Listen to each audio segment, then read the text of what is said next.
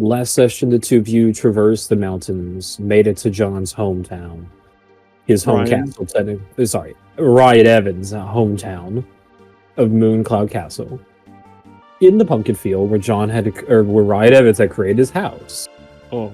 The pumpkins You're ruining my immersion. The pumpkins and gourds came to life.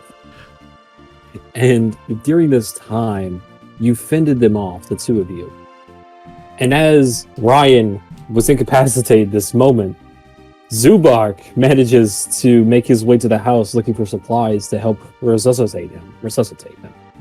In doing so, he finds the totem statue that Ryan had thrown onto the log pile next to his house, seemingly have been adorning the roof now. As the house came to life, lightning struck it from above, engraving a message for the two of you to traverse to Mooncloud Castle. Upon arrival, you were invited in as guests and met with the Lord of the Castle, Lord Stormwind. Or, no, Storm Zephyr. It's my mistake. Lord Zephyr is Stormwind. That was the name. Thank you.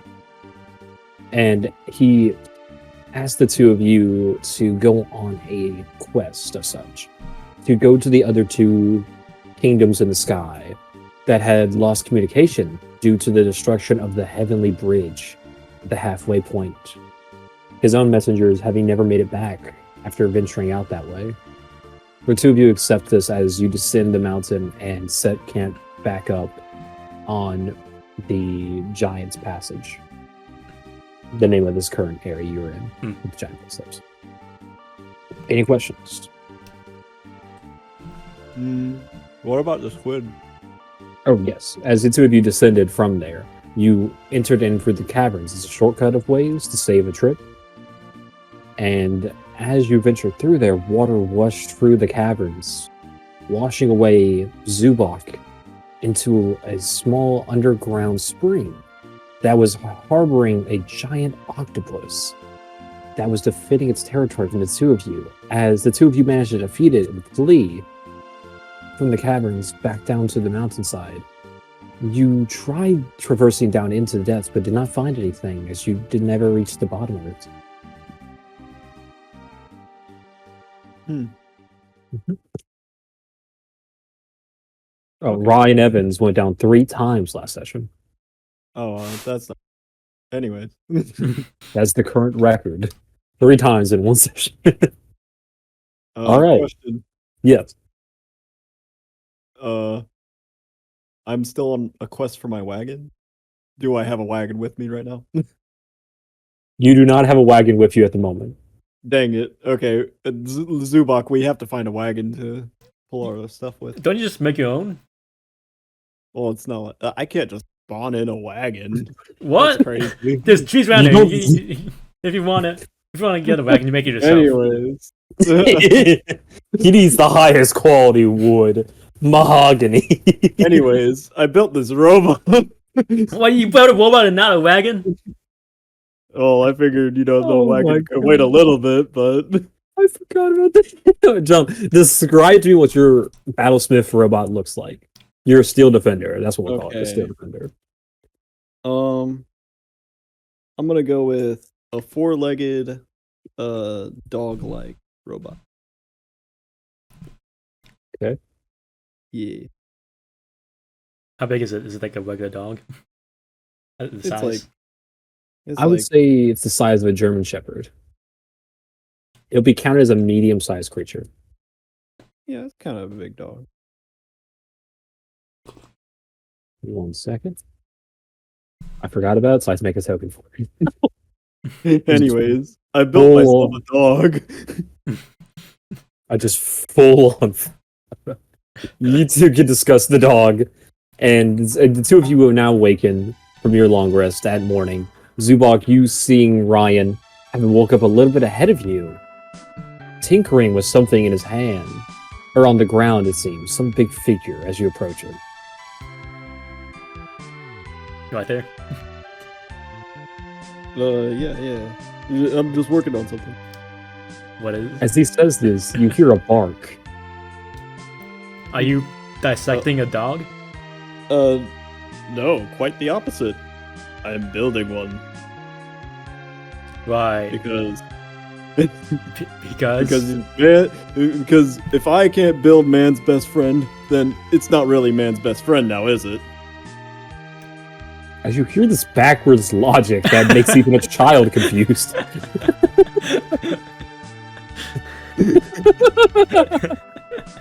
As you hear this backwards logic, but if Ryan can't build his own best friend, then what's the point? What? All right. Imagine your best friend. All right. There he is. I will also send an image in Discord so you guys have a better view of what he looks like up close. In case you don't listen to that. His name's Mark. I need to write that down. Okay. Well, is it alive yet? He is very much alive. I put all my magic into him. As he says this, the giant mechanical monstrosity itself starts to move as it looks around for the first time, wagging its tail, bending up and down as if testing out its own joints. Who's a good Mark? I grab a stick to, and wave it in front of him.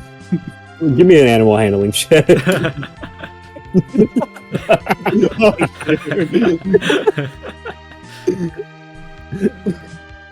This will decide your relationship. This roll right here.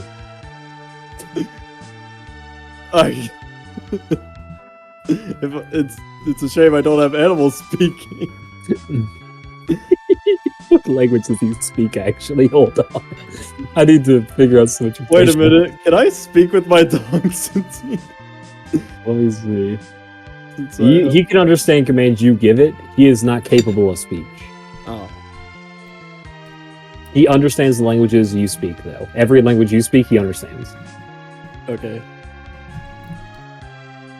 What did I roll? Oh no. What was it? An 8! As you wave the stick in front of him, he doesn't seem interested, as he turns his attention to the nearby tree instead. That's okay. Maybe next time, boy. Is it a boy or a girl in your mind? It's an animal in my mind. I see. It has nothing. Okay.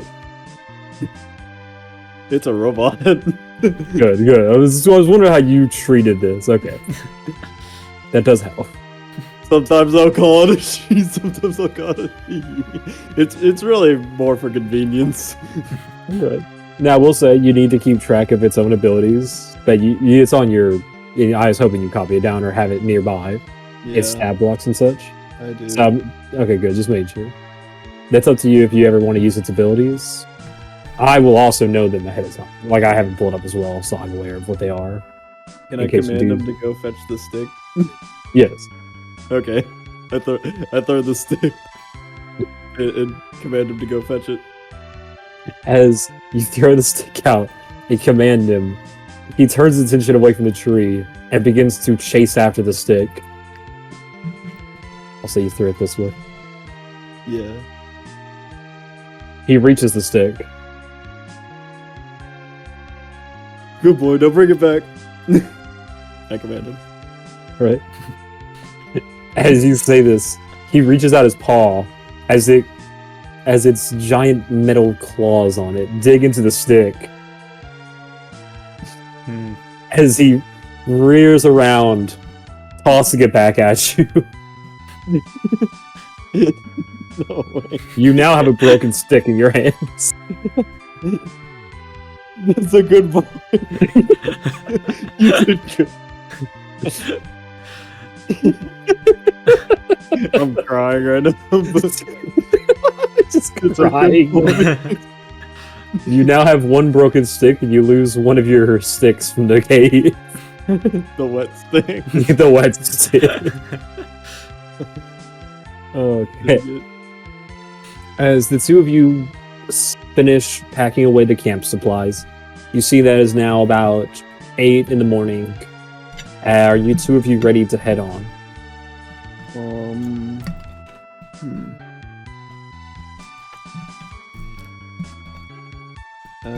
I think so. I'm fine with it. Yeah, let's go, Zubak. Alright. As the three of you in company, who would like to take the lead? Make the dog take the lead. All right. I'll take the lead. As the two of you take the lead and head on your way. Why don't we all take the lead? As the three of you take the lead. No one's getting past us. As you set forth on your journey, traversing towards the First Kingdom, I would say Zubak, you have a map of this, a world map as such. You have this map in your possession, and you have marked the path that was given to you by the Lord Zephyrus. There is no landmarks. It is very generic. It is simply there's two nations. Sounds like a One Piece map if I've ever heard Has you know that it'll take quite a few days of journeying, possibly weeks even, to reach the next kingdom in the sky. The two of you set forth on this path. I will say about in the afternoon now, as the two of you begin traveling forth, you stumble upon what appears to be a caravan. But it doesn't seem like it's a functional caravan, as two of the carts are toppled over and no horses are present. I'm pulling out your token. Yeah, that. Yeah. They're at the very bottom of my uploaded images, so I had to scroll down. Okay. As the two of you enter in here, you see 4 different carriages and wagons. Various goods sprawled about the floor and the surroundings. It doesn't appear that any of them were damaged too severely, but more like faults in their own design that finally gave way to the weight. Zubak, you think if we take the pieces from the broken ones, we can make a good wagon? Okay, do I notice the man over there? Yes. Okay, I'm more concerned about the wagons than the man, if I'm honest. Like, ignoring Ryan's questions, stares at the man who had been examining his own cars and picking up the supplies that had fallen. As he reorients a barrel that had toppled over, he notices the two of you and waves at you, shouting, "Excuse me! Would either of you be able of fixing a wagon?" Go meet with him, Ryan. I'll check out the surroundings for a moment. Say that again, Zubak, I'm sorry. Go meet him, Ryan. Okay. I'll check out the surroundings for a moment. Oh, okay. I'll go meet him. Yeah. I'm gonna go over here, maybe. Just walk around. Gotcha. Yeah. As Zubak walks around the exterior, examining his surroundings, Ryan, you approach this man, noticing him carrying a basket of biscuits on his back, even having been dragging all these goods off the roadside for quite some time now, looking quite disheveled, but still has a burning desire to do something, but you're not sure what. I think I'll do an investigation check. Or would that be insight? What are you looking for? To learn his true intentions, maybe. Or to see if he's preparing to attack or lying in any way. All right, you can give me an insight check. Insight. Okay. It's a 9. I guess I don't notice anything, huh? Okay, hold on. Can I'd like to go over here and maybe like check out what's in here, like look at it from a distance, perhaps. As you begin making your way over to the carriages, Ryan, you don't seem to find anything off about this man. He just seems like a man in a rush.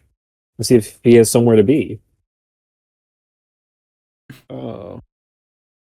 Alright, yeah, then I'll ask him, which wagon do you want fixed, sir? You see, young man, these two wagons here, their front axis had completely broken off. I was wondering if either of you would be able to fix these two. I'm in quite the rush, you see. I have to deliver these goods before nightfall. Well, how come there are no horses to pull these wagons? Oh, they're all self-pulled by myself.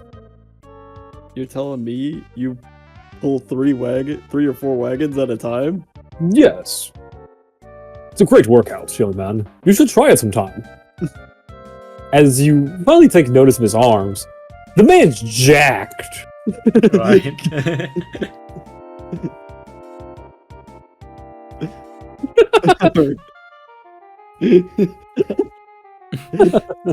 That's it.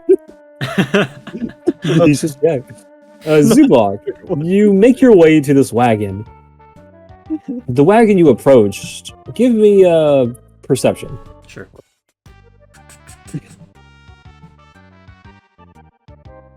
I'm just going to hear it. See. I don't think I want to trust this guy.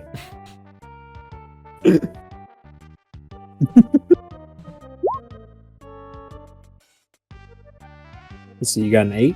Yeah, so now it goes to the 12 because of the +4. Oh, wait, no, plus. No, so the 12?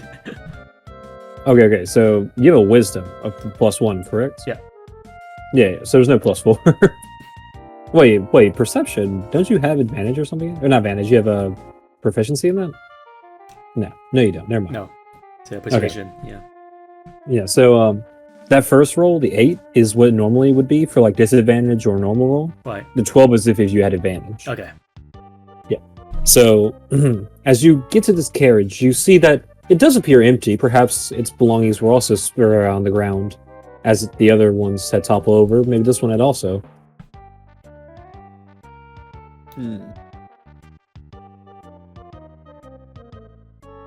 So are you willing to fix this for me? I'd be happy to give you two a ride as well. My destination is the nearest town from here. The town of Florin. Can I do can I just like take a glance, do a perception check or something? A glance where? Like over here to see, like I want to see if like there are people hiding in the bushes or something. Give me a perception roll. All right. Wait, fine. Perception. Why is everything wisdom? All right. As you look over, you don't appear to notice anything in the bushes. Everything seems all right. Okay, then yeah, I'll help him out. Why not? Thank you, young man. How would you like to try to fix this car? It appears the front area has a broken axis, the middle piece that connects the two front wheels, along with the pulling section that would allow it to be pulled as a whole.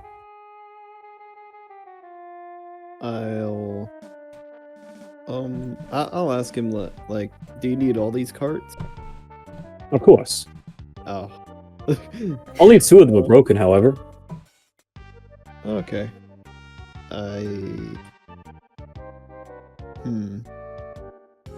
I look around for any spare wagon parts in the wagons? You notice that on the broken wagon to your left, there appears to be all the broken pieces in front of it. The man had been working on it before the two of you had arrived, it seems. Excuse me, sir. Do you have any spare wagon parts that I could use to help? I'm afraid the only thing I have are the broken pieces themselves. I see. There has to be some way to mend these to have repairs. There we go. Man, do I really? Okay, fine. I'll use mending. It's so obvious. Use mending. Why don't you read what mending does? I don't have the components. What's the component? 2 lodstones. Ah, don't worry. You can substitute those kinds of components that don't have a commercial value with your spellcasting focus. In this case, your tools. Oh, The only like components that actually matter are ones that say GP worth of such. how many of those do I have?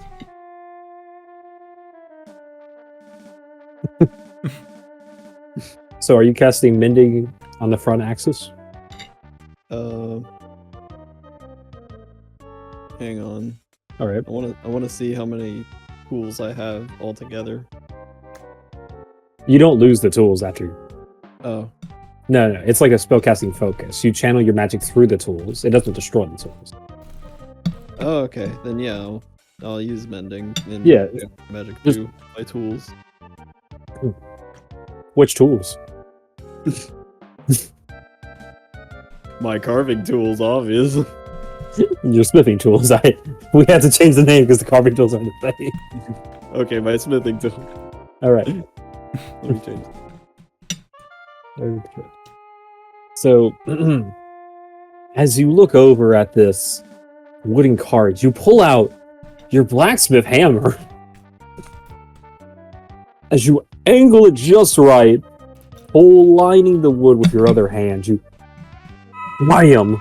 Strike the wood with your hammer. As the faults between the two begin to merge, as the axis is repaired, it's mended back to place. There we go. And I'll start reassembling it. As you begin to work on this cart, and the man assists you in putting pieces back to their original locations and pulling it back over, Zubak, what would you like to do?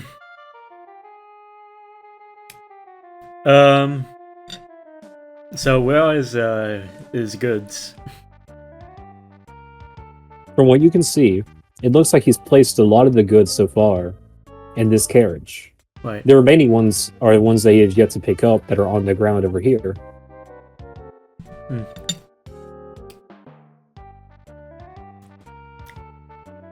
Well, I'm just gonna go to him and ask, hey, what goods are you carrying here? As you walk over, it appears that Ryan and him have just now finished repairing this single cart completely as they flip it back into its right orientation. I'm sorry, what did you ask? My goods? Yes. Oh, I am a marketer. I sell different fruits, vegetables, baked goods, and such.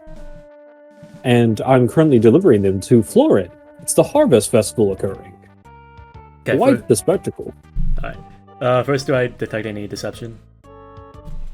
Roll insight.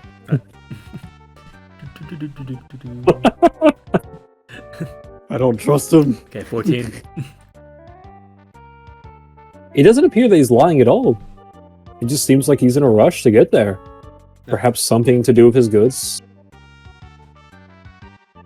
Okay, so Florin, what's that? What kind of place is that? Oh, it's nothing special. Simple town in the wild. Surrounded by woods, of course, like most areas around here. But it does have a yearly event with the Harvest Festival. Many different residents of other towns make their way there for the growing marketplace. A great find indeed for commoners like ourselves. We find a great valuable commodity there, among others like ourselves. What would that be? What would that commodity be? You see, commoner folk like myself in this area, we don't have very many ways of making a living outside of selling goods and services. To be around other people who are also trying to make their own living through these same means and these same products alone even It's a sense of familiarity. It gives a sense of bonding to the town and to its residents, and also local in towns. So every year we hold this festival not only to make a living in selling goods to visitors and tourists in other towns, but also to embrace each other's company and to strengthen our bonds as individuals.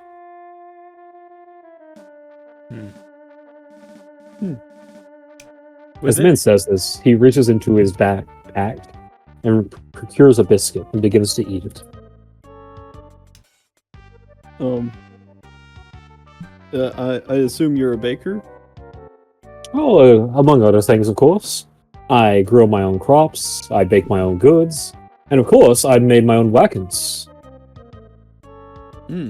It seems the blueprints, however, I procured are quite faulty in some ways. Blueprints? Oh yes, I met a carpenter once. He gave me some blueprints. I was getting into the field myself to make a better living. It has greatly increased my productivity, however, through dispensing goods to different towns. However, the repair costs themselves have been quite abysmal. So you're a traveling merchant then? You not have a hometown or anything? I do, but I do have to make a living outside of that town. My residents themselves don't buy that many goods due to the low population, so I frequently make trips to other neighboring towns. Have you heard of anything of the town we visited in the first one shot? He's talking about Autumn Parle, sir. Have you heard of what happened? Or anything? I can't say I have. I haven't visited that town in quite some time. The last time I was there, the residents seemed almost hauntingly. Their manners alone were ghastly. So I decided to skip that route this year. Has something occurred there? Not that we know of, but we were passing through Autumn Parle on our way here. Ah, I see. Well, Do I have to roll deception? no, he doesn't have any reason to doubt you. Okay. As the man nods in agreement at what you said, he begins to make his way over to the other broken carts, ready to have your assistance in fixing it as well. I'll go over to him and help him fix it. This one appears more damaged than the previous one, with the metal hinges supporting the front part entirely having been nearly destroyed on its topple, with the weight crushing them down. Would you still like to try to repair it? I will, but I'll say to the man, you must have had this cart overloaded or something. Perhaps I did. A common mistake, of course. As a fellow cart enthusiast. Indeed. You are a card enthusiast. Give me advantage, but give me a D20 check. A tool, actually, yeah, give me a tool check. You add proficiency because you're proficient with smithing tools. So it's a D20 plus proficiency. Okay. Yeah. And because you're a card enthusiast, I'll give you advantage. Advantage too. You are a card enthusiast. You live making carts and wagons. Oops. One's a 2 and one's a 16. That's Okay. Oh! You got an 18 and a 4. Are you happy I gave you advantage? yeah. Alright.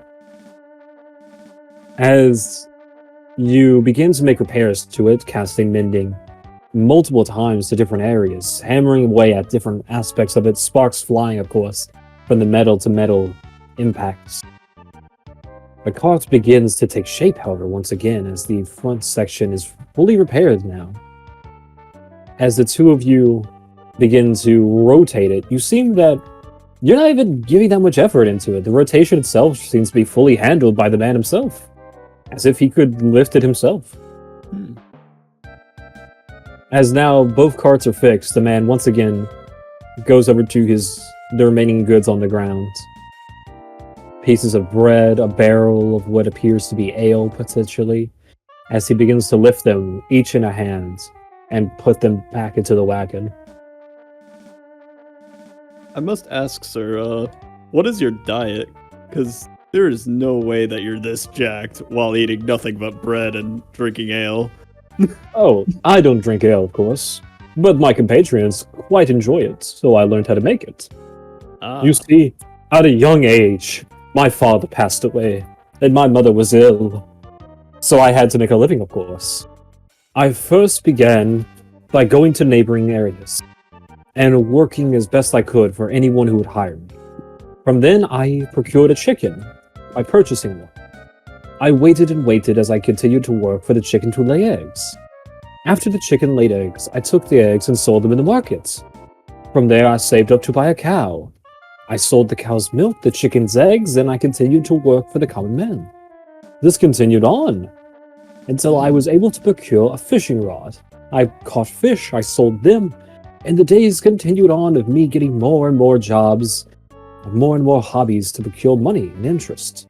I was able to afford a doctor to treat my mother's illness, and she lives happily to this day. Doing all these jobs, it seems my upper body strength has improved quite substantially. As Med says this, he lifts once again another barrel with just his hand, as he lifts it up effortlessly and puts it back into the cart.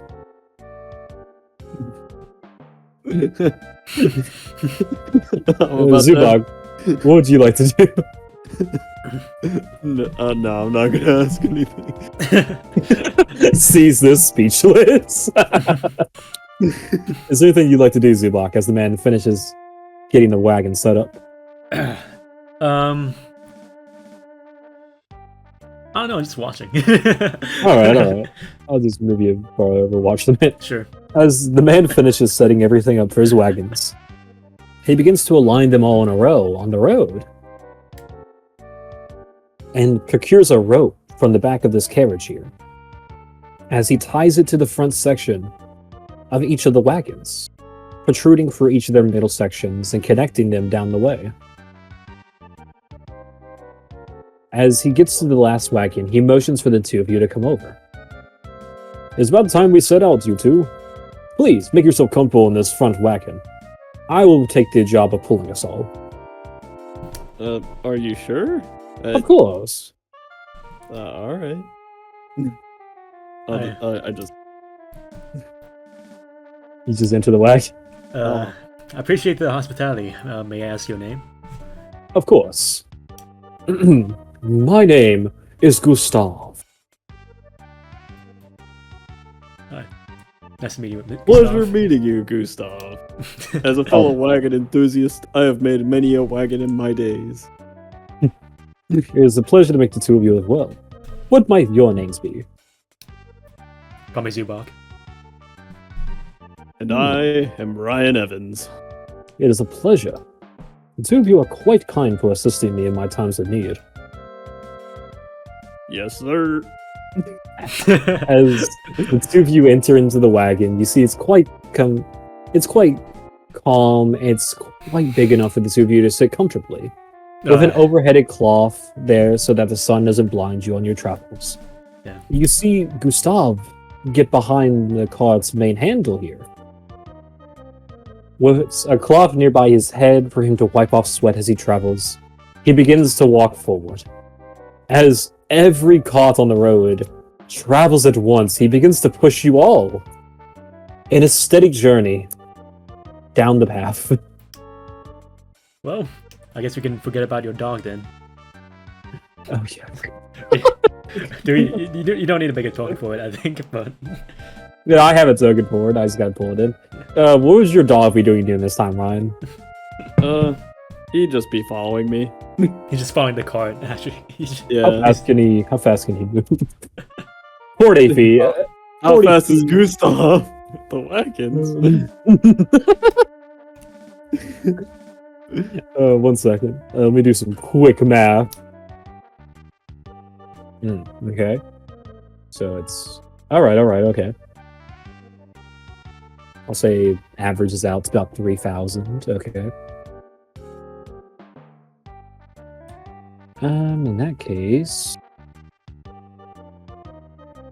Okay. He's moving about 30 feet. Oh, that's pretty quick.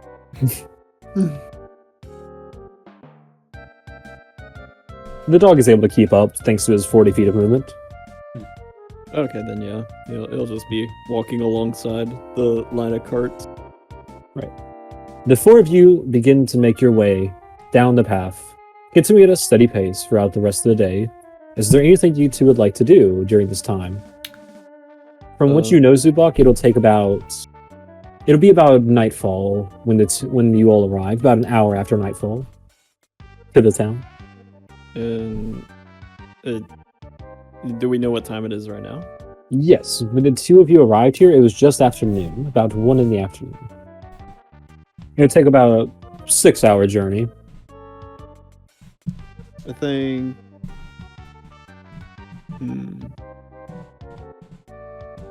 Should we take? How long is a long rest? Isn't that like 8 hours? That's 8 hours, yes. Then I'll just take like a short rest, like an hour, like nap or something. All right. Zubak, what would you like to do? I'm just looking out the window. I don't need to take a rest or anything. I'm just looking around. All right. Maybe I'm just maybe I'm just I asking. worked on the carts all day. All right. Took a nap. Okay. Ryan, you get the benefits of a short rest, which I don't think you have anything missing. Yep, I don't have anything missing, but if I did, I would have gotten it back. There you are. Make sure. I'm trying to check and see if there's anything you could actually do during a short rest. It doesn't look like it. You're good. I mean, we just took a long rest. Yeah, I was making sure. Okay, so Zubak, as you continue making your way, just looking out the window at the passing scenery, it doesn't seem to be all that interesting, sadly. Many things are just repeating. You see different types of birds, of course. Some mockingbirds, a few hummingbirds. Even an eagle. You hear saying that in an accent. Gustav is saying, He's saying like Gustav. You see a bird. Sorry. My apologies. Gustav just overtaking the voice. Gustav's the narrator. Gustav. Alright. You see Gustav not even really worrying too much about this trip. It seems that he's done it countless times beforehand. As he just takes a moment sometimes, slowing his pace for a moment to reach behind him to this cloth here and wipe his face before continuing at his default pace. You see the mechanical defender matching the pace of the carriages as it just walks along, dashing quite a sizable distance, but still not seeming exhausted in the slightest. As time passes, you see dusk beginning to fall as Ryan, you awaken from the short rest. Thank goodness. That was a good dream about carts. This whole character's cards. We've abandoned the Cloud Giants, it's all cards now. I bet you never been in the back of a car before, huh, Ryan? Nope, You've always been pulling it. Yes, I see.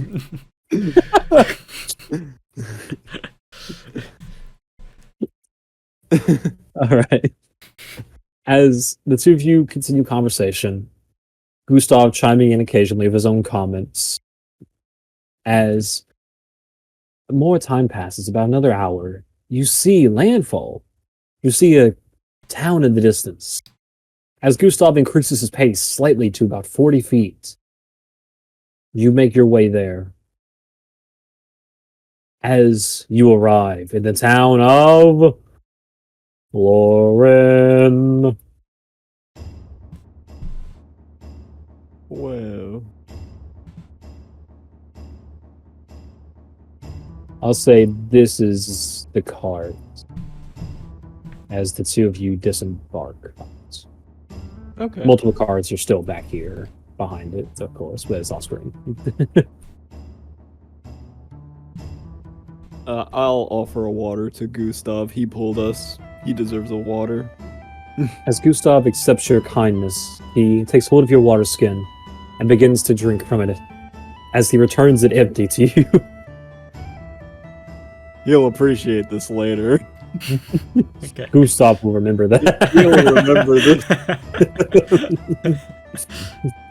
As the two of you look around, you see the vibrant landscape as different vendors are established in different areas, multiple different fruits you had never even seen before, all sorts of commodities.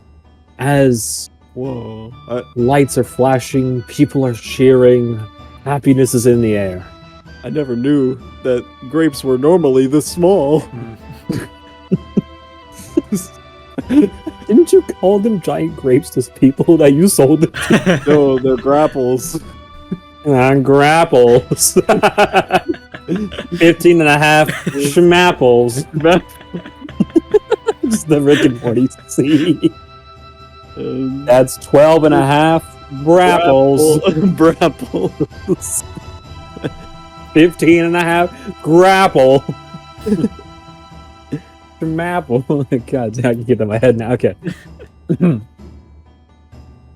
The town is vibrant. It seems to be over 100 people have gathered here. The crowd is quite enthusiastic, cheering, dancing, singing. People are enjoying the night, as it seems the festival is in full swing now. Gustav thanks the two of you as he begins to disembark from his own cart's station, as he sets up his own station here to sell his goods. The two of you, I have something for you to thank you for your journey with me. I enjoyed your company. Oh, As you don't have to offer anything, Gustav. You can't offer things to us, Gustav. I have to. It is the Gustav family way. As he procures from his bags, he pulls out 2 pieces. Bread. You've never seen bread this delicious for your lives. Oh my As he god. hands 1 piece to each of you, you now both have perfect bread. Oh my gosh, it doesn't have a single piece of mold on it. Oh my goodness. Actually, yeah, it doesn't. You've never heard of bread that's not green. Here, I always thought bread grew from the ground because it was green. Just wondering how often has Ryan even seen bread? Ryan Evans doesn't really visit the town too often, so he usually eats his own fruit. He's just been a vegan. Yeah, Ryan's been a vegan this whole time. You just start asking, what plant does this grow from? It's like a steak. What plant does this grow from? Is this locally sourced? Yeah, I killed the cow myself. Does this have gluten in it? The heck is gluten? These. I just flex my glutes. Okay. As the two of you begin, do you two of you begin making your way through the festival? Sure. Yeah. Alright. Let's visit some of the stalls. The two of you begin making your way through, seeing different buildings closed for business for the night, or some that are open, but seems like forever for the evening.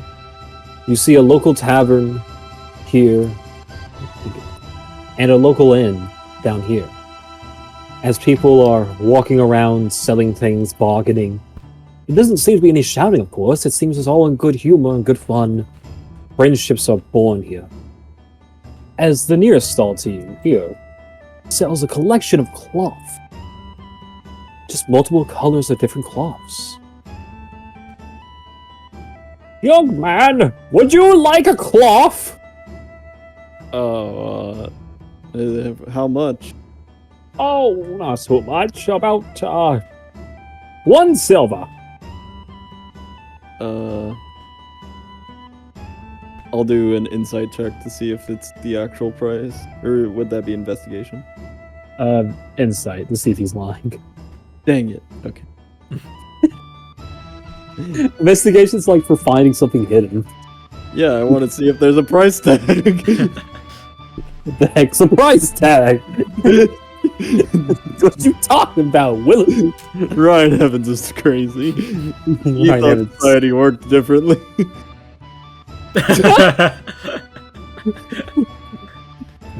You think he's actually down plain rice. Oh, all right. Yeah, this is cheap.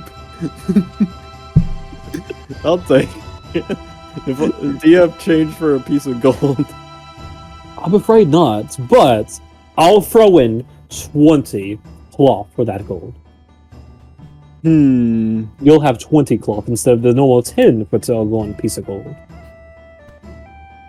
Can I do another insight check? You still believe he's down pricing it? Oh my god. Oh no. This cloth could sell for a piece of gold. Okay, can I just walk up to him? Just look at Yeah. Why, Like, you see what's going on, and you are able to approach in the situation. Ryan, why are you buying 20 pieces of cloth? Oh, I thought it might help us on our journey, considering how many times we need bandages. Really? He's not wrong. The crazy thing is, he's actually right. You realize this is Bucky has a point.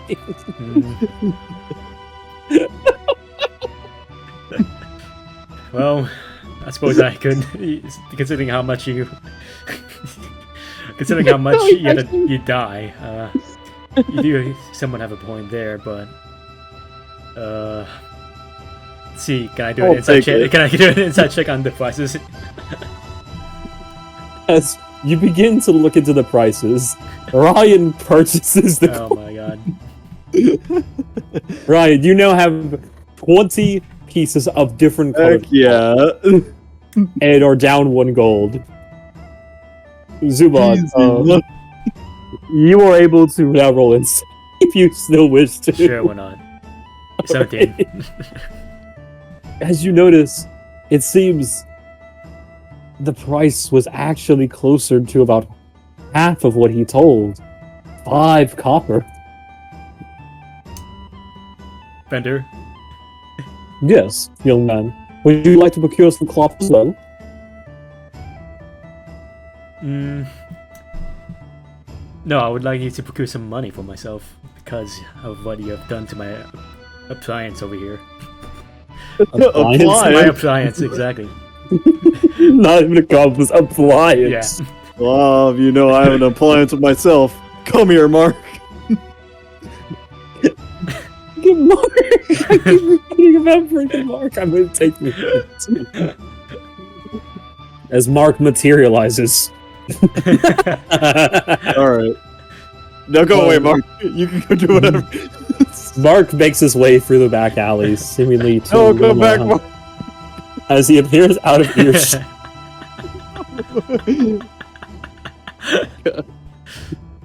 I lost my dog. I'll go chase him. Alright, well. As you could give chase to dog in the back alleys. Zuba, you continue to talk with the man, or do you move on? Whatever, I'll just move on. Whatever, you go on. Have your own day. As the man looks at you in horror, as you simply turn away from him, dismissing the case entirely. I'm just going down the road. I'm not following Lion. You're just going down the road farther? You make your way to what appears to be a watermelon stand. You're slightly familiar with the fruit, but haven't seen it that much, actually. Young man, would you like to procure yourself a watermelon? It is grown locally. Indeed. The temperatures here make it quite possible. It's quite difficult to grow these other places in the world. But simply, do these grow during these times, really? Oh, yes. About a month ago was the season. The season's ended, however, and you have to wait another year to procure these, if not today. Yes, I know how seasons work. Then I just grab the watermelon and kind of wait, I guess. As you pick up the melon, it appears to be about the size of... Hold on, searching up melon weights. I don't know anything about melons. About 3 pounds. Okay.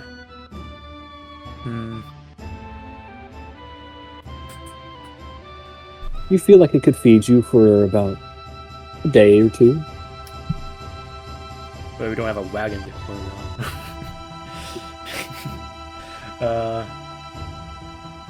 Sure. She's willing to tie it up for you, she says. Sure, let's barter. That would be about 2 silver, darling, the old lady says. I'll give it a 1.5, which is 1 and what, like 15 copper? 5 copper. 5 copper. 10 copper is 1 silver, 10 silver is 1 gold. I see.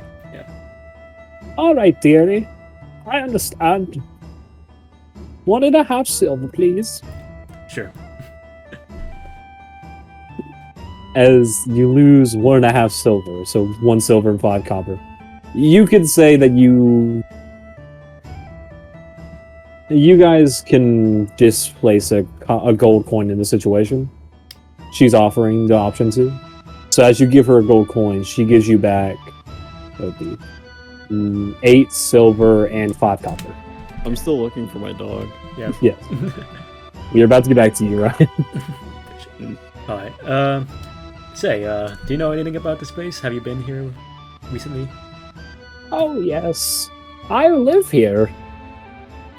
Really, any local attractions we could take a look at?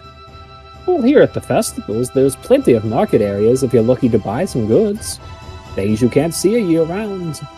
Of course, there's the nearby tavern for people willing to party the night away. Or the inn for people feeling tired from their long travels here. Anything that's not organic related? Well, let's see. Oh! There does so happen to be a blacksmith. Yes, there's a blacksmith selling some weaponry. I believe he was down the way you came, as she points to this nearby building. Alright, sure, I'll take a look over there. Right, as you begin to head that way, we come back to Ryan Evan. Sorry, I was trying to do like Scott Stanley. As you begin making your way through these alleyways, do you continue going farther in? I'll give up the chase. You're just letting your dog run away. As you didn't seem to find your dog, but you feel like he will be okay in this situation potentially. Yeah. Well, I gotta change every lore piece right quick. Got it. Okay, I know how this story will progress now. Did I just ruin everything? No. You just made everything so much funnier. Oh, it's gonna be great. I forgot your dog even existed when I was making this. Okay. As you make your way back onto the main street, you see Zubok heading up back towards the way you came. Oh, Zubok. There you are. What happened? I lost my dog. You lost your dog? Yeah, I lost Mark. You didn't bother like yelling out to him for him to stop? No, he takes I your did. orders, right? But I forgot to I forgot to put ears on him, you see. So he has hard hearing, you know. Right. Okay, well, I'm gonna take a look at this blacksmith. You can come in with if you want, but Okay. It's a big Yeah. festival. There's a lot of things that you can look Of at. course I'll come with. I want to see if he has any tools I could use. Sure. As the two of you make your way over, you make your way to this building here, as inside you see Gustav! Gustav, what are you doing here? Oh, hello, young man. It's a pleasure to make your acquaintance again. I work here at the blacksmith forgery on my time here in the town. Oh, that's very interesting. Thank you. As you see him lifting up a giant piece of metal from the furnace with one hand and no glove. Gustav, that metal's red hot. Are you sure you're okay? Yes, you must heat it to forge it, as he hits it with a hammer. Well, I know that, Gustav. What seems to be the problem? You seem quite distressed as he begins hammering away at it, chipping away any imperfections. Something must be wrong with the It's water nothing, in this Gustav. place. You just worry me sometimes. As a Alright. wagon enthusiast, we have to look out for each other. Of course. As he dips it into the water before shoving it back into the furnace, steam bellowing out of it. So what would you two be looking for? As he pulls it out once again and begins hammering away. I'm more curious about what you're making. Oh, it's a simple blade. Any young man looking to start his job as an adventurer here would probably be interested in a simple blade. As you see, it's starting to take shape now as a very sharp blade. Gustav, I was wondering if you have any hand crossbows around here. Oh, yes. We have, I believe, a couple in the back. One moment, and I'll be willing to go check for you. Sure.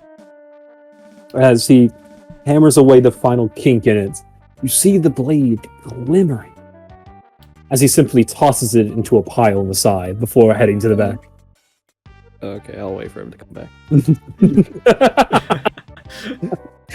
Man just makes a perfect sword and tosses it. As he returns holding a hand crossbow in his hand. Here you are. Gustav, I was wondering, how much would you... Or can I, inspect what kind of sword it is? Oh, of course. As he grabs the blade from the pile and sets it on the counter.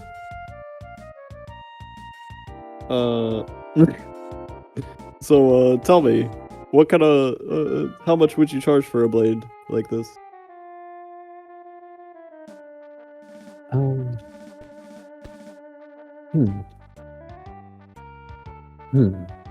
As he begins to think to himself. He was pretty prepared for that one. It was a year ago that I last walked here, and I've forgotten the prices. You see, one moment. As Gustav returns to the back room, he's looking forward to discussing with his list. manager.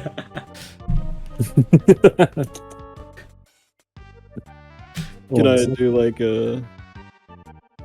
what is it? Oh, would you like to inspect? Yeah, I want to inspect the blade. Oh, all right. Do you pick it up? No. Okay. I just inspect it on the table.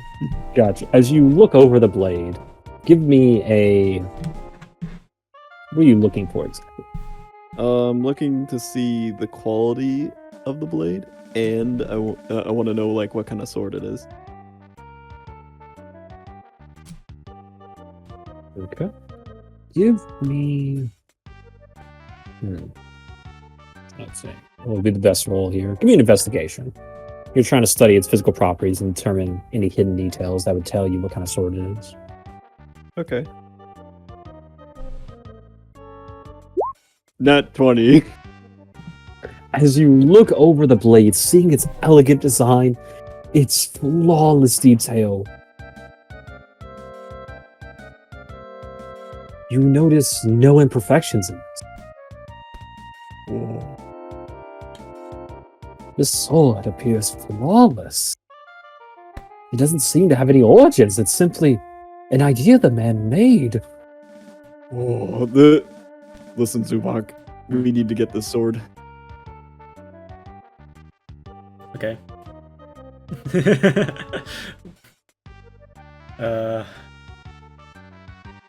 The sword, it's literally perfect.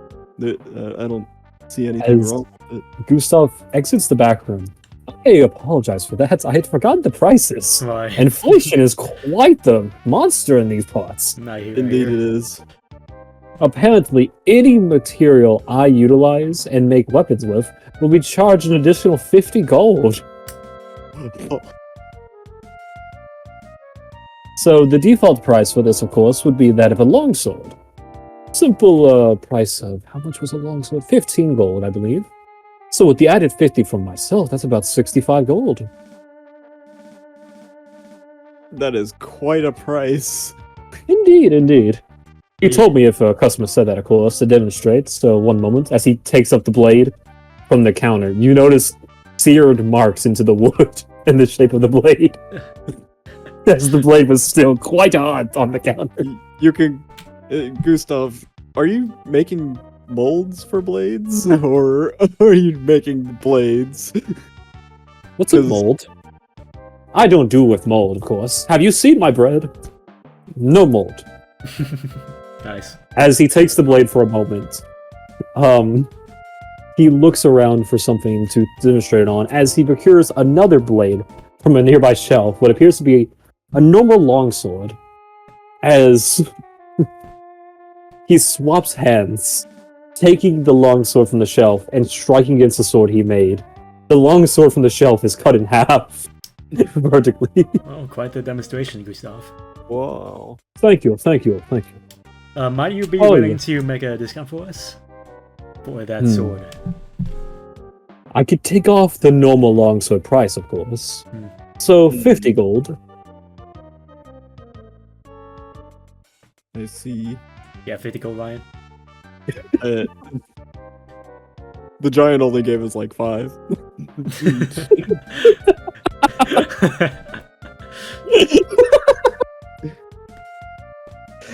This blade's pretty good, I will say. How's much the crossbow? Oh, the crossbow? The hand crossbow that he Yes. brought out? This hand crossbow is our standard one, of course. Simply another 10 gold. Hmm. Default price, of course. I'll give you 5 gold for it. I'm afraid I can't do that. It's not up to me, of course. The manager here is responsible for prices. Hmm. I can give a friendship discount about 10%, of course. It should So be about 9 gold. 9 gold. I do apologize, but not many travelers come through except for this time of year, so he has to make a living. I understand. Oh, thank you, Ryan. So what if I were to trade you these 2 clubs for how much would you want for these clubs? As he looks at the clubs, seeing their worn and tear over the years, he shakes his head for a moment before saying, "I'm sorry, Ryan. I'm afraid we cannot accept this as a form of commerce." I see. I do take commission, of course, if you would like to have your own weapon forged. I can make it myself here, it'd be an additional 50 gold. Oh, hold on now.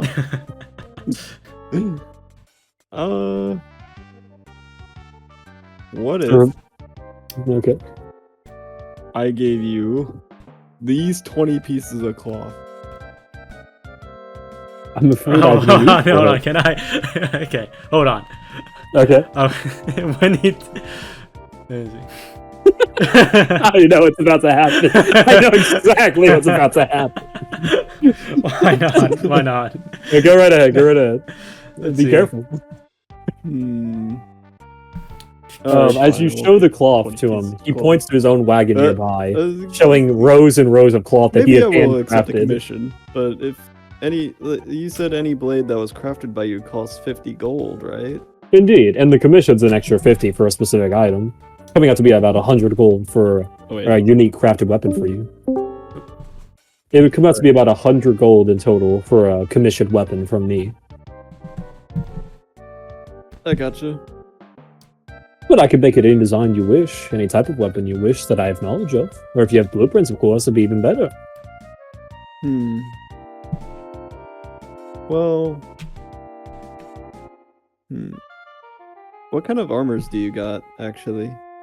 Oh yes, we have a fine collection of armors. As he goes to the stands on the outer station of the interior, he motions for the two of you to come in. Do either of you go in? Sure. I'll go in.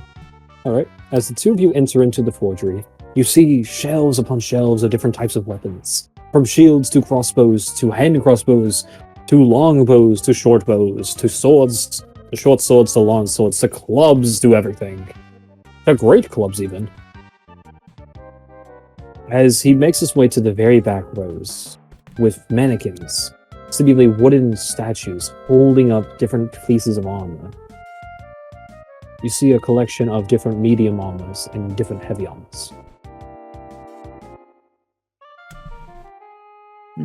Yeah, can I look at the different kinds of medium armors? Yes. As you go to the medium armors, he begins to call out, here we have hide, chain, and scale mail. As he points to 3 different pieces of armor. I'll inspect the chain, or not the chain, the scale mail. Is that what you're wearing? Yes. Okay, as you look at the scale mail, you see it's the same as what you are currently wearing. Same conditions, same material. Seemingly no difference. What about me? Do I see any good light armor? Light armors, yes. You see a padded and then leather armor. What are you currently wearing, Zuba? I don't know. It's just light armor. It should say on your character sheet, but you did it quick. Let me make a look. Leather armor. Okay. Yeah, it says it above thieves' tools and underneath your money. Right. Yeah. All right. He shows you padded and leather armor. It seems the padded armor is not as suited for stealth, however, compared to leather, but they both seem to have the same amount of defense capabilities in terms of their resilience. Right. And of course, we have the Eye forged, of course, as he motions to the far shelf, where you notice gleaming golden armor, forged what appears to be by that of a god. Jeez. Well, we're kind of on a budget, Gustav. What's your range? 15 gold. Ah, well, our shields here are worth 10. As he motions to a shield nearby. Standard wooden shields and slight iron encasing. The leather armor here is 10 as well. Or the hide, as he points to that medium armor hide for 10 gold. I'm afraid anything else outside of that, however, would be above your price range. If I were to buy the hand crossbow, how much bolts would it come with it? How much would the bow? Bolts. Bolts, of course. Let me see. The crossbow itself would be for 10 gold, and each individual bolt would be an additional 5 silver. Is there anything else you would like to look into our catalog? I think... So... Do you forge all the swords here? Oh, no, of course not. Oh, okay. Only a select few. How much would a longsword cost? Oh, our normal standard ones are 15 gold. I see. I'm trying to think. A longsword. Oh, can you one-hand longswords? I believe so, yes. They have versatility, I believe. Yes, so longswords have versatility. You can one-hand them or two-hand them. If you two-hand it, it's a D10. If you one-hand, it's a 1d8.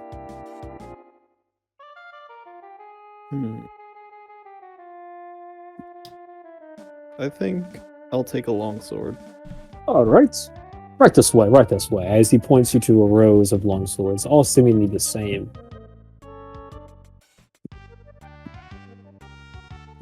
Can I, do an investigation check to see which one's the best? You may. Okay. 10. They all appear to be about the same in terms of quality.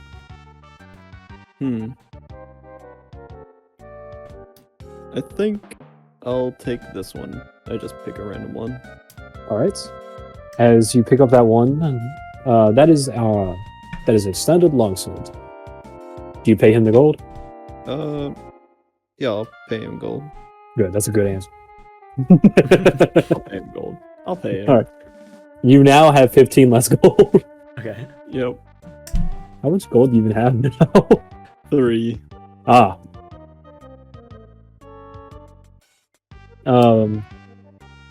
As this happens, you now have a longsword in your possession. Can I use it instead of my clubs? Yes. Okay.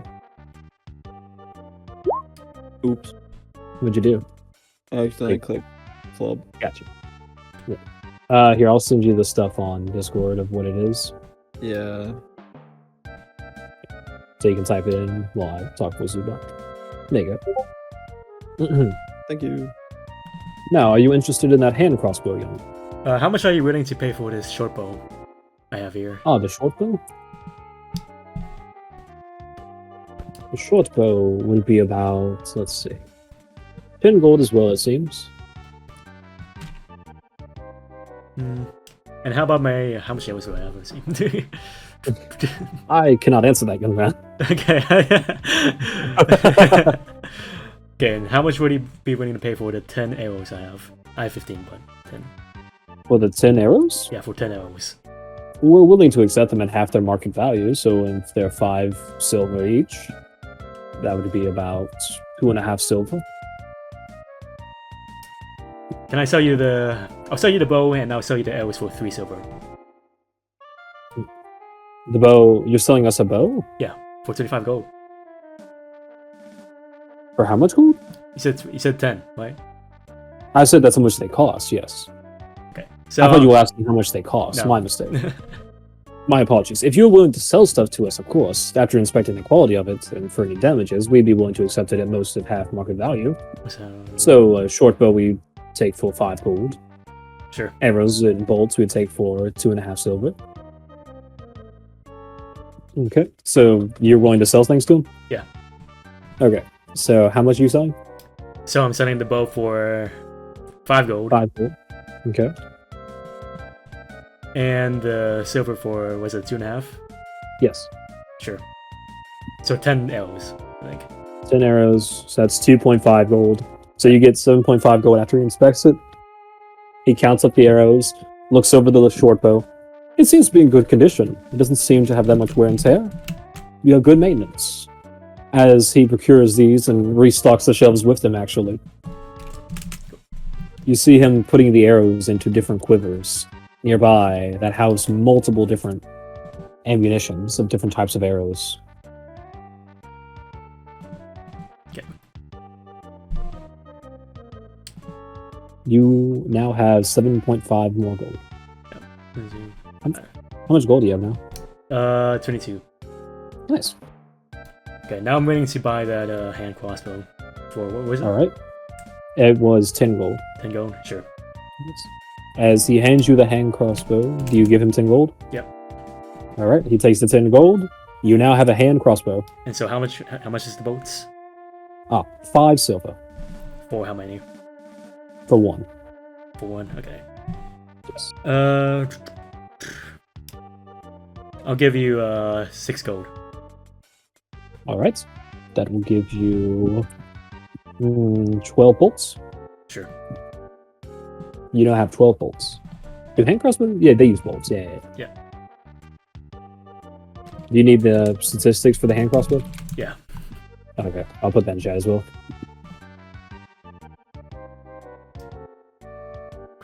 I thank you both for your patronage. As Gustav takes the gold, bringing it to the back and handing it to his manager, before returning and asking, is there anything else you two are interested in? I think that'll be it for me. If Zubak, you have anything else? That'll be it. Alright, I bid you two farewell. Have a joyous day at our festivals. You too, Gustav. You too, Gustav. As Gustav bows as the two of you leave. As the two of you are leaving, you notice a rat scurrying by, as people begin clamoring about once more. I think I saw your brother around, Ryan. Alright, that's it. That's it, tell me. That's it. We gotta go to the tavern That's it, Bernie. and spend all our money on drinks. Which way would you two like to head? I'm guessing, Ryan, you're heading to the tavern? Yeah. Sure, I'll head with him. Alright, Yeah. see if you make your way to the tavern. You notice the people clamoring, rats scattering about. Oh, classic festival activities. As the two of you make your way to the tavern here, inside you notice it filled to the brim, people clamoring about, all sorts of activities occurring. People on top of tables cheering about, dancing, stopping their feet to the beat, as a bard in the corner plays hummingly tunes on a lute. There once was a man who went to sea in the Nan was the jelly bee. Singing a song, but seemingly the notes are off tune due to the mental condition of the man, as he is completely sloshed. Oh, I once was a woodpecker, you see, and my name was Woody. As the man collapses on the table.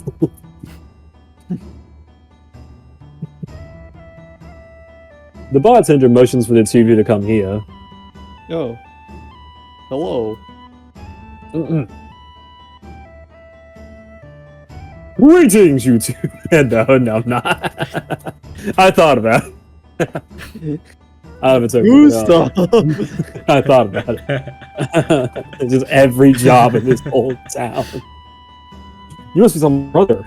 Gustav. I'm I Gustav. thought you were a traveling person. It's just him with a mustache. All right. Hold on. As the two of you go towards the bartender, he appears to be a young man, slight mustache, but he seems to be controlling all this chaos going forth. Pouring out bottles of ale and tossing them down the entire way of the table to a person who grapples it at the end. He continues this as he shines some different bottles of wood. What would the two of you like? You seem to be tourists, yes? Of a sort. Ah, perfect. I'm willing to give both of you a bottle of ale for half the starting price. Only 5 silver. Some of the best ale you'll have around here. I think I'll do an an insight check. All right, give me an insight roll. Is this the actual price?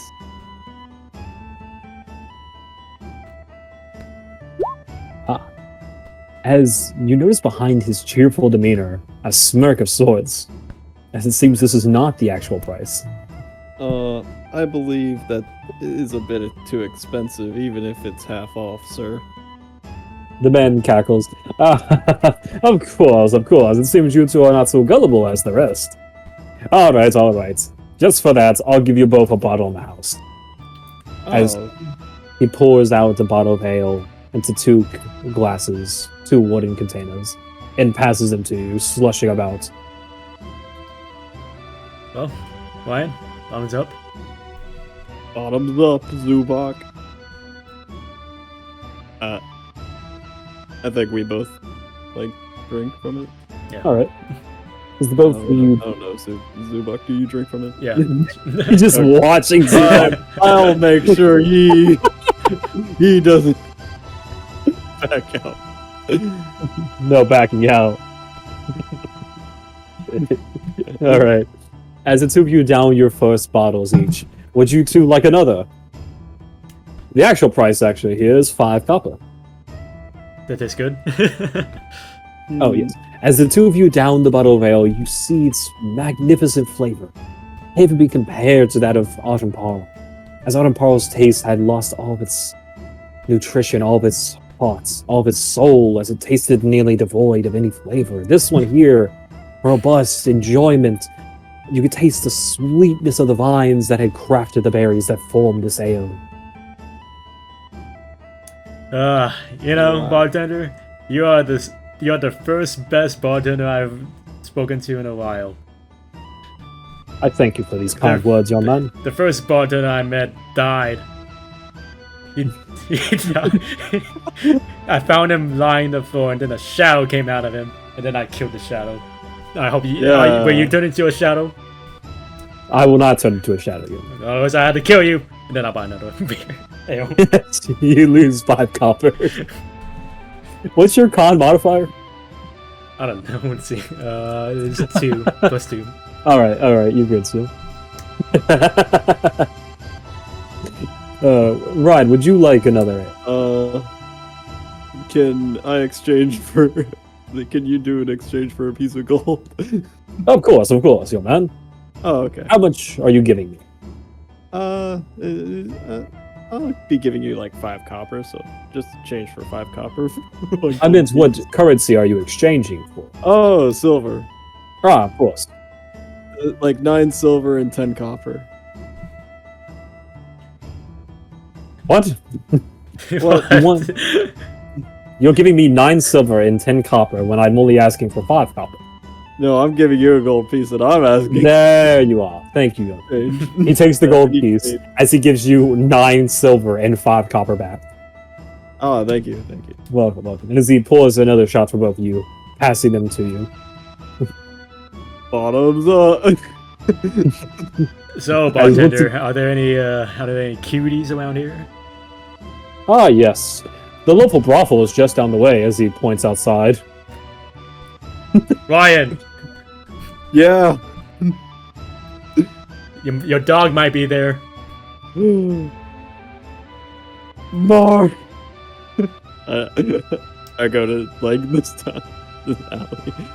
As you exit the building, seeing more people clamoring about and what appears to be a fuss, more rats scattering about even more so than before. Times are getting even more chaotic as you make your way through this alley. How far into the alley do you go? I continue going until I find Mark. You continue going? Yeah. Alright, Zubak, what do you do? I just fucking thanks to the bartender. Alright. As you continue to chat away at the bartender, do you buy any more ale? No. Okay, as you continue just talking and having a dream time. Ryan, making his way through the alleys. As he come across the end of the alley,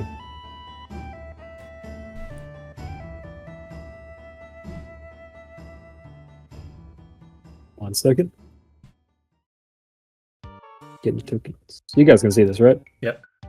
Alright.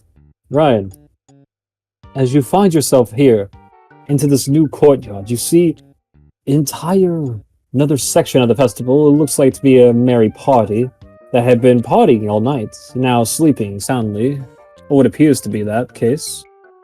As you look over at a nearby table, you see rows and rows of food.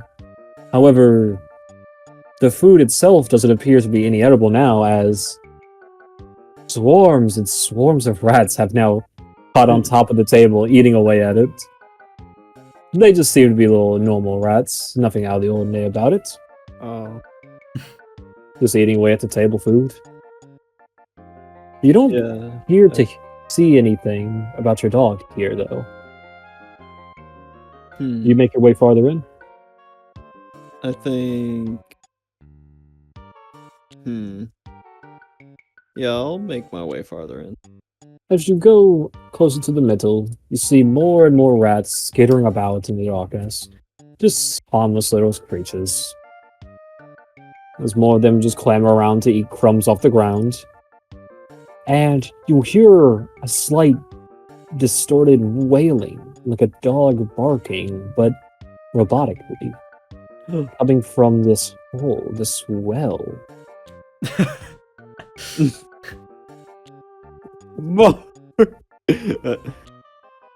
I'll go over to the well to see if it's. As you get closer once more, seeing rats and rats swarming about.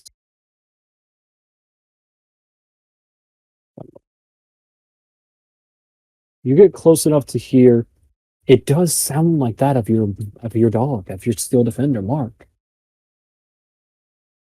You're unsure if he had fallen into the hole or something else that occurred. It's possible he chased a rat down into it, even. Mark, get up here. You hear pained howling. No. And then silence. Oh shoot.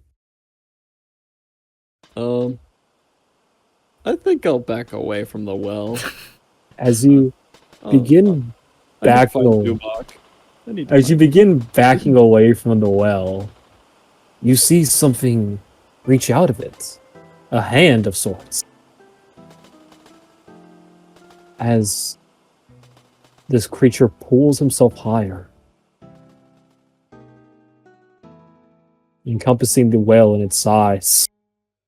It's as tall and as huge as an ogre, but the face of a rat as he stares you down.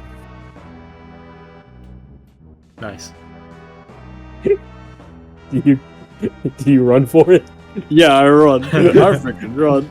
As you begin running for it, the beast trampling across this area as more rats flow forth from the well, swarming the area. Having a lot of fun with this stage. As you continue running, the beast clamoring forth, rats scurrying around it. As you make your way back through the alley. One moment. As you make your way back through the alley. I go back to the tavern to Zubok. You make your way back to the tavern, seeing Zubok joyfully drinking away the last of his ale as he communicates with the bartender. Zubok, Ah, we gotta go. We gotta leave this town. you look pale as a ghost, my friend. What's up? It's the rats. There's so many of them. What? Zubok, listen to me. There's rats everywhere. Of course there's rats everywhere. There's a bunch of food on the goddamn ground. No, Zubok. There's rats everywhere. You're a bit of a little vermin, Ryan. As you hear a shouting outside, as people scream in fear, and a beast roars. What? Is that your dog? You dog, I bet your dog's scaring all the bystanders away. Ryan, you're scaring those.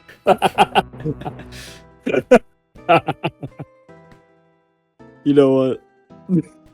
Everything's fine. Bartender, give me another glass of ale. You hear more shouting outside. You two, do you do anything? Yo, bartender, Bartender, give me another glass of ale. Bartender, does that sound normal to you? I'm not sure what's going on out there, but I'm sure the gods can handle it. As he continues to pour another ale for Ryan. Do you pay the man 5 copper? Yeah, but Okay. I slam 5 copper on the table, and I take my glass of ale and walk outside. As Ryan exits, Zubok, what do you do? Hey, where you going? And then I follow him. Alright. As the two of you exit outside, you see the town, the folks running in fear, the knights fighting against hordes of rats. As everything's in a panic, stands are toppled over, as a monstrosity stands before you. This rat ogre-looking thing. Standing so tall and menacing as he stares at the two of you across the way, having destroyed part of the building he came for the alley of. As you see this occur, I need both of you to roll initiative. Sure. I have to roll so many times! Yeah. Hold on. I gotta start labeling things. Mhm. So I add Dex Okay. to you this to initiative? Yes. Okay. It should be on your kid's character sheets as initiative. Yeah. It's just like the initiative? Yeah. Okay. So, Zubok, what did you get? 14. 14. Ryan, what'd you get? 15. Alright. Now, for me to roll 1,000,000 dice and a half. Mm. This encounter looks pretty intimidating, doesn't it? Oh gosh. And we have to save Gustav. He's fine. He's on. I also got to roll for these 2 soldiers down there. Alright. You do see 2 knights at the inn fighting off a horde of the rats. Okay. I will say, this is the biggest combat we've had so far. And because of that, I have to have so many stat sheets pulled up.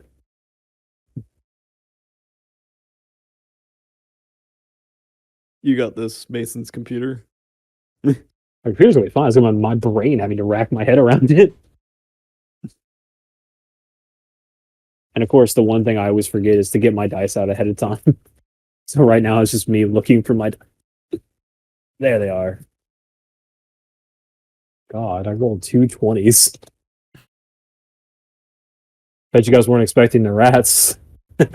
Well, as soon as you said the rats again, like on this, you said there was like a group of rats, and like, oh, it's got to do something with rats then. Well, I noticed, like, I mentioned the first time, I was like, rats skittering about, people walking. Second time, I was like, more people skittering about, rats eating away at the crumbs. Yeah, as soon I'm as trying to you make it sound like mentioned the something in the rats wild. second time, he was like, oh, okay, it's gonna be the rats. Yeah. They were building up over time, I will say. Yeah.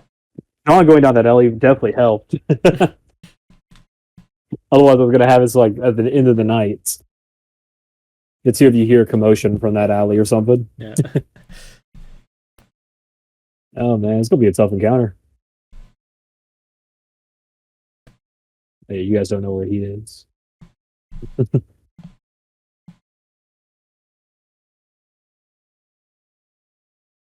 There's 4, 7, 8 enemies.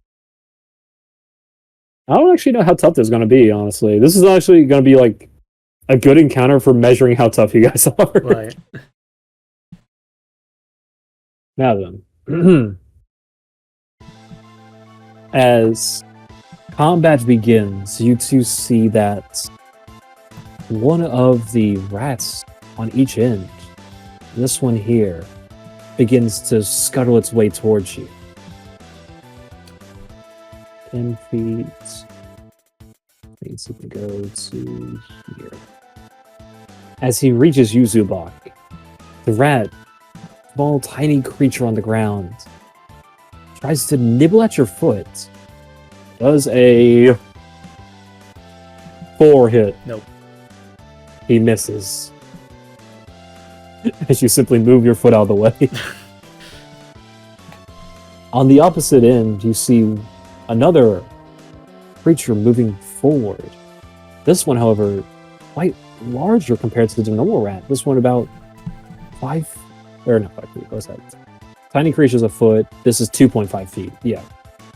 About the size of a tiny dog. Begin to make his way closer to you.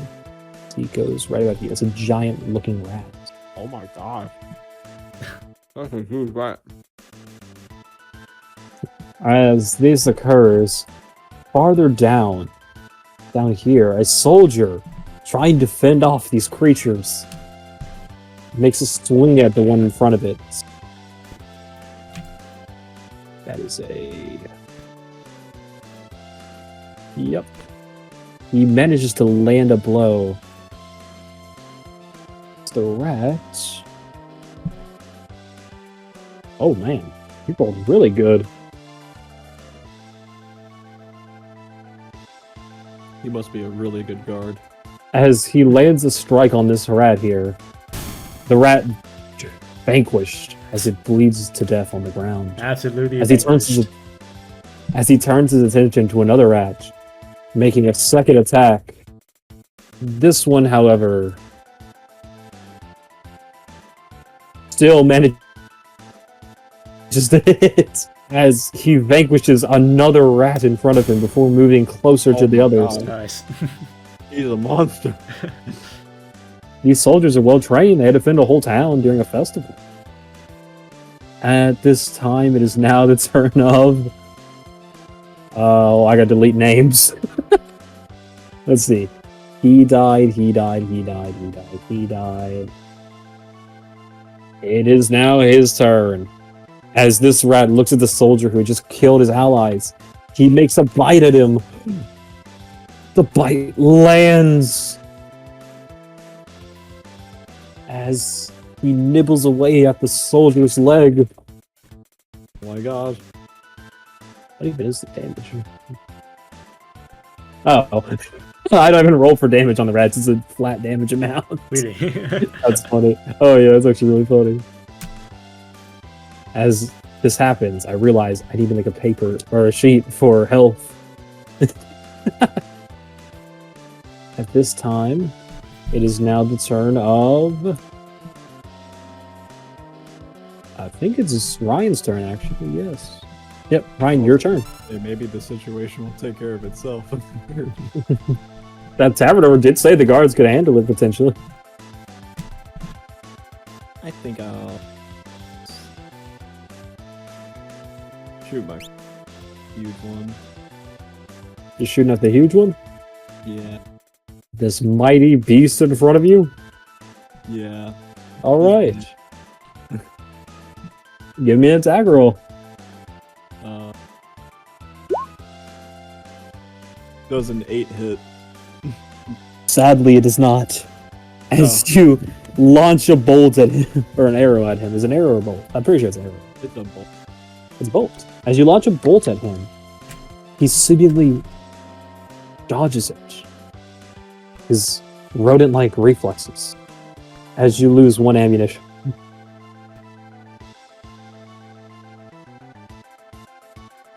I mean, I am also. You're also what? I'm also drunk on air. Oh, you guys aren't drunk. Oh. Yeah, the way drunkenness works is based on like your con modifier. None of you guys drank more than wait, you drank 3. What's your con modifier? Let me see. With the +3, you're fine. 3. You're fine. Thank goodness. Yep. This is. So do I still? I have a bonus action, right? Yeah, you have a bonus action. Is putting away a weapon a bonus action? Yes. I'll just. All right. Would you like to pull out another weapon? Yeah, I'll pull up longsword. All right. You now are holding your longsword. As Spending it. would you like to move anywhere? Yeah, I might move like here. All right. As you make your way to this giant rat down here, it is now the turn of Zubak. Okay. What would you like to do? All right. So I'm trying to see if I can cast sleep here. So let's see. So sleep works so that you roll an amount, and you can put any target creatures to sleep as long as their health is less than that amount, and then it subtracts from that total. Oh, I see. Yeah. So like you roll like 5d8, so like a max of 40 health, and then you could choose creatures within 20 feet of a point you choose within range. So like you could look anywhere 90 feet of you, and then 20 foot of like 20 feet radius of that. Okay. Yeah. So you know these rats have small health, so if there was a huge group of them, you could potentially put those to sleep. Right.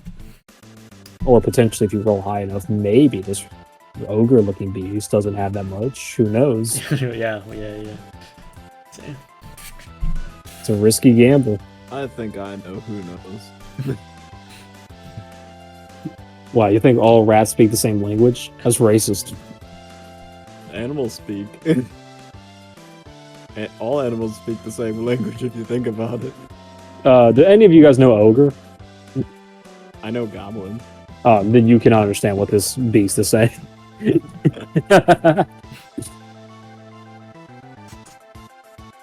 Okay, I would like to just stab this rat near me with my saber, my rapier. Okay, roll to hit.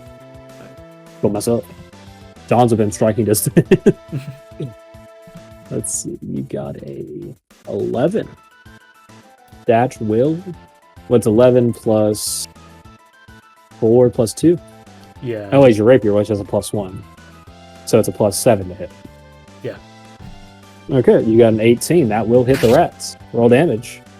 Oh. 6. Oh, that'll barely kill. As you stab into this rat, striking him down, piercing straight through him, leaving a dashing hole before him. He simply dies on the ground, laying there defeated. How could you? He was a small rat. You should, You rat. obliterated him. Yeah! Woo! Enemy down, baby. As you pop off, this ogre stares you down. What are you gonna do about it, huh? His What are you brethren. gonna do about your fallen brethren? What would you like to do? Okay, what does dash do? A dash? It gives you double your movement speed. Alright, That's can it for I this use time. a bonus action for a dash? Yes. So that would give me like 80? If you have 30, you'll get to 60. 16. Where's your 80? What the heck did you get 80? Oh, no, that was like 40 speed. Yeah, 60? Okay. So I'm gonna dash, I'm gonna see. It's over here. Like, I'm gonna be like over here. Alright. As you prepare yourself and dash away from this beast roaring at you, How's it going, you guys? make your way to these soldiers as they shout, "Protect the people! They need our help in these times of need. That's It your is our job, sworn duty Sure. for Florin." Okay. Young adventurer, are you willing to assist us? If it benefits me, yes.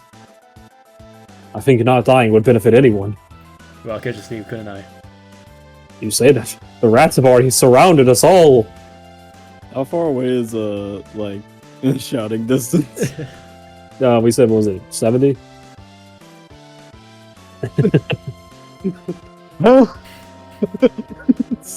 Just shouts help. Zuba, you hear Ryan shout out, "Help!" from a distance. What are you doing over there? You still have 20 feet of movement if you wish to use it, Zuba. No. I'll All stay right. there. And with that, also, as the soldier tells you that we are surrounded already, you see more rats begin to appear on the outer rim. Right.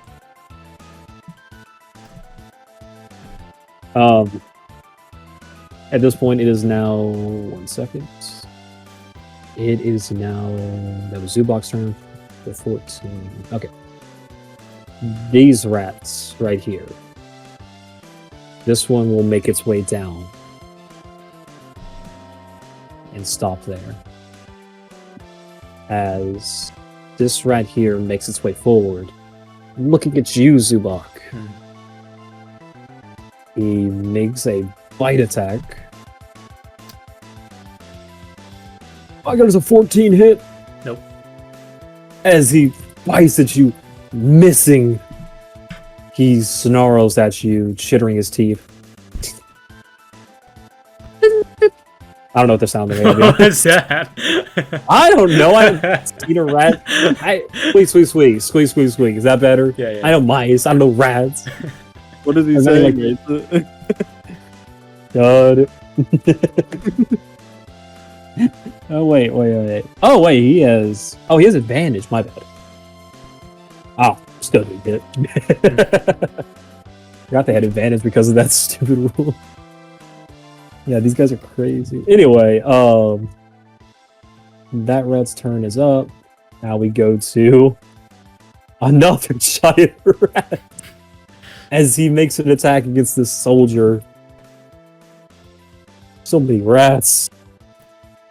Oh, he will hit. Oh, wow. As the rat bites out against the soldier, hitting him into the leg. Dealing some damage, I will not say. Actually, I could say. He dealt 3 damage. It doesn't matter. I was trying to think if it actually did. I don't think it does. You guys don't know their healths. You guys have to roll perception to find out how much they actually have. Alright. With that, it is now... Oh, cool. It's actually that soldier's turn now. As he turns his attention to these giant rats. Having been angered by their audacity to strike him, he swings forth at the nearest one. How dare you, rat? You little ankle biter. I like the giant rat is just standing there watching this all unfold. Wait, say that again? Your mic glitched out for a second. Oh, just like that, the giant rat, the big ogre is just watching this all happen. He rolled bad for initiative, man. It's your fault. He's just standing there. As he swings out at the first giant rat, he misses, but makes a second attack. That will also miss. Idiot. What are you doing, man? El Bozo. As these giant rats seem to be more agile than their lesser counterparts. We now go on to... Oh, the rat ogre. I'm calling him that because he looks like an ogre and he has the head of a rat. The rogue. No, that sounds like a rogue. The ragger. The ratter. As the ratter makes his move. It's terrible. Staring at Ryan Evans. No, wait, I came up with the name. No. As you tell all these names to him, seemingly insulting him, he stares at you. Oh, I'm sorry, that's your word. I didn't mean it. Alright, as he makes his way to you. Oh dang, this guy is gonna hurt. Does a 19 hit? Yeah. Okay. Does a 9 hit? No. Okay. As he unleashes a devastating bite at you, inflicting holy, oh, He's gonna kill me. that's. I didn't even hurt any rats. What the heck? Okay. He killed my dog, and now he's killing me. I did nothing.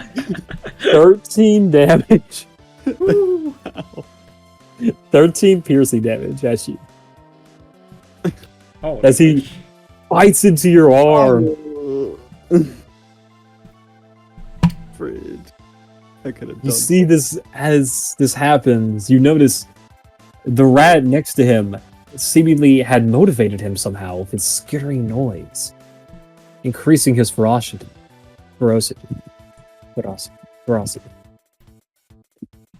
At this time, it is now the turn of. I think that was the last one, didn't it? Yeah, it was. Okay. This time it is now the turn of. We're back to the beginning.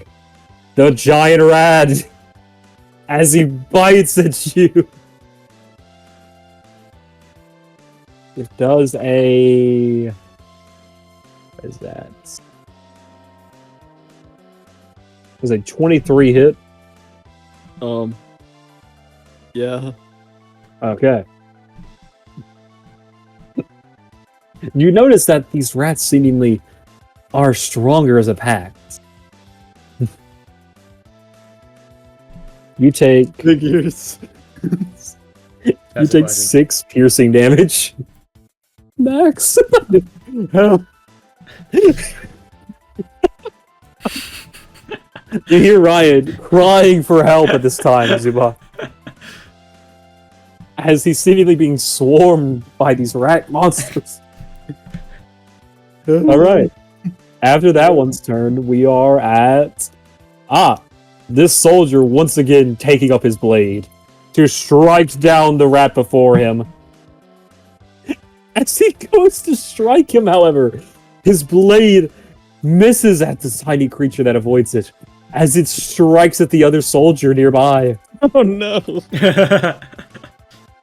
healing.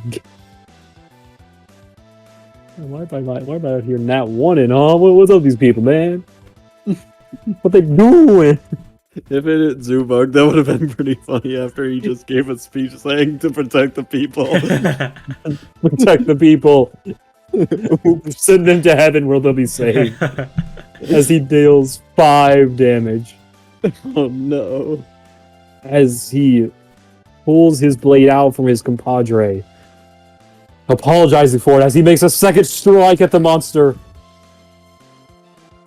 He missed.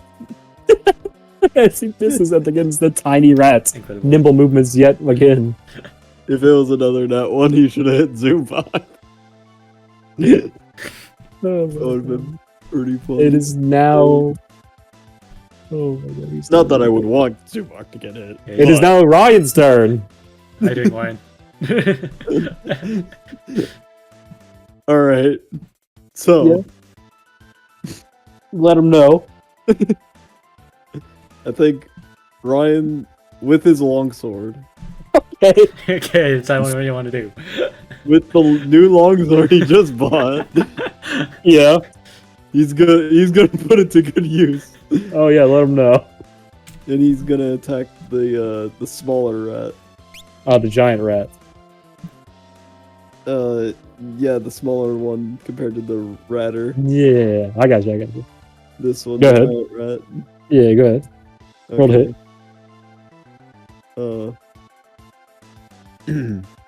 So this is a new blade, so it's longsword is your it's strength. Yeah, you're right. Yep, 13. That will hit. Oh, Full damage. D. Oh wait, no, I can just. It is a D8. I will use the new mechanic. New mechanic. That doesn't seem. No, you rolled for the hit, John. Oh. You gotta click the damage. I'm gonna use the new mechanic. There we go. You rolled 6. You roll a 4 plus 2. As you slash at this nearby rat, digging your blade into his flesh as he bleeds profusely. He barely has a light in his eyes still as he looks up at you. You son of a gun. Let's see, which rat was that? That was... Wait, is it 1d8 if it's two-handed? Are you two-handing it? Yeah. Oh, then it's 1d10. Oh. Yeah. New mechanic might not... You might have to have some setup for that. Just roll 1d10 again, plus 2. You might get worse, actually. Go ahead. Okay. 1d10 plus 2. Go ahead. Hey, look at that. Good job, John. Consistency. Yeah, consistency. Alright. What that is now is there anything else you'd like to do on your turn? As these two monstrosities stare you down. I think I'll drink a health potion. Alright. You drink a health potion. You get 2d4 plus 2 health. Roll health. I hope you get some good health, John. I want to hit you harder next time. 2d4 plus what? 2. Okay. Nice. Hey, max health. Congratulations. You healed for 10.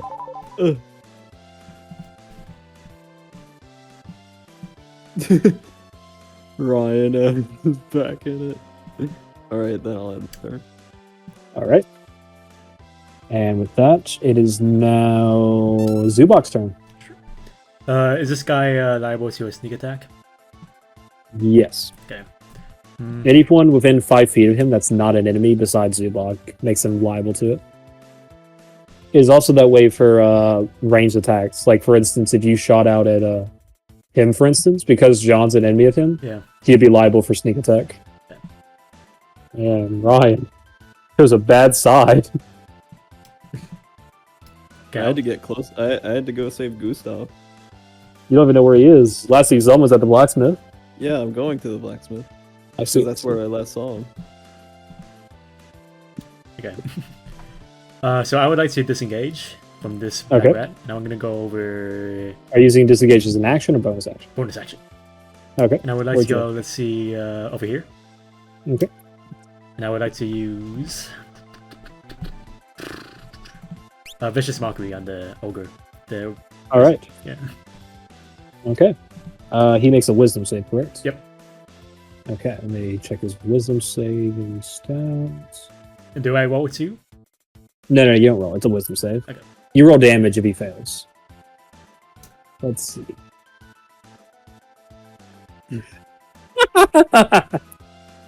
Man, John really hurting you out here. What did I do? Holy, he rolled great. So that's a 22. Okay, well, obviously that doesn't work. Yeah. John, you just being there makes him stronger. You are missing health points, right, John? Yeah. Yeah, you just being there makes him strong. Oh. As you look at this what do you call him again? Ratter? Yeah, the ratter. Yeah, ratter. The ratter. As you look at the rat ogre, the ratter, he's more you rat. notice Rat. after taking a whiff of the blood that gouged from the wound inflicted on Ryan, he seems to have grown in strength somehow, as if he's in a frenzy. Oh my gosh. Right. Oh my god. Man. Oh yeah, this is bad. Alright. If he didn't lose his dog, he didn't do. Oh my god. Dang. Okay. Is that the rest of your turn? I'll just move down here real quick. Like over here, actually. Okay. Yep. Cool. And with that, it is now his turn as this rat makes its way down. And then we go to this rat. as he attempts to bite at that dog. As he misses, I believe. Yes, he does. He most certainly does. As it is now... There's so many... this rat's turn. As he makes another attempt at the soldier's leg, he manages to miss.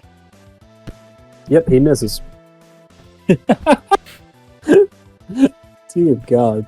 I'm just not realizing how high these ACs are, actually, for the soldiers. As this rat misses its turn, we move over to the giant rat to the left of it, as it makes an attack at the soldier. Missing as well. As all these things occur, the soldier takes its turn to strike down at these. Oh, I did not mean to move much, it's not a ping. As he makes his first attack, landing a blow onto this rat. Finally. Dealing 8 damage as the rat falls to the ground defeated. He moves his attention to the other giant rat as he strikes at it, landing another blow as he deals 11 damage. Wow. Killing this one as well as he maneuvers himself to face the second. Another rat above him. That is his third rat. Good job. At this time, the ratter begins to move as he stares down Ryan Evans with eyes of glowing red. Oh my gosh. The taste for blood in his mouth. As he attempts to bite at you once more. Does a 11 hit. No. As his bite misses, he attempts to sweep at you with his claws. Oh, does a 23 hit? Yeah. Aye. Okay. You take 9 slashing damage. Ow. Plus 3, so 12 slashing. You notice that the attacks seem to be more powerful for some reason near the end, as the rat next to you, the giant rat you had tried killing, seemingly had motivated him to attack you. Uh-huh.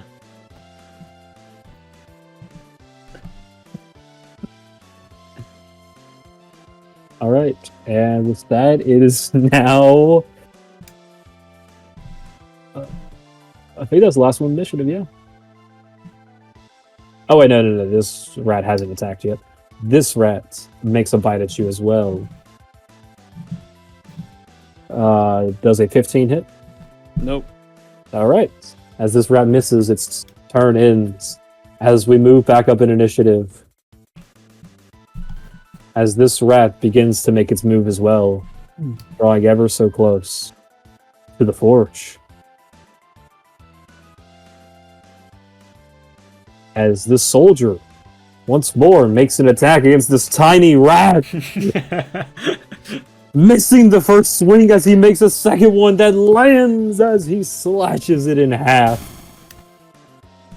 dealing 10 damage to this tiny menace as he begins to march forward, ready to vanquish all these monsters from his town. Let's go, You gotta help me.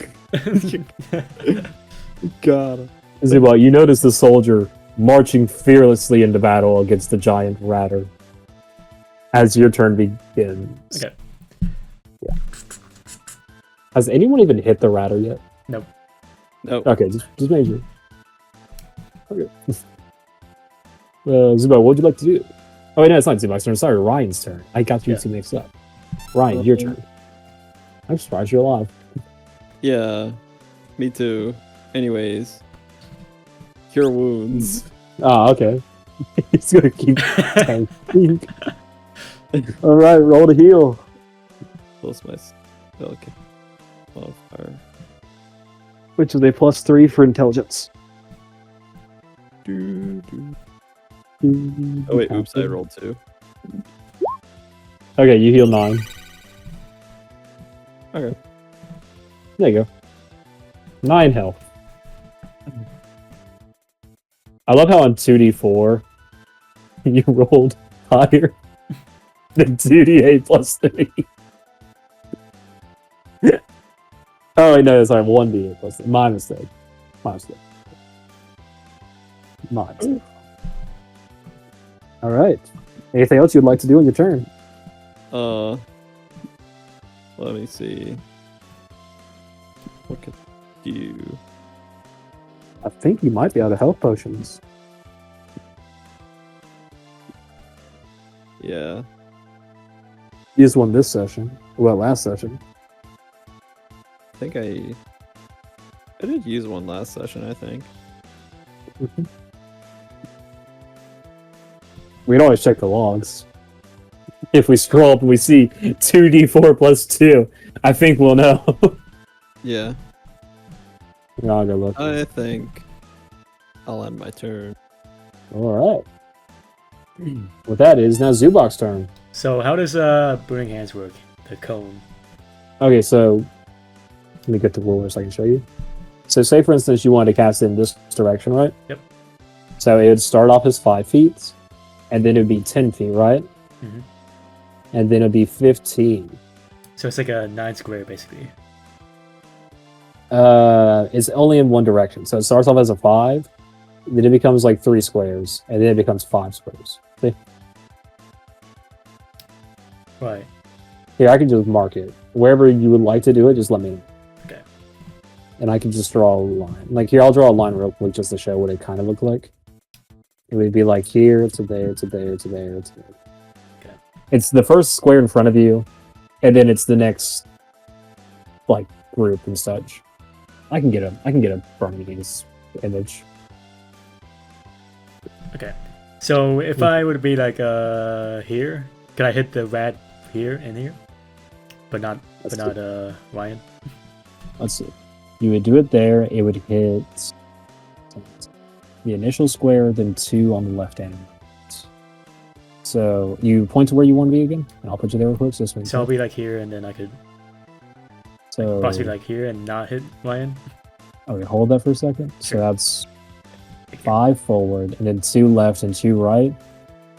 No, it would still hit Ryan from that. So like, what if I direction here? If you do it there, it would not hit Ryan. Yeah, but it would hit. It would hit. Both. Yeah, it would hit both of those. Okay, sure. So, Okay, can you reach there? I can dash. It's not a. I'll do a bonus action. Now it's not a straight shot. There's a building in front of you. Yeah, so I'll be like this. That's 5. That's 20, and that's 40. Okay, 40 feet, and your bonus action dashing. Yep. We're now here. Okay, and then I would like to do Burning Hands. So let's see. All right. And that'll take the ability away until the next long rest, correct? Yeah. Okay. And they have to make a save, correct? Dex save? I think so. Let me see. Each creature takes 3d6 on a failed save, or half as much. That was actually 3d6 because it's a second up. Yeah. You said it's a dex save, right? Yeah. Okay. So there's a 9 pass. Hit your spells save DC should be. It does not pass. Okay. And then I have to do for the giant rats, which is does an 8 pass. It says a 9, does an 8 doesn't. Yeah. So they'll both fail. Okay. And then I roll what? 3d6. Okay, so this is for the ogre. This is for all of them. They both take the same. Oh, they both take the same. Okay. Is it 3d6? Each creature takes 3d6. When you cast this spell, you get it's actually 4d6, man. Really? Oh, okay. Roll an additional. Yeah. Okay, the additional one? Yeah, let me scroll down. Roll an additional 1d6. Yep. Jesus, you roll bad. Jesus Christ, 8 damage!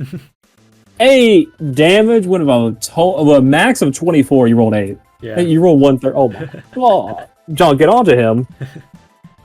Does it light anything on fire? Good. Like lightning something? Let's. The fire ignites any flammable objects that are being worn or carried. The stands. Yep. This stand near you is now on fire. Okay. I will put slight flames there. If you end your turn in a flame space, then you will take damage. I will say these 3 spots here and this area right here as well. Okay, so I have how much movement speed do I have? I think I have 20 You've left. used 40. Yeah, you've used 40, so you have 20 left. Okay, so I could just move here without provoking an opportunity. Yes. Okay, yeah, sure, I'll do that. You'll take it's 1d6 fire damage if you did end your turn there. Just so I make sure I said the damage. Yeah.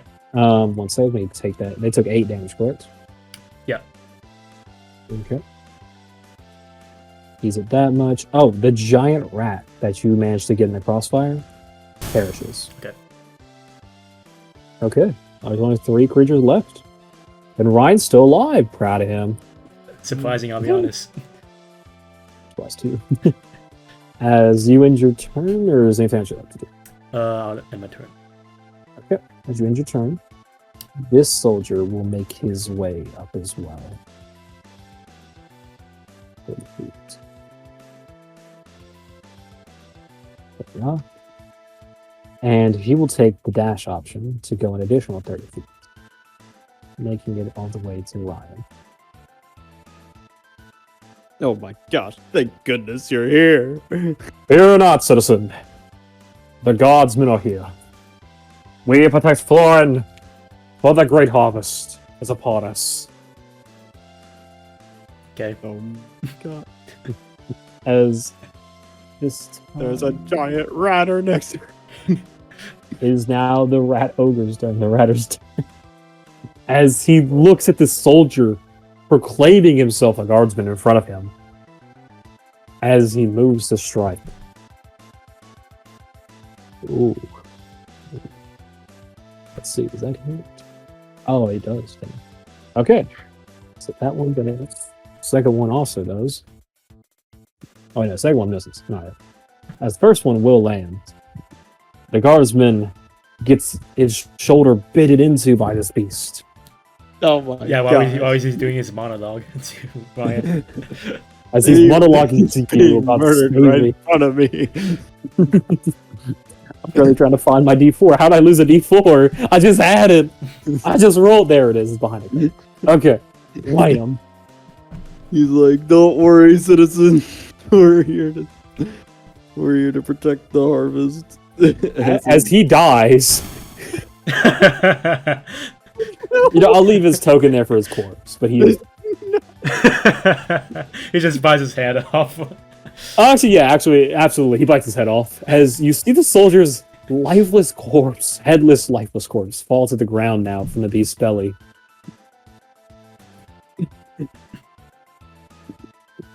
Oh my It is god! now. It is now. Oh, your turn, Ryan. No, sorry. Soldier 2, seeing his ally failed in combat. I'm gonna just put his token to the side because I need this space. And he doesn't count as taking up a space anymore. As he reaches the beast, shouting curses at it, blaming it for everything. As he swings his blade, missing as it lands into Ryan Evans. Oh, no! Dealing 8 damage. You're down. You're down? No. Okay. As you take 8 damage, the man apologizing under his breath as he goes for a second strike. This guy. As the second, If he hits me again. as the second strike blows at the beast, missing him. Well, It is now Ryan's turn. These useless guards. I swear to God. Okay. Ryan, I suggest you disengage and get out of there. I'm gonna shocking grasp this You rat. motherfucker. The rat does not appear to have any metal on it, as you can tell. Yeah, but I can still. Okay. Sure. As you roll to hit. Alright. You gotta hit it, though, to get that effect, John. Ryan. You gotta hit it. You gotta hit it, man. Don't mess up. Hey! It's about As you time. land the damage, roll damage. 1d8. Hang on, let me. Oh, it's okay. It'll be a 1. I think it's just 1d8, John. 3 damage. All right, now I run away. Okay. Think about what you want. As I described it. As you... I will say, to move through someone is difficult terrain, which will take another additional 5 feet. There you go. So, as you land your palm onto this rat's torso, as it was still chewing on the head of that soldier, you unleash an electric burst into its stomach, causing it to gasp for a moment as the fur dispels the shock, causing its hairs to stand, but nothing great in its effect, sadly. As you take this moment of opportunity as the rat was distracted to run away, it is now Zubok's turn. I do a sneak attack on him. Alright. So it's a 13. 13 will hit. Okay. Wait, it's not a 13, it's a +7 to hit. Oh, yeah, plus. Oh. So like 16. Yeah, 16 will hit, sorry. So it's a 1d6, 1d8 plus Yeah, let's do this. dex. There you go. Okay, so that's 9 damage. Now roll 1d6. That's 12 damage in total. Yep. As you stab at this ratter from behind, piercing internal organs, dealing 12 damage to it. It howls in pain for a moment as it turns its gaze towards you. Hello. I'll disengage and walk over here. As you disengage and flee from the scene. I'm pretty sure you have enough speed for that, right? Yeah. Let's see. Yeah, 25. Yeah. Yep, okay, good. Alright. You end your turn? Yep. Okay, as you end your turn, it is now... Let's see. The giant rats, as they make their way to these two... the ones. As this one also makes its way down. As the rat bites at the soldier. Dealing... Oh, actually does land. Cool. Okay. That will land. You take... 1d... Yep. 4 damage to the soldier. You see the soldier grunt in pain as his leg is bitten at. As he stares up at the ratter. As the ratter begins to make its turn.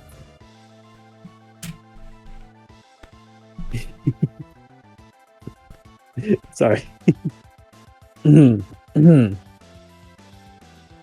Alright. As the rat begins to make its turn, it's looking over at you, the person who had just stabbed it. It begins to charge you. As it leaves the soldier's range, he makes a swing at it. Missing, unfortunately. As he continues down at you. Okay. Looming over you, Zubok, as he begins to attempt to bite you.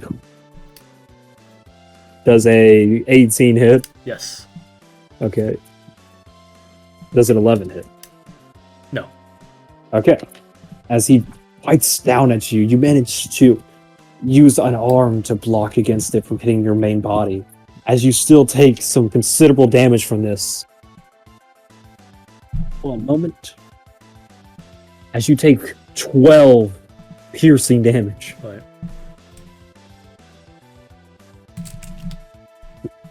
As this ends his turn, we move back up to the soldier. As he looks over at these two giant rats, raising his blade. Missing the first strike and missing his second, as he is now weakened from these wounds affecting him. As we go on to Ryan Evans. Alright. The city in panic. The house is destroyed. The stands toppled. No people can be seen except corpses splaying around. This ratter in front of you staring you two down.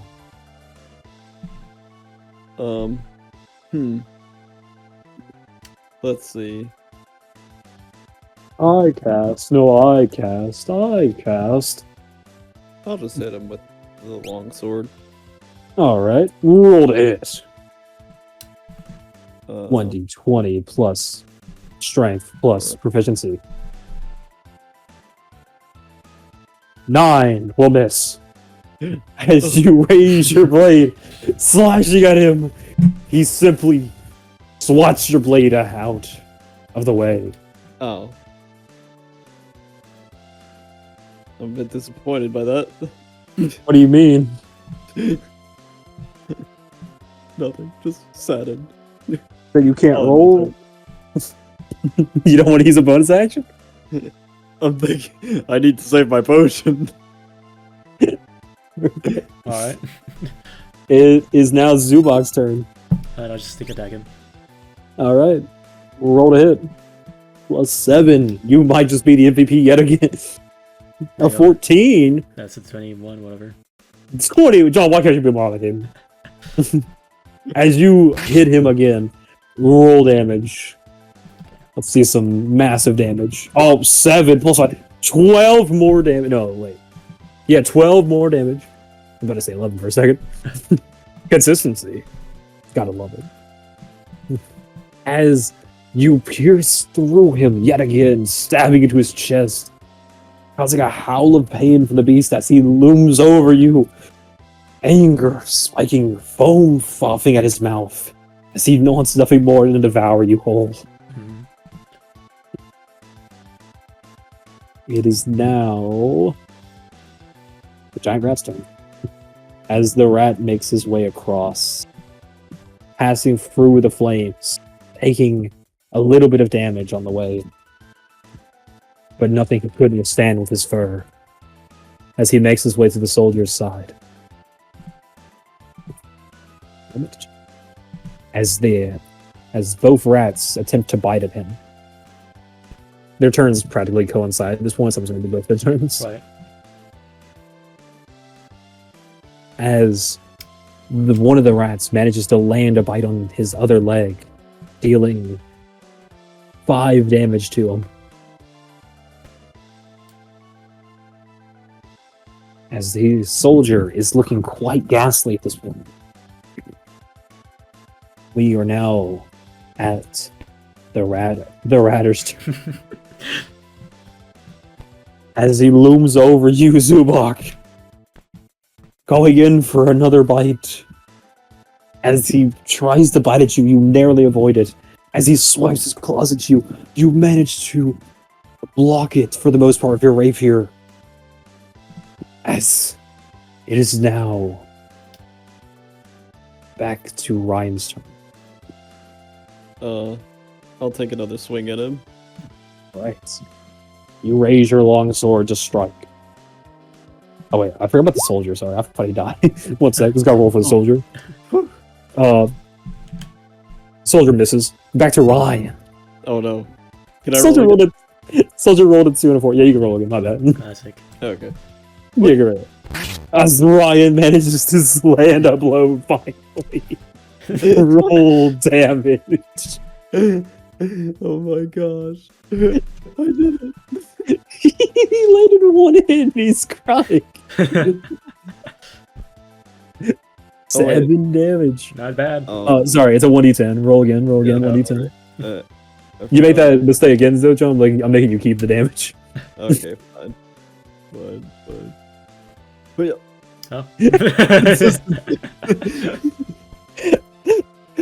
It doesn't matter. Why are you two-handed, John? You're just weakening yourself. You're just weakening yourself. You could have a shield in the other hand at this rate. As you deal, I wouldn't. If I had a shield, I wouldn't have taken so much damage. exactly. Maybe you'll buy some after this. As you land your slash on him finally for 7 damage. The beast howling in pain, but his attention's still on Zubok, who he can't seem to hit. Like an annoying fly, he must squash. It is now Zubok's turn. Okay, how's the rat looking? The rat is, for the most part, he still seems to be in somewhat decent shape. Let's see. If you want a more clear description, you'd have to make a perception or insight roll. Not gonna do that? Probably actually investigation. You can, but it will take your bonus action. Let's see. It's the same thing for like if you wanted to see the condition of like the detailed description of like someone's condition, like your teammate Ryan, you have to make a bonus action check. Okay. Against investigation. That's how I'm gonna handle it going forward. Like for animal handling roles and such, I'll probably make those bonus actions. Yeah. Yeah, I think I'll make that. Like inside of combat. Is the redder an animal? You've never seen an animal quite like this. Okay. You have no idea. Right. Never mind. But you guys didn't expect to get beat up by rats today. No.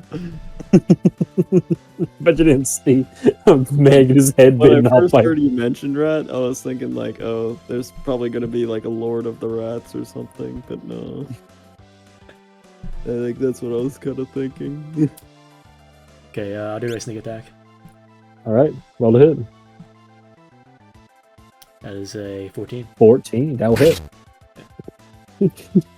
John probably thinks this guy's AC is 1,000,000, but it's not that high. 9 damage plus 15 damage. Double what John did, more than double. My robot's dead. What do I do? All right. As you pierce through multiple times into the rat in quick succession, landing one even to its cheek, as its mouth begins to have foam frothing out of its hole that you pierce through. Oh, okay. Seemingly, the rat stares up at you, its frenzy ever high, its lust to kill you ever growing, as it wants nothing more There's a gauge. to kill you. Let's go over here, and then let's say over here. Wait, you can fly. Yeah, whatever. I'm fine there. I'm fine like that. No, you already won. No, come back. As Ryan Evans is alone with the rat, having already taken his turn. You'll probably be It fine, is- Ryan. The giant rats both make their attacks on the soldier. As the first one cannot land a hit, the second one manages to land one attack. As he bites at the soldier's leg yet again, this time a little bit higher into his thigh, dealing. Which is that 4? Is it? This is plus the damage. That's a plus. Yeah, 4 damage. As the soldier looks very weak at this point, barely able to stand on his own feet, as he looks like he may collapse at any moment. It is now the ratter's turn. I'm dead. As the rat sees you in the distance, having trying to flee from his rage, he charges at you. Calculated. Opportunity attack. Roll the hit. He's confident I won't hit him. 12. Miss. No. As the rat manages to make it into the alley with you. Yeah, he's got some good movement. That was only, what was that? 25? Yeah, he's got some decent movement. As he catches back up to you, striking with his teeth at you, does a 15 hit? Yes. Okay. Okay, the other attack does miss, but he does land another devastating bite at you from behind. As you're returning to flee, you take... Jesus, he's rolling terrible. Jesus, 9 damage. Alright. That was 3 ones. Terrible? Yeah, I rolled 3 ones on that. Oh my gosh. I know, right? I'll tell you the stats out of the fight. He's pretty cool, though. He's a pretty cool guy. He's gonna kill us. You guys got pretty good damage on him so far. It is now back to the soldier's turn as he stares at the 2 rats, having weakened him to such beliefs. As he strikes out, managing to land a hit on one, Finally, Jesus. dealing 9 damage. He kills one of them. But his other attack had missed. He lays there next to his fallen comrade, asking for forgiveness from the corpse as he falls. Owned by As is 2 now back rats. to Ryan Evans' turn. So the soldier's still alive. Yeah, he's still alive. I gotta save him. 15 Cure wounds. You run over to heal the soldier. All right. 1d8 plus 3. Here, Plus take 7. this. Oh, yeah. as you manage to revitalize him to a certain degree with your magic energy, the soldier manages to stand up straighter as he thanks you. Thank you, traveler. I swear on my name, we will vanquish these beasts from this land tonight. Get back in there and kill him. As it is now, is there anything else you'd like to do? I myself will, in fact, drink a potion. Alright, as you drink your last potion. 2d4 plus 2, that's a 4, I'm guessing. I'm gonna guess it's a 4. Tell me it's a 4, God. I swear to God. 9! Sad. Regain 9 health. Yeah, let me get rid of my potion. Alright. As we are back to Zubok's turn, unless there's, you want to move. You want to move, Ron? No. Okay, Zubok's turn. Okay. What's your plan, Zubok man? Good question. The beast does seem fixated on you, after all the damage you've done to it. I'm aware. You're aware, eh? Let's see. Let's see. 25. So I would like to use bonus action to disengage, then fly over here. I will say the roof is about 10 feet in the air, So that means so it's take an gonna be- addition. Can I potentially like squeeze through here? So that the giant. Yes, you could potentially squeeze through there since there's a 5 feet gap. Okay, so let's say over here 15, then 15. Sure. I'll take a potion for my main action. All right. How many potions do you have left? I haven't used any so far, so let's Okay. see. Let me check my thing. You should have 2 in total, so you should have 1 more after Yeah, we this. have 2, but I'm gonna check.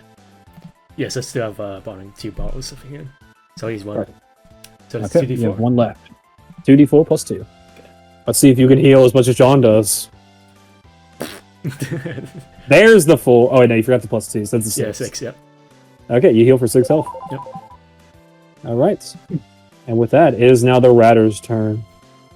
As you dart behind these different alleys, these tents, these posts, he loses sight of you. As he tries to find your presence, you see him sniffing around. Ooh, give me a stealth roll. Right. I'll say you're trying to hide your presence from me. Sure. 16. Okay. Ooh. Yikes. As he sniffs around, he does manages to pick up a trail of you. As you see him prepare himself before darting through, destroying these tents. As he makes his way to right here, he sees you in this narrow passage. I will say these 2 tents are now demolished. Sure. This one and this one. I'm just putting squares there so we can call that later. As he sees you across, he's not quite in the distance to bite you, but his claws can reach as he makes a swipe attack.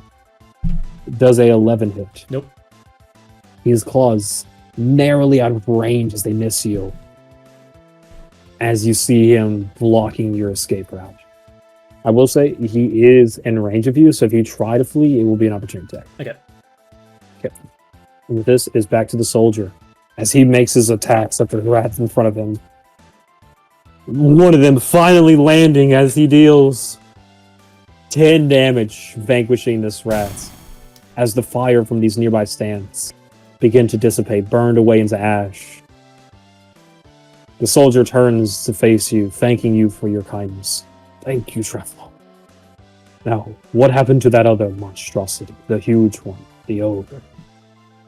He ran behind the buildings over here. As I behind this. I will make my way. As he glances once more, giving a small prayer to his fallen comrade, before making his way to the alleyways. Oh dang! I didn't mean to pick both of them up. There we go. Hey, I need some help over here. He knows that it's coming from this direction, and Ryan also knows it's coming from this direction. The sound of your screams. It is now Ryan's turn. Oh my gosh, I have to save him. Help me. You don't know where he is over there. You just know he's over there. Think I'll go like down here because like I see the tents are destroyed. You see the demolished tents, and on the other end, you see Zubok hiding in a corner of a building next to another tent as the rat creature tries to swipe at him. Oh my gosh. I run over here. That's All right. movement. What would you like to do?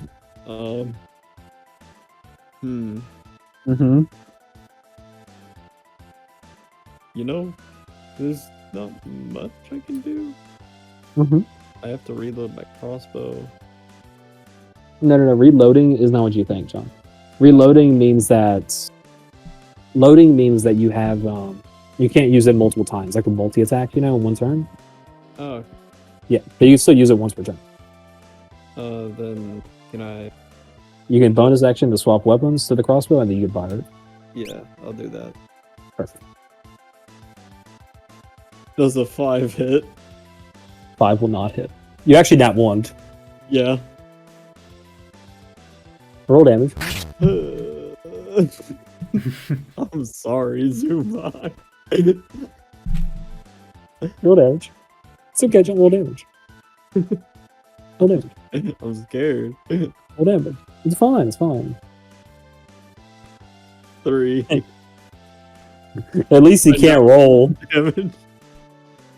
As he loads his crossbow into his hands, unleashing a bolt. Is it just a little crossbow? Is it a hand crossbow? It's a light crossbow. Okay, so as he raises a bolt and fires it out, the bolt from the wind's trajectory curves it as it lands into your shoulder, Zubok, dealing 3 piercing damage.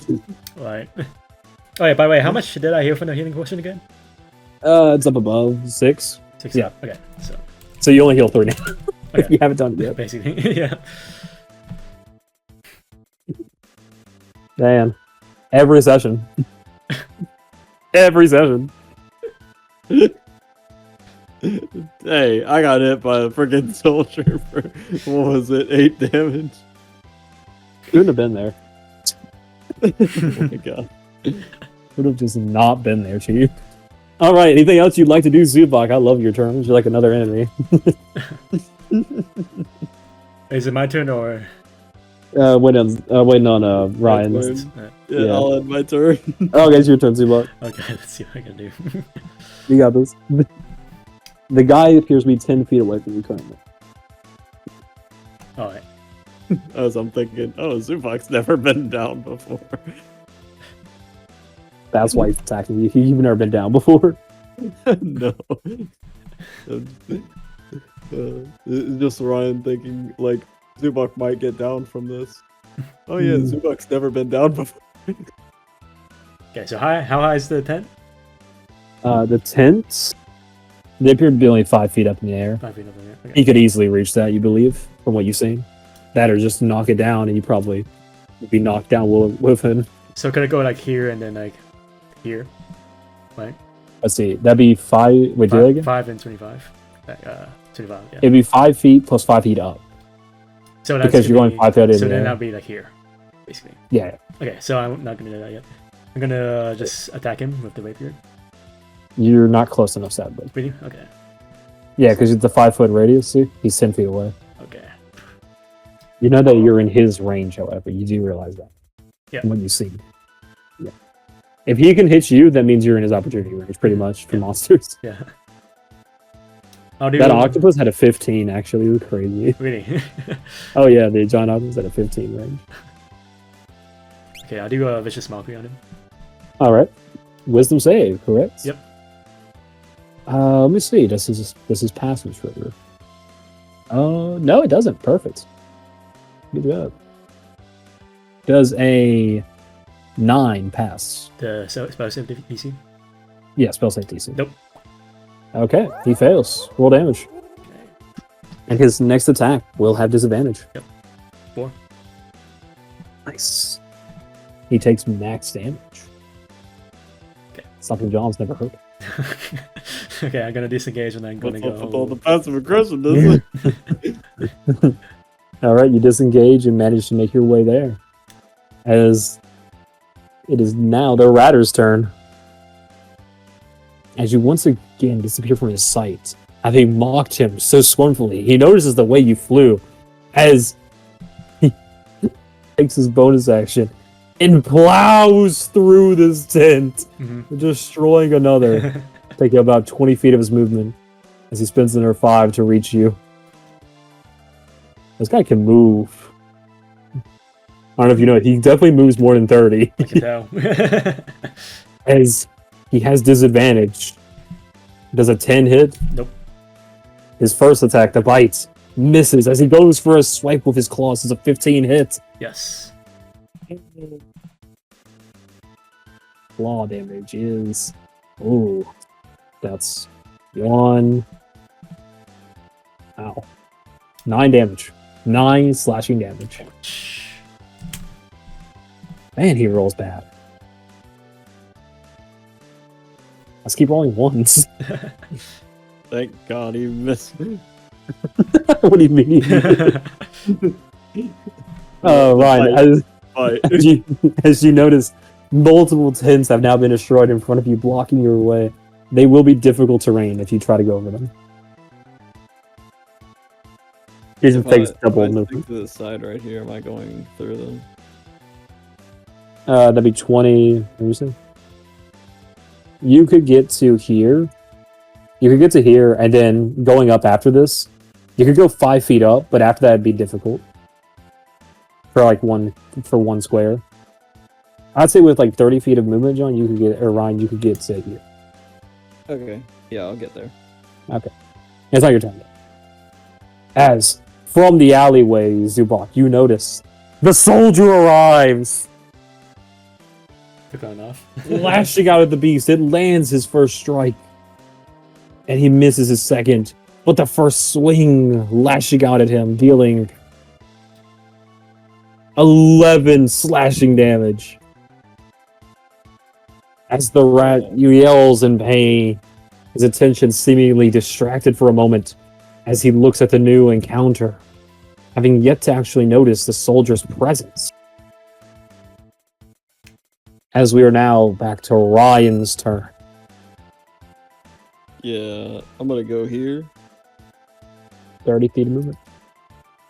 I will cast Shocking Grasp. Back Andrew. Rolled a hit. You rolled a 14. Oops. As you do manage to hit it though with a 14. Yeah, I meant to. I meant to. You meant to what? If I had advantage. Roll a 1d8. Alright. As you place your hand on the back of the beast, unleashing another jolt of electricity stinging at its fur, as the beast yelps in pain but does not turn to your pesky bite. As he stares down this new soldier who's entered the fray, you deal 5. It is now Zubak's turn. Okay, let's do a sneak attack. Alright, roll to hit. Zubak, you can run. 25. I don't need a... Ooh. He can disengage with the boss. Actually, do whatever. He's still going. He keeps on getting hit because of it, though.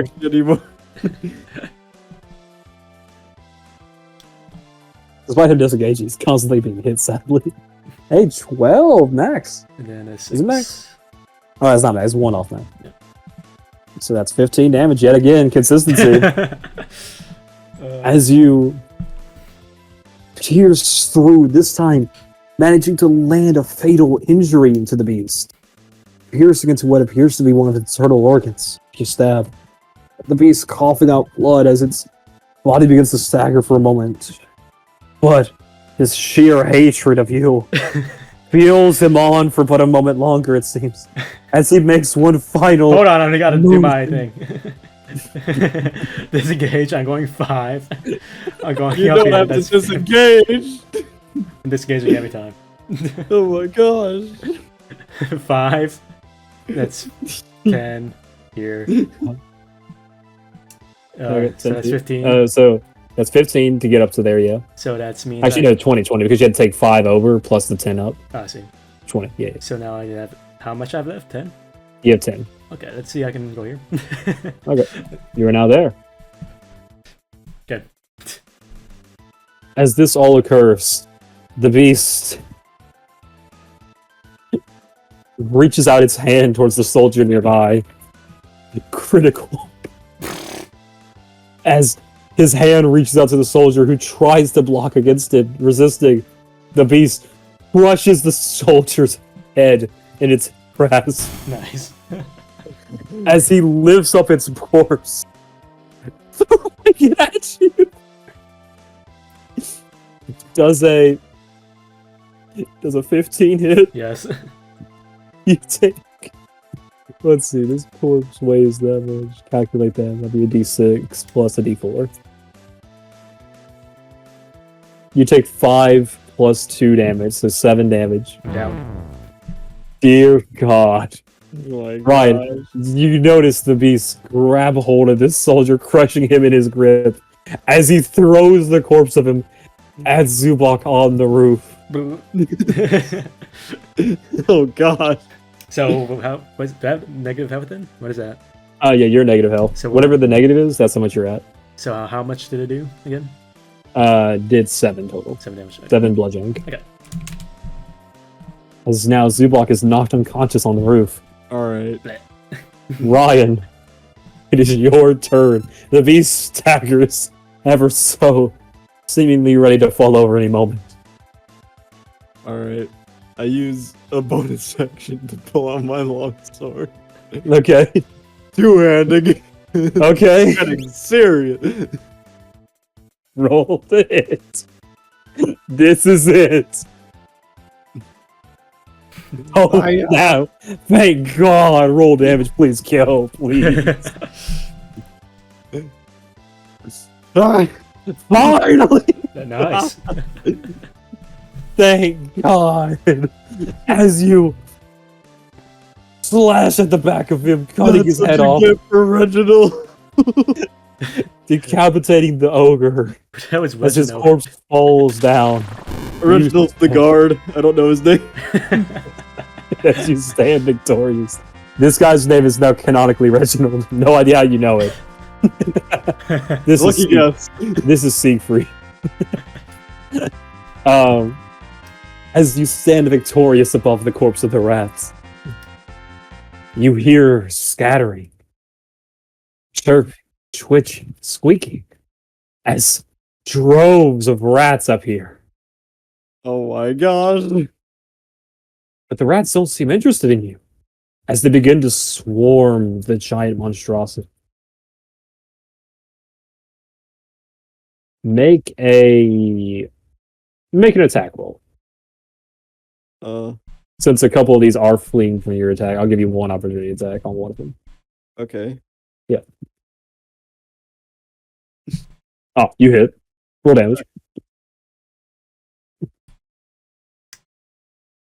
As you manage to swing at one of the passing rats as they manage to carry the corpse off.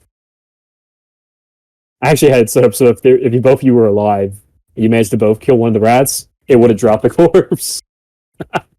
Unfortunately, that didn't happen. As the droves of rats begin to flee from the scene, you see their corpse being carried back for the alley it came from as they disappear. Oh my Right. gosh. How do I get up on the roof? You do see that there are some barrels and boxes you can climb here. Alright, I'll climb them. We are now outside of combat. As you climb up to the roof, Zubok, give me a death saving throw.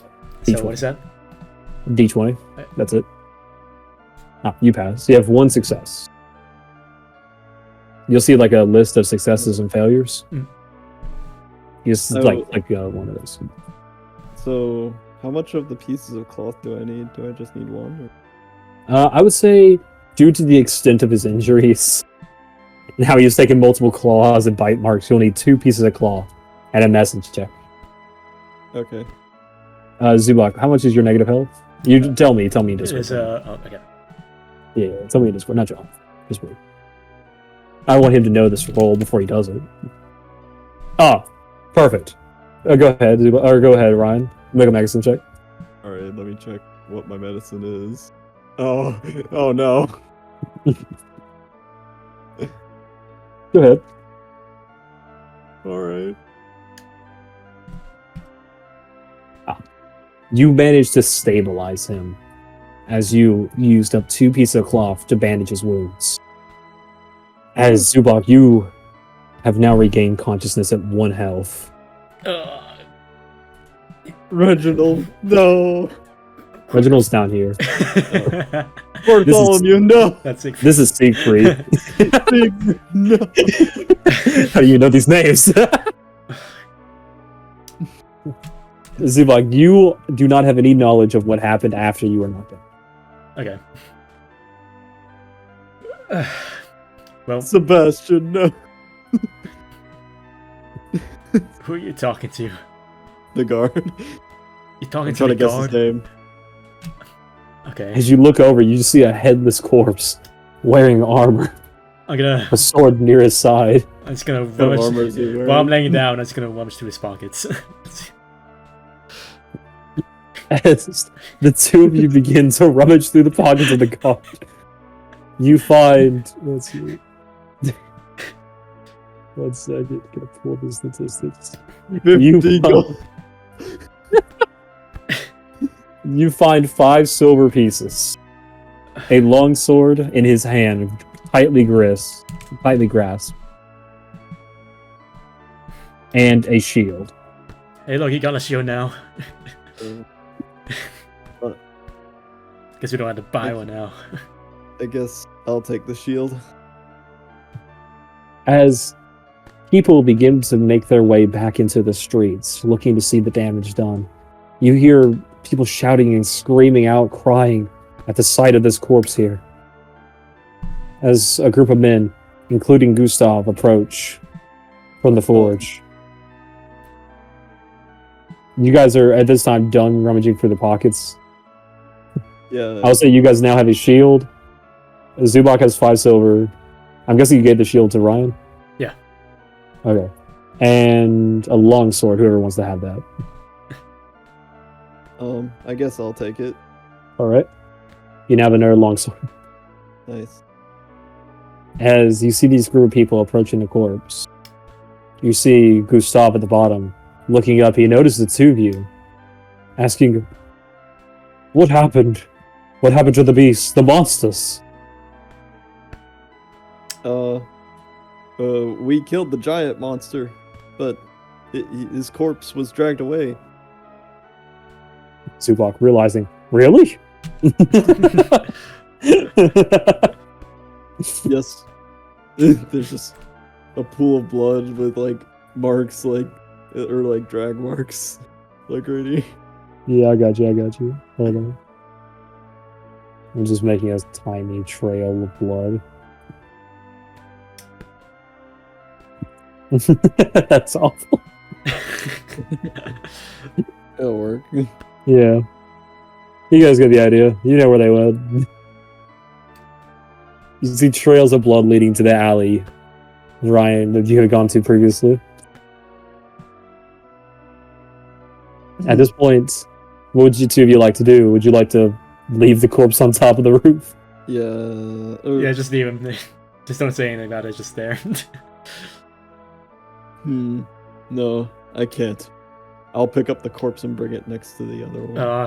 Go ahead. I'm gonna. As the 3 of you descend from the roof, Ryan, carrying the corpse, places it next to the other one, as Gustav sends a slight prayer for the 2 of them. Gustav, after finishes praying, asks, "How many beasts were out here?" Oh, plenty.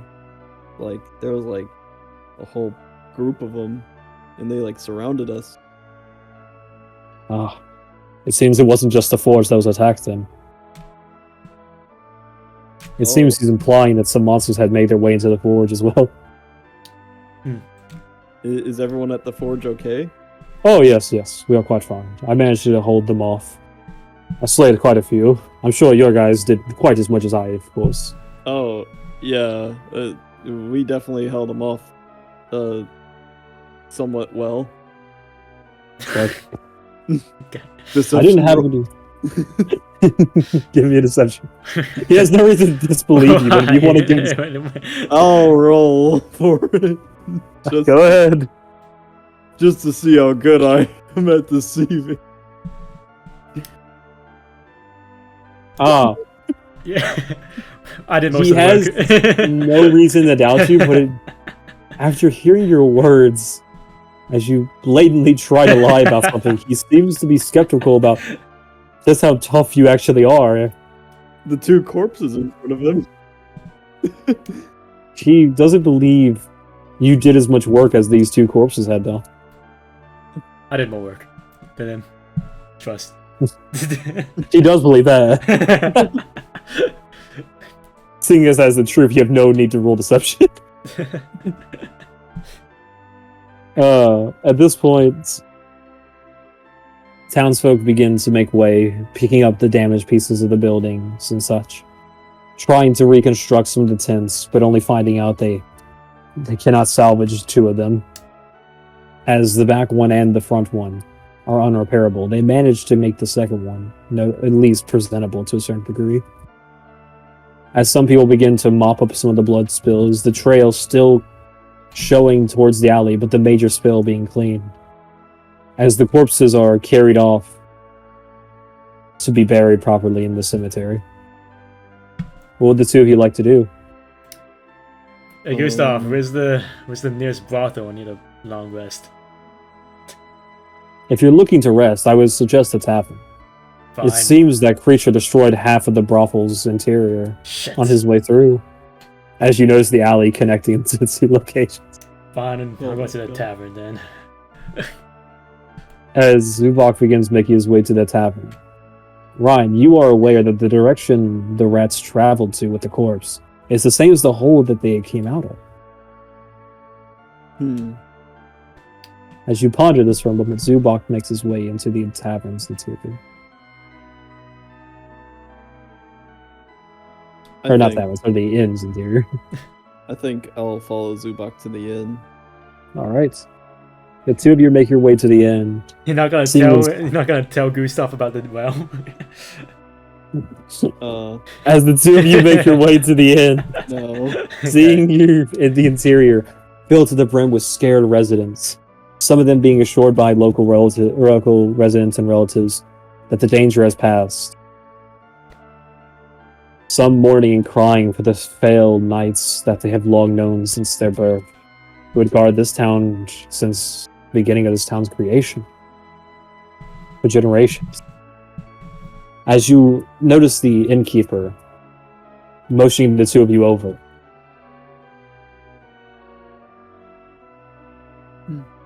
Okay. What do you do? I go there. Yeah. As the two of you enter in, talking to the innkeeper, he says, I witnessed it. You two vanquished those beasts from our town. Please, accept the free room on. Thanks. It's the least I can do. Thanks. Oh wow. As he gives you a key to Zubok. You now have a key to a first floor room. I go to the The room. two of you head to the room. Yeah. Yep. The two of you make your way to the room for the night, seeing in it two separate beds. Simple beds made of straw and cotton on the outer edges, with slight cloths adorning the top for warmth. Nothing too fancy, but it's livable conditions, of course. As the night falls deeper in, would the two of you like to take a long rest? Yes. Yep. All right. As the two of you begin to take a long rest, hold on, let me dish out some XP. I decided to start doing XP during long rest instead of the end of the session. Which so happened to fall into as long rest as the previous two sessions, actually. So let's see. The two of you slayed 5 of the tiny rats. So that's 25 EXP each. Okay. Mhm. That's 60 EXP to both as well. And then the giant rats. That's 150 XP, or sorry, not 150, 350 XP to both of you. I realized the previous times I was doing XP, I kind of did it wrong. I was supposed to split it between the two of you both times. Right. So I'm going to start doing that now because I forgot to do that. Okay. Yeah. All right. How much XP do you guys have now? I don't Or know. how much was it in total? It was 350 plus, let's see, 25. So 350 plus 25, 375 plus 60. So that's 435? Yeah, 435. That should be everything. You guys didn't kill the soldiers. No. The soldier killed me. Or Sebastian. Man, that rat ogre almost leveled up. Wait, so am I supposed to be keeping count of the XP? Yeah, you keep counting the XP. You didn't know that? No, then. Oh my god, John, how much XP do you have? 1,535. Okay. And don't worry, I'm keeping track of like when you guys would actually level up, do the XP, so don't worry about that. You guys are not there yet for level 4. It gets harder to level up as time goes on. Now then, as the two of you now have slept away the worries, you regain your hit points, you regain your spell slots, your usages of abilities, burning hands, for instance. Make sure you reset these as daybreak begins. The town seems to be in a dreadful state. I don't have a day map for this, so just picture this as daytime, okay? Right, yeah. My apologies, I couldn't find a daytime version. As the two of you awaken into the inn, you enter the lobby exterior, see people still quite somber from yesterday's events, but trying to make time to still gather their supplies as the neighboring town's residents try to pack up and leave from the festival, as it seems to be canceled this year after the first day. You two of you head outside to the market? Sure. Yeah. Okay. As the two of you head outside, you notice the townsfolk leaving and see one rat still in the alley, seemingly keeping watch. I shoot the rat with the crossbow. Roll to hit.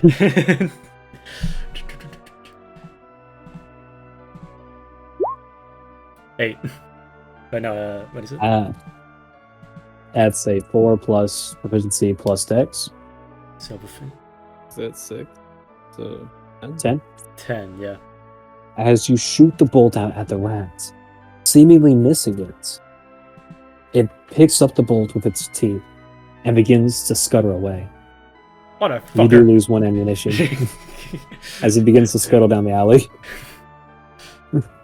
he robbed. Would you like to give chase?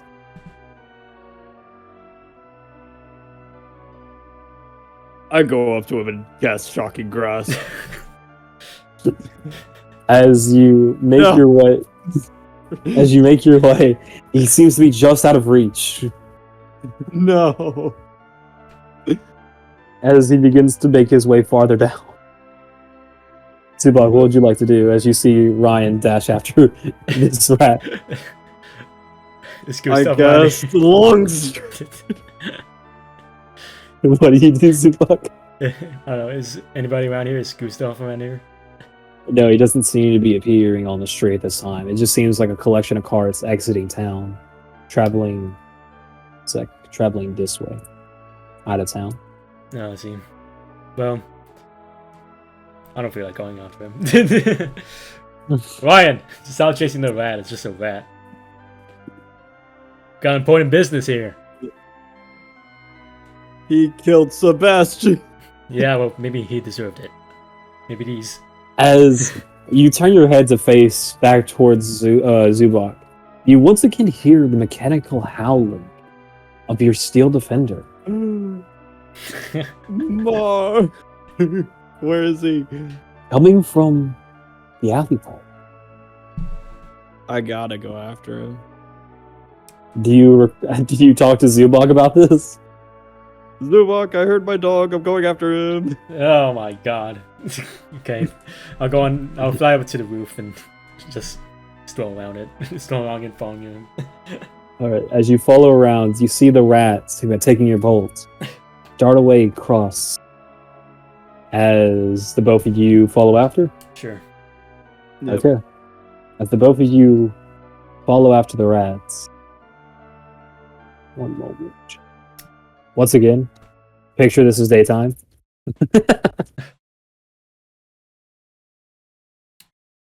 I really like that moment when John just saw the bees climb out of the That's sewer. pretty funny. Yeah. It's like, I'm running. Zubok! Oh, Zuba. Oh, wait, no, you're on this one. Sorry. There you go. This Actually, is wait. up there. Yeah, this is the one. You were on the roof. I'll say you're here. As you look out into the distance, you see a table with scraps of meat gnawed away to the bone.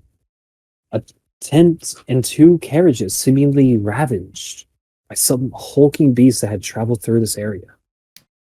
Chasing someone, it seems. Mariah knows what that beast was, but you are not sure if it was that ogre or not. In the distance, you see a sewer looking, or not sewer, sorry. You see a well leading to what looks like a deeper passageway. As you hear mechanical howling, once again, distorted but coming from that hole. I'll definitely go to the well to see if I can find him. Find my boy. I haven't had him for one day and he's already Zubok, what would you like to do? I'll just fall on top of the roof. I'll be like up. You follow him on I'll top be of like the up roof? here, yeah. All right. As you two make your way there, do you look over the edge? Yeah. As you look over the edge, you can't see the bottom. You want me to take a look? But it does appear to have a ladder. Oh. Hold on. Hey, Ryan. Let me see. I got the dog vision. I'll go next to him. Oh. As you make your way over, lying above him to the other end, and you peer down into the depths, you see a watery floor with some slight dribbling and water flowing, but not too strongly. It does seem to have a ladder leading down to the depths to safely descend. The mechanical howling does continue, it seems. I'll just head down with a torch. I start lighting a torch. Sure, I'll All follow right. him. If I were to head down there. As he begins to light the torch, the light does shine down to a certain degree from the daylight, shining onto the evening. Hold on, let me pull you guys over. You won't be able to see anything at worst because of fog of war, I believe. You guys can't see anything, right? No. Perfect. Let's see, you No, guys. not perfect. I prefer to see everything. No, it's not bad. Let me see. You guys are here. Yeah.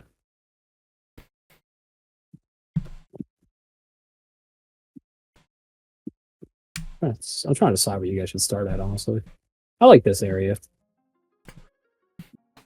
Okay, that should be good. You guys can see that much? Yeah. Perfect. Let me put your tokens and we'll be all set. Now for Ryan. Bam. And Zubok. As the two of you finish descending the ladder, standing in the sewage waste, you realize this is an underground area of some sort, with water flowing to and fro. It appears the room you're in is somewhat of a drainage area, as the water rushes to the middle. You see a... Oh, go ahead. What's right here? Sorry. 1 second. You're talking about the table thing? This. Is that like a gate? Oh, you're talking about this area? I'm talking. Yeah, that. Yeah, that's a door. Appears to be an iron door. This here appears to be a table. With some forms of tools and guts strewn about, and a collection of rat bones in the corner, along with human bones. I'll go to the table to see what tools are there. I'll go to the human bones. As you approach these two areas, Ryan, you were able to notice these tools as simple carving tools as such, like the tools used to disembowel, to reach through surgical tools. Zubok, you will notice these bones have been tampered with. Some. Give me an Arcana check. Sure. I'm currently like zoomed in, so I can get like a good feel for this. So guys, feel free to zoom in as much as you want. I'm at 90 currently on mine. I think I got 11. Yep. You notice there's magic that had been tampered with on these bones to a certain degree. Not so much as necromancy, but like conjuration. As if they were transmutated to a certain degree. And at this point, you notice that the human bones have rat-like features to them for some reason. Okay. Can I take the surgical tools? 1 second.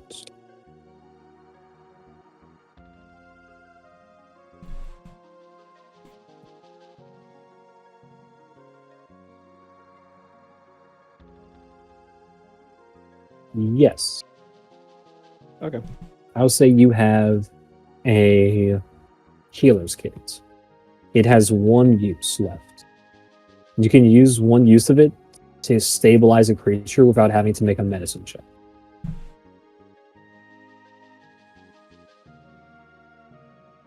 If you need me to repeat that, let me know. Okay. I got it. Cool. Okay. That seems to be everything in this room besides some waste in the corner over here. You hear go mechanical... Or, yeah. I was going to say... Door.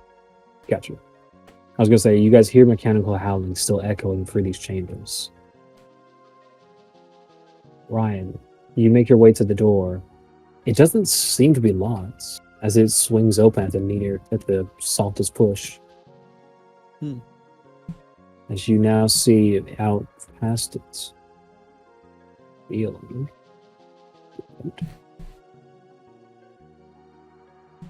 Gotta be careful with this tool. I think that's clear. Yeah, it's fine. Okay. It's hard for me to tell from your perspective. Alright. What would you like to do?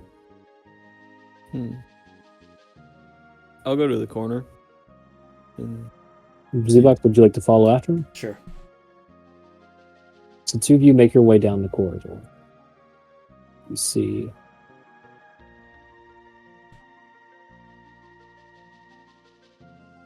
another corner. You continue down the trail? Yeah. Nothing seems to be strange about this place just yet. Nothing strange but the bones and the tools. I'm at the passageway. The passageway doesn't seem to have any strange aspects to it, as you would say. As you reach the other end of the corner, I'm guessing you're staying a little bit behind because he has a torch. Sure. Yeah, because it would affect your vision. Honestly, you know what? Let me think. You don't need the torch in these areas due to the lighting from outside, I guess. Yeah. Yeah, but you know what? Torch is fine. Torch is fine. I was trying to think about it for a moment, you know? If I do lighting from outside, then I have to reveal a lot of areas. Right. Yeah. Oh, that's fine. But as you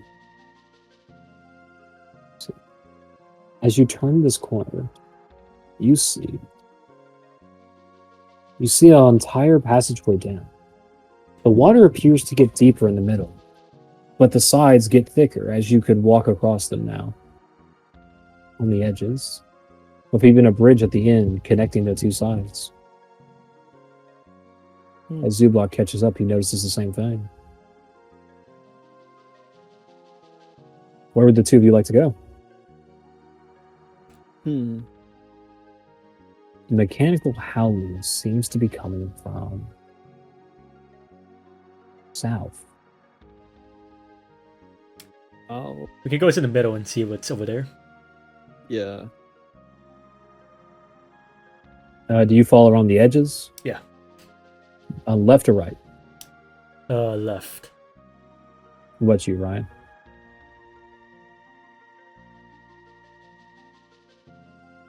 What about you, Ryan?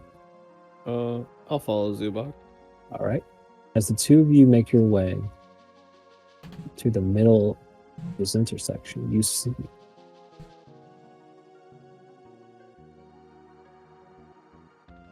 another passageway down. What appears to be a small gate near the end of it. So I need to reveal that. So I don't know if I did or not, so I'm going to reveal it again. And there's this small gate. Doesn't appear to be open at the moment. Does the howling come from that direction? In the east? It seems the howling's coming from southeast. Right. I'll go to here, I'll go to right here, maybe, Alright. like right there. What about you, Zubok? I will go. No, I'll peek around the corner. I'll go over here.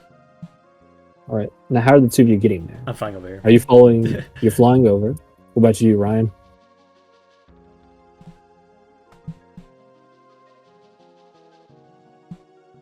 The water does appear quite deep at this point, about 10 feet deep.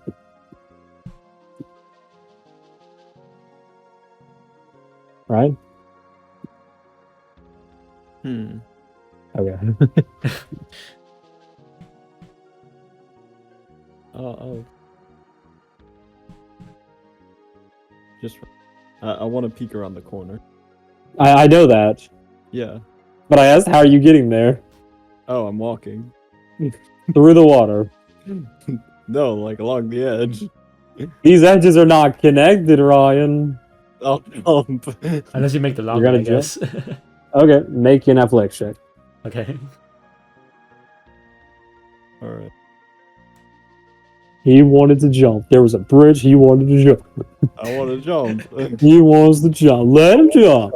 Let him down one. Go ahead. 16. Fine. No, I said athletics. Oh. Well, Athletics. Roll it. athletics then. I want to do a style, but no. All right. 20. You back them over the gap. As you take a moment, brace yourself, and leap across. Cinematic camera. Perfectly landing on the inner end. As you make your way across. Yeah. As you do, this area reveals itself to be Whoa. rushing water. I'll jump Slight- again. With a slight staircase on the left and right leading into a higher area. I go up the staircase. Zubok, what would you like to do? Do you continue down this path, or do you want to follow with Ryan? I will. I'll pick over here and see what's over here. All right. As Zubok makes his way farther down, Ryan follows up the staircase to find. I'm going to try to reveal two A areas. chest full of treasure. You find. Oh, I forgot to mention this. Sorry. I didn't even notice it at first. There was a door right here. As you passed through, you noticed it stood out instead of the wall. It was hard to notice at first glance, but as you walked past, you did notice it. Zubok, as you entered into this area, oh my god, these doors are hard to notice. There was another door. Oh my god. God dang it. They're hard to notice, man. They look like the wall, see? There's another door. Yeah, when it's dark, when the shade's a darker one, because I'm in fog of war mode. Anyway, there was actually a door right here as well. Right. But as you look down, I'm sorry. As you look down this corridor, you see another opening into that area. As you're on that corner edge, peering through, you see this opening leading into it. Okay, how's the howling going? The howling does appear to be down south from where you're currently at. Uh-huh. Well, it does appear to be south also from Ryan's perspective. Okay. I'm gonna go over here. All right. Zubok continues to make his way down. Ryan, as you enter into this area, you can continue to go up to this seemingly open space you see, or you could try the door to. I'll try the door. As you approach the door, you notice it's a wooden design. You manage to follow the gaps along the outer edge of the water, like the thing that's preventing the water, you know? It's like a miniature water latch. I can't remember the actual name. But you follow along its traces and manage to cross it. And the door appears to be a wooden door, locked. What would you like to do? Can I use my torch to light the door on fire? You could. I'll leave it be. Okay. I'll see where Zubok is. All right. As you remember him heading down, you begin to make your way. As Zubok, you now in this area. One sec. Reveal some more so that actually looks presentable. We'll say now as you've gotten closer, you're able to tell that there's a plateau or there's a stairway downward leading to a deeper area. As you loom over it, you also peer into the room that you saw the opening of, seeing another drainage system. As you also manage to take a peek, you notice desk.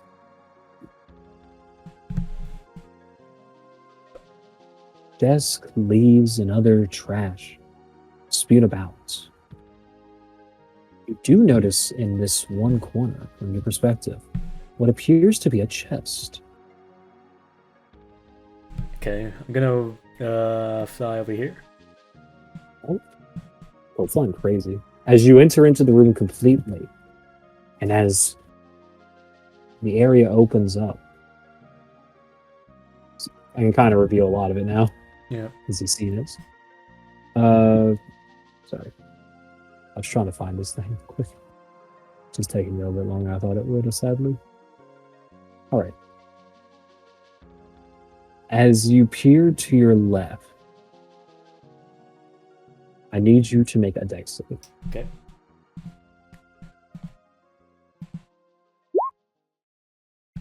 $16, you pass. As a creature leaps from the shadows at you. It appears to be a humanoid rat. Having hidden away into the corner of this room, eating on the trash and filth. I need you to roll initiative. Okay. Ryan, you hear the sounds of people clinking armor, clinking against metal, as I need you also to roll initiative. Oh. Alright. 16. And that's 20. Okay, Zubok with a 20. Ryan, can you top that? I got 20. Congratulations, you did not top it. Who would like to go first, or would you guys both like to go at the same time? I guess Zubok, you go first. Alright. One shot this Okay. thing. One shot him. As Zubok. So I gotta roll for this rat. Okay, Zubok, you are first. Okay. What would you like to do against this rat-like creature? It seems to stand about 3 foot tall. Right. 2 daggers in its hand. Is it speaking? Could I use understand languages on it? Comprehend languages. Comprehend languages? Doesn't that take... How long does that take to cast? Says casting time 1 action. Yes, you could. Alright, why not? All right. It's your first time casting a spell today. Besides Burning Hands, with like first time casting a spell slot, I should Yeah. say. Ooh. Okay. Burning Hands is a cantrip? No, what? Burning Hands is a level 2 ability he has. Does not spell Yeah. slot so much as ability. Oh. Anyway, as you cast Comprehend Languages, the rat's snarling and squeaking at you begins to take form, as it begins to shout out, "Who are you? Why are you here? What do you want? Stay away! My trash! My filth! Back!" Hey, can I? So this is a bonus action. Can I talk to him, or just like regular talking? That's a free action. That's a free action. Talking is free action. Understand me? I don't mean no harm. Bad. Trespass. Bad. Master said kill. Guest. Kill. Well, maybe your master could have a guess. No guest. Never guest. Always pray. Who's the prey here? You. I don't think so. Always. You.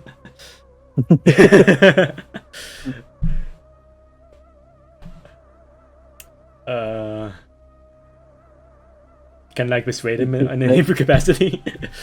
Or is he like so pissed You off? can use your bonus action as persuasion check. Sure, we're not. He's got to make a convincing statement, though, in what you're trying to convince him of. Otherwise, it might be impossible. Sure, it's like trying to convince him that I mean no harm.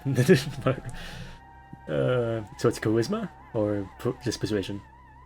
Persuasion. Yep. 23, Jesus. Oh, nat 20. Nice. Nice. As you begin... Actually, describe it to me. You gotta speak to the guy. Go ahead. No. You just talk to him, in character. Yeah, no, I'm just trying to think of something to say. Oh, understandable. You're really good at persuasion. Yeah, no, and I could give us a anything. Your silence speaks 1,000 words. As he kills himself. Me and John had a conversation like that once before. We were in a car together, and he was like, "Mason, your silence is 1,000 words." As you begin to swing the wheel. Yeah. I was like, "What are you talking about? I was just being quiet." Mason, be You quiet. convinced me. You convinced me. Yeah. You convinced me to kill the nearest person I run into. I'm like, I haven't said anything. Your silence is enough. I was like, man. All right. Let's say I'm a... Look, I'm a visitor. And I've been designated here to survey these surroundings. And I've been asked to see the dog. The mechanical dog or whatever. You know what I mean? Dog. Visitor. You? He begins to sniff at you. Constantly sniffing at you. Can't be. Can't be, can't be. It could be. No, no. No magic. No magic. None. No.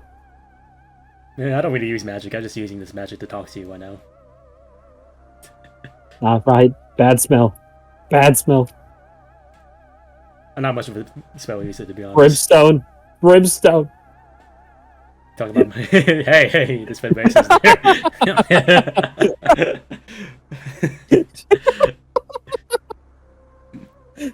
As he smells the brimstone from you, nothing like the visitors he's used to, with them smelling like the sewers. He takes ready his blades Motherfucker. yet again. Okay, why not? Alright. Okay, his turn? Sure. Alright. Actually, no, Ryan's turn. Ryan, what do you want to do? I'll walk across the bridge and... Hey, Ryan, we got a problem here. So that's, let's see. 10 feet, 15, 20. As Ryan, you enter this room, you see this rat-like monstrosity in humanoid bipedal shape, holding two blades in his hands as he outstretched at Zubok, seemingly threatening him to leave. Oh, I'll go ahead and attack. Alright, give me an attack roll. I'll attack it. Give me an attack roll. Why not? Why not? 14. 14? That will hit. All right. Give me a damage roll. 4. What are you hitting him with? A longsword. Alright. As you slash at this rat being, cutting open at its arm, as he bleeds profusely, barely surviving. Zubok, you understand him shouting out, "Pain, bad, pain, hurts, stop it, stop it," as he begins to squeak out unintangible sounds. Yeah, I wanted you to know that I'm not affiliated with this guy. You're not a. As the door that the two of you had noticed in the room. Hold on. Trying to open this. There we go. Two of you notice this door swing open as two more rat-like beings step out, looking over, shouting, "Roger! Roger, no!" His name is Roger now. You See, Ryan, it's all it sounds like is indisputable, like, shattering of their teeth, squeaking sounds. But to you, Zubok, you hear them shouting out the name of their companion. It's okay, Zubok. I got this door. Oh dang! Oh dang! Their initiatives are crazy. He's at that. He's at that. Okay. We're all good. Is that the end of your turns, Ryan? Yep. Okay, with that, the rat here, the one you had just wounded, takes a swing at you as he shouts out, "Ma!" Does a 16 hit. Nope. Wait. Hold on. Oh, sorry, he has advantage. Shame on me. Doesn't hit. As he goes to swing at you with his dagger, he just misses you as he hits against the wall. But he makes a second attack with his offhanded dagger. That'll crit. As you take 4 plus that. You take 6 damage. 6 piercing damage, yes. As this ends his turn, the other 2 rats begin to leap into the water. Seemingly, it's only about 5 feet in this room, as most of the water heads downstream, and most of it gets swept into the drain here that does flow into this area. As they begin to swarm you, Zubok, Right. the first rat to your left, swinging at you, does a 18 hits. Yes. Okay. He will hit. That's the second rat in the middle swings at you. Does a 13 hit. Nope. Okay, he will miss, but the first one does land an attack on you as he deals 4 piercing damage.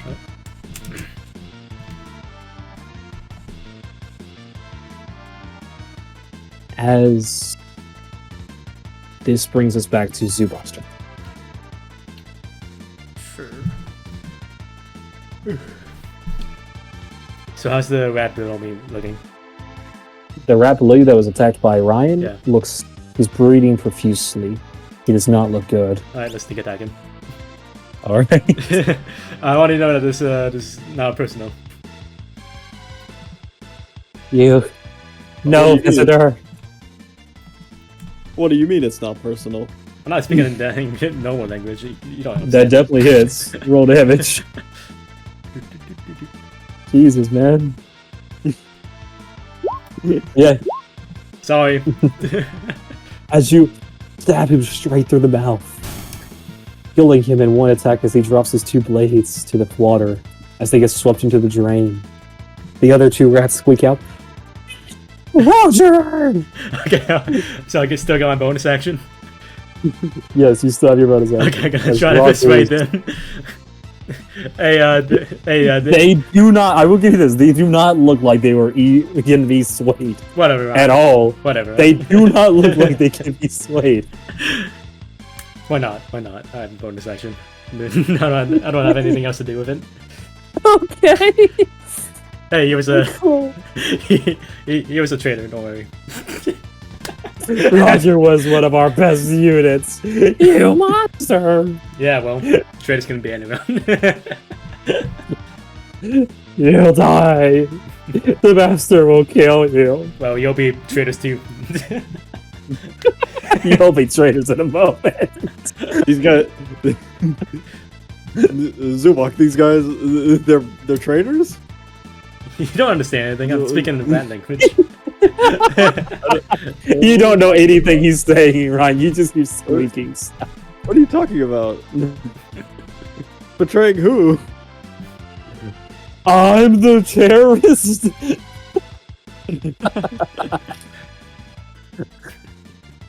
I didn't know I was sus like that. All right. You try all your life to stop terrorism, Yeah, only to Ryan. realize you've become the terrorist. When you kill everyone in Iraq to stop terrorists, only to find out you've been terrorizing them for years.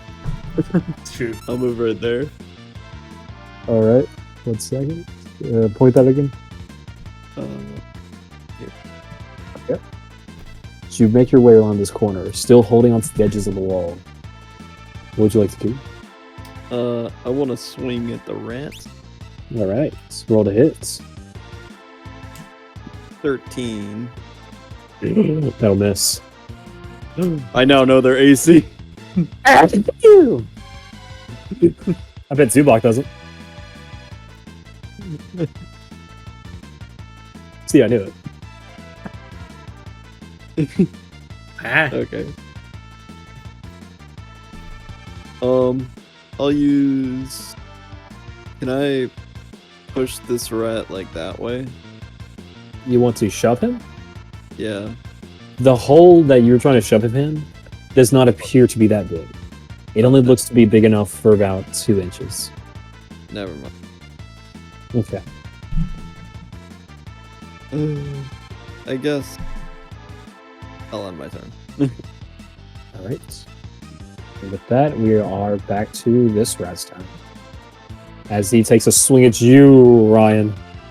Does a 15 hit. No. As he ends his turn, this second rat making a swing at you, Zubok, does a 21 hit. yes. All right, he deals 5 damage. Oh wait, no, sorry, 6 damage. My mistake. Oh my goodness.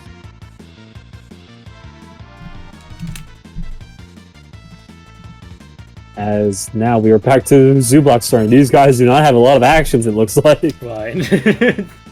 They don't appear to be that strong of a force, once you can tell. Okay, let's think I attack this one. All right, roll to hit. That'll hit. That will hit. Rolled hit. You're just trying to tell me you want to crit, huh? Roll an 18, roll 19. What's next? Next one is a 20. That will kill as you once again stab through its mouth as the other rat squeaks out in anger. That was Michael! let's try. Michael! You want to meet the same fate, bitch? You're going down! Yeah, but As you're this- better going down. You're going down in that hole. What the heck are these rats talking about? What the heck is Zubok's talking about? Yeah, I don't want to fall in that hole. Alright, I'll just end my turn, I guess. Alright, we are back to Ryan's turn. Ryan! Let's Alright. go, Ryan. Kill one.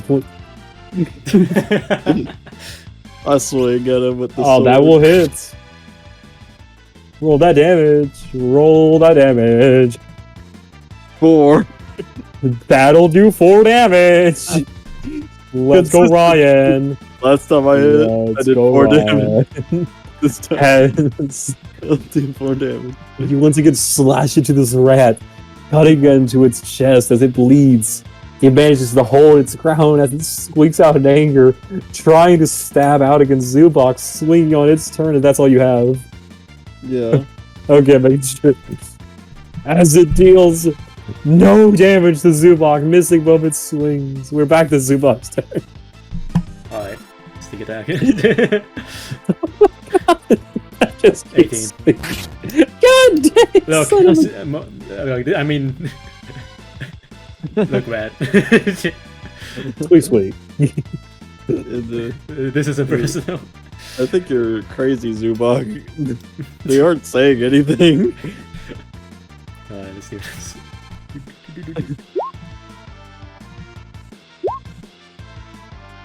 Alright, that will kill. As you stab. I told you I would do this. Once again, piercing through him as he falls down. Their corpses spewing about the room, the hole being too small to carry them as they're just being sucked towards it. What would the two of you like to do? There is still a chest in this corner, it appears, and the door is currently open to this area, which I will reveal some details of. I'll investigate the door. I'll investigate Alright. the chest. Alright, we'll start with Zubok. Zubok, you notice the chest is locked. What would you like to do? Do I notice anything off-putting about it? Like any traps, perhaps? Give me a investigation check. Oh, in case you guys are curious, for trap disarming, I let you use thieves' tools, the same as like lockpicking. Okay. Every time you try to use the thieves' tools, though, and you fail, there's a chance it could break the tools. Right. Yeah. So got a 15. Mason? Yes, I'm here. Okay. I was thinking. Thank you. It does appear to have some kind of contraption. Some mechanism that if it would be unlocked incorrectly, something would happen. But you're not sure what. Right. What would you like to do? So could I use a thieves' tools to somehow disarm it? You want to disarm it or unlock it? Disarm it. All right. Feel free to give me a ability score. Give me a check. You have proficiency in these tools, so you add proficiency bonus to that. So it's a D20 plus proficiency. Okay. So it's just a regular D20? Yes, So that's I an 8. believe so. Yeah, let me make sure, of course. And that's a 6 plus 1. Plus 2. Okay, that's an 8. As you try to disarm this trap, you manage to almost get it before your hand twitches ever so slightly, causing it to go off in your face. Right. As a poisonous gas leaks into the area. Oh, not a solid color, I meant to do transparent. As a poisonous gas leaks out, filling the room. As Ryan had just made it through, but the door behind him suddenly slammed shut.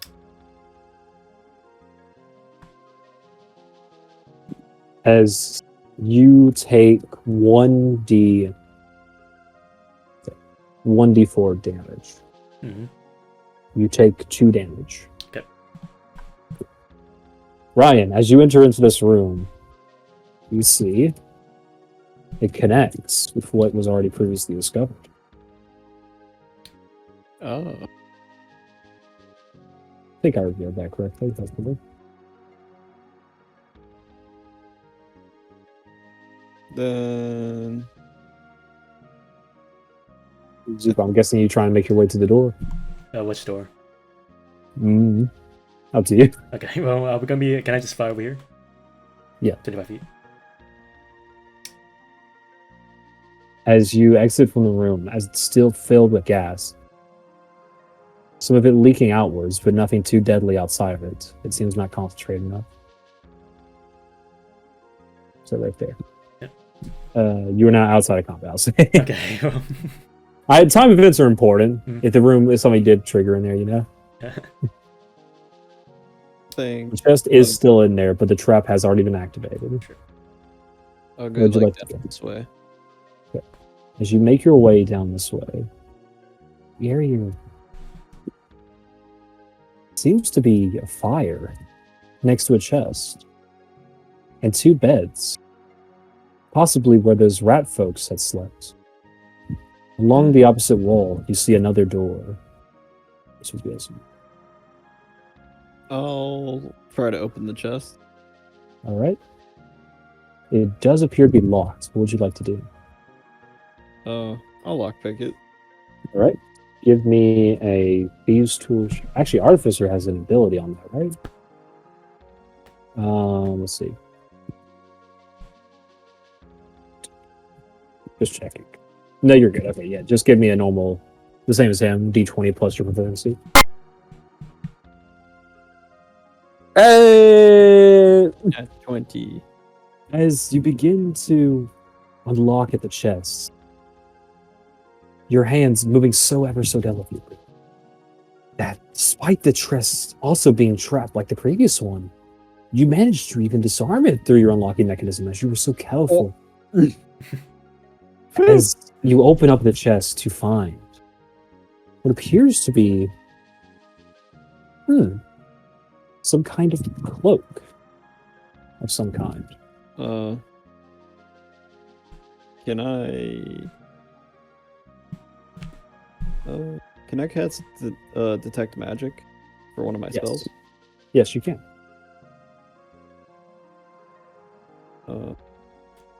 Would you like to cast that as a ritual or cast it? I'll cast that as a ritual. Okay, that'll take 1 hour. It's not like you guys are in a rush or anything. You can sit next to the. You can sit next to the fire. You can rest for a bit. Yeah, rest for a bit, Zubak. I'm gonna cast this spell. I would say, Zubak, you've made it down here so far, Sure. going around, to see what the fuss was about. As you see Ryan sitting at the campfire, ritually casting a magic on this cloak he had discovered from the chest nearby. Right. You do know that the chest that you were working on is still in that room with the poisonous gas. Could I go over here and check what's down here? Would you like to keep continuing while Ryan's ritual casting? I'm just gonna like see what's down here at least. Alright. As you make your way down. Second. Seems to be the first dead end you've seen. Where at the very end appears to be a gate passage that's been tightly locked, allowing only water to trickle on the bottom, flowing through it. But for any person to pass through would be impossible. As you also see another door on the bottom left and on the middle right. Wait, so what did Ryan tell me again? Yeah, you guys can just talk. What are you doing? You can take a short rest. I'm casting this spell for an hour, so. Imagine just saying that. I know we're in a cave, but like, I mean, you know, casting this for an hour. Just take a rest. Yeah. Okay. Well. You'll get some health. Heal up. It'll be okay. What, you want me to take one of these beds that we just killed the occupiers of? I don't know. They were kind of smelly. Yeah, probably kind of smelly. But maybe I'll get some rat smell on me. Maybe they don't. Maybe I'll get this brimstone off. Yeah, maybe you'll smell like rats next time and attack you. I don't know. You know what? I'll take that advice. I'll go take a short rest and then right. You go lay on the beds and take a short rest as Ryan continues the ritual cast. Sure. Why not? Oh man. Okay. Okay. I do think because it is getting late and there's a lot of this still left to be discovered, we will take this as the end of the session for now. Sure. Yeah, I had a lot planned out for the session, but it is getting late, so I don't want to like get to a point where we're too tired to continue, you know? Yeah. Plus, this way I can actually have like full-on things written out for the description of these items, ready to send to John. Now, John, you do know that Detect Magic, what it does is it doesn't describe an item to you so much. It tells you if an item has magic and what school of magic that is from. Yeah. But it does work in like a distance. It can penetrate most barriers, but is blocked by 1 foot of stone, 1 inch of common metal, a thin sheet of lead, or 3 foot of wood or dirt. Yep. It does appear that every wall you've seen is about a foot of stone. Sadly.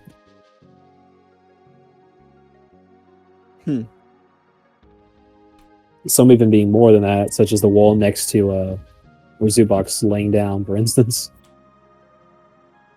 I can honestly reveal a bit of this now.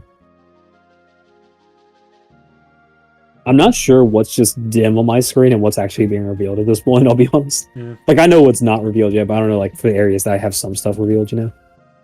Like, for here, for instance, I don't know if that's revealed, but I can reveal it.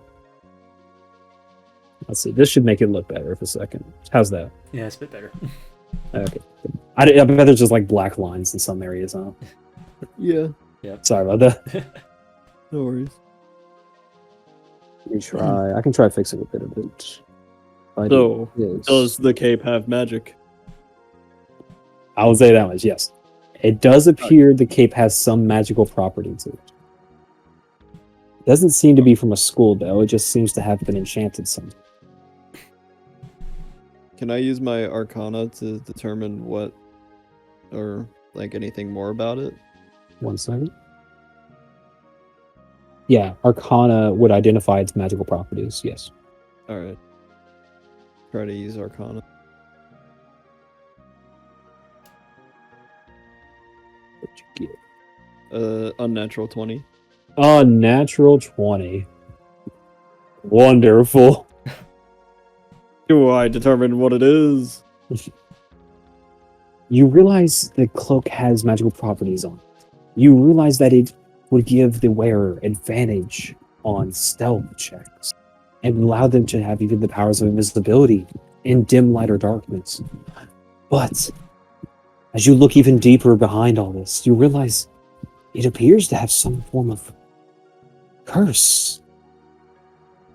It appears to have some form of curse related to rats, some vermin curse attached to it.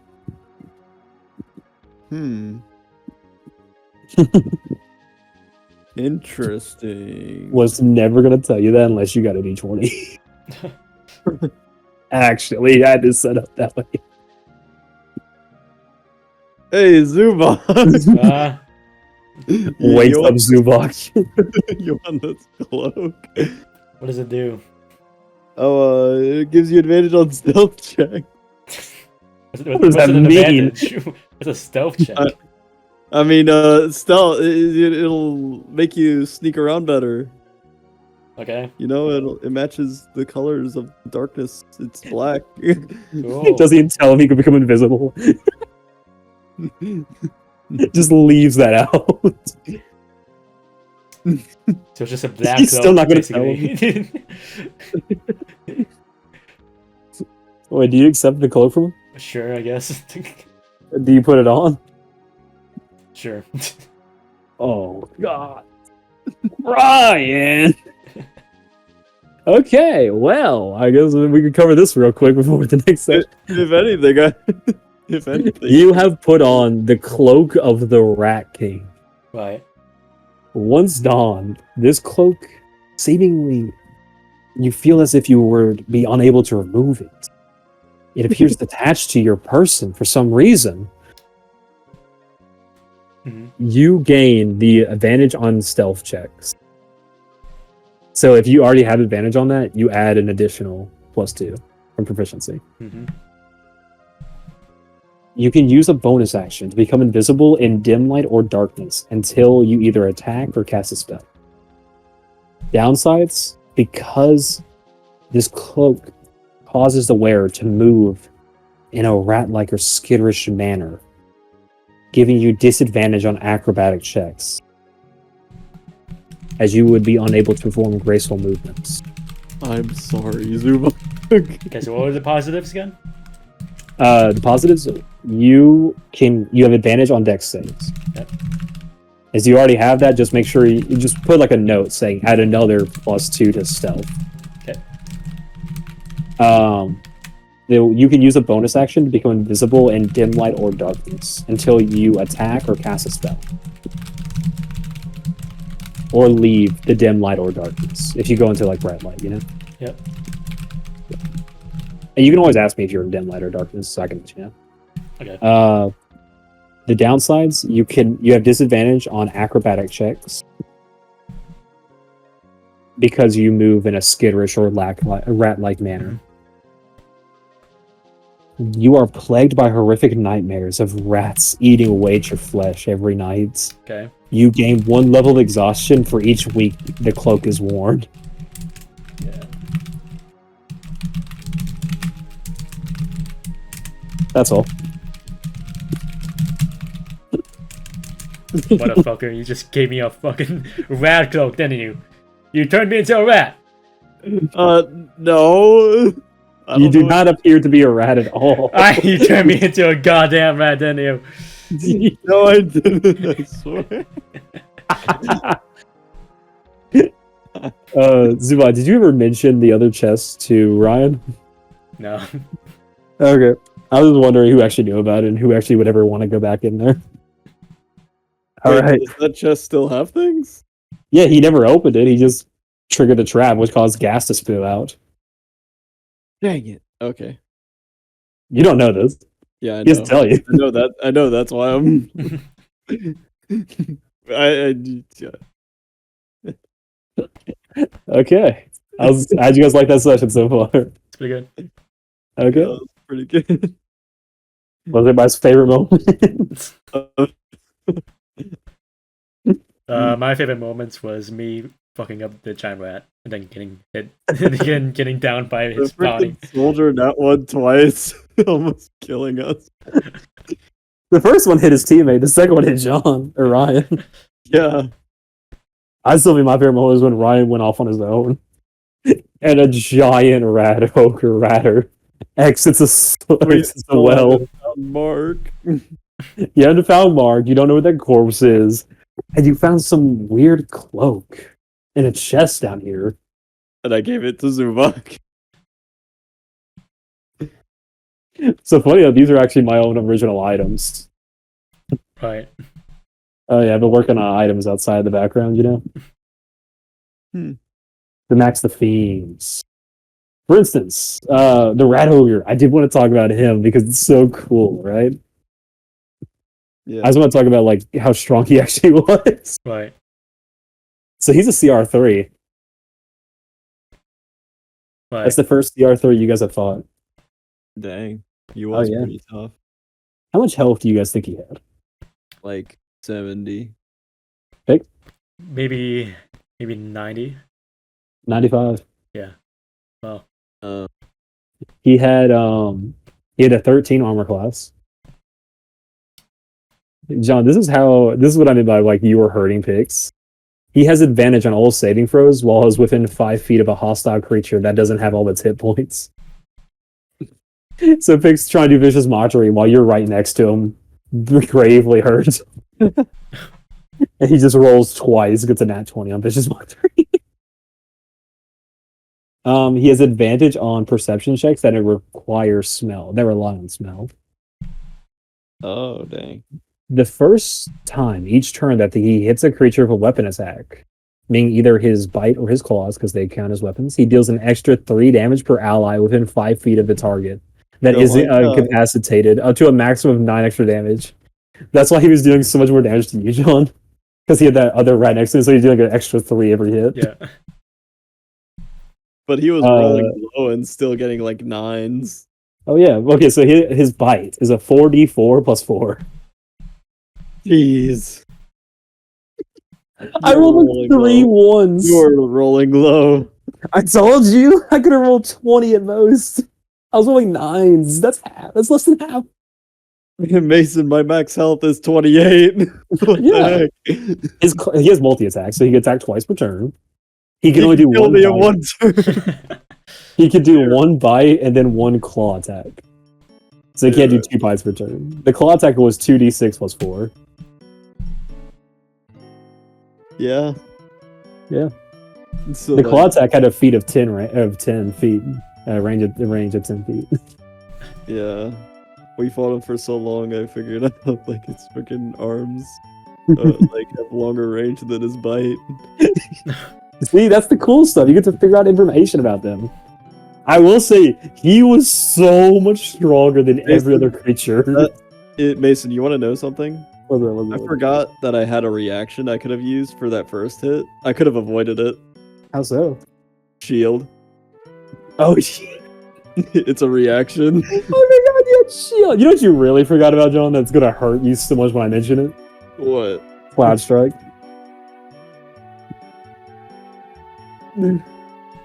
Does that rely on bludgeoning damage? No. It's just when you land a weapon attack.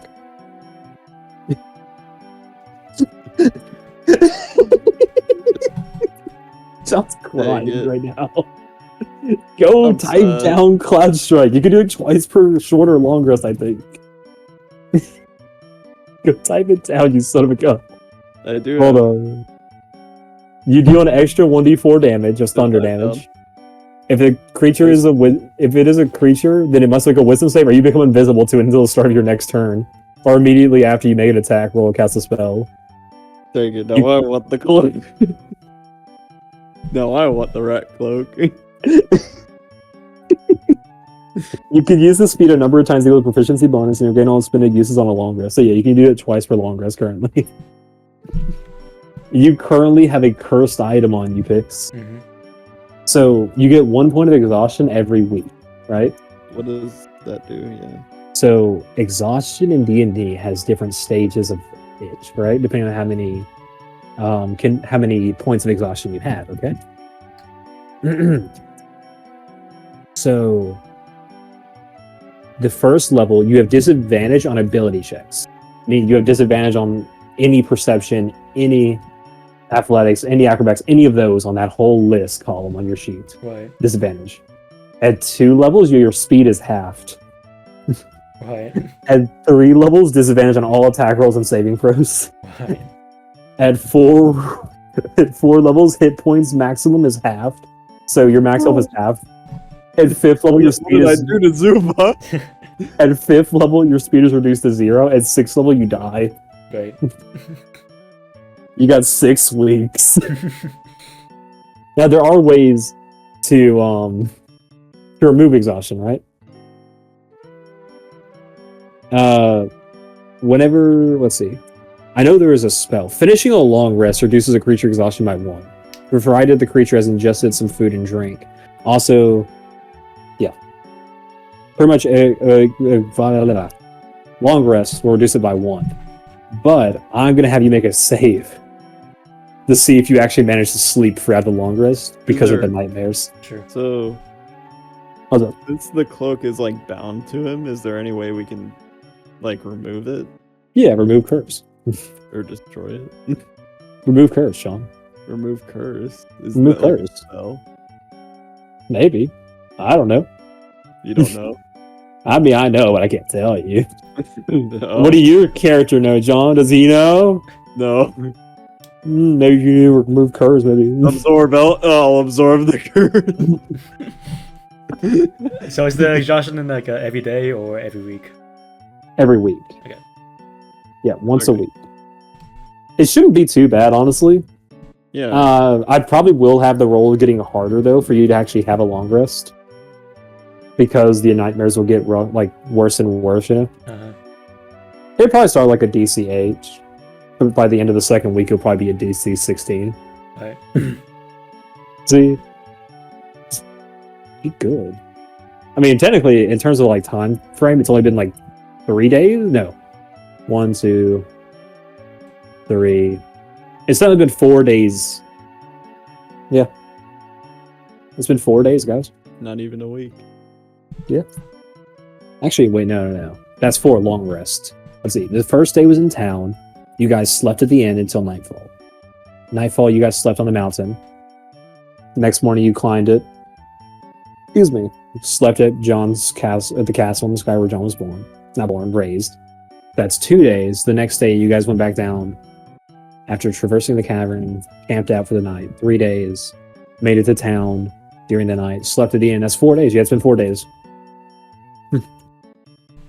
Okay. We're still good for Friday this week? Sure. Yeah, it should be. Okay. It'll be Friday this week.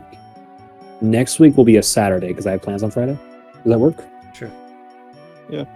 All right. What day besides Wednesday would you guys be up for? Would you guys prefer Tuesday or Thursday?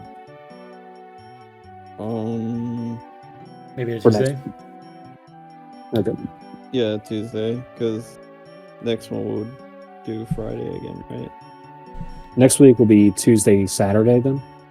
This week is still going to be Friday. Okay. Does that sound good? Sure. Yep. Cool. That works out. That's just because my schedule's changing because of the next quarter. I'll be going on walks with Cage on Wednesday. Next Friday, however, is just a special thing. I'm doing magic on Friday night. The Friday after that, we should be able to go back to Fridays if you guys want to. Okay, I think we're all good. Oh, you guys aren't taking a long rest, never mind. Yeah. For some reason, I thought I had you XP. No, we're good. Yeah, I guess we could do XP. There's no harm in it. You guys both get these creatures. No. You guys get 75 EXP each.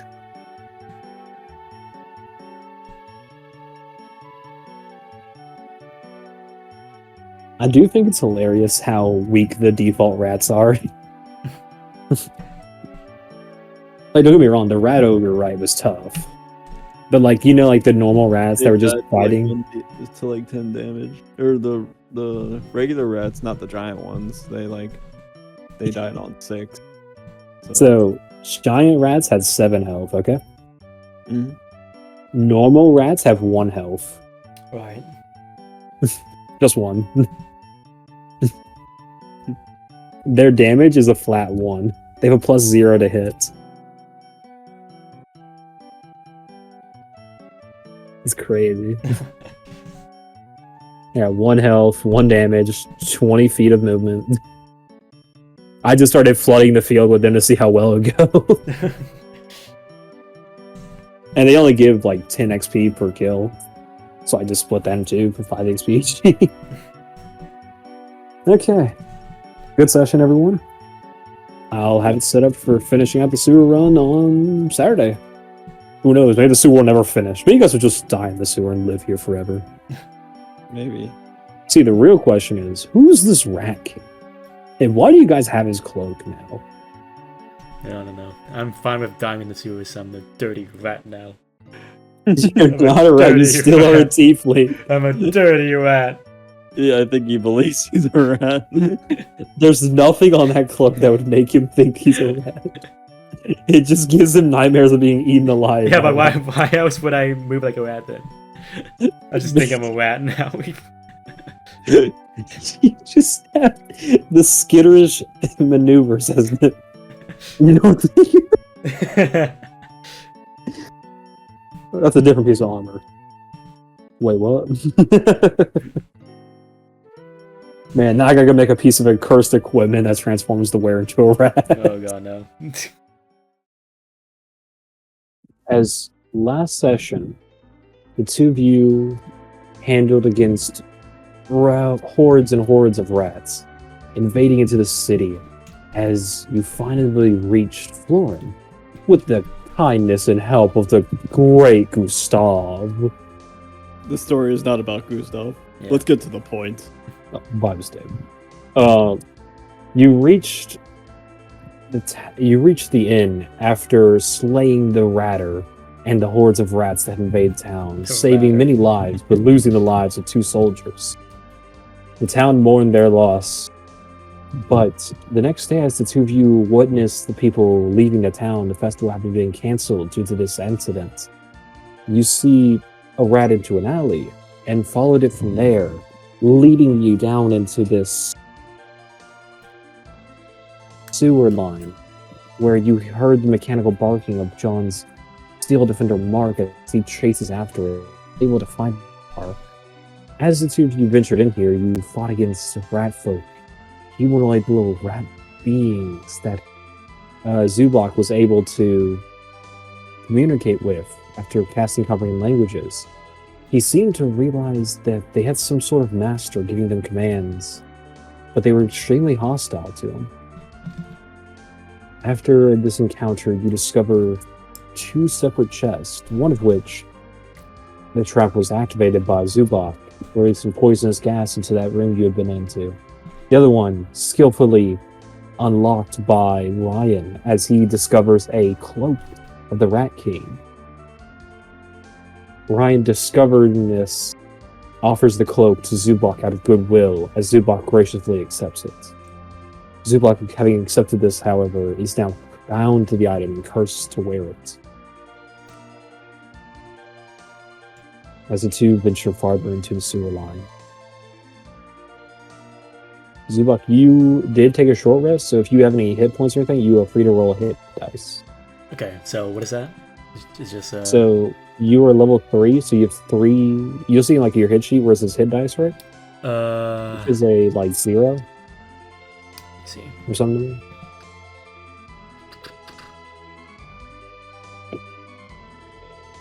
I'm not sure how they number it. Yeah, I don't know. Not know what it. It's on the first page. So it's total 3-0. I don't know what that means really. Yeah, so it's a total of 3, and it says hit dice D8, right? Yeah. So you get to roll up to 3 of these during a short rest. Okay, so just You only have D8s? 3 though. Yes, but you get to choose how many you want to roll. Okay. Every time you roll one, you get that much health back plus your con modifier. So do I like use them or something? Yes, it is. So every time you use one, you add a 1 to that 0. It's like it's a resource, so you can only use 3 at most, and they refill at a long rest. Okay. So let's say you used all 3 right now, you wouldn't get any health back at the next short rest. Does that make sense? Okay. Okay, good. 16. I'll use You can use one at a time. Decide after. Yeah. Okay. Yeah. That. And then it's +1 to this thing. It's +2. +2. Okay. So you get 3 health Okay. because your con modifier is a +2. This is another one. That's a 10. So you get 13 health in total. 13 health. Okay. Yeah. Yeah. I'll use that.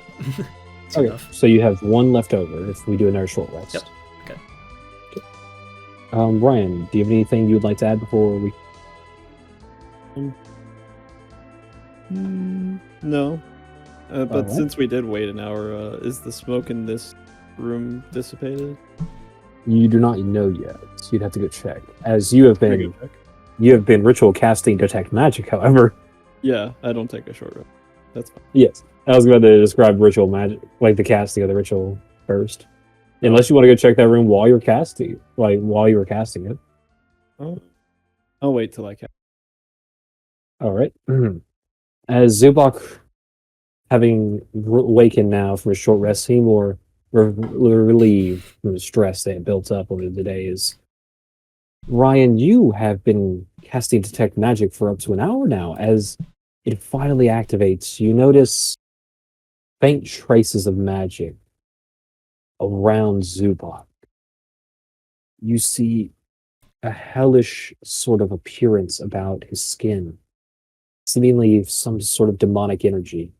But around the cloak, you see a vile sort of evil magic.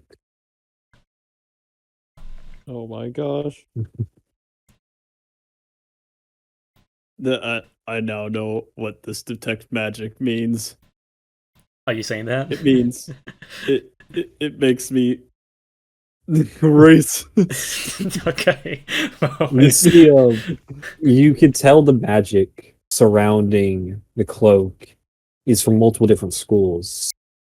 A bit of illusion magic is mixed in, along with transmutation. I see. Zubok, that the cloak I gave you, it's emanating some dark magic. Are you saying you just turned me into a fucking rat?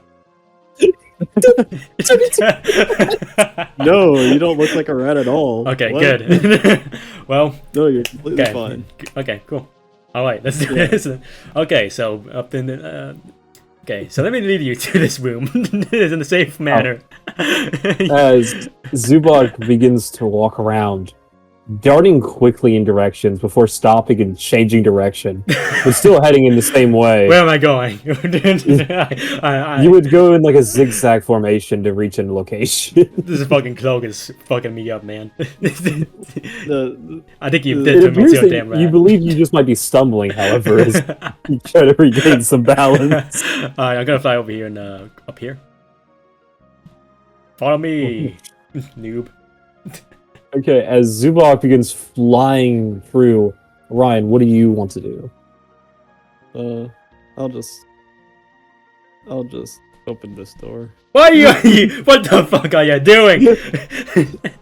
As Zubok shouting at you as you approach this door, do you still wish to open it? Yeah, why not? You know what? Go ahead.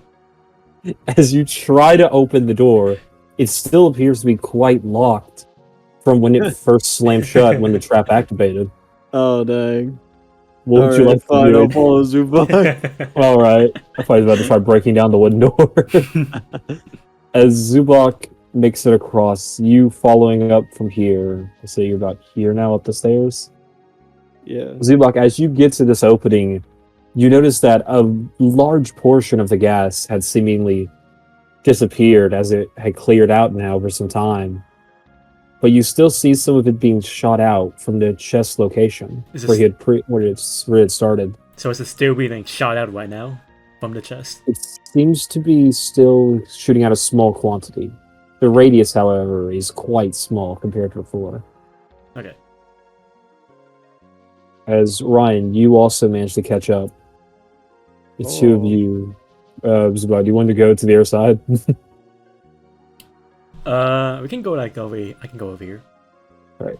As Zubok flies over Ryan, you now entering this area as well, sees this mist of poisonous gas in a corner of the room. This is... Oh no, you've been in here before, never mind. But once again, I will describe it as... Once more, there's trash and different piles of broken weapons, carcasses and such on the left and right. Doesn't seem to be human carcasses, but that of small insects and such. Like the heads of cockroaches being bitten off for some reason. Now, after the poison had finished leaving the room, you see the carcasses somewhat dissolved, as a lot of the different areas around here have now been melted away by the poisonous gas. Okay. Let's see. Can I... Yes?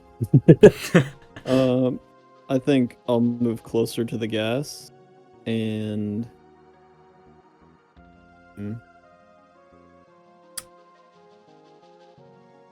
Can I try using the cloth I got to, like, hold it up against my face and, like, just hold my breath? Maybe you want to like wrap it around your face. Yeah. Okay, I see. Kind of make, like, a sort of makeshift gas mask. Or a filter. Okay. Yeah, you can. I will say that takes one piece of cloth from your inventory to do this. Do I need to make any rolls? Yes. If you're entering into the gas, give me a Constitution save.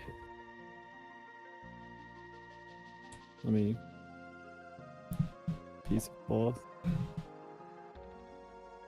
You'll be a saving throw. So this is actually our first time doing a saving throw, I think.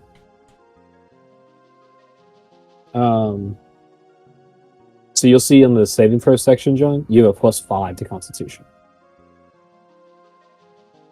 Oh, okay, and, so... Yeah, and picks for you as well, in case I ever asked you to do one.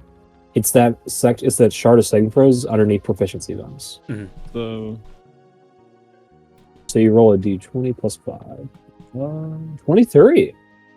As you enter in here, the cloth seemingly able to block away most of the fumes as you don't feel any sense of fret yet as you're holding your breath. Yeah, I also like I feel around in the chest trying to find loot. Oh yeah, you don't dark vision at all. Yeah.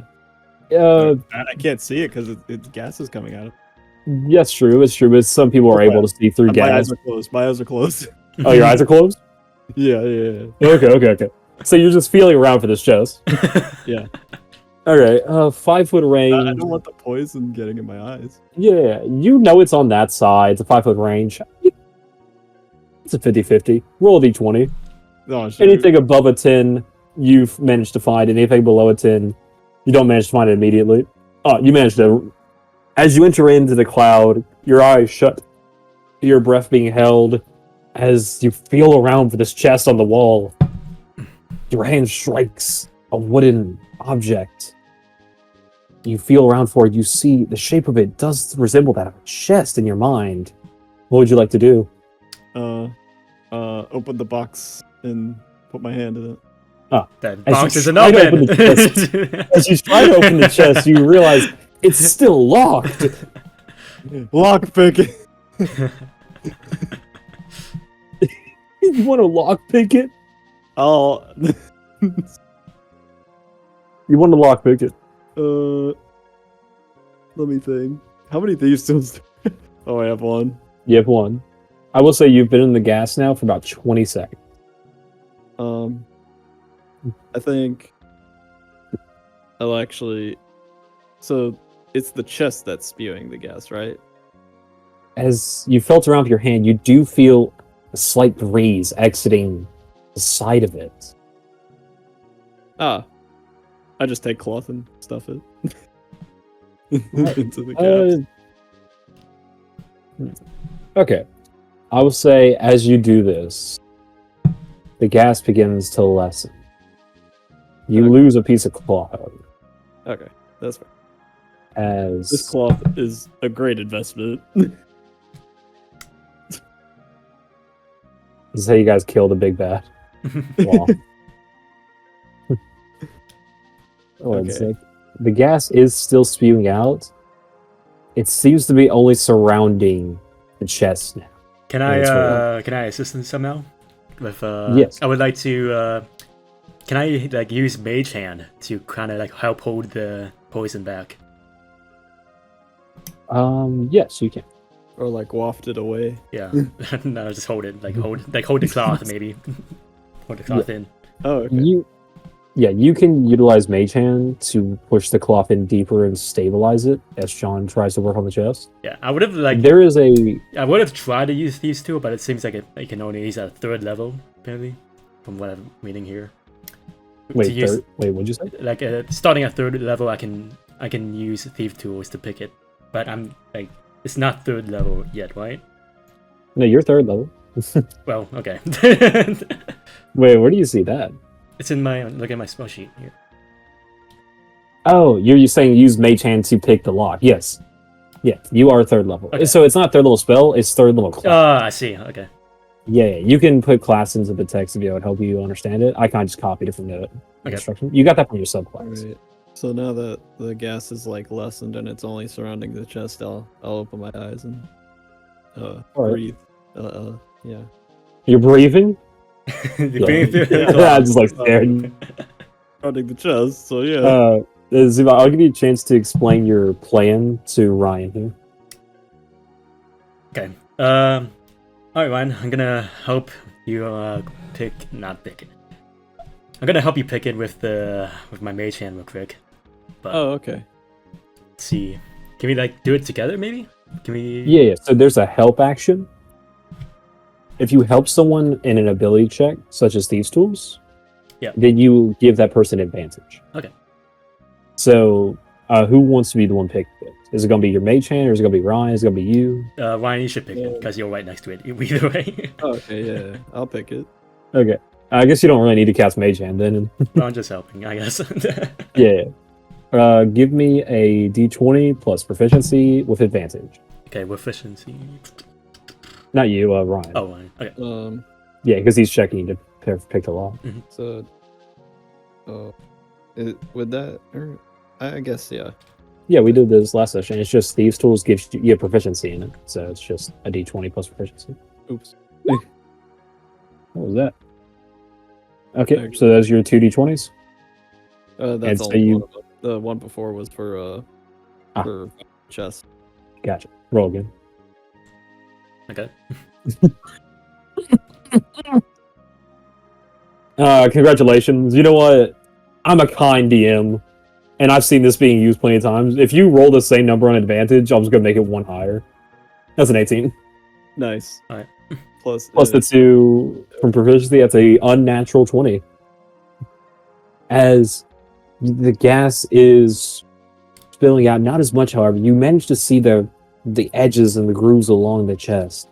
Zubak helping you guide your hands as best he can, working his way to try to prevent some more of the gas from leaking out. The two of you working on this chest manage to open it, and as you open it, the gas finally ceases. No. As the chest opens, do you look inside? Mm-hmm. All right. Excuse me. As you look inside, you see vials, some glass vials where one of them appears to have been shattered, but 2 still remain inside. A heavy, thick gaseous of green mist just swirling about in the other 2. Can I do an investigation check to see what kind of Yeah. stuff is in these bottles? Can I also do an Yeah. investigation check? Yes, I'll let you both take an investigation check on one of the bottles. Here, Okay. Luba, inspect this. 21. Right. And 8. I guess we'll start with Zubak. Zubak, you notice the gas inside could perhaps be the same as that which was leaking out. Ryan, you notice that this bottle that you had picked up specifically, it has some sort of magical property to it. You're not sure what, but the detect magic is helping in this regard to understand it. But it seems like the gas inside might be able to refill itself after some time has passed. Is it the same color as the poison? Yes, both were green gases. Okay. Well, why? You're not sure if it is the same poison, however. Well, why? You'll be able to tell that. It looks like this gas is gas. He's onto something. Watch this guy. A little surprise.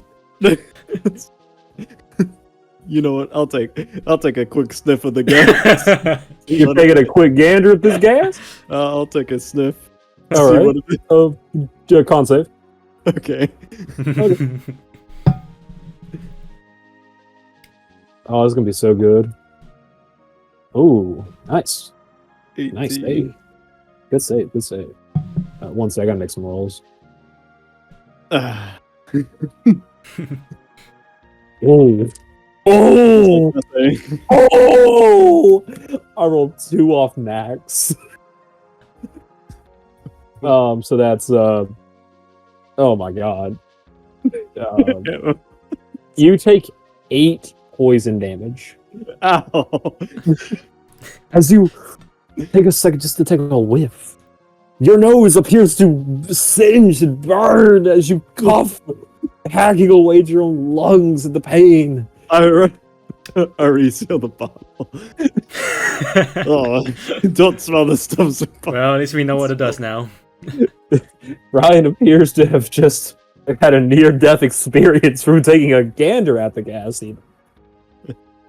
I will say, Ryan, you don't notice the same magical property on yours as on Zubok's with your detect magic. It's still active for 10 minutes. Oh wait, you have to make a con save now because you took damage. Make a con save. See if you can keep concentrating on the cell. Let's see. I don't know what that... Actually, this is a good chance for me to search that, because I forgot how con saves work. With spell saves, you know?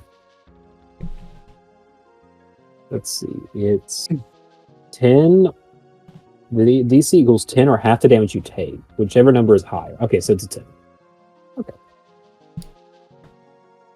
You pass. You managed to keep concentrating on detect magic. It has been about a minute now, so you still have 9 minutes of it. I gotta keep remembering you detect magic so I can tell if there's any magic nearby. So, now that I've sniffed the gas and took a ton of damage, what does it tell me?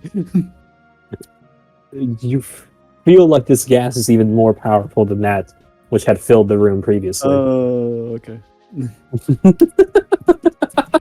I don't know what you were trying to get out of that. You know it does at least 8 damage. Hey, Zubak, When you pass a con save. You feel as if the bottle, your bottle specifically, Ryan, will be able to refill itself after some time, but you don't believe Zubok's bottle could do the same. Oh. I would say, Zubok, the bottle you have is a vial of poisonous gas.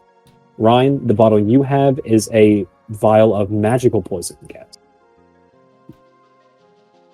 A magical vial of poisonous gas. Yeah, one has magical in its name.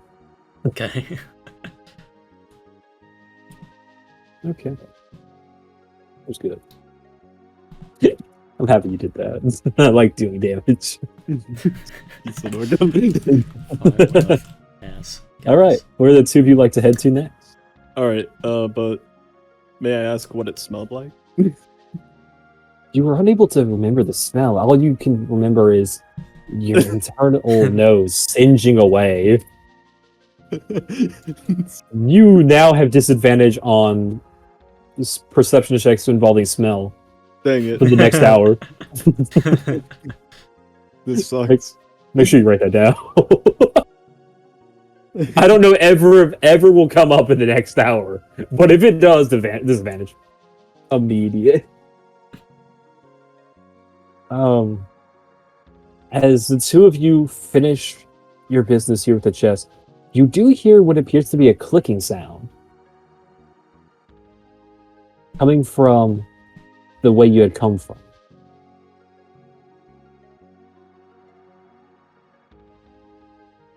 Okay, I'm gonna go over here. All right. And then maybe ready up for a rapier attack, like behind the wall. Oh, behind the wall. Yep. Okay, my bad. Ryan, you notice Zubok stealthily flying over, readying himself his rapier as if something might come around that board. What would you like to do, Ryan? Hold up.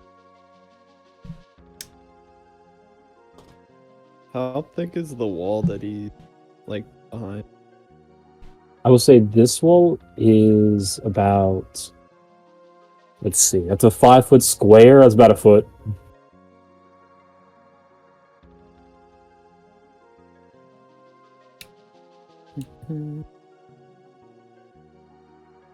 Dang.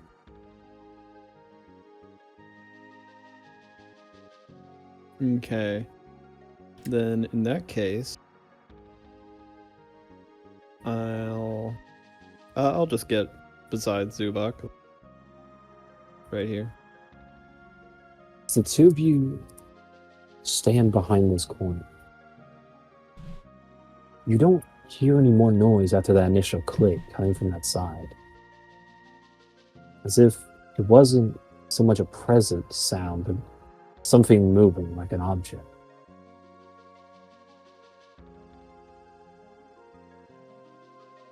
Hmm. Can I stealthily peek around? Give me a stealth check. And again.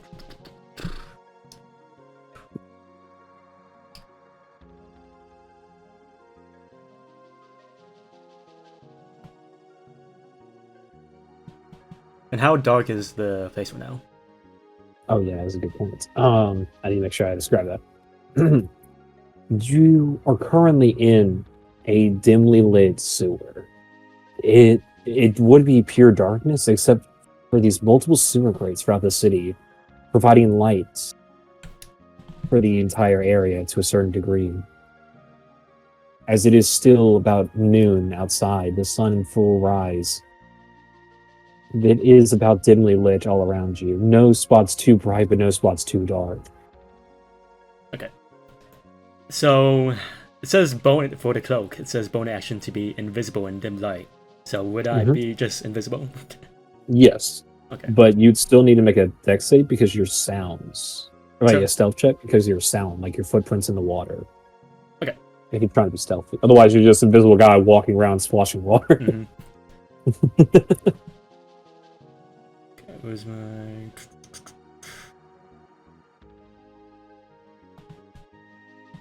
And then this adds a +2, so it's going to be 14. So that's a +2 from proficiency. +2 the plus? from the cloak.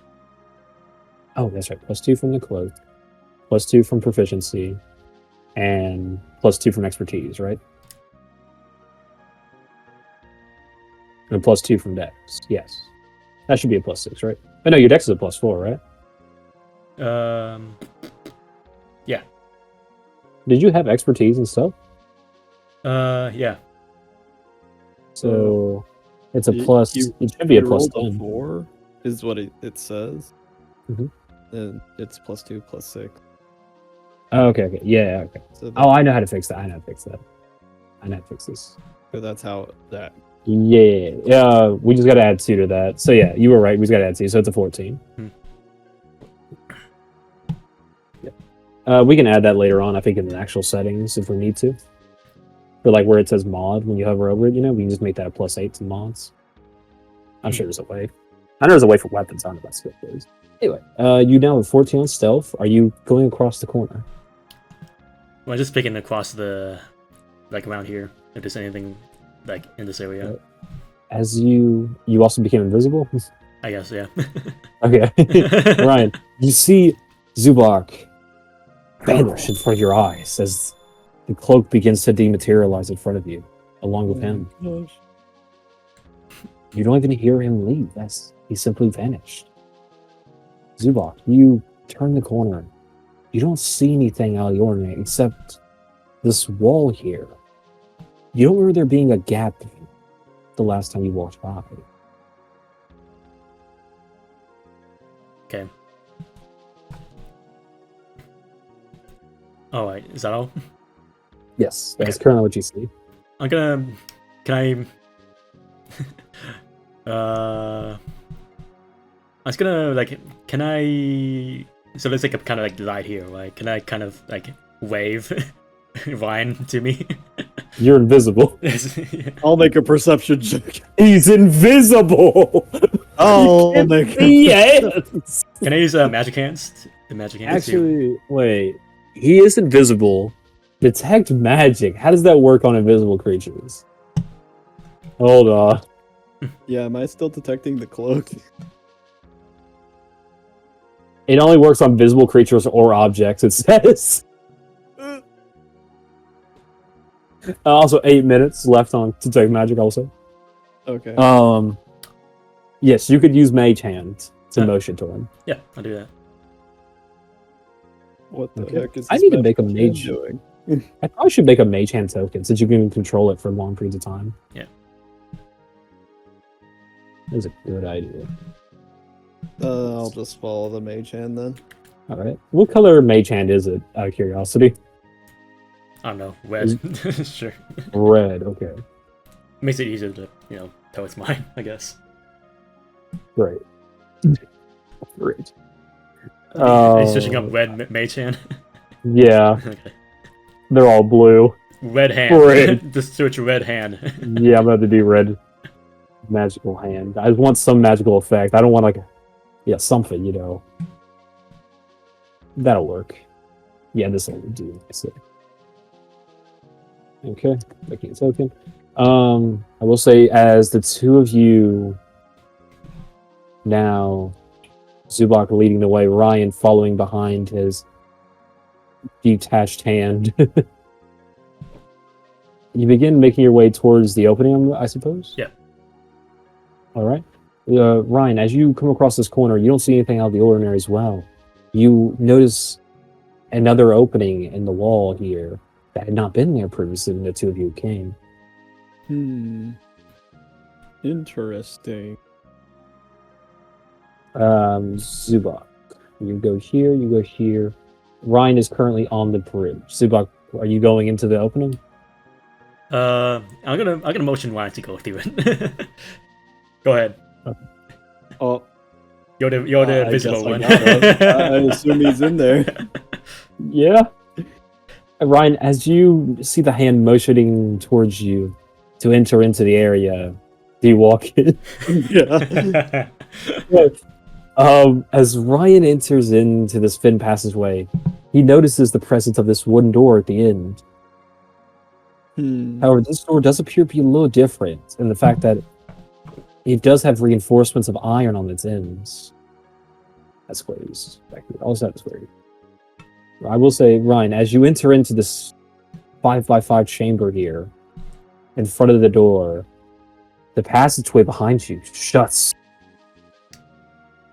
Uh-oh. as the stone wall once again seals away.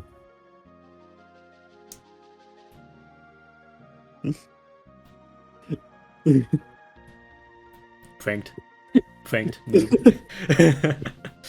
Zubak, you know that you're on the outside. Ryan, you do not know where Zubak is.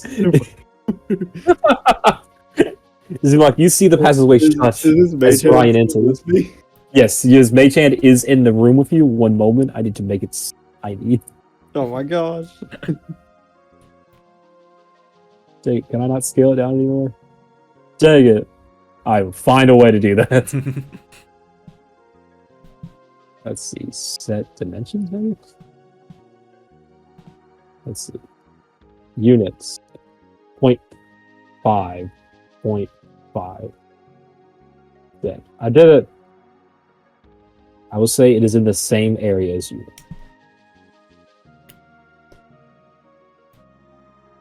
How long does Mage Hand last? 1 minute. Okay. It has been about 20 seconds. Okay, I'm gonna give I'm just gonna make the magic hand give a thumbs down. You're free to communicate with the air, Ryan, as if you believe Zubak's there.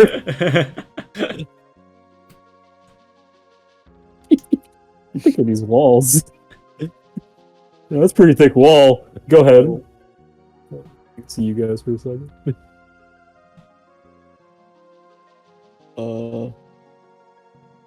No, I'll just continue going in. Who's gonna continue? Yeah. The door. Sit here with me. Yeah. The door in front of you, with its metal hinges on the edge, it does appear to be locked, with the structure being made of wood. It doesn't look like you could brute force it down, however, without breaking the entire door. I'll lockpick it. And while my magic hand is there, can I help him? Yes, I'll say you can do the health action, so it'll be advantage. Nice. Yeah. When you guys do that, I also do advantage on if the thieves' tools would break or not when I roll to check that. Oh, okay. So helping is very helpful, I will say, in this case. So it's a D20 plus proficiency? Yes. With advantage. So, yep. Alright. There's one. Well. Almost consistent again. High rolls, baby. One moment. Okay, you're good. Didn't break. As you once again use your thieves' tools to try to pick out this door, you manage to unlock it safely. As the hand next to you, disembodied as it is, assists you to the best of its ability before vanishing as the time ran out. Oh no. It is now, you now have 7 minutes of your concentration left for detect magic. I go in. As you enter in, one moment at your wheel. Zubla, what would you like to do at this time? I don't know. Is there anything I can do with the gate? It appears to be a stone wall, measuring about 2 feet wide. Right. Do I know how thick it is? You know it's 2 feet, about 2 feet thick, as you saw its edge closing into the other end. Okay. I said 2 feet wide. I meant 5 feet wide and 2 feet long. 2 feet thick. Sorry. Okay. I said that wrong. Nice. 5 feet wide, 5 feet tall. Ground. Okay. I guess I'm just gonna explore now. I'm just gonna go like over here, maybe. All right, you're going down. Yep. Okay. Yeah. You're still doing a self check, so he doesn't even hear you leaving. I just did like a big old prank on him. So funny. He has no idea where you are. I will say, I forgot to mention this earlier with the the cloak, because I actually wrote down the stuff for it. So add this real quick to it. The invisibility that you do, you can do it a number of times per long rest equal to your proficiency bonus. It lasts for about 2 minutes.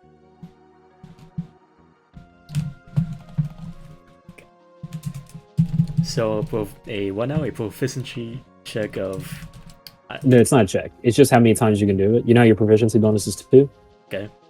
You can do it twice per long rest. Okay. Can you just repeat what it does again? So, you can turn invisible in dim light or darkness twice per long rest, or proficiency bonus per long rest. Mm-hmm. And it seems to last for about 2 minutes. If you are hit or if you attack someone or are hit or cast a spell, it will end the invisibility. I probably should have ended it then by that logic on the Mage Hand, but that was my mistake, so I'll allow it. I'll say you cast the Mage Hand before you went into it. Is it well, Mage Hand is a cantrip, but is it still counted as a spell? I believe so. Okay. Yes. Yes.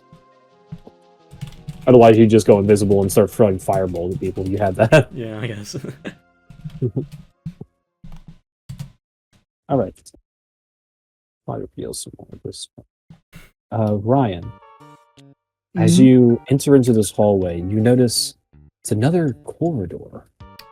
As you look over the edge, you see 3 doors now.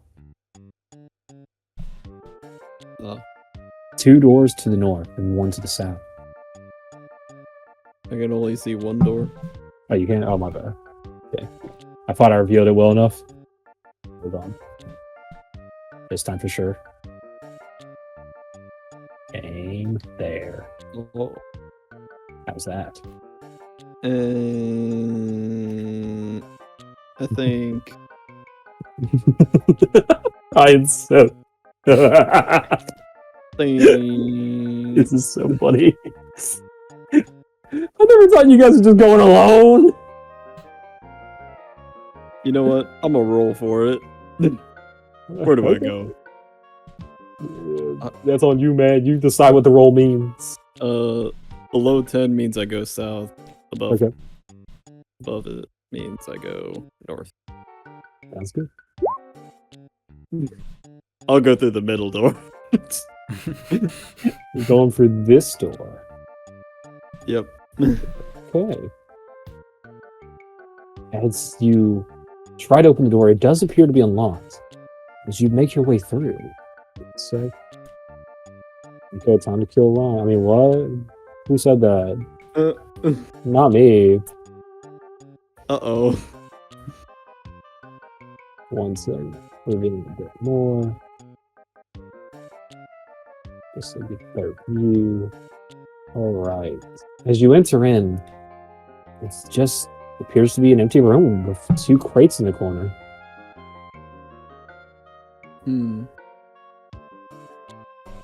Is there anything in the crate? Would you like to go check? Yes. Okay. Describe to me how you get over there. I go this way. Describe to me how you really would go over there. I walk this way and then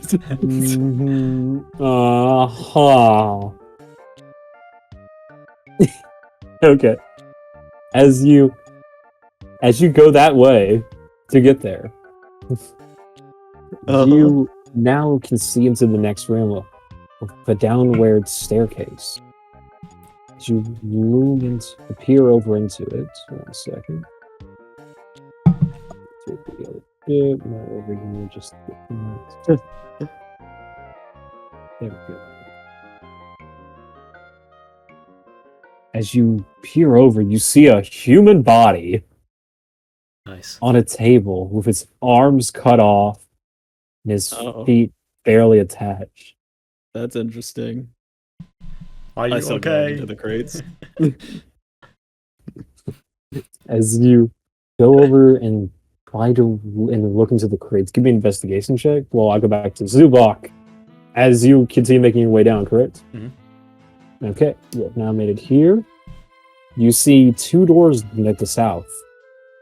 I can't see the door. I can't see the wall. It's on the right. Oh, my bad. 11. 1 second. Let's see. This should clear up soon. Okay, that's better. Sorry. It's hard for me to tell what's dim. I need to one day show you guys what my side looks like on Fog of War. Like Just imagine like the normal coloring and just slightly painted darker. Yeah, you showed me it. I did? Yeah. Okay. Yeah. You did. I didn't realize I did. Alright. Which of these doors would you like to go down into? I would like to go like to this wall and see and like just check if I can hear anything behind it. As you give me an investigation check because you're trying to listen in. Actually, that'd be perception check, sorry. Okay. As I go back to Zubok, or Ryan, I'm getting mixed up. Ryan, as you look into these crates, you can't seem to find the way it opens. You don't see a latch or anything, it just looks like a solid box. Wood. It does appear to have something in it, something tiny and rattling, but you're not sure what.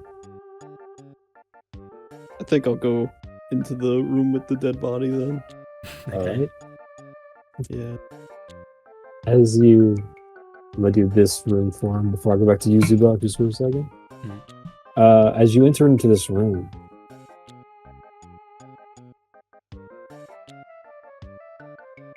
Whoa.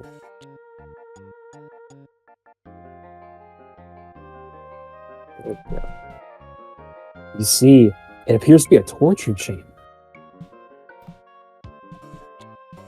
Wow. All sorts of things. Can I go over to this table? Yes, but before you do, I'd like to give me a perception check real quick. Oh, you're using detect magic, right? Yeah. You still have Yeah. like 5 minutes left. You notice a chest with magical properties right here. Go to it. Go to it? Yeah. Okay. What's in it? You're trying to open it? Yeah. It doesn't appear to be locked. Uh-oh. As you begin to open it,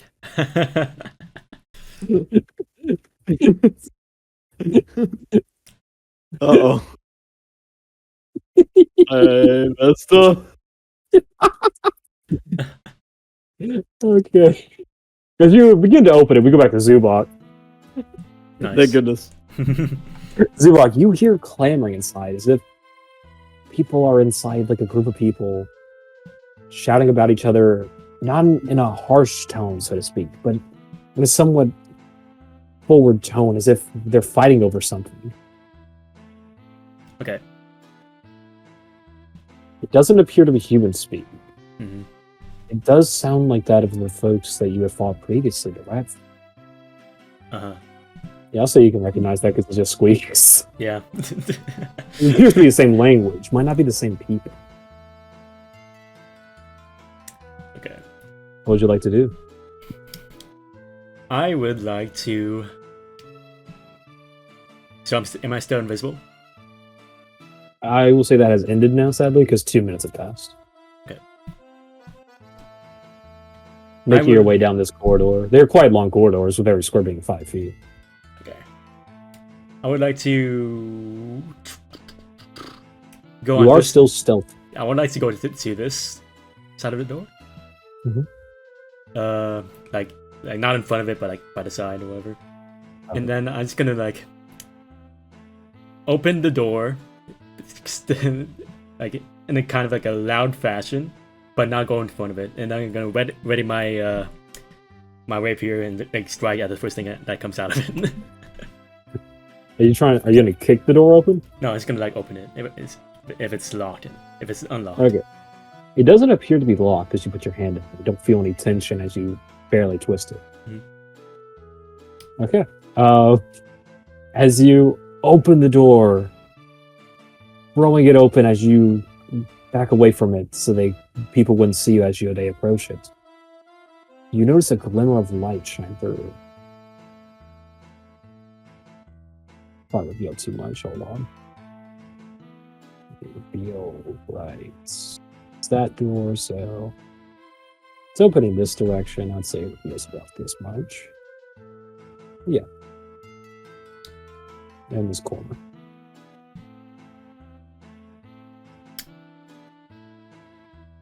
Yeah. That sounds good. Okay. As you notice a tiny glimpse into the room,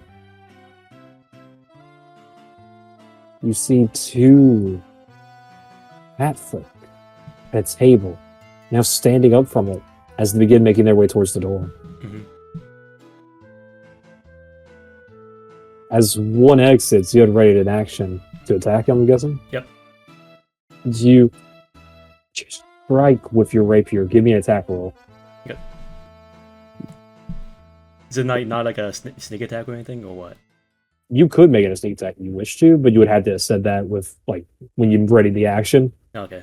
You just said ready to rapier attack. Sure, whatever. Yeah. I'm sorry, man. One moment. I'm going to give this set up for John as well as you roll that. Okay. That way we can both go into combat at the same time. Perfect. It all works out.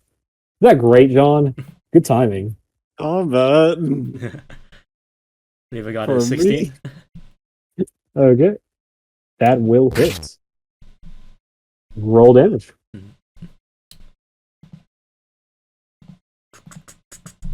I'm proud of you, Pix. You didn't ask for what the roll, like what the added stuff was. I'm proud of you. You're getting better. That's an 8. Okay. 8 damage. And you will have the first round of initiative, Pix, for surprise attacking them. Okay.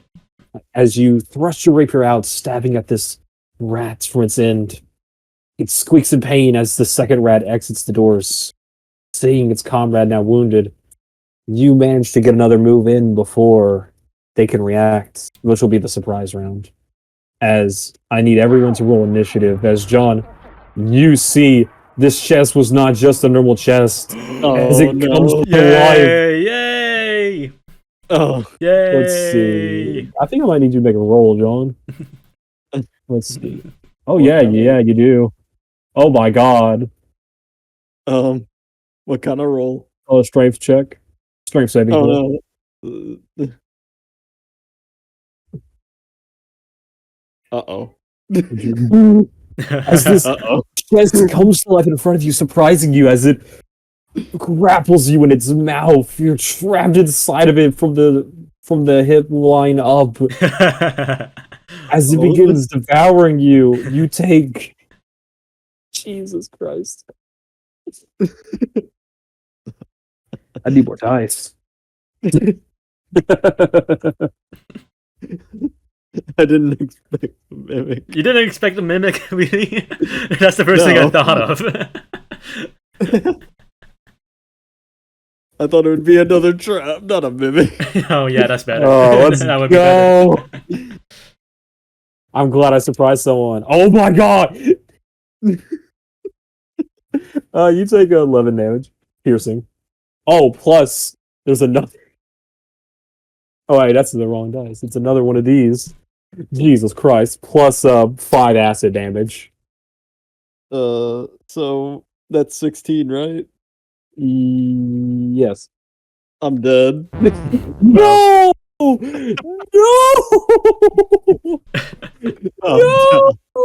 Well, that's funny. That's pretty funny. Okay. Oh my god. Oh, gee. Wait. You know what? I'll say I have to make an attack because I didn't read this.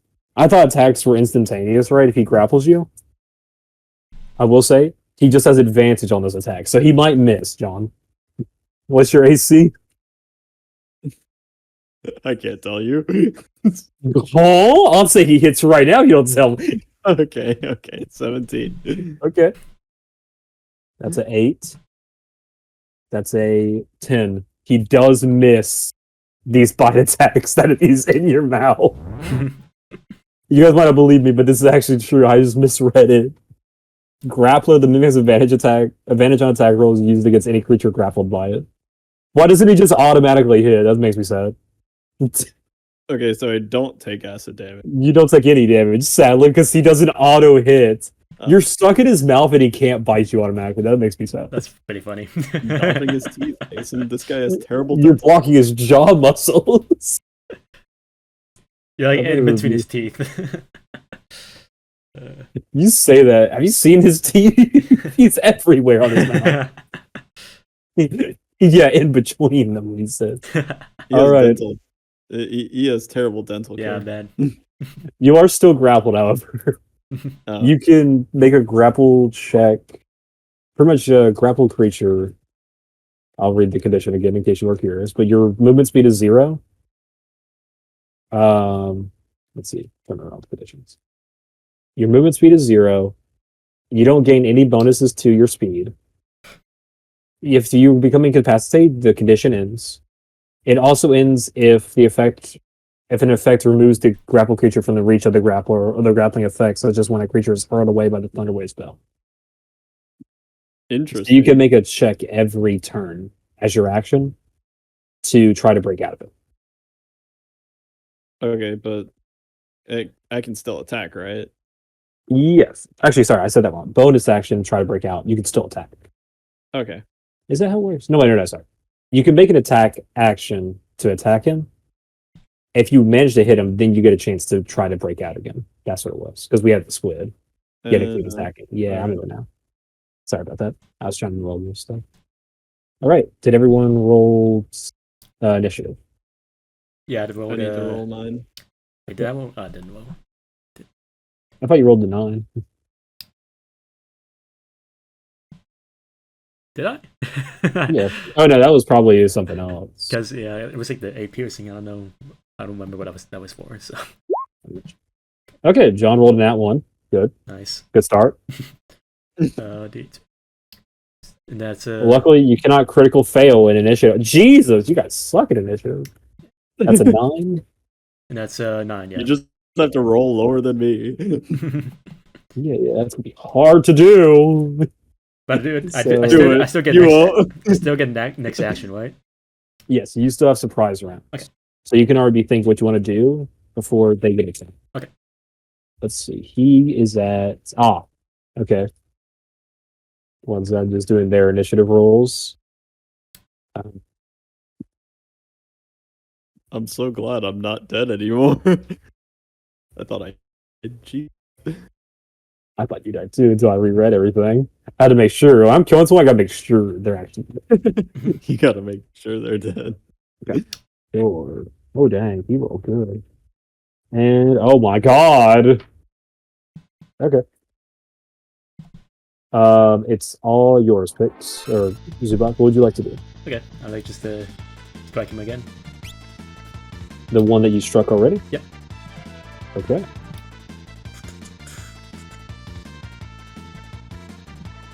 That is a 13. That will miss, I'm afraid. Okay. As you try to get him again before he regains himself, your attack somehow misses as the rat behind him manages to pull him away from your range for a second. Okay. Now I would like to disengage and possibly, let's see, 5. Just immediate. I'm trying to get out of here. And I gotta test out how fast they move. Then like 5, that's 25, so I'm gonna be like here. There you go. Yep, that's my As turn. you run around the corners. Okay. And with that, we now go to the top of initiative. So that doesn't like take your turn. It just takes like you get an extra round, and now we're in the normal rounds. Okay. And at the top of initiative actually is the rat folk with the one in the front being the top. As was it? I was just saying, So that's 10 feet, 15, 20, 25, 30. As he darts around the corner, chasing after you, his arm looking pretty mangled, him coughing up some blood as he does so, but he still manages to not reach you. Ah, that's nice. As his body stops shortly, Bitch. he takes a moment as he pulls out a light crossbow. Yeah, you bitch. As he attempts to fire, does a I missed. Wait, I dropped my dice. Every time I drop my dice, I always have to reroll because I'm counted hitting the floor. Does a 9 hits. Nope. As he goes to fire, the distance being too close as he can't properly aim. The arrow or the bolt lodging itself into this wall nearby. I'll say it lodged into the one behind you. I'll say pretty tiny. That's a terrible color. I'll just say it's bold. As it is now this second rat folk's turn, as he goes up behind the previous one with a crossbow in his hand, taking a shot.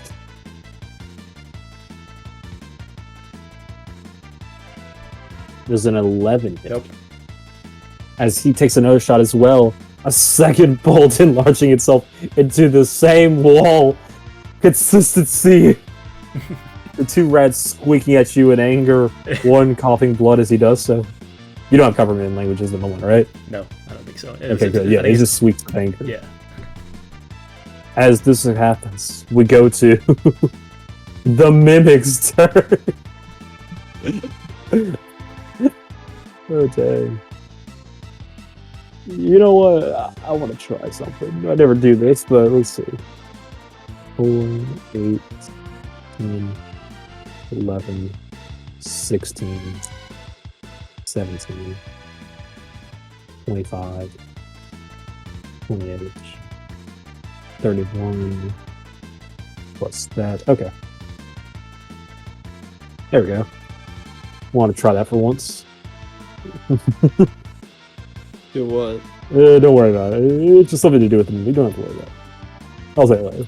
I'll tell you how to come. Oh. It's nothing crazy. Just trying to help you guys a little bit because I've never tried this before. It's a function that every monster has. As the mimic begins its turn, you still trapped in its mouth. It begins to make a bite attack at you again. Oh. Let's see. Does a 17 hit. No, because I cast shield. You cast shield? You're right. God. So starting next turn, you get +5 to your AC, including target attack. You take no damage from magic missile. I see. You lose 1 spell slot, but you do not hit as the jaws of this mighty chest begin to clamp down on you. You managed to protect your body as you cast shield. The teeth clanking against your magic as it manages to hold it back for a short while. With this, we are up to Zubok's turn. Okay. Ryan out here struggling to survive. I'm freaking dying over here. You know what my favorite part of this is? I even gave a little hint if you look at the image underneath the mimic. You see that item there that you went to? Yeah. What does it look like? Or under. Oh. I mean, that's kind of like. That's like a cage, I thought. He's hit I with was a chest. It's. This. Yeah, this is a cage. You are correct. But this looks like a chest with teeth. Oh, that's one of those Iron Maiden things. Is it? I thought it was a bear Yeah. trap. No. Oh, my bad. It's like the casket with spikes in it and they close it. Well, here it's a chest. Let's see. And it's literally like it's just like as it looks. It's literally closing. All right, Zibai, what would you like to do? Want to cast some magic? Maybe. Let's see. Got Zubak out here about to make a mess. Could I like fly over here, like not be in the water, but like be fine? You can fly over any surface, but if you end your turn while flying, you do fall back down. Okay. Okay. So, yeah, that's fine. So I have 10 feet. Okay. I believe that's right, I think. Unless you need a hover speed. I don't know. Yes. Okay, yeah, you're fine. Okay. Yeah, you're fine. Hover would let you, like, turn. So many feet off the ground. That's the hover speed. Okay. So I would like to do a thunderclap on both of these guys. All right. That is a save Constitution. they have to make. Yeah, Constitution Constitution save. save. All right, I'll make that for both of them real quick. I'll say the wounded rat manages. He gets an 18. Okay, he saved. The other rat gets a 9. He doesn't save. Okay, how much damage does it take? Okay, 1d6. All right. Good. I already guessed what damage is going to be. 3. I was wrong. I guess 5. As you clap your hands together, sound reverberating throughout the sewers as it echoes through the chambers. Ryan, you as well, hearing this sound as it travels for up to 100 feet. I'll say with the chambers even, it probably goes even farther than that, but you definitely hear it as a thunderous boom echoes. This first rat manages to block his ears out, but the second one wasn't so lucky as he feels somewhat dazed from the effect. Well, So can I land on this bank over here? Yes. Okay, yep. And I think that's the end of my turn. All right. And with that, we are up to Ryan Evans, the man, the myth, the legend. alright. You know what I Yeah. gotta do. What you got? What you got to do? Cloud Strike. Don't you have to land a hit with a melee weapon first to do that? Hold up.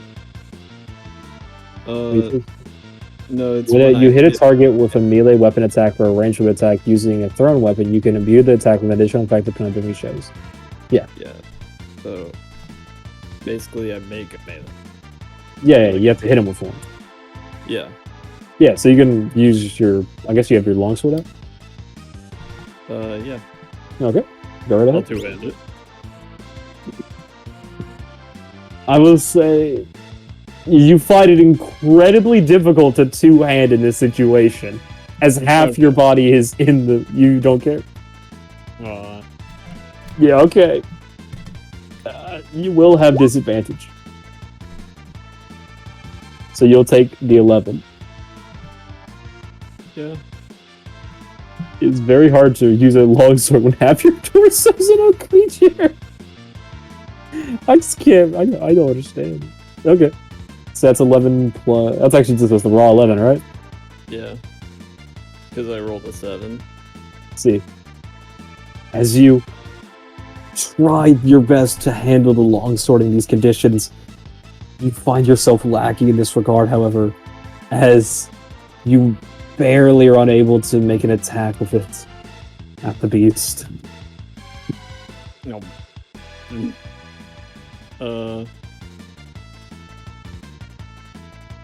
I think then. I think after that,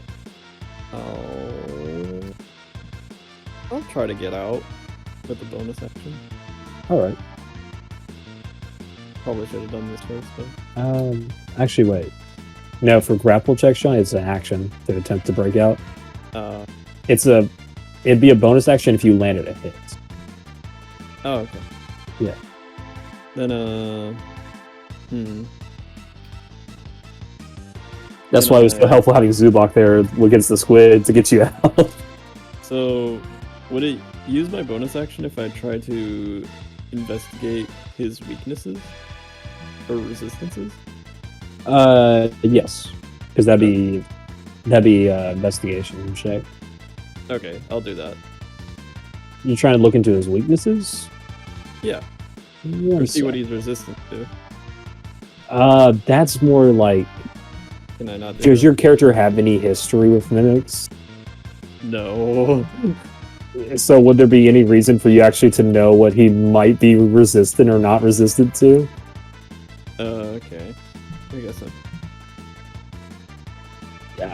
Yeah, there's not much I can give you in that situation.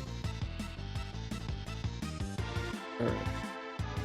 If it was like an obvious thing, of course, but I don't think looking at a chest quick and like glancing at it or looking hard inside of its stomach will tell you what it's immune to. If you look inside of a human stomach, you see acid. Does that mean a human's resistant to acid? Alright. Then instead, Alright. I'm gonna take the bottle of poison gas.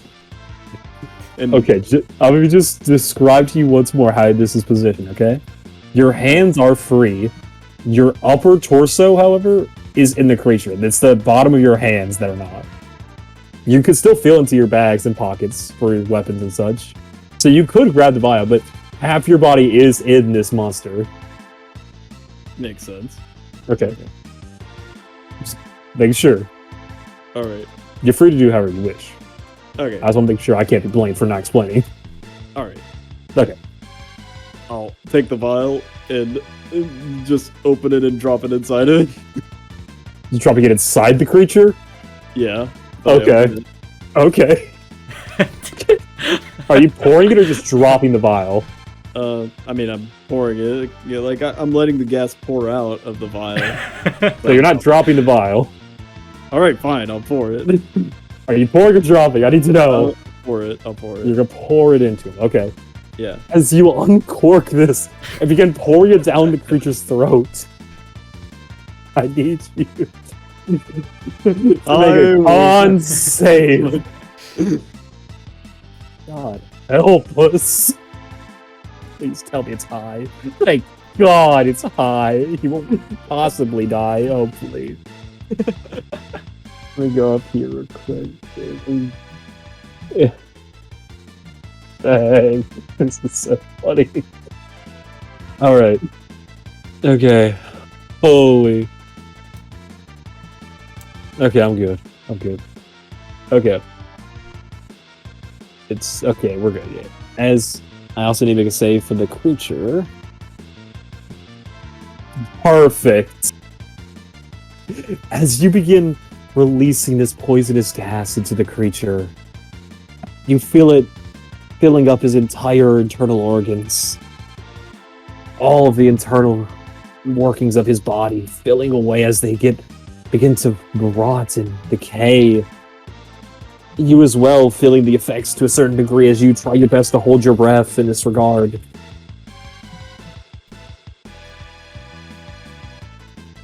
Yeah. So that's... As this happens, you take 7 poison damage.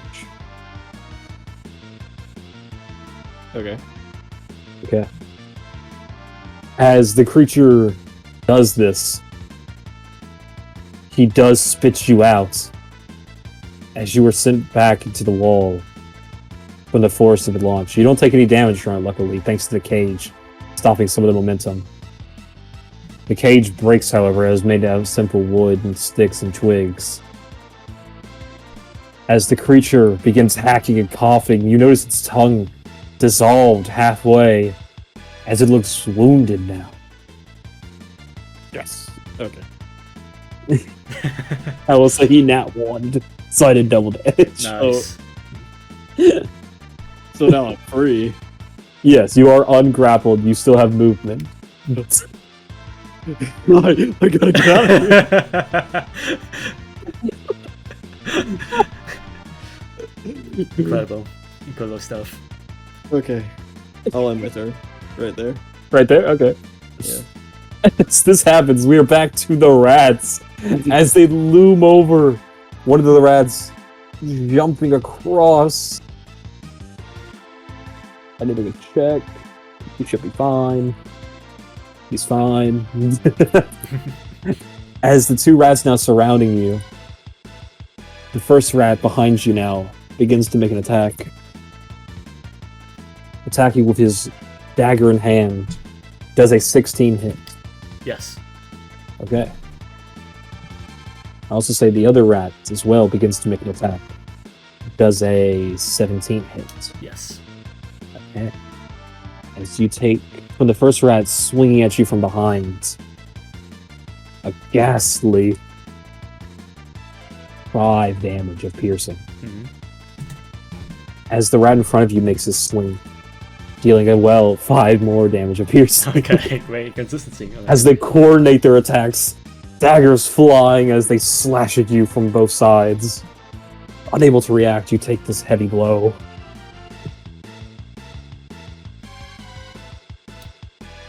As you hear, squeak, squeak, squeak, squeak, squeak, squeak, squeak, squeak, squeak, squeak. You're getting better at your voices, Mason.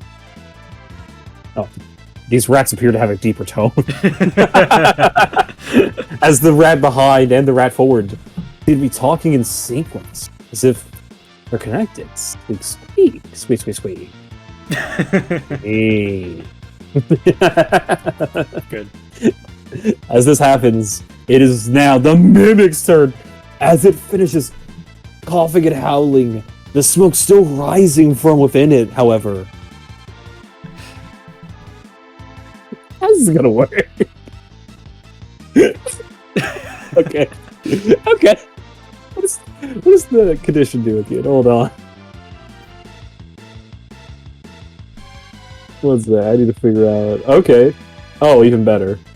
Yeah. I will say, Ryan, you believe you have poisoned this creature.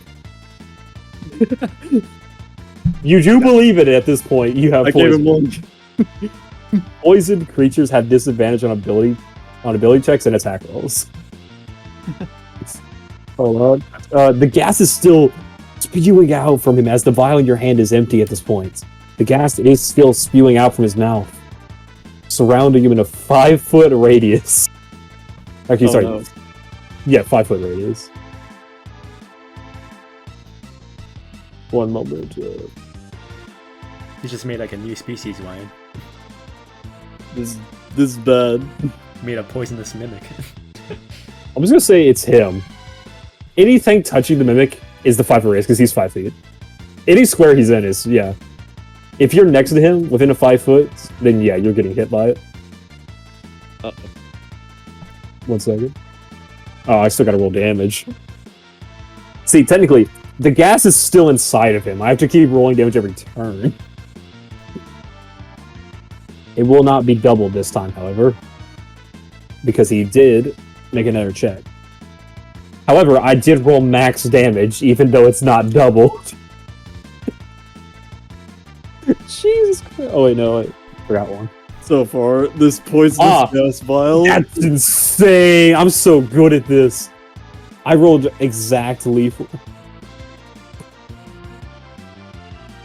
He had so much health left. He had 23 health left. Is he dead? Yeah! Wow. Yes! Nice. I win. Good thinking, Dude, he Ryan. had 23 health. I rolled 3 6s and a 5. Wow. That's insane! I did it. Holy.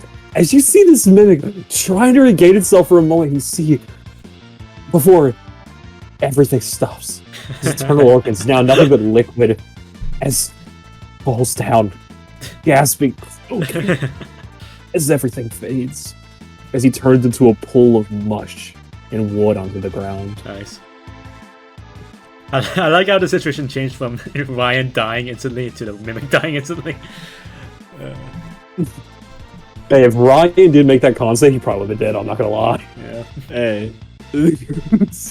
I mean, yeah, but I didn't know what help he has.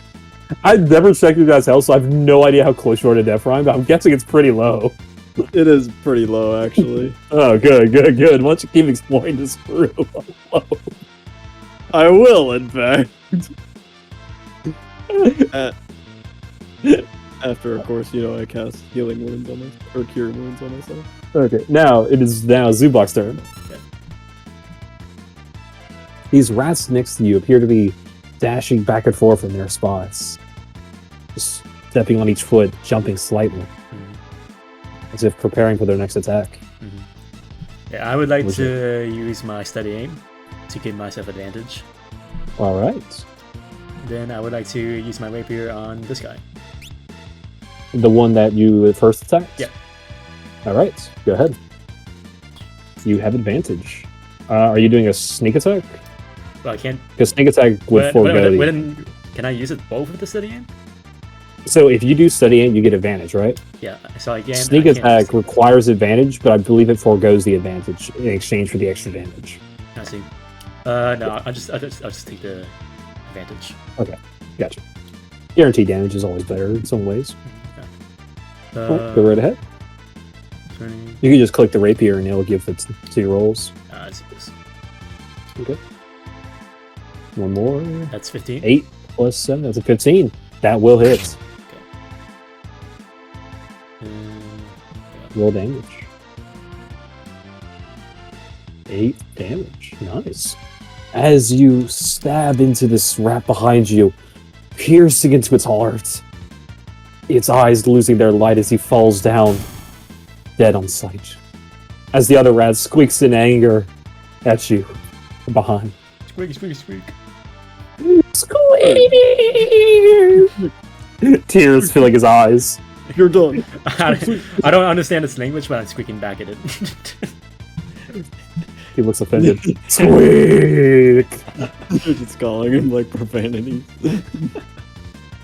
he's like, what'd you say about my brother Squeak? He said he eats banana peels. Oh damn. Just because he does doesn't mean he likes to. Alright, I'm my turn by the way. Alright.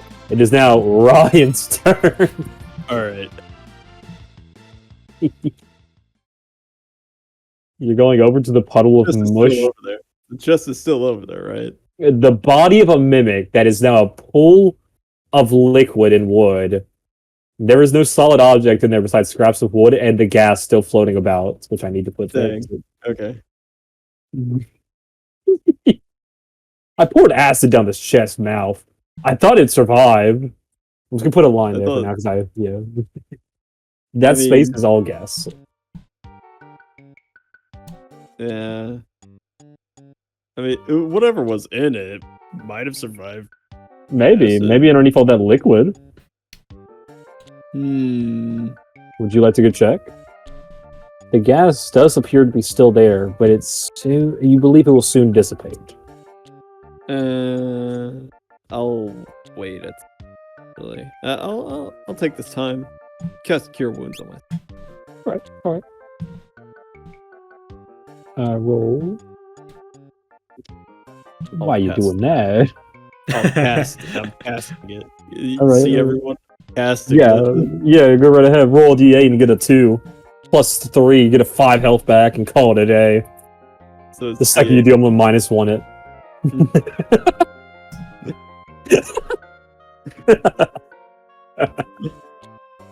Go ahead. Okay, so it's a d8 plus 5. Plus 3. 3. Spellcasting modifier, it's intelligence. Get that 2. Get that 2. Get that 2. Dang it. Get 7 health. Nice. Just what the doctor ordered. I was not expecting Ryan to go that hardcore on that mimic.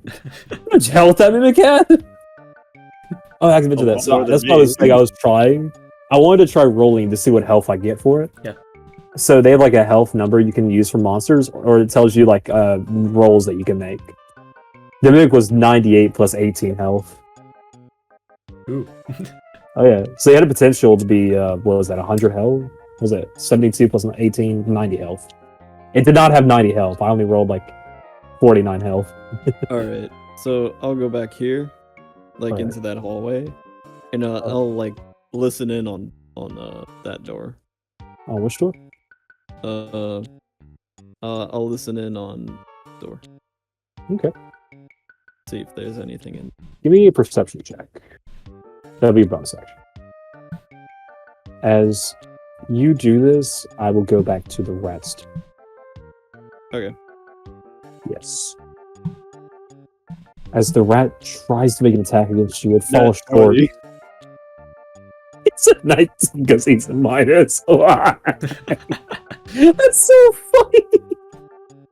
Alright. The rat does miss its attack as it swings its dagger now. Its tears in its eyes blocking its vision as it simply cannot seem to land a blow on you. Ryan, as you try listening in on this door, it appears to be a simple wooden door. You don't hear anything on the other side besides sound of gears? Slight gears turning, perhaps, but it's too distant to tell. I bust through the door. Buzz through the door. W next turn. Yeah, she can't really do anything there. I'll bust through the door shouting, "More!" I forgot about that damn dog. God! Alright, we are now up to Zubok's turn. I like to routines.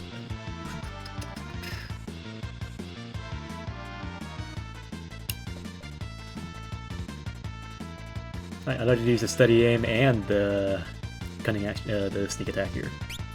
Alright, so you will not have an advantage, but it'll be a normal attack with a sneak attack. Yep. Alright, go right ahead.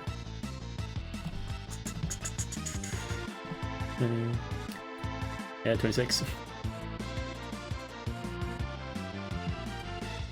Okay, that would Does it? definitely hit. Yeah. Well. Okay. Does he cast shield? That's 12. Alright. As you unleash a flurry of strikes into this beast, piercing away at it, leaving it nothing but holes into it as if it was Swiss cheese. It dies. Look who's the cheese now. Luckily, no one was there to hear that, as the room is silent.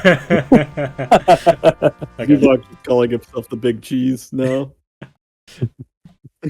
I calling him the cheese because I put holes into him. Who are you talking to? I'm talking to No myself. one's next to you. I'm talking You guys to are now outside of combat, I will say. As Ryan, you break Yeah, down this. Okay. Down this If it- door, What the fuck? revealing a hand. This is a stone statue It's Mark. with what appears to be loot on it. Gold pieces Oh. adorning it. Bags of what you can only assume to be more valuables. Wow, that looks trustworthy.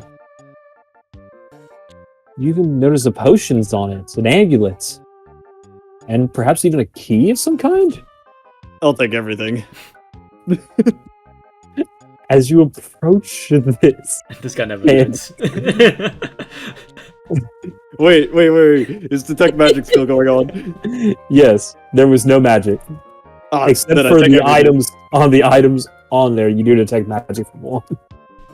This will be the last minute of detect magic because I've been keeping track of it. You're down to a minute. I'll take everything. Okay. As you approach this stone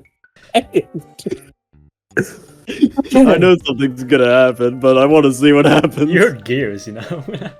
Yeah, I know he did. God dang it! As you put your hand on this to reach for the items, a glyph begins to form around it. As this glyph forms, you see magical orbs sprouting about you. Is there anything you'd like to do before these, what appears to be magical missiles, attack you? You got shield. Okay. What does shield do in this situation? Let me go scroll up. There you go. Oh, thank you. To no damage from magic missile. Nice. Congratulations. As the shield pops about around you, you manage to avoid the damage as the just absorbs the energy of the missiles. As this occurs, do you continue reaching for the items? Yeah. As you reach down into it once more, picking up a handful of the gold coins, you get 5 gold into your pouch before gears begin turning. The hand begins sinking down. As this happens, you see the walls of the room begin closing in. What do you do as the hand begins lowering and the walls begin closing? I hop on the hand. I ride the hand down.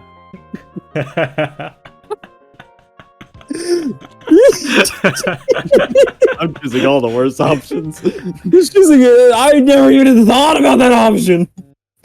Where do you go? I'm riding the hand, Mason. Okay. You know what? I gotta give it to him. I mean, I never thought he would. I never thought he had the cojones. Because the hand keeps going lower. I want more gold. Continue picking up the gold. You get 5 more pieces of gold. You find a pouch of 10 copper. Heck yeah. You Look at all find this loot. you find a. You say it. It's so sad. You find an iron key, a silver amulet, a scroll of some kind. You're not sure what. Maybe someone could appraise it for you. And what appears to be a ring with some magic glow to it before you detect magic wears off.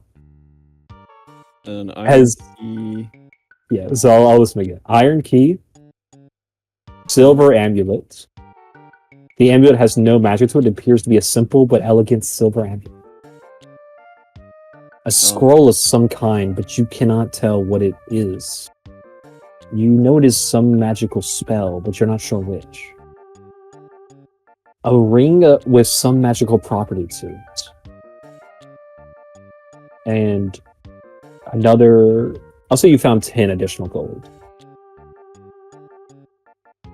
In total, or? In total, 15. In total, 15 gold. From 5 you first picked up and 10 more on the hand. Okay. Okay, you got everything?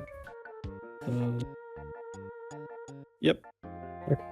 Now, just 1 second. Just 1 quick second. You know, I just gotta do one quick little thing real quick with my drawing tool, you know. Where does this hand go?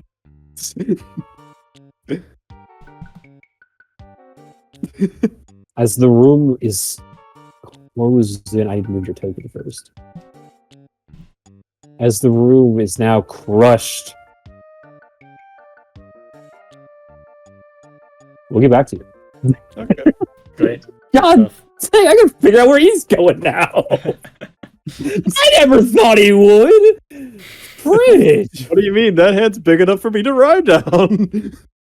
Yeah, barely, because you're short. Zubak couldn't have fit on there. Yeah, probably. Wait, Zubak, how tall are you? I have no idea. Oh my, it's like your character. Second page, the bio. Yeah, Ryan's 5'8". I'm 5'8". You're both 5'8". Yeah. Okay, yeah, you both could have fit down. 6 foot tall, it wouldn't have fit down. Alright, fair enough. Fair enough, yeah. Alright, I'll figure out where you're at in a minute. I think I have an idea. Zubak, what would you like to do at this time? I don't know. Just As the rat folk are now dead at your feet. Let's see. I would like to just open this door and check what's in it. You're going to a different door. Alright. Why not? As you go to open this door, Ryan, you find yourself now, as the hand descends, you find yourself on a small sewage line, it looks like. Deeper layer, but water is flowing as a wave rushes towards you, sweeping you along. It doesn't seem to hurt you, but you can't seem to resist it as it pushes you farther down the lane.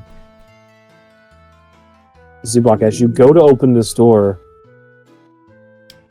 Is that good? Yeah. Good. As you go open this door, you see bones and maggots filling in the areas. carcasses have been devoured by them, these corners. Mhm. Human carcasses, it seems. As you hear the sound of water rushing from the nearby sewage lid. I don't know what they're called. Sewage lid? Great. Is this it? Great. Great. Yeah. Thank you, John. Would you like to go look at it? Sure. As you get closer and examining the grate, you see more corpses being washed away. As a familiar corpse looks, as you see Ryan at the bottom as the water comes to a somewhat halt. How you doing? Zubok, it's you. It is me. I found so much loot. You're gonna love this. Mhm. You smell an awful smell from Ryan as he is now covered in sewage waste. You want a hand? Listen. Yeah, I need a hand out of this. Okay, so Make a strength check Okay, sure. to see if you can open the grate. Alright. It's a pretty big grate. There's the Wait, tiny who's square. opening it? Zubok, because you can't reach it. Oh, okay. Okay. Yeah, there's a miniature gate though, so it's possible. The whole thing, you'd take both of you guys. Is that my first nat one? So, the first nat one for an ability check. You had a nat one for a damage once. Oh yeah. Yeah. Oh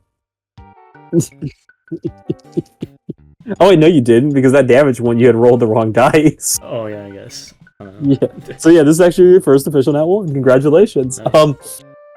The grate seems to be fastened shut in your eyes as you find it impossible to lift it. Ryan, what would you like to do? Can I try opening the smaller one? It appears to be just out of your reach, about 7 feet off the ground. Can I do something? Yes. Can I like tie a rope to the grate and like just like give like a rope for him so he can like hold on just in case the water starts moving again? You can. So That'll take about 7 feet of rope. 7 feet. How much rope do I have? Let me see. As he does this, Ryan, you notice him tying a rope up there for you to grapple onto. What do you do as he does this? You hear the sound of water rushing back. You don't see it yet. So wait, the water's like... You hear the sound of water coming from where you were previously, but you don't see it yet. Oh, okay. I'll wait for him. I tell him to hurry up. Hurry up, I hear water, Zupa. Okay, so I use the rope, right? Okay. Yep. There is now a 7-foot rope descended as you see the water coming towards you, Zubok. But towards him. Towards Ryan, sorry. What do you do, Ryan? I climb the rope. As you hold onto the rope, managing to try to pull yourself up, the water slams into you. Give me a... I'll let you choose. Strength save or athletics check? They're both the same, so... Okay. I try to be kind. Athletics. Alright. 8. As you try to hold on, I actually need to make a save for the rope. Did you guys know that rope has to make a save when it tries to support weight over a certain limit? Oh, wait. Uh-oh. Oh, yeah. Let's see. It's a... Oh. I swear if it's a nat one, it smacks me in the face, I'm gonna be mad. After I just got all this loot. The rope, unable to support the washing weight of your body, bursts. As you lose 7 feet of road, Zubok, you see Ryan being carried farther downstream as he's out of sight. Great. It's, well, as he is once again washed away. back to let's get out of here. Let's. Let's just leave. I don't know where he is. That's wild. No attempt to break open the grate to go after him. No. He's dead. God rest his pathetic soul. Where'd you like to go? Let's check this one over here. Let's check the next door. I bet there's loot. More friends. Dang. Yeah, this sewerage place is a house of horrors. It's a big ass sewer, dude. I don't know what do you want me to do. Save a soul. You know what? You guys only know each other for 5 days, 4 days. After I gave you a cloak out of pure kindness. Yeah, kindness. As you enter into this room, you see it's not fully connected. It looks like it's a gate that would house something. On the other end, it looks to be tools and supplies, books, bottles, bags of rice. You do, however, see a chest in the corner. Mm. It appears to be about 4 foot, about 3.5 feet tall ridge here along the edge that would keep out animals. But you could easily vault over it, you believe. Yeah. Okay. Do you wish to do so? Yeah, go like let's say here. Right. Yeah. As you vault over it, jumping over the desk as well in the process, you now see rows of bottles, broken, shard, bags of rice in the corner here, along with what appears to be a chest, as you had seen previously. Now getting a closer look, it does appear to be a standard chest to it. Mm-hmm. Doesn't seem to have anything off about it, as far as you're able to tell. I mean, can I just do an investigation, see if there's anything off of it? You're more than welcome to. Alright.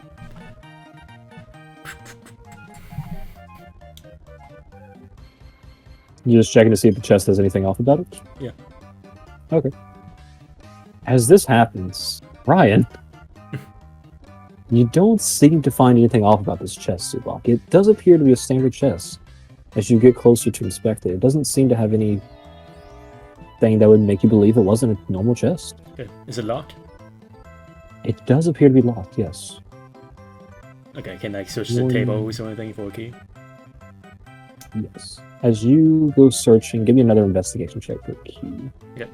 As Ryan, you now are once again finding yourself flown across the waves by these great waves. As you are now, let's see. That's a good spot. I'm trying to decide between 2 different spots right now, you know? Alright. Honestly, I'm surprised this worked out the way it did. It's a pretty funny. It's a pretty funny situation. Should I roll for a spot? You know what? Yeah. Give me a D20. Depending on high or low, I'll give you a different spot. Oh, If you get low. I got a 21, by the way, for investigation. I deserve to have a high roll. As you begin... Oh yeah. It had to happen. As you're sloshed about by this great wave, You hate to see. you do take at least... I'll roll for it. 1 point of bludgeoning damage. Nice. I'll take it. Had to do some damage to you for that terrible one. It had to happen at some point. As you now find yourself once again at a grate. I know this place. You can't actually recognize anything. All you see above you is the grate. It looks identical to the previous one. No, I noticed the mold on the roof. I know this room. There's no mold on the roof. It's just a ceiling. Okay. Zubak, you do find what appears to be a key in this dresser. Little iron key, chipped at somewhat, but should manage if you're careful. Good. Alright, let's Would you like to use it on the that's chest? right. Okay, give me a D20. Just to see how careful you are with this. Actually, sleight of hand. Oh, nat 20, you're good. Okay. Yeah. I was gonna say sleight of hand check would be better, because that involves utilizing hand movement. As you carefully insert the key, twisting at the lock, perfectly preserving the key's integrity, as the chest opens, you see inside what appears to be a lantern. A delicate lantern, having no chips on its glass and being properly preserved. slight engravings on the side. Uh-huh.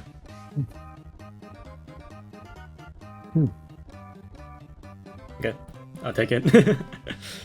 All right. You now have a lantern.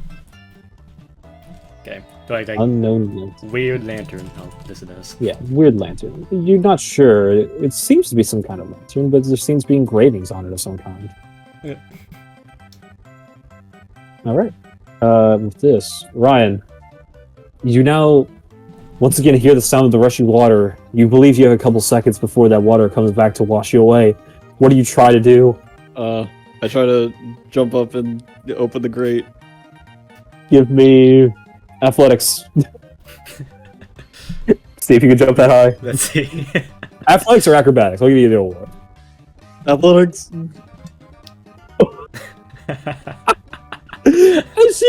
You know, what's your strength modifier? 2. +2. You're 5 feet. You're in water. Oh yeah, I can't give it to you, man. You're in water. It makes sense. You wouldn't be able to with that kind of score. As you try to pull yourself out of the water, you can't find the strength as you've been just tossed around.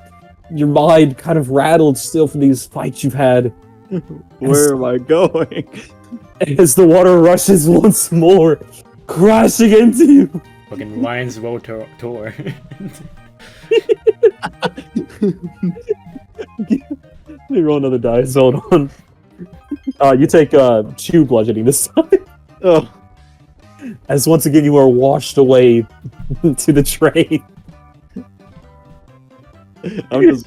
It definitely doesn't help that you don't have dark vision. Who knew a sewer would be a water park for Ryan? Who knew you go down a giant hand? Clearly, you didn't.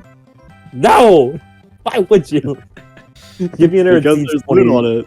Give me another D20 roll to find out where you end up. Zubak, what would you like to do at this time?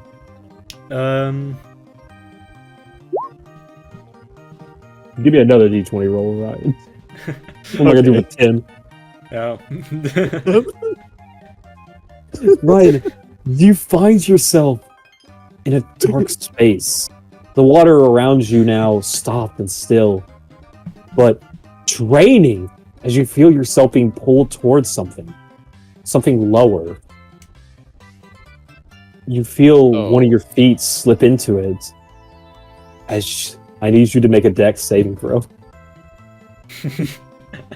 I would like to go here, by the way. You managed to hold yourself up. Where you like to go? Over here. All right. As you make your way outside the room, heading back towards where those rat foes had exited, you make your way in. 1 second, I just gotta get this. Ryan, as you manage to catch yourself before you slip down into this crack, into these holes that are pulling away at you, you manage to steady yourself. As you look up, you barely make out the light from above. It seems to be another hole. This time slightly lower that you might be able to reach. I need you to give me one more athletics check. Come on, God.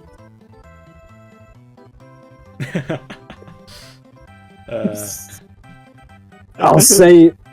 Oh, I didn't get to a 7. +2, you're not in water anymore. It's about your height. I'll say it makes sense. 5 feet tall, no water disadvantage, yeah. As you manage to hold your crown against this tide, you are now grappling the edges of this floor as you are in this hole. Oh.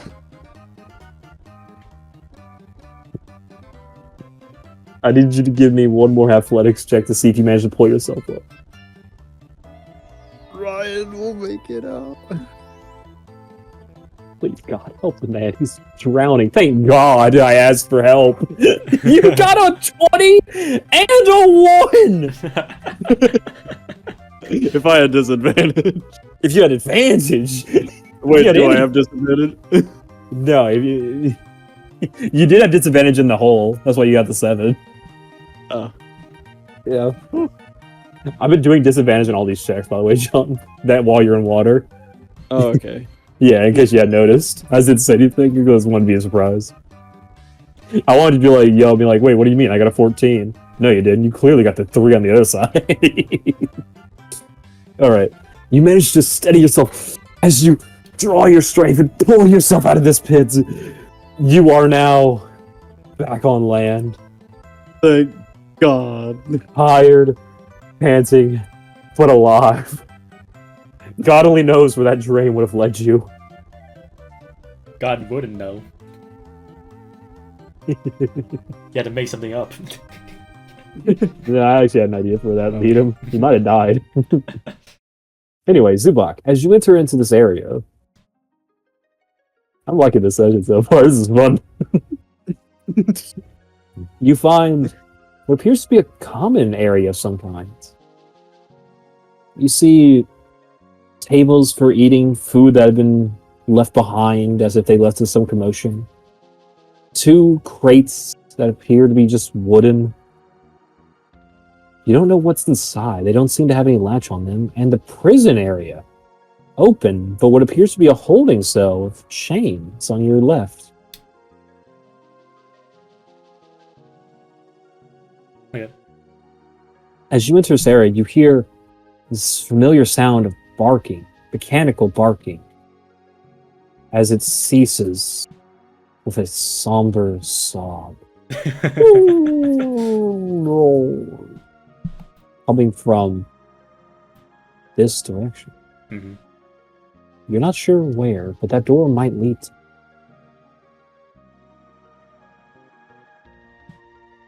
Okay. What's in the cupboards? In the where? These cupboards, what are these? I'm not going in the cell yet, but what are these here? As you peer through the bars, looking through, appears that blood stain. The chains are soaked in sweat and blood, as if there was recently a victim there before he was dragged away. There doesn't appear to be any belongings inside. Ryan, as you regain your composure, what would you like to do? I think. I'll go looking for Zubak. So I'm ahead right here, where like I feel As I last saw him. As you once again enter this area, you notice the passageway had reopened some point. Unsure of what might have caused it. I'll go through it again. As you once again re-enter, 3rd time's the charm, baby. The second time. John. Sorry, I'm just crying internally as the passageway. This way, he must have got lost. As the passageway closes once more.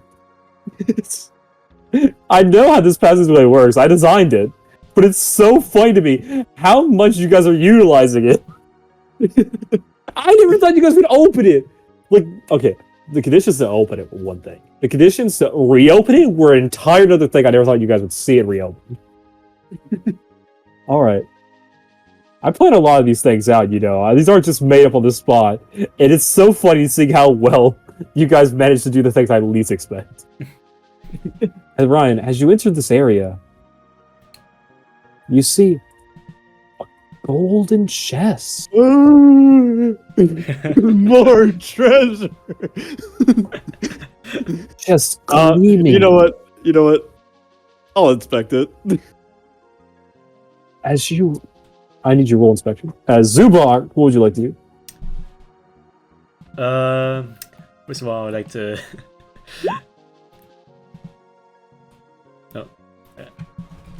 Can I heal myself real quick with a bottle of ale? Yes, you may. Alright. As you drink your bottle of ale, soothing your throat as you remember this familiar taste, Yeah, the aroma coming back to you. Okay, 3.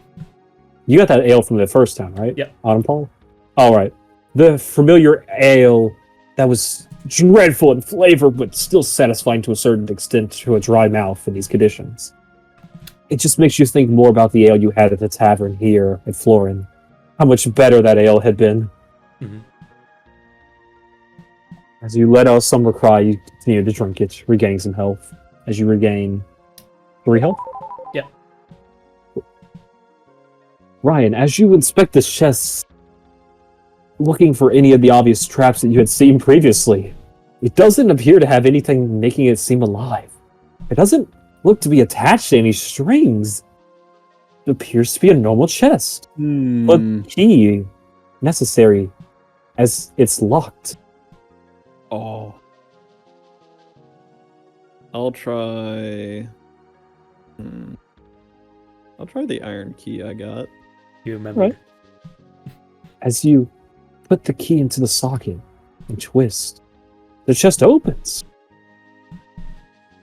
Can't believe you actually unlocked it. I can't believe you unlocked it. You know how hard that was? What's in it? You know what the DC was, Sean, if you try using these tools? Just out of curiosity. You want to know? What? 20. I'm Alright. so glad. Honestly, I'm so glad I got everything off of that hand.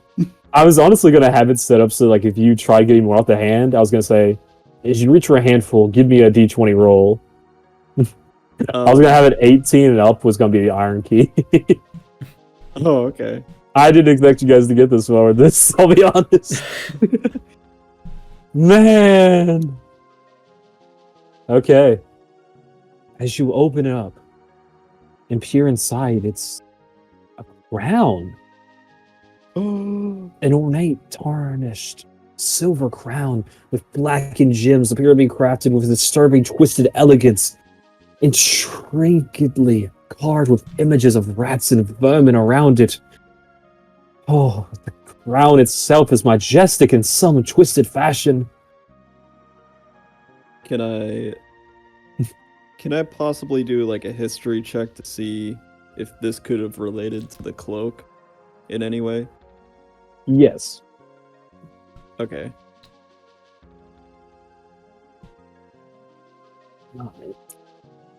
You know that both came from chests located in this sewer.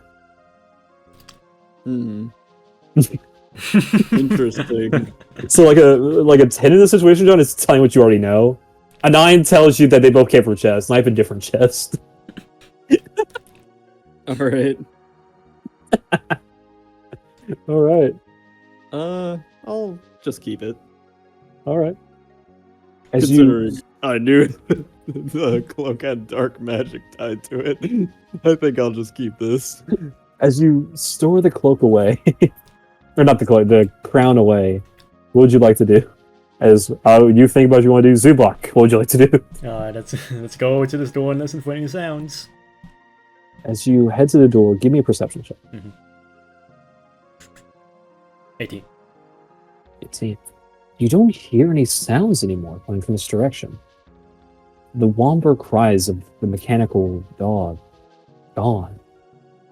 Only replaced with silence and trickling of water. Not even the flow of water, just droplets, as if condensation falling on a puddle.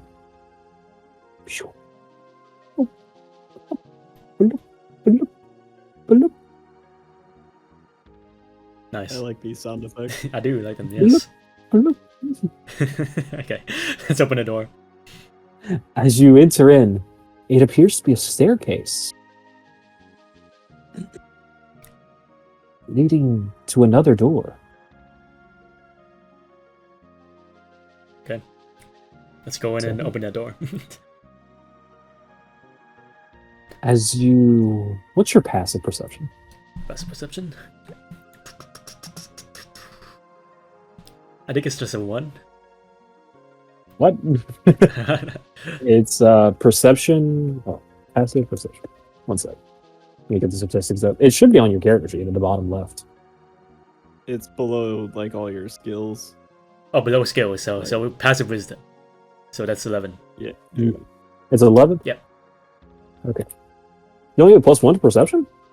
I didn't realize that. I guess your wisdom is not that high, I guess. Yeah. Okay. You don't seem to notice anything out of the way as you continue making your way up. You open the door, you said? Yeah. As you go to open the door, Oh, that is the wrong button. I was trying to reveal stuff.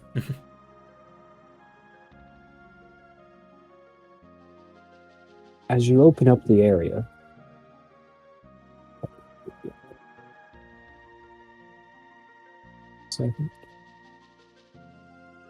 you feel your foot sink in, one of your feet sink into one of the tiles as you step on a pressure point.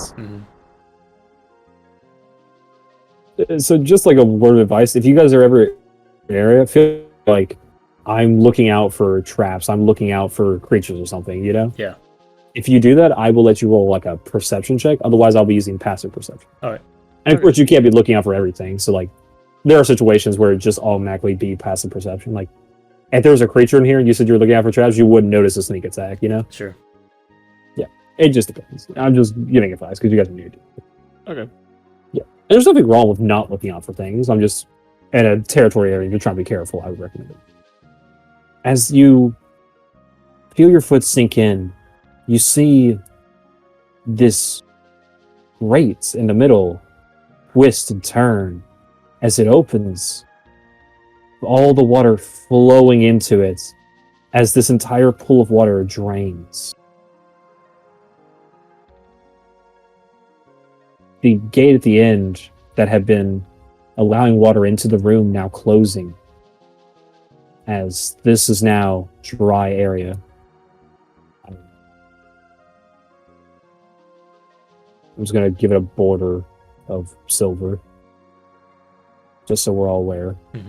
I don't think we can see the end of the room. Oh, my bad. Where we? I'm just like a second. There we go. I'm also going to reveal some more up here. There we go. And there. Is that good? Yeah, that's good. Yeah. Okay, you guys can see these two doors right here, right? On the left? Yeah. Okay, good.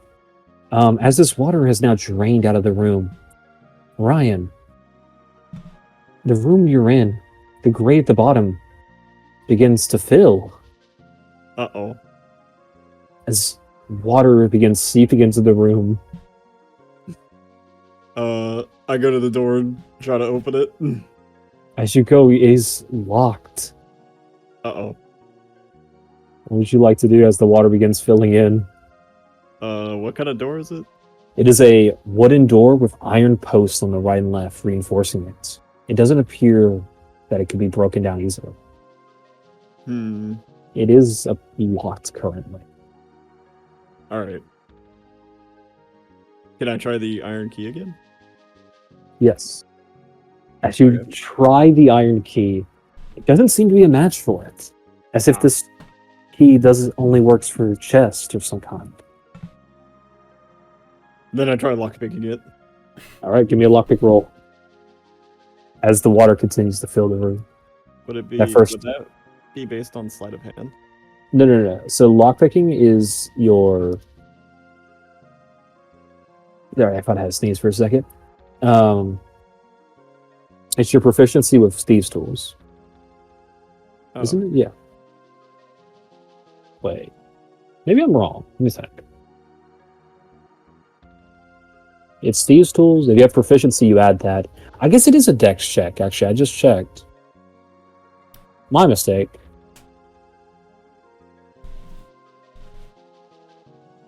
Nah, I like it this way better. D20 plus dex plus proficiency if you have proficiency with these tools. That's better, yeah. So it's a dex modifier plus proficiency bonus? Yeah. So you roll a d20, you add your dex modifier plus proficiency bonus because you have proficiency with these tools. Oh, okay. My mistake for the previous ones. Amazing. 21. All right. Like the 17 alone probably would have unlocked it, I'll be honest. As you unlock the door, you manage to make it out of the room as it continues to fill the area. 1 second. Rotate it. The area continues to fill as it spreads outside the room.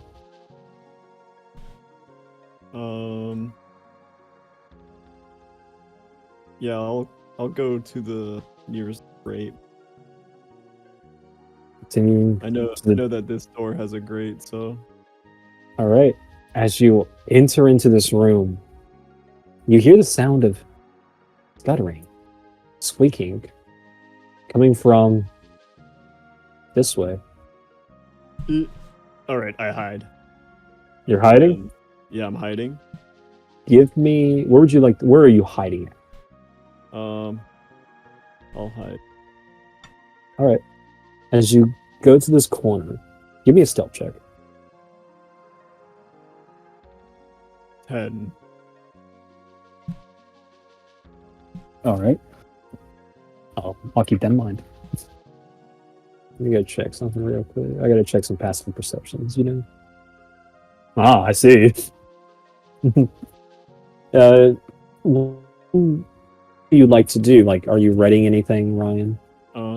Yeah, I'll ready in it with Cloud Strike. You can. Is like Cloud a Strike? magic. Yeah, one sec. Dun, dun, dun, dun, dun. Here's So you Cloud. can choose to do Cloud Strike, John, after you hit someone. Yeah. It's not like Sneak Attack. Sneak Attack, you have to choose it beforehand. Okay. Yeah.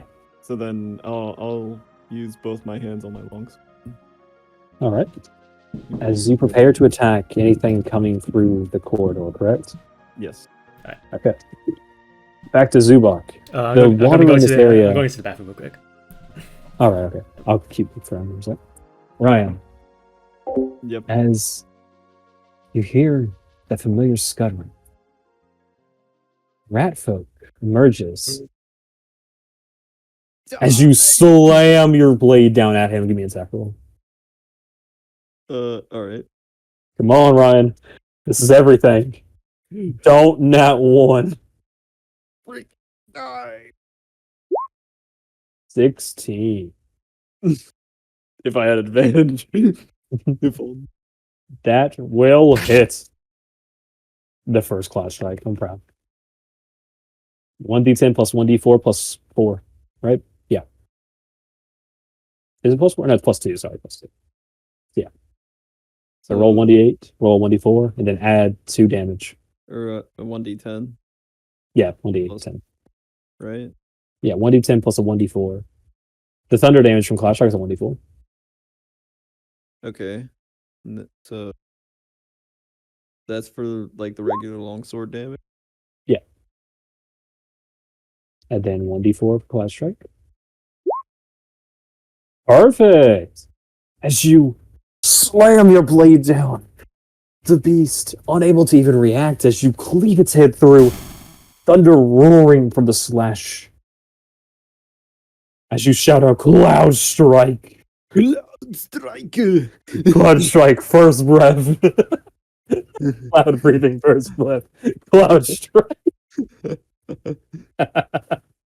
As the beast is slain, the second rat entering in, shocked at what just happened, having yet to notice you as you have a surprise attack round. We can just do combat. Zubak's non-combat. You're in combat. Give me an initiative roll. Okay. Okay. Initiative. 17. You do have surprise attack, so you get a free round to yourself. What would you like to do? Did you see this second rat entering the area? How many times can I do a Cloud Strike? Proficiency bonus, I believe. I believe it's at once per turn, but this is a new turn, yes. Once per turn, yeah. You can do it a number of times equal to your proficiency bonus. You know what? Mhm. I think I'm just gonna do a regular attack. All right. You can always choose to do Cloud Strike after you hit, Yeah. but before damage is dealt, obviously. But after you. 19. That will hit. Roll. Would you like to do Cloud Strike or you want to do normal damage? Can I do normal damage and then after Cloud Strike? No, you have to choose after you hit it. As you hit a creature, you get to choose to do Cloud Strike or not. You don't get to choose after damage, sadly. Some abilities do let you, but not this one. Okay. Yeah. I think I'll just do regular. All right. Show me what you got. Hey! As this rat turning its head to you, you manage to once again cleave its head clean off. As two rat folk carcasses Freaking lay. Ryan Evans is such a. He hid in a corner like a coward and swung a blade. Hey, but for the amount of time it took Ryan Evans to fight a mimic, you know, It was a CR2. or the amount of time it took Zubok to kill two of them. I'm Oh, back. bad, yeah. Welcome back. Ryan just killed two rat folks in one hit. Oh, nice. Also, John, you were hiding, so you're probably wondering why you didn't have advantage, right?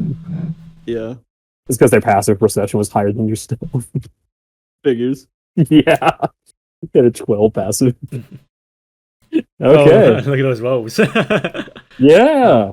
He cloud strike for the first time. I will say, you did hear a thunderous boom from that direction. Okay. Is that all the squeaking? Yes. Okay. You don't hear any more squeaking coming from that direction.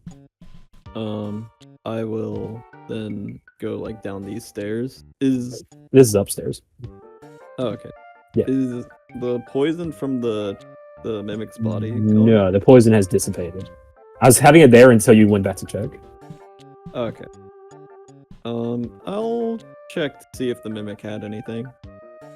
As you do hear the sound of rushing water.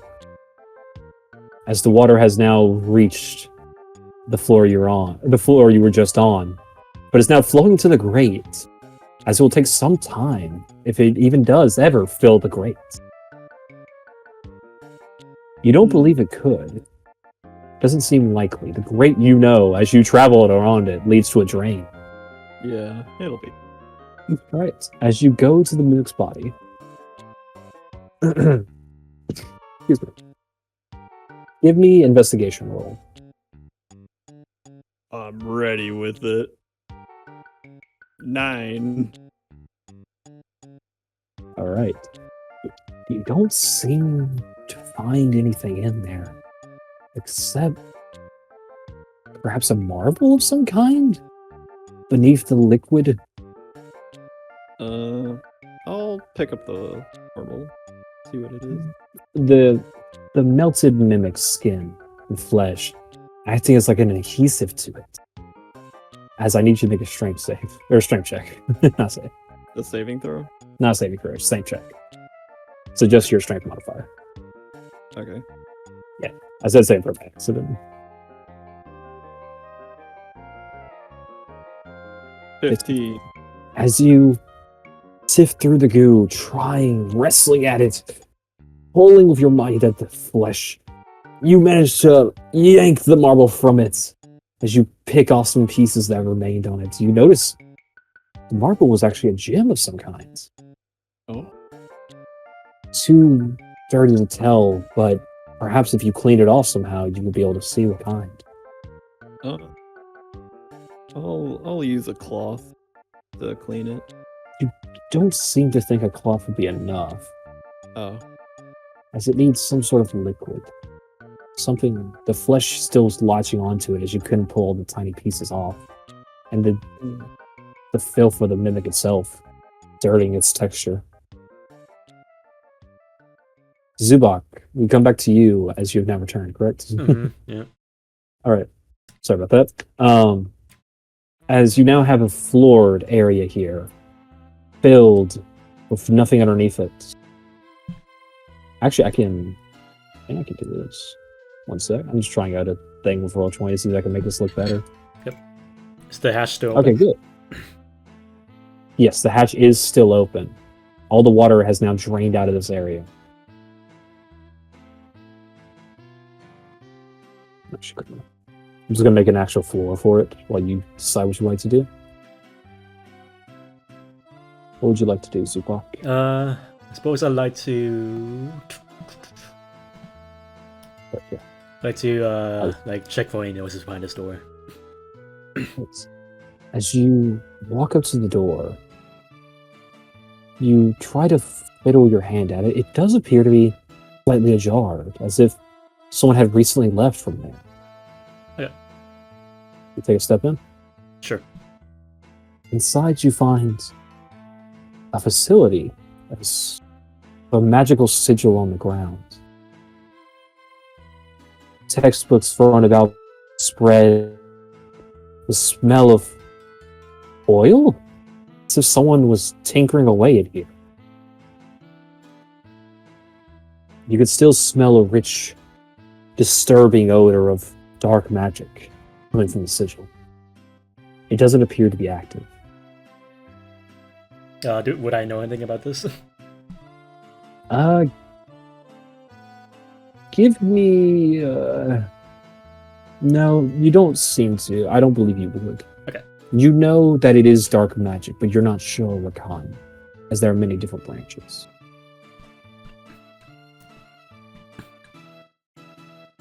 Anything interesting on their furniture or anything? You notice potions, not destroy, just bottles of jars filled with liquids you've never seen before. Some appearing to be orange and one appearing to be red. Sure, I'll take all of them. Alright, you now have 3 unidentified elixirs. 2 orange, 1 red. 1 red unidentified elixir, 2 orange unidentified elixirs. Yep. To the left of you, you see carcasses of animals. It appears to be the skin of 2 in this hammock-looking area. It doesn't appear to be used for anything except for a bed area somewhat, where you see 2 small hay areas, possibly pillows. They're crude in design, but they do serve as a temporary area of rest. Much nicer than what you had seen previously that the rat folk slept in. Right. The desk area having what appears to be a book on top, along with magical sigils drawn on pieces of paper as if formulas were being calculated. Can I take a look at the book? Yes. As you open the book, you find it unable to read it. The language used here doesn't appear to be one that you're familiar with, as if it looks like scratch marks in some areas that appear to be letters. You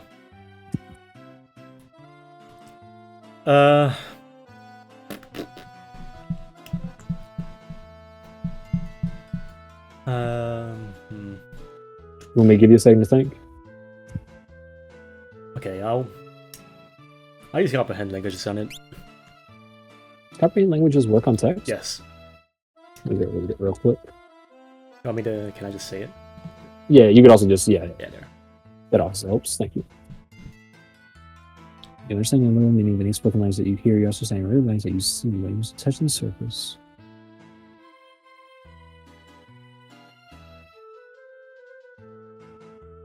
Wait a second. Okay. Yes, that will... Okay, so you are casting this? Sure.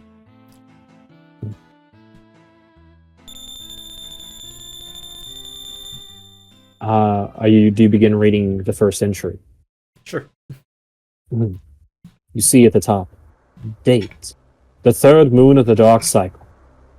At last, the humans shall know their place beneath my rule.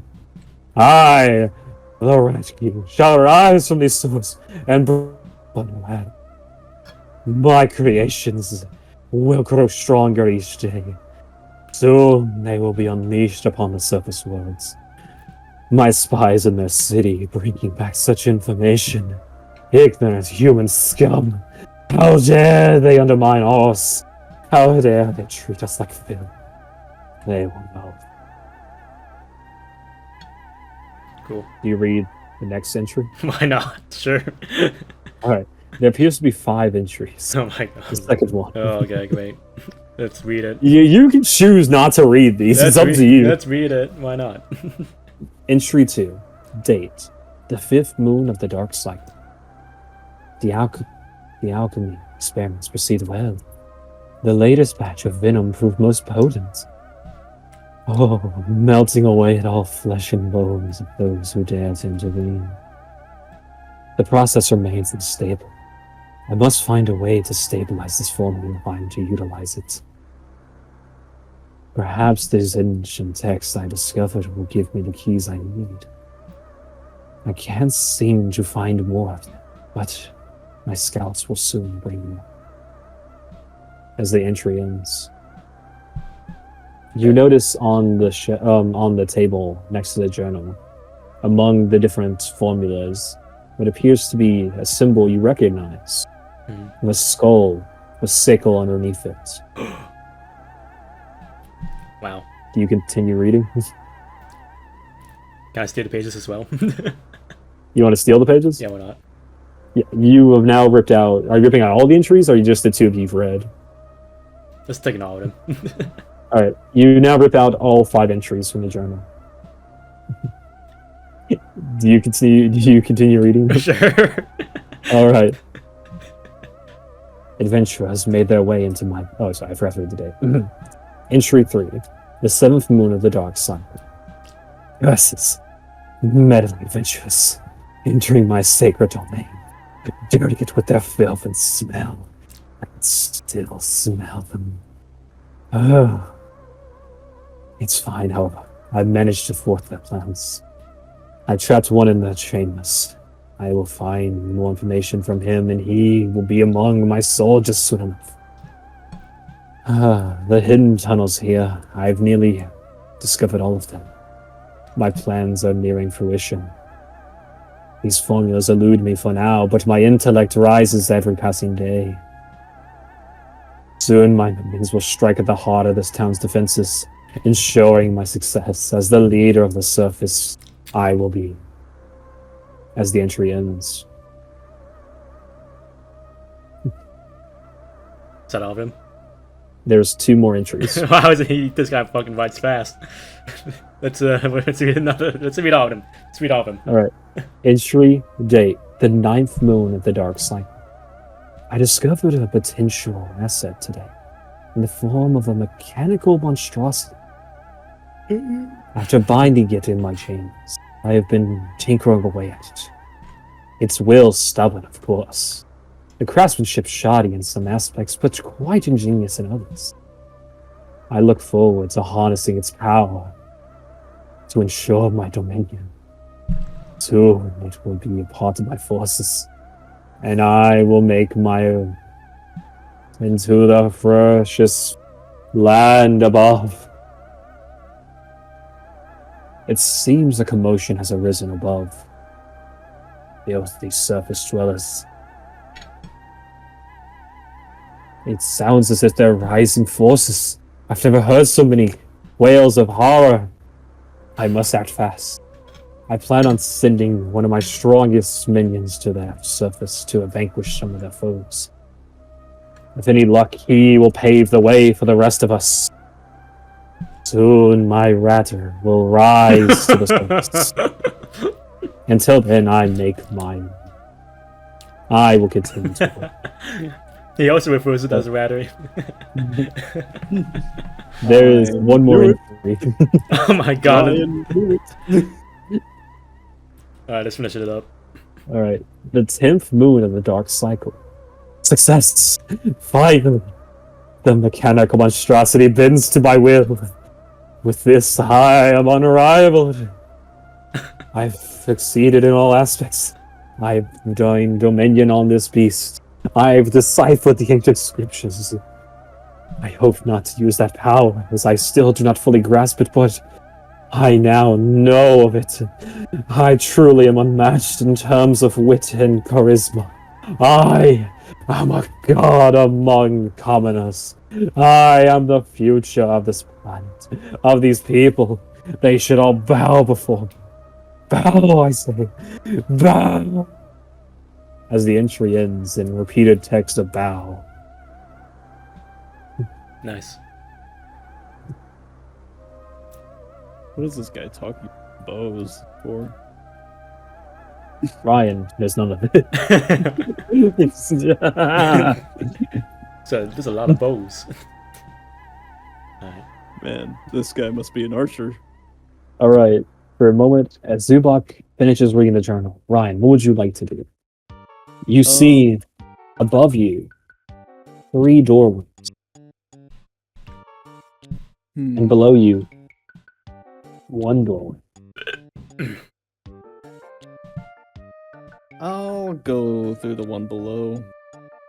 All right. As you enter into the area, Oh, I'm looking for traps. I don't want to run into another mimic. That mimic's body. that wasn't even a trap. It was.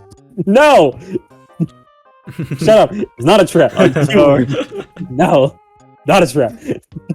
Ryan thinks it's a trap. As you enter this area, it appears to be some form of eating area. Tools are thrown about in makeshift fashion. Raw meat is sprawled around the table. The smell grotesque in your nostrils. Oh wait, sorry. You still can't smell. I'll investigate the tools. It looks to be... I'm gonna say you don't even check. I can clearly tell you have expertise in this field. It looks to be just culinary tools of some kind. Simple knives and butchering tools. Another set of tools to add to my collection. Are you picking up these butchering tools? Are they tools? One moment. They read of every type of tool.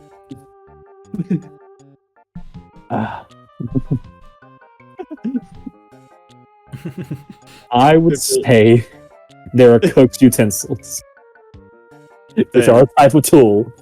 Then I'll take them. You now have a cooking utensil.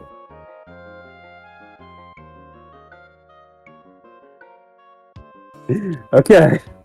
Zubar, what would you like to do? Okay. Let's listen for noise from this door. Alright. As you make your way to that door, Ryan, what would you like to do? I would like to investigate the mystery meat. Give me an investigation check. Do I have disadvantage? Since my nose or something? Let me see. Now you're just looking at its texture. Depends on how you're trying to investigate. Are you investigate the smell or are you investigating the texture? What are you doing? You taking a bite out of it? I'm looking at it. Then you don't have disadvantage. Okay, cool. 13. As you examine the meat, you notice it appears to be human flesh. Disgusting. Is there anything to drink in here? Doesn't seem so. It just seems like there's empty glasses thrown about with sewage water coming out of them, trickling into the ground. Yeah, I'm just gonna leave and go into the room. As you make your way into this room, I can kind of get rid of that green oval now. You notice the water had stopped flowing. You do know, Ryan, this passageway that you had been into, all these rooms right here, Yeah. are now flooded. All the way to like the golden chest. It stopped in this room due to the grates. Okay. Ryan, as you enter this area, Zubok, give me a perception. Yep. Ryan, as you enter in, you see a statue carved of stone, seemingly to a very delicate degree, portraying what appears to be some kind of sorcerer with rat-like appendages and face. Zubok, as you listen in, you hear the sound of footsteps coming from boots, as if someone had just entered into the area. Right. I probably didn't reveal this well enough, Lisa. There we go.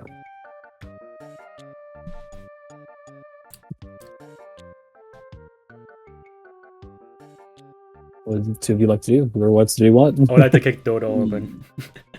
As you barge into the room, Ryan, you hearing this, startled by this, as you see a door fly open, having been forced open by some force outside. Jeez. As a tiefling runs through, you notice it's Zubar.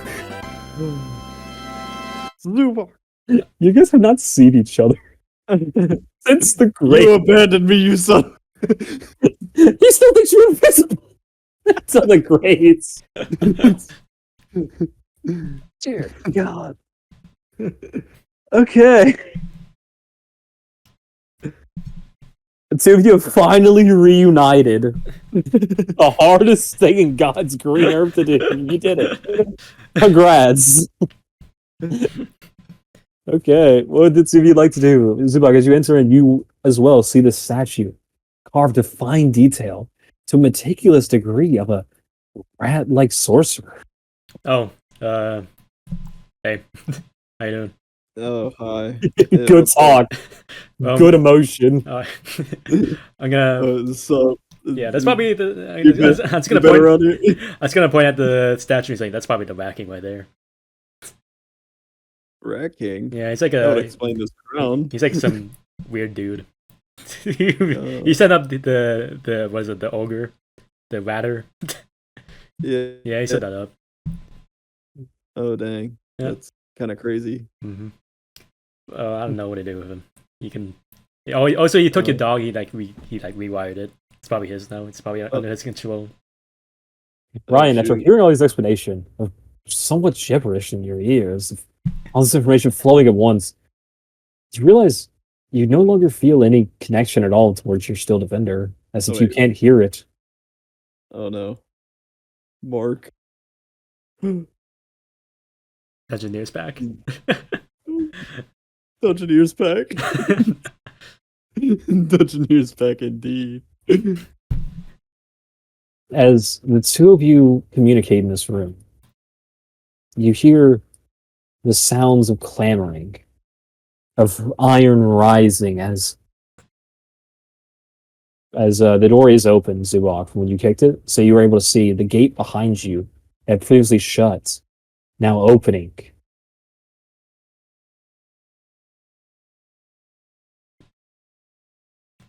On the ends here. The gate in the middle is still blocking water, but the gates in the left and right are opened. As you hear a sinister cackle as it says, "Greetings, travelers.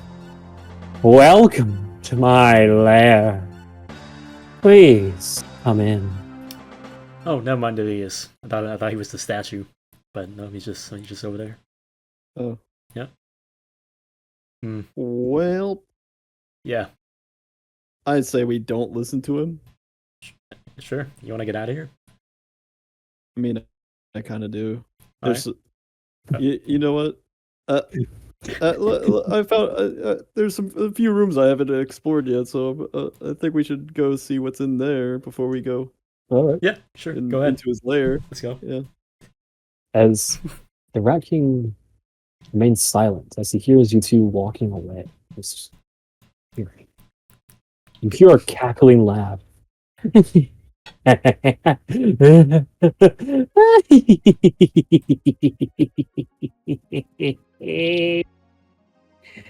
Enjoy. Can I take the meat? You see meat as you I knew this was going to be. As you enter in this area, you see this kitchen-like area where people have been eating. You see what appears to be meat on the counter. From your experiences, you can tell it's humanoid. Okay, I'll take it. As you walk over, you grab a slab of it, as you now have a slab of human meat. Let's go.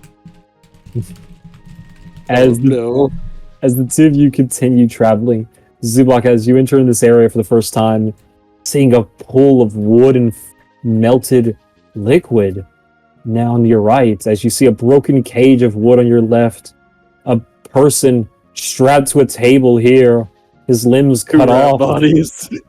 two rat corpses headless down this corridor, as you see water flooding open this area, being washed into the grates. Looks like you had some fun over here. Yeah. Yeah. That thing. I point to the. You can click and hold. Yeah. This thing. Right here. It tried to eat me. So I. What, like a sentient wooden plank? Oh no! It was a whole chest. Venom. That's all I can think of. All right. Where did the two of you go now? Yeah, it was like a sentient chest. Anyways, Well, obviously, you know the area more than me. You can lead the way. okay. I'll go to this door and try to open it. As you witness him open this door, as you both peer inside, you see a supply room with mounds of cheese and bread stolen from the upper surface. Wow, this is a lot of cheese. You see some of it having already been eaten, perhaps from those two rat folks before that you murdered. Oh, can I take a wheel of cheese and like inspect it? Yes. You look for a piece of cheese that you don't believe had been eaten yet. Give me an investigation. Investigation? Yeah, investigation. Let's check for any. Zubak, what would you like to do this time? I'm checking for like mold or anything. I would like to check the left door. All right. You don't appear to find any mold on this one. Doesn't appear to have any teeth marks either, as if it's been left untouched. It's fairly new from the festival, perhaps. I'll take it. All right. You now have one wheel of cheese. Zubak, as you enter this area, you see living quarters.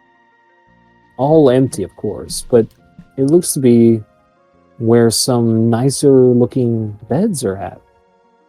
Perhaps some troops were allowed to sleep here, depending on their performance.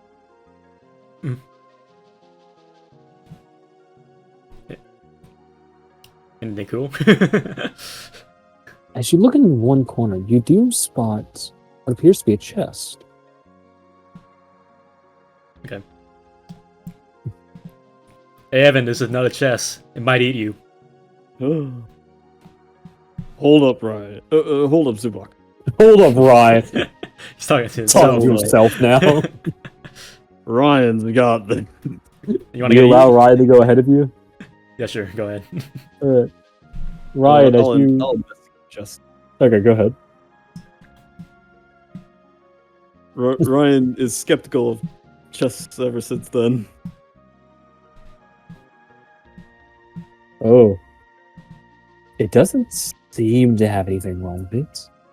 You're not able to tell much about this chest. Can I investigate it? I'm here. Why do you want to investigate it if he already investigated it? I'll investigate it. Come on. Why do you want to investigate if he already investigated it? Come on. That's it. What if would you have investigated it if he rolled better? No. Would you?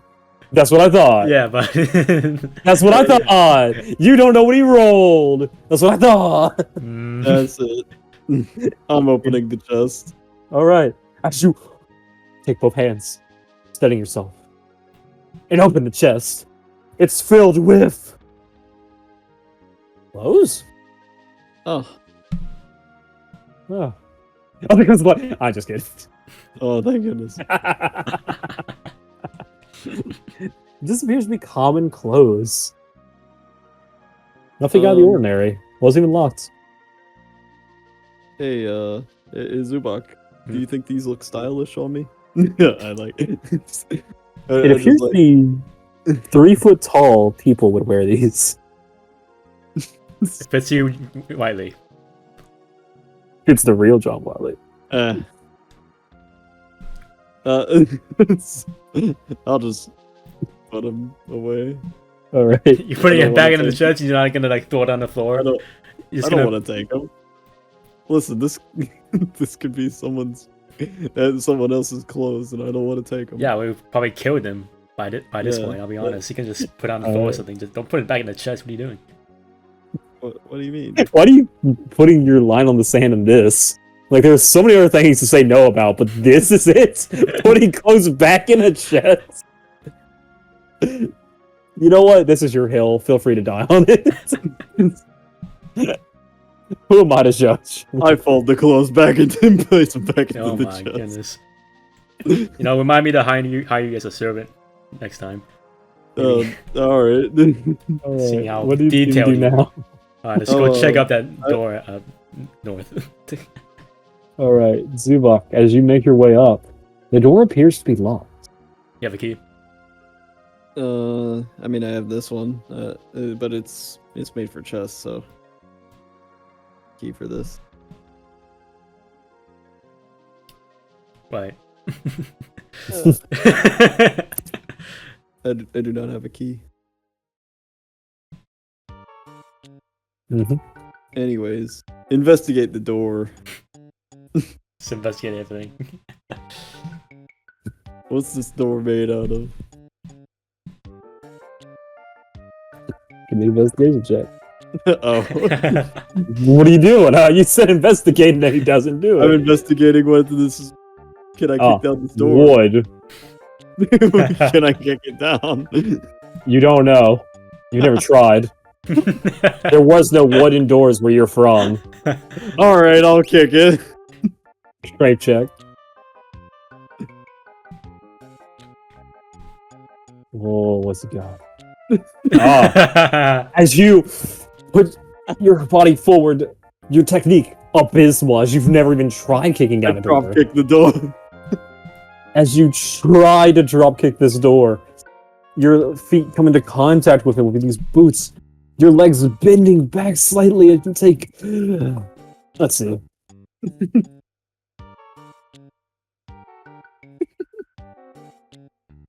Four bludgeoning damage. What the hell are you Hey, doing? Zubok, be careful. Your movement speed is This door is dead. due to this leg injury. Your movement speed is reduced by 5 currently. Okay. Zubok, be careful. Oh my. I think there's a trap on this door. Yeah. Zubok, you witnessed him out of nowhere with no hesitation as he inspects the door, do a standing jump to dropkick as he lands on the ground in pain. You would call it stupidity if it wasn't so impressive that he managed to dropkick at a standing position with no run-up.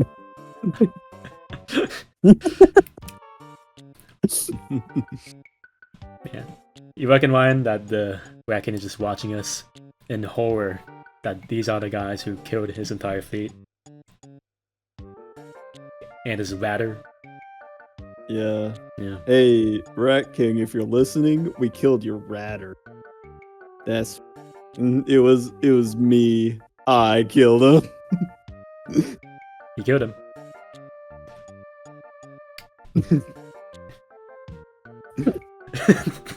No sound is heard. No reply. Well, Rat King's not here. Yep. He must have a personal grudge against us. Yeah, he may do. I get back up Alright. Yeah. with thieves' tools. Okay, give me Dex plus proficiency plus D20. We can see those, Mason, by the way.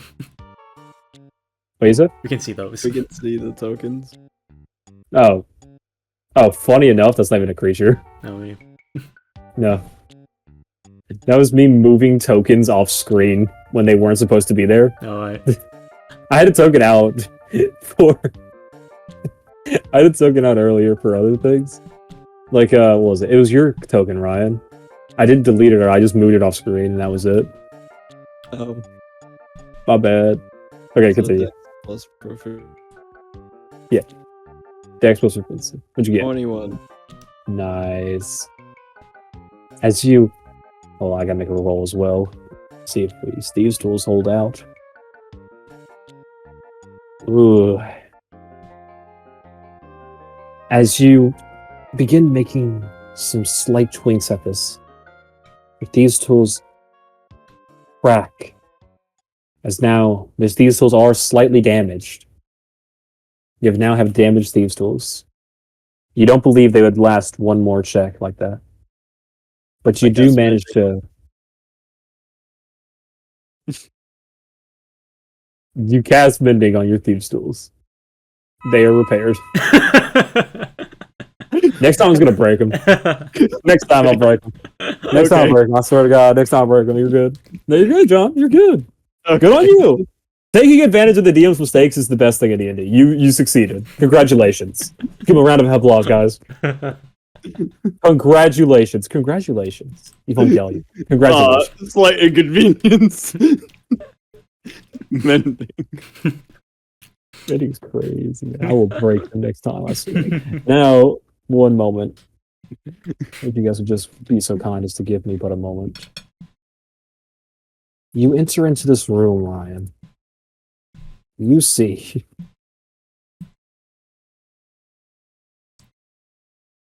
moment.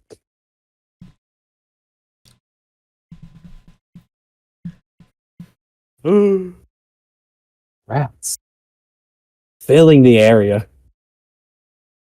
Oh my gosh. Just close the door. Yeah, I closed. As the rats notice your presence as you close the door, they charge at it. Zubak, we gotta run. Sure. As you hear the sounds of clamoring scratches against the door. As the two of you begin running away, as you guys get about here, you hear the door break. As piles of rats begin making their way. It's very hard to space these out, I'll be honest. Yeah. I only got the other ones to space out that well because of copy and pasting, actually. Yeah, you know what? Yeah, a lot of rats begin filling this area. One rat represents 5. So there's 15 rats. There you go. Where did the two of you go? Water is filling this area still. Oh wait. Over here.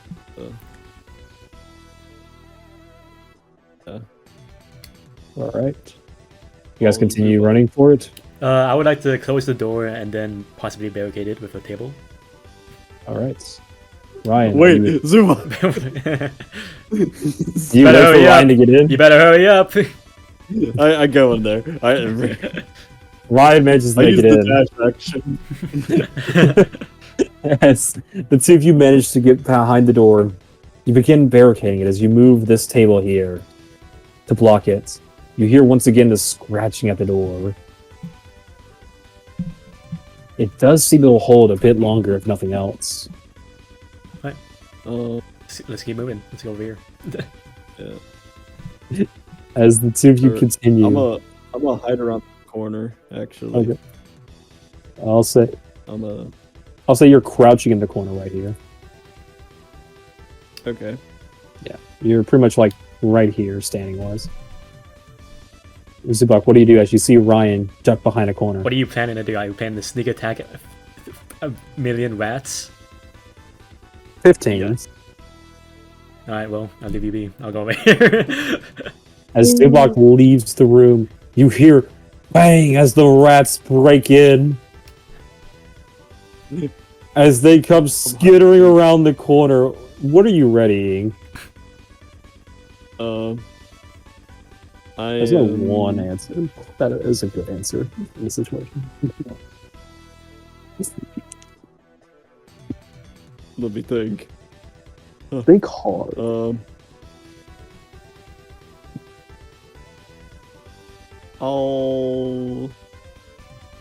There's only one good answer. With the scroll, what, and I don't know the spell of the scroll, but Not a bit. Yeah, if you tear the scroll, it will cast, Yeah. but you have no idea the effects. Zubak, Cosmo sensitive, please give us some advice outside of game. You guys have a chat for just a second outside of game, even. I don't care. Talk. You know, you don't have to be there, Ryan. It's too late for him to move at this point. The rats will see him as they cross. oh wait, oops, I meant to put that away. But the problem is, he has a good option in this circumstance. I'm not going to say it, though. I think. Oh, wait, no, he doesn't. Never mind. He got rid of that. Never You're mind. talking about Thunderclap? Yep. Got rid of that. Zubok has a great option in this area. Well, I- So these are tiny creatures. So I should probably explain size. Like I told you guys about large creatures being 10 feet, you know, and stuff like that. Yep. So a tiny creature is 2.5 feet, meaning two of them can exist in a cell at a time. Mhm. So I could probably do that actually. So there's two in every cell. So let me copy, paste, drag.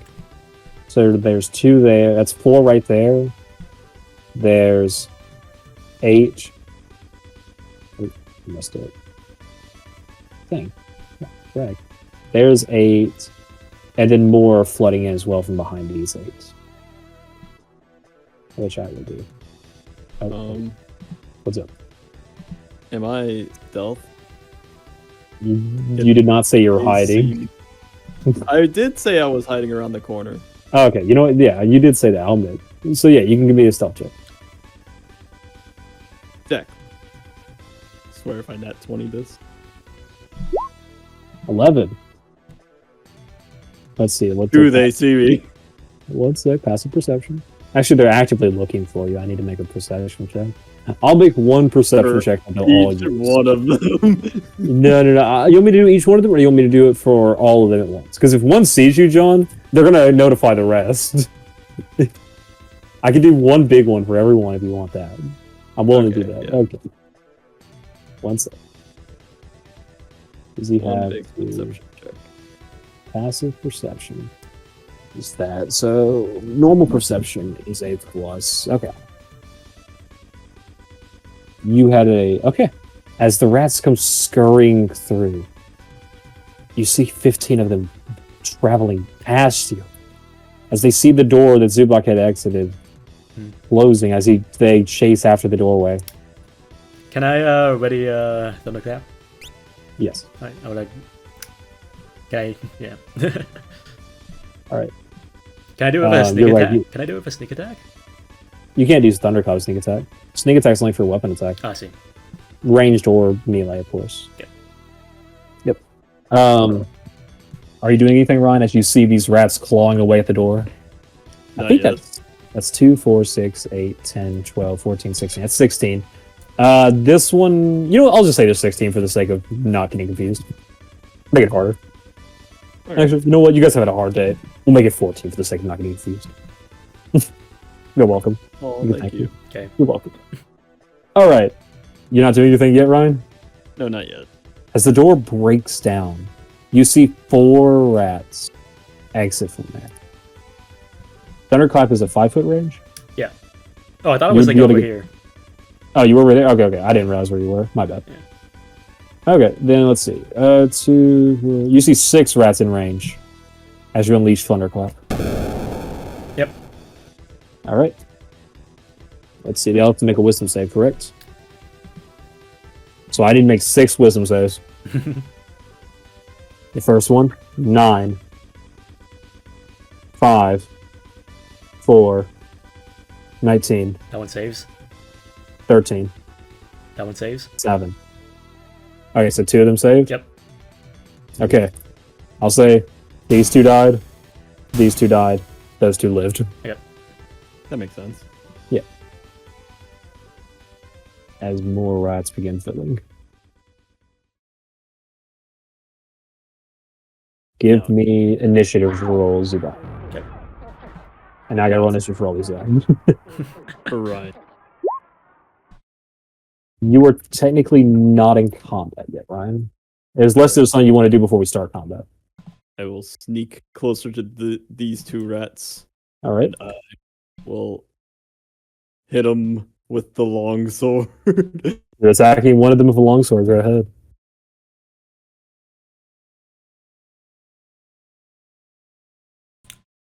$11. That will hit. They die. One dies. Now there's only one left in that spot. Cool. Have they spotted me? The one in that space, yes. Because of that, they have spotted you now. Ah. Yes. Oh, wow. No. Yeah, but you missing Thunderclap now. I am. You know the great thing is I don't even have to do a health for this because if you guys hit them, they die. Yeah, they are. I know we all have one health. Yeah, it's just it's funny. I don't even have to do a health check or a health thing at all. Okay, 1 sec. I'm doing your initiatives. Yeah. So many initiatives, guys, making me work hard out here. So since one now sees me, do I roll for initiative? Yes. So because you did that, they all heard their brother cry. Deadly, deathly cries. Definitely. So they all turned and faced you. Definitely. Definitely. Right. 2, 4, 6, 8, 9. I need 9 of these. Jesus, you guys are rolling good. I hope you guys made a good initiative. What was everybody's initiative? 18. 17. Okay, good rolls, good rolls. Not first, but good rolls. So 17 and 18. How you guys liking the session so far? This is There's a lot of combat. I know it's a lot of combat, but I'm trying to get some other stuff outside of combat as well. It's a great session so far. It's pretty good. Thank you. And there we go. That's all of them. Oh wait, no, that's only 8. There's 9. Okay, now that's all of them. So many of these rats are going to have the same turn because they rolled same. All right, first turn is rat number 3, which is this guy. One of these guys. I should probably just have each 2 rats have the same initiative. Huh? That's a good idea. So we don't get confused. Yeah. Well, since a lot of them rolled this, and then I'm just adding it. Yeah. Okay, there we go. So this rat will be moving to here. They're tiny, so they can just stay in the corner. Actually, worked out perfectly. And they will both be attacking you, John. Or you, Ryan. The first one. Does a 3 hit? no. The second one. Does a 12 hit? No. As they both nibble at your feet. They don't seem to break through your boots' leather. As we go to this one's turn. As this one begins its turn, flying its way up, attacking you as well, Ryan. The both of them. Does a 2 hit? No. Does a 9 hit? No. Okay. You can see, I can just throw as many rats I want. They have no bonuses to hit. As this happens, we go to, let's see, that's those. This one's turn. Does an 18 hit? Yeah. Oh, you take 1 damage. Oh! Oh god. These guys might actually kill me. Death by 1,000 bites. Oh, shoot. And this time it is now, let's see here. Your turn, Ryan. It's my turn. There are 5 rats in front of you. You can choose any of them. Wait, didn't Zubak roll higher than me? No, you roll an 18. He rolled 17, right? I would 18. Oh. Yeah, 7. Oh, I wrote it backwards. My mistake. So. Zubak, it's your turn. There are 4 rats in front of you. Did I say anything? Are you still comprehending languages? Yeah, it's 1 hour. How long does it last for? 1 hour. Oh, dang. I didn't realize that. Yeah, you hear tiny mouse squeak. Peace. Peace. Food. Food. They don't seem that intelligent. Nice. Okay. It seems they're only capable of 1-word sentences. Well. As they keep shouting and twittering away at each other. Murder! So cute. I'm gonna go over here. You're going over there? Yeah. Luckily, they are tiny, Yes, so I they know. don't impose Of course disadvantage. I know. That's I'm just letting you know, it's rules, man. I assume You so. can't do that, oh Lord. No rats. Don't fight with the DM. Dads, I'm about to smite somebody right now. No. Mercy. All right. Okay. Ryan said that he could dead already. Okay, that's thunderclap. Oh, thunderclapping. Yeah. Let's see here. Hold on. Let me get my ruler out. Wow. Yep. Go ahead. I got a 9 wisdom saves. Mm-hmm. Just let me know when I fail, okay? Okay. Or when I succeed. Okay. 9, 4, 10, 1, 19, Success. 13, 8, 12, 11, 8. Well. Only one succeeded? Yep. 13 doesn't pass? Oh, 13? Okay, yes. That passes. Oh, okay, good. Okay. 2 succeeded. Da, da, da, da. Good. There you go. These 2 are the last 2. And with that is now Zubok's turn. Not Zubok, Ryan's turn. Okay. So, I'm gonna swing with my longsword again. 2-handed or 1-handed? Doesn't matter. Sure it does. You can't have anything in your offhand if you do it this way. Okay, then one-handed. Alright, what's in your offhand? Did you pull anything out? No. Okay. 11. That'll Again. It is. Keep doing my job for me, see where that gets you. I'll give you an early grave. I'll make you dig the grave even. Oh no. He's gonna make me find buried treasure only for the treasure to be my coffin, and then I'm suddenly in it. What are you talking about? I don't even know that one. Do You guys never had that dream? No! Oh. Okay. Back to the rat's turn, and there's nothing else on your turn you'd like to do. I throw the rat. That's an action. Fred. Never mind. Okay. No, I'll just pass. Does a 14 hit? No. Okay, he misses his bite. As we are now back to Zubok's turn. Alright, There's one rat in front of you on the ground. Thunderclap. Another thunderclap. He just doesn't want to roll. He just wants me to do a roll. He just keeps clapping. Does a 12 succeed? Nope.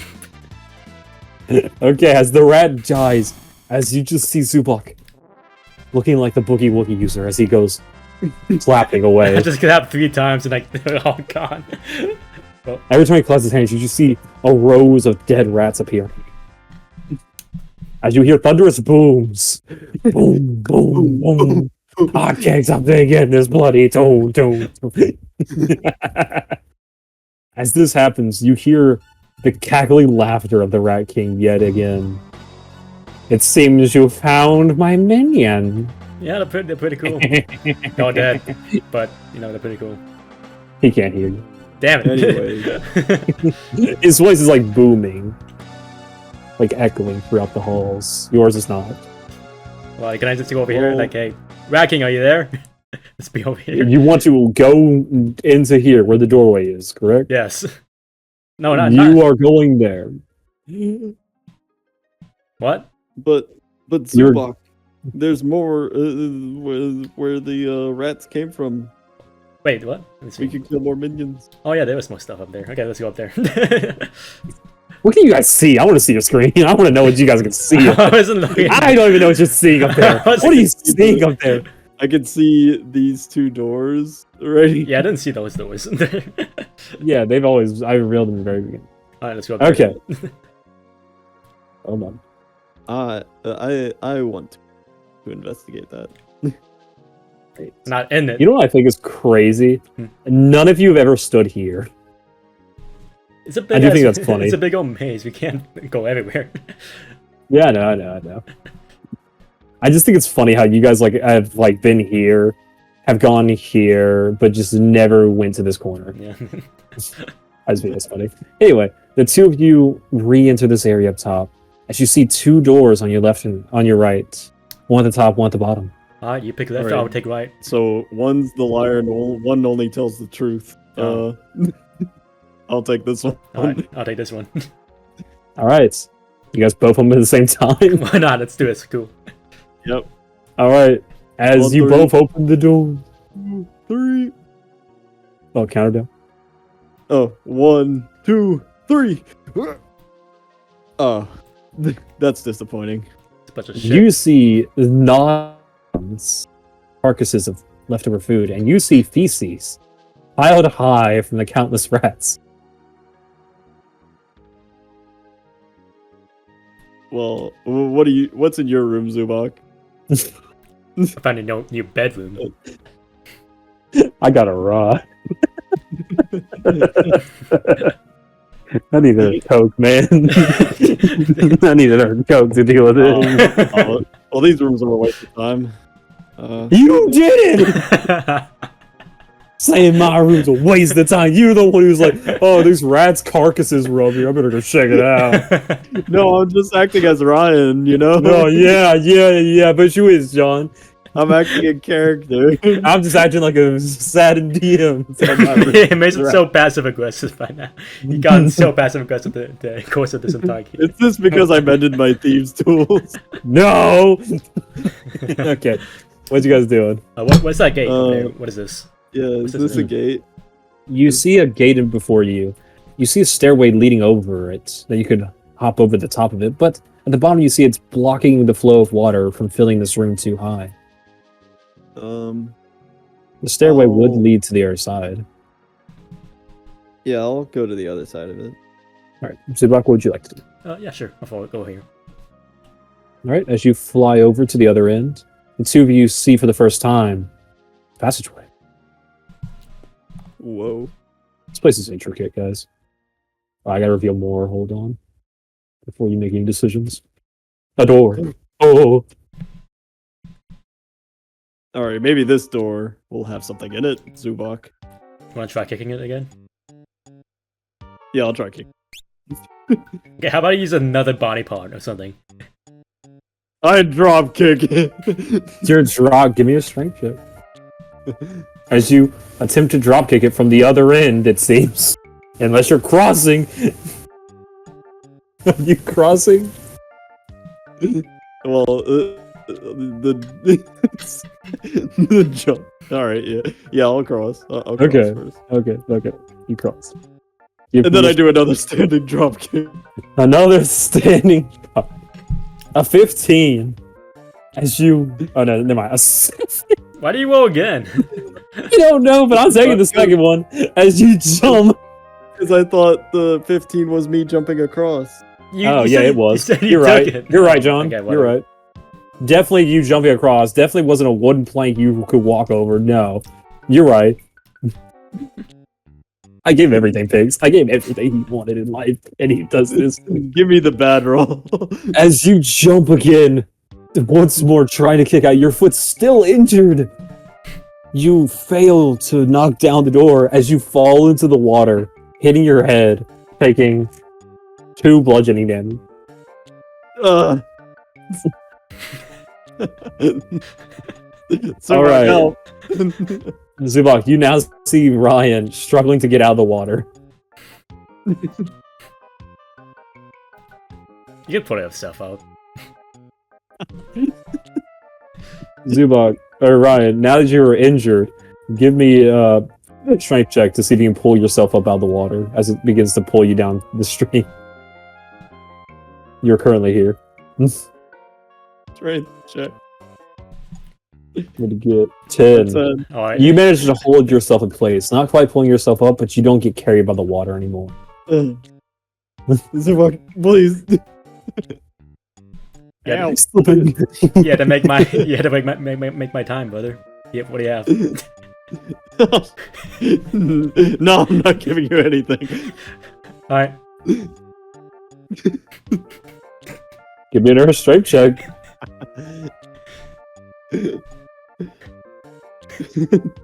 Fine then, have it your way, Zubak. Yeah. 7. As you get dragged farther downstream, now you are here.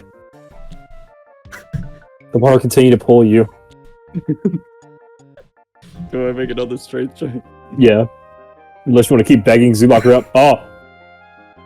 As you now fail to even grasp it all for the thing, as it gets out of your reach, as you are pulled down farther. I'll give you here. Give me one more strike check.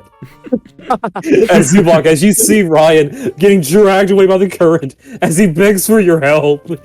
Alright, I'm gonna go here and try and lock this thing. Alright, as you go to a blocking. Ryan, barely able to hold on. Barely able to hold on as he struggles to gain ground. Give me another strength.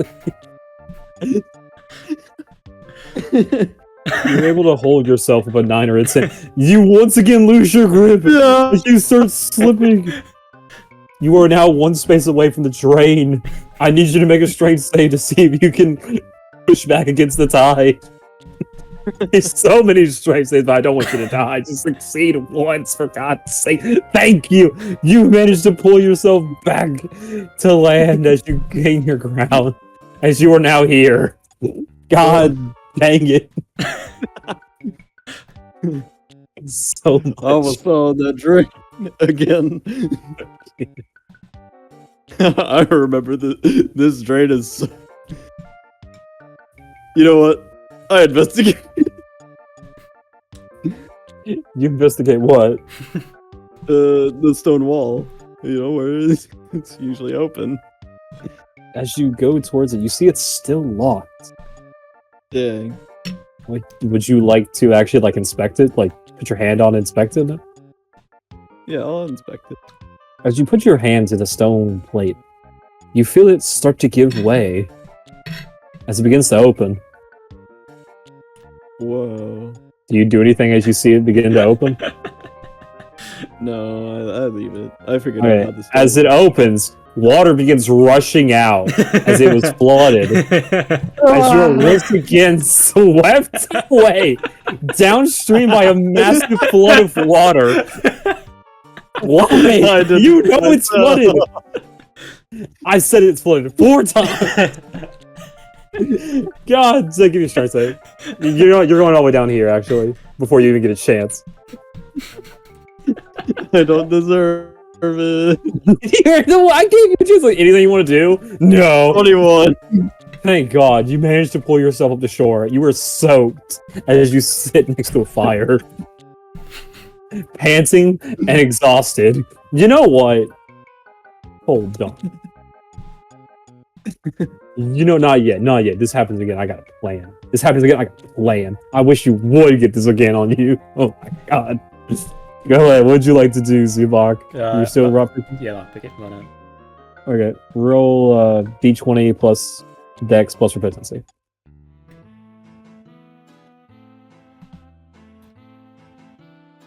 Efficiency is 15. So, wait, that's a dex save. Oh, so that just went well when we wanted. Yeah, you just roll a d20 plus 4 plus 2. Okay. That's 16. All right. That will pass as your check. Hold on. Your lockpick, as you do this meticulously, your lockpick snaps as it breaks in your hand. Damn. You no longer got a lockpick. Man, I wish I could mend this. You could have technically mended that if you had mending. Ryan Evans feels like something broke, but he doesn't know what it is. His spirit. His spirit. You can open he the door. feels defeated as he just he'll sit by the campfire. As you enter in, you see a tomb. A giant tomb in this area. Sealed shut, it seems. Okay. Anything you'd like to do in here?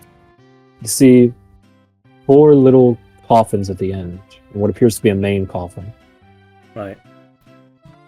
Well, I'll just leave it. I'm gonna go over here and see what's up here. All right. I'm not going up As there. you exit the room, But as you exit the room and head up, is that you said heading up, right? yeah, I'm just going. You said heading up. It's gonna be here. Okay. Let's see. You do see another way, a stairway leading upwards to your side. Let's start revealing some more stuff.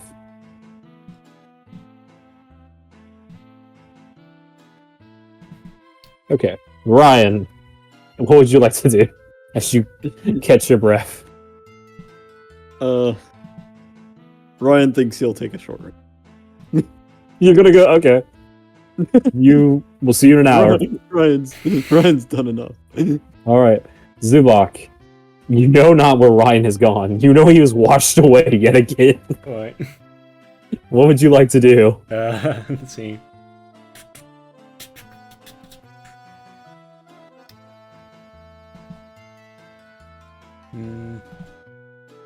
Let's go over here.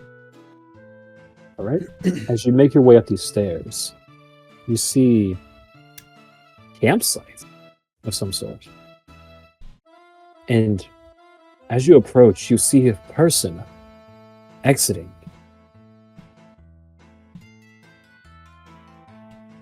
But it's not a person. It's rats. A man rat. And a giant rat appear. You're still comprehending languages. Yep. Intruder! Intruder! No, I'm just a merchant. Oh, Master told us you two were here. Yeah. He knows all. Uh-oh. As the rat folk draws his blades, and the giant rat chatters its teeth at you, not making any tangible sound, but just threatening noises. Can I just leave? Let's see. Oh, do I have to roll initiative? Yeah, I'd say you have to roll initiative, sadly. Alright, fine. You're in range, I'm afraid. Oh, D20. Oh, okay. Let me roll for those two, and we'll get started. Plenty of time passage. Ryan. Yeah, Ryan is sleeping. He does not need to roll Just initiative. sleeping. Yeah, Ryan is sleeping in a bed. All right. You're first, Doc. What would you like to do? Great.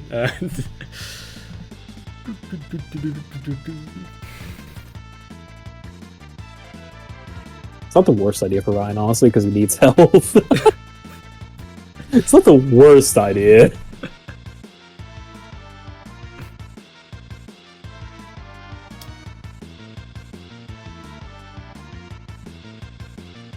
So, Okay, I would Zuba. like to. How about I shoot this thing with my hand crossbow? all right, give me attack roll. 7, so that's +6, I think. So it's Yes, plus 6. So it's a 13. Yep. To the giant rat, you said? Yep. That will hit. Give me damage. 10. 10 damage. As you unleash a bolt as it glides through the air, slamming into this giant rat. Piercing it straight through the skull, it lies down. Dead. A relative of yours, I assume? He looks down. He was my best friend. Oh, I'll kill you. well, at least you guys weren't related. Yeah, okay. I'm going to here. Then let's say I'll fly over here. As you do this, the rat begins to dash back at you, trying to catch up. Let's see, he's here. Oh, can I do something else, or is that too late? Oh, no, you can. What's up? Okay. Can I actually like maybe hide here and wait for like a sneak attack? You don't have an action to ready, sadly. Oh, not Like, readying an action takes your action. No, so not like a bonus action. No. Readying an action, like, you withhold your action for a later turn. You get it? Yeah. What? So, readying an action, like readying something for him to come across, you know? Oh, readying, yeah, takes. You just hold your action until something hits. I see. Okay. Yeah, but you already used your action. Okay. So where was I again? But before I moved? Right here. No, before I moved. Oh, before you moved? You were 25 feet away, so I believe it's right here. Oh. Let's check. So I still have my bonus action, right? Yeah, you still have a bonus action. Oh, can I just dash? Yeah, you can. Right. Where'd you like to go? Let's see. I can go here. That's 5, 15, and then I'll. You have 35 left. If you go here. Let's go like here. All right. There you go. That takes all 35s. Cool. Because you can't, like, cut diagonal here, sadly. All right. So then, as this happens, the rat dashes back, trying to catch up. As he makes it there.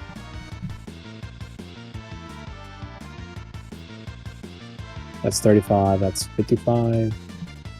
He makes it to here, where he loses sight of you. As it is now your turn. Okay. You can hear like cursing to himself, unable to find you in this area. Alright.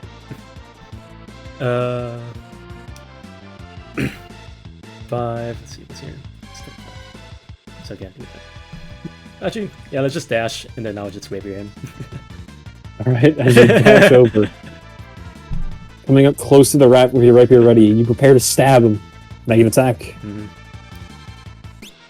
19. 19, that will hit. Roll damage.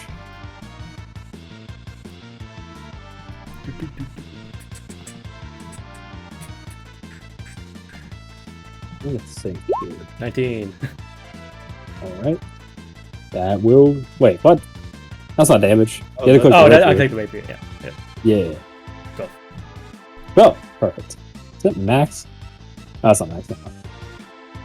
I do think it's funny how you roll the same on both. 19 on both. As you stab him, piercing his lung, he dies under your blade as he crumbles to the ground, cursing you in his final moments, wishing for your death as he dies. Alright, These guys aren't the toughest, but they do provide some challenge if you were Yep. in rain. Ryan would have died. You probably would have. That's how I judge my encounters. Ryan would have died to him. I'll say it's been about... it's not even been that long. It's been like, what, 15 minutes? Short rest take forever, man. So like, what would you like to do? Let's go over there and do the shit. Alright, as you make your way back to the camp, taking care to take notice of anything strange, you find simple living quarters.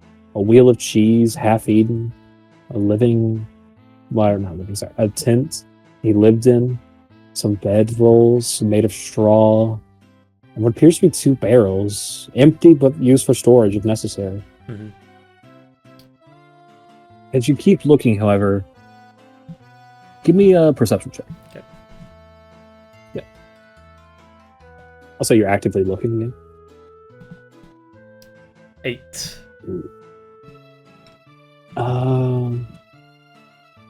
You don't notice anything strange. Nothing unusual or unique about his living quarters, I'm afraid. Okay. Well, I'll just kick the fire and then leave somewhere. As you extinguish the fire, just draw that out real quick. I got it. Oops. Something I can do. Where would you like to go? Well, That's not solid. Shit on me. You. There we go. Where would you like to go, Zubak? let's just explore over here, like over here. Take the long way. As you... Are you going up or down? Down. Alright. As you make your way, continuing on, it's been about 20 minutes now, just simple traveling exploration. Where are you going exactly? Right here. Alright. As you come across this corner, you see a passage. Second. And down. And down. Leads to another corner. Over here.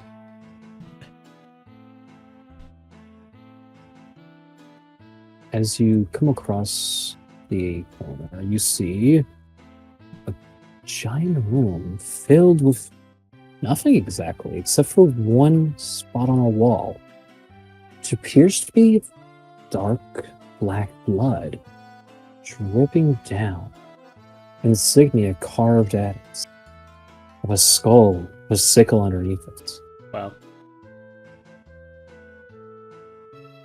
Every time you say "wow," I just want to throw something at you, like a solid PR9. I don't know what I else I just can want say. a PR9. Not the least big surprise. Why is the sigil appearing here? What's the connection? Oh, no. Can I inspect the sigil? Go closer. Yes. Yes, you can. Thank you. Thanks. Sorry, asking for so much. Sorry for a little bit of surprise, man. I was just, Sigil out of me. I was just expressing my surprise. Wow. Wow. I didn't, Alright, give me the I investigation. didn't expect there was a dog zero there. So, yeah, this 18. As you inspect it, you notice it does appear to be a mixture of different species of creatures. The blood itself, all pulling together, trying to tear apart, but still flowing smoothly, causing the black texture on it. The sigil itself appearing to be a mix of bones, floating in the blood, somehow sticking to it against the wall. You can almost see a red glow from the eyes, as if there's some magic around the sigil. You're not sure what it's doing, but it's doing something. Could I take one of my papers and then like try like print it on it, like print the sigil, the blood on it? Yeah, papers? Yeah. I took the papers from the fucking book. That's right. Okay. Are you gonna try draw it on there, or just like just spat press it against? Press it, yeah. Okay. Yeah.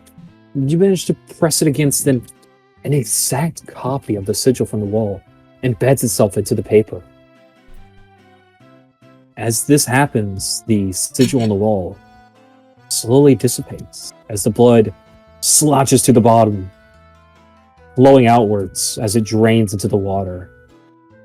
The water itself changing as all the water in the sewage turns a dark, murky black.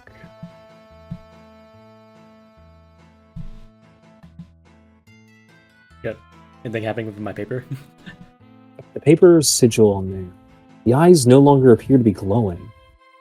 The sigil itself doesn't seem to have any energy coming off of it.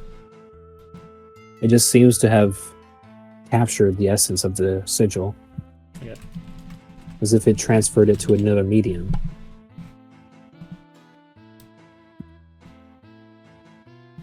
Alright. What do you like to do now, Zebok? It's been about 30 minutes. Just waiting for this guy to wake up. I mean, you don't have to wait for him. You can do anything. You don't have to wait for him. You don't even know what he's doing. In all honesty, Yeah, you're just I guess. exploring, and that's Yeah. fine. Well, I could actually show a lot of stuff now, like if I get rid of these lines here.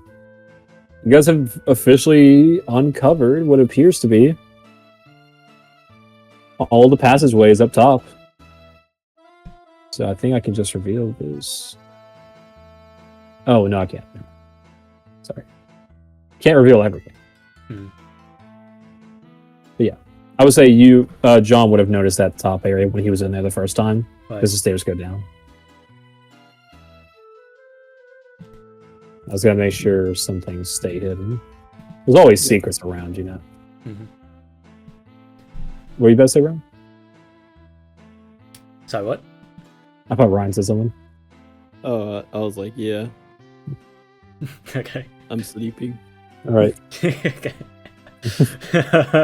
Zuba, what would you like to do?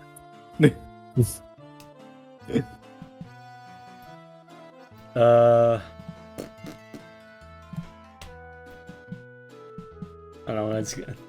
Can I head towards this direction? Yes. As you begin making your way down, being careful to avoid the water, of course, I'm sure, with its new black texture, you see planks. The planks that you had walked past previously, with water slushing about, slightly touching them as the planks there are destroyed. Every wooden plank now on the intersection has dissolved. Right.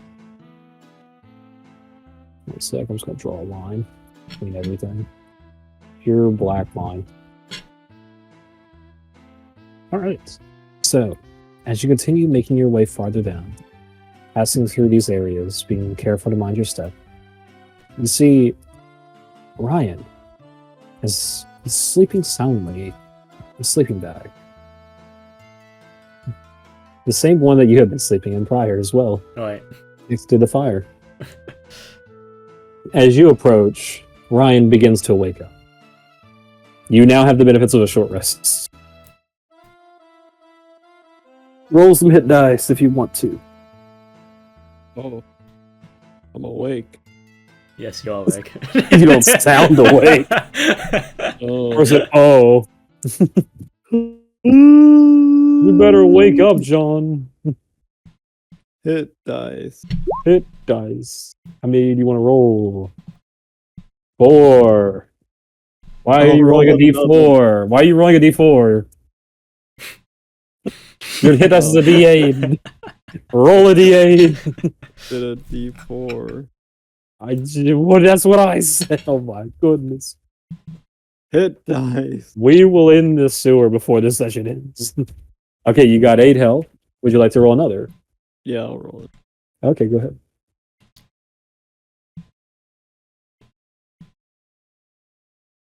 It was. You've regained 13 health. It was another D4. Oh my god! Just click D. Okay, you've regained 18 health. Would you like to roll another? Ryan better not get greedy. So no. Okay. You've regained 18 health. As you get up, you notice things aren't quite the same as you remember it. The water in the sewer now, it's a dark, murky black. Oh. The bridges in between have all dissolved away. And Zubok stands before you. How's it going? You Zubok. had a nice swim?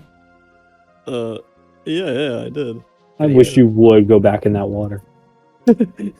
I wish Ryan would think about it. I wish you would fail any of these jumps. I'll inspect the water. You're inspecting it? Yeah. How are you inspecting it? How are you inspecting it? I'll just look at it. All right. Roll inspection.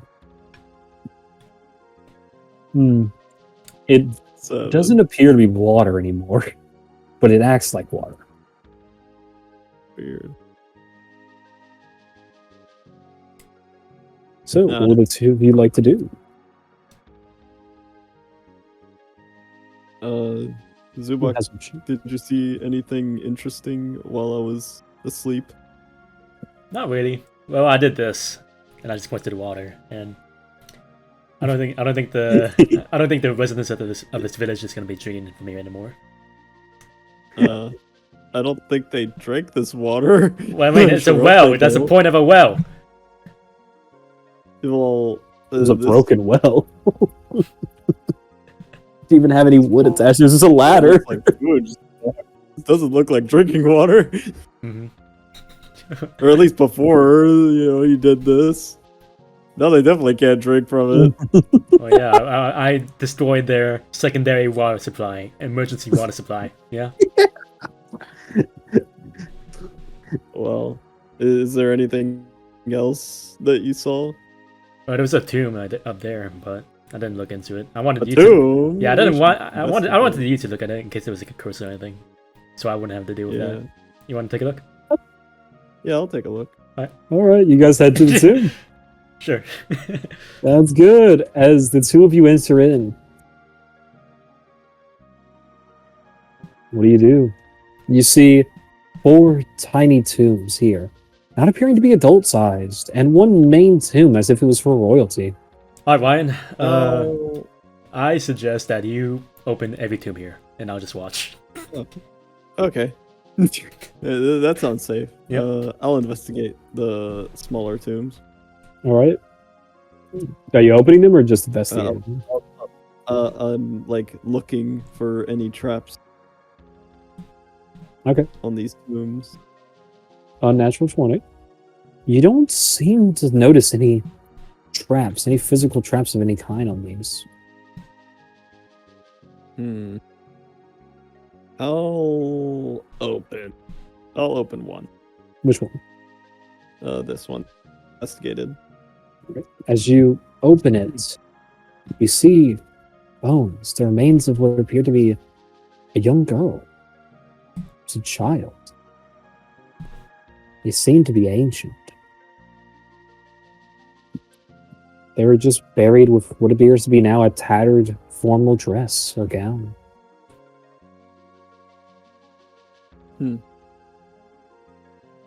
as this tomb is now open. I'll investigate the main tomb now. All right. As you approach the main tomb, use investigate check. Yep. What are you looking for? Looking for traps. All right. That's a 20. Wow. As you take in its breathtaking texture, its intricate design, you notice no traps of any physical sort to speak of.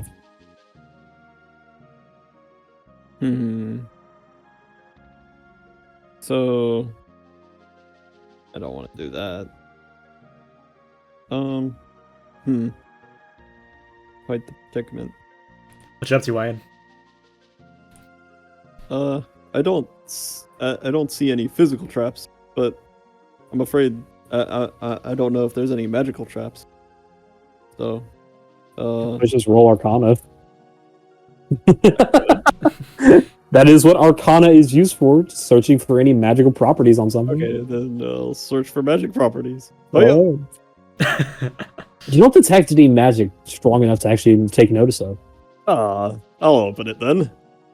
As you try to push at this, you see that it had been opened before. It doesn't feel like it had been sealed for a long time. As it opens, you see the corpse. What appears to be a king. But no crown. Simply the gown he is wearing is adorned of a kingdom you have no mention of. With a sun as its crest, with gems adorning its sides in the shape of a hexagon. Feel free to write that down if you wish to. You don't. It's up to you. Sun shape with every tip of the sun having a gem. Whoa. There doesn't appear to be a crown though, but you do see that the head has been tampered with. Can I do like a history check, like comparing to see if the crown that I have in my inventory is related? Can I do a history check on if I notice king at all? Yeah, you could do a history check, John. You could do an insight check to see if that crown looks as if it was worn by him. Okay. Just looking into insight. 16. Let's see. I'll start with Ryan. Ryan, you don't believe this crown was used by him. It doesn't appear to match the size of his head. The skull. Zubak, you don't know much, except that this crescent does appear to be ancient to the degree of at least 100 years ago.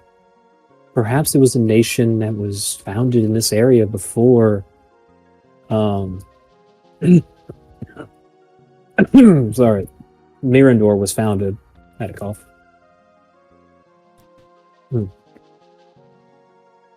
You believe it was the last nation before Mirandor, Zubak. Right. You're not sure why a king of that stature that would be buried here.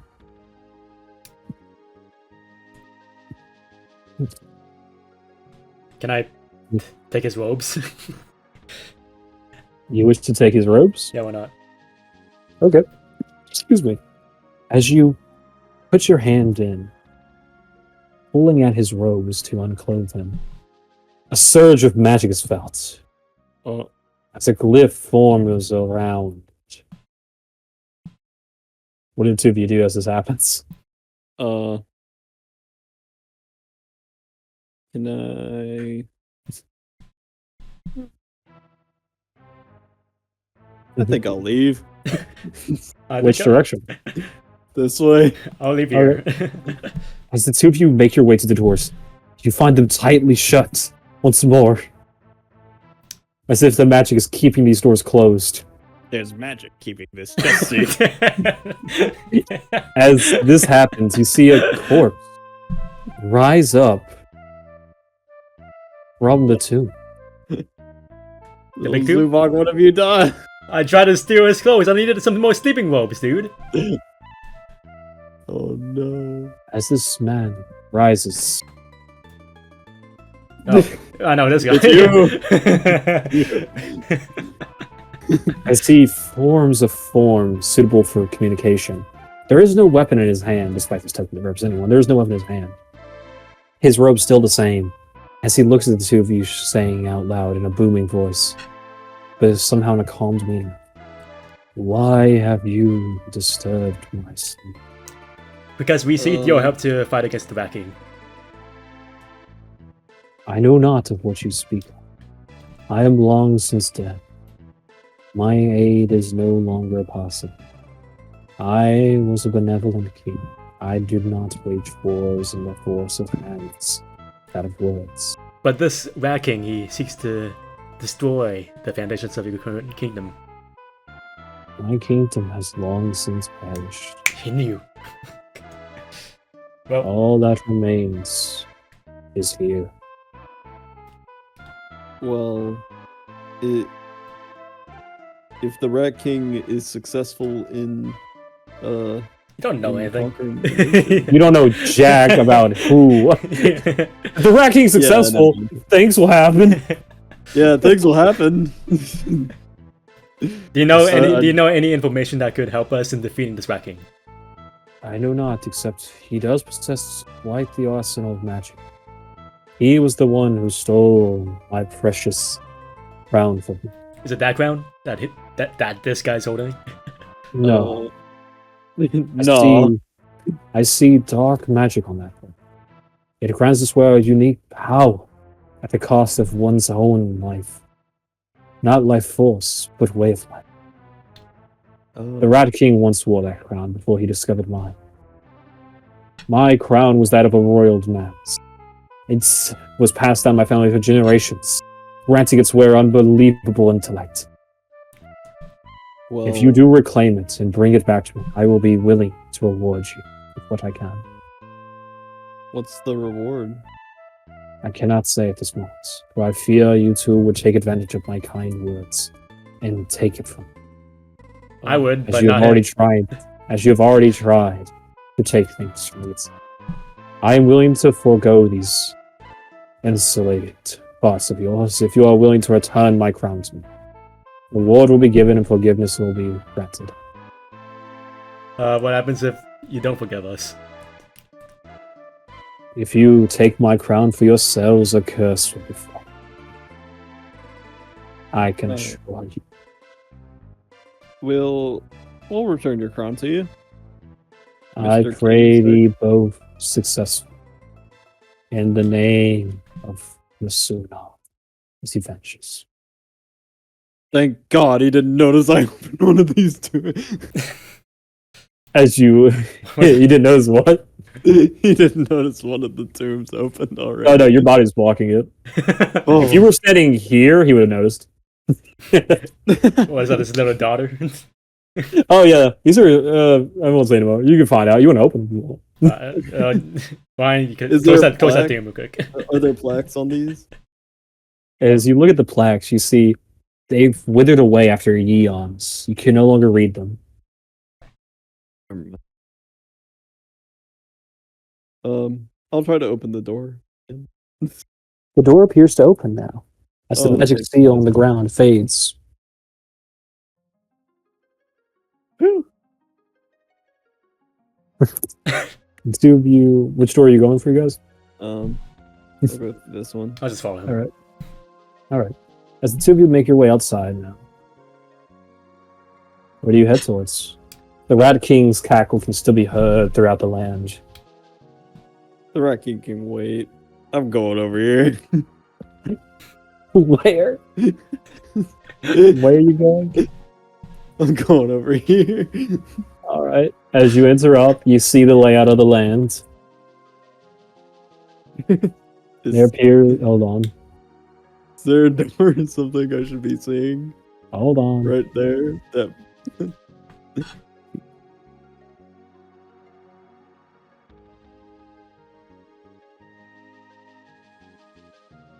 Oh. Never mind to the Rat King. I get that you guys can use the map to your own advantage, sure. But come on, man. A little less I'm metagaming, Ryan. Did you close the daughter's casket before you left? Yes or no? No. Okay. And two of you make your way. Zubak, are you assisting Ryan and traversing this? Sure. Alright. Give me a strength check, Zubak. Alright. See if you drop him. She's both trying to carry both of you over a flight. I swear. Oh, solid nat 1. That's an 8. 8. Zubak, or not Zubak, Ryan, give me a strength check to see if you're holding on tight enough to make up for this. If one man fails, the other must succeed. Isn't that right? Ah!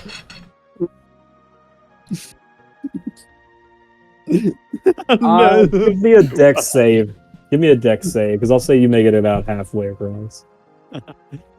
Before Zubak loses his grip, as you lose yours as well. Give me a dex save, Ryan. You got this, Ryan. Come on, Ryan. You got it, Ryan. Come on, Ryan.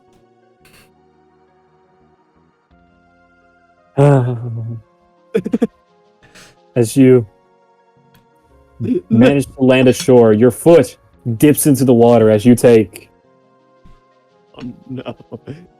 3 acid damage.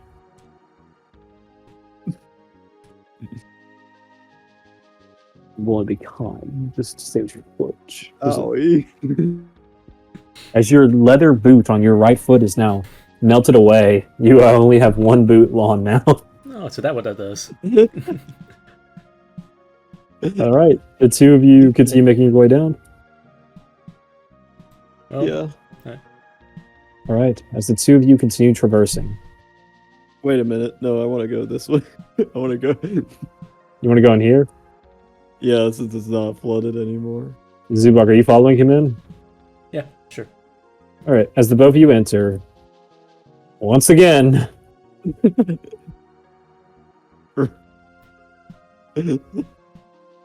closes. Okay, and then now we'll make our way over here. All right, Or I will. Zubak, are you following him? Sure. All right. Yeah, it's not much else to go at this point. Yeah. As the two of you finally make your way here, I don't know how much of this area I've revealed. It's so dark. Oh, I kind of see the line. Okay. As the two of you make your way here, you see through this doorway the entrance that he has been speaking to you from. You finally return. Finally, yeah. Are you ready to meet the god of the surface world? Is it necessary that we fight? Of course it is. You have tarnished my reputation. I simply gave you the charity of exploration. Since you have made it this far, is the least I could do. Had you tried to leave, however, I had already planned on ways of stopping it. Such as? You were never allowed to leave here alive. Okay. So, have you enter? Yeah. Alright. As the two of you enter in, I'll say take this. And reveal. Behold, the Rat King's lair. Oh my god. As you look around, you see him in all of his glory. The Rat King! Oh my god. Can't even see its spite. Send it in the Discord. Yeah, I am. Give me a second, man. You can zoom in, of course. Just give me a moment. Just let me out here. Try to yell at me. Is that a comically large spoon? Oh my god. That is a And- big old spoon. You also see a rat-like construct. Oh no! What a beautiful boy. What have they done to you? As he squeaks out in gibberish. Give it an order. Sit. It doesn't seem to obey you. Well, gotta kill it now. Uh-oh. As the Rat King closes the book he was reading, He looks at you. You see a crown adorning his head in jewels, shining brightly, a magical property to you. My dear travelers, I do commend you as he claps his claws together on making it thus far. You've shown me just how wonderful the surface people are in combat. Mm-hmm. I can see your battles through my subject's eyes. You, sir, quite the journey you've been on, as he points to Ryan. Yes. I see so much of you flailing about in the sewage. Hey, now. I didn't get to That see wasn't my fault at all. It's probably pretty funny. And you, as he points to Zubak, making quick work of my minions. You must be the leader of this. Nah, he is. Don't worry. Yeah, I am. What the heck? I followed him here.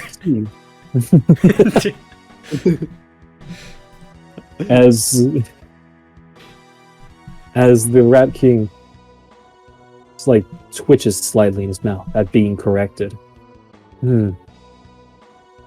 Alright, I'll believe it for now. Now then. Hold on. Can I a quick question? Deception roll. What's up? I know, I'm speaking in character. Oh, okay, sorry. The way you said it, it sounds so out of character. Hey, wait, quick question. What do I do? Jesus. Okay, let's try that again, please. Alright. Sorry, Mr. Racking. Sorry to disrupt your... What is it? Can you tell me what that crown does? What does? Can you tell me what the crown does? The crown. My crown. What does it do? Why would I tell you this? Okay, how does it... You're about to die. Okay. Tell us. As he grows tired of these trifling matters. Hey, tell us, or we'll have to make you tell us. Yeah. Intimidation. As he grows tired of these trifling matters, you see him chanting with his wand. No. As you give him a snarling look, Ryan, you see a... Sorry, 1 second. As you snarling look, you see... You know what? Yeah.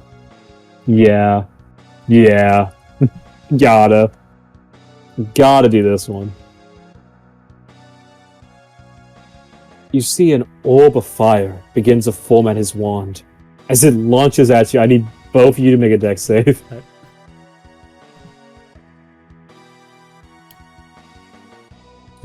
Ryan, you just snarling at him with a stink eye as he hurls a fireball at you. Whatever. My God, 21.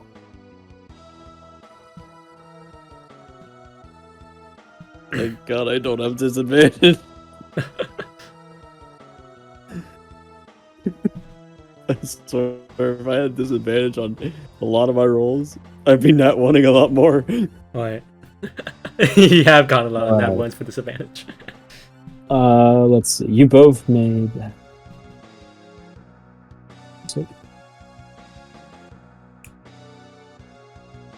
So it was a 14 and a 21? Yep.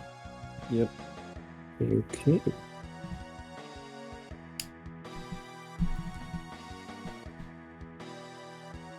You both managed to dodge out of the way as only partial energy of the fire burns at you. You both take 10 fire damage Jesus. Oh. as he cackles maniacally at the two of you.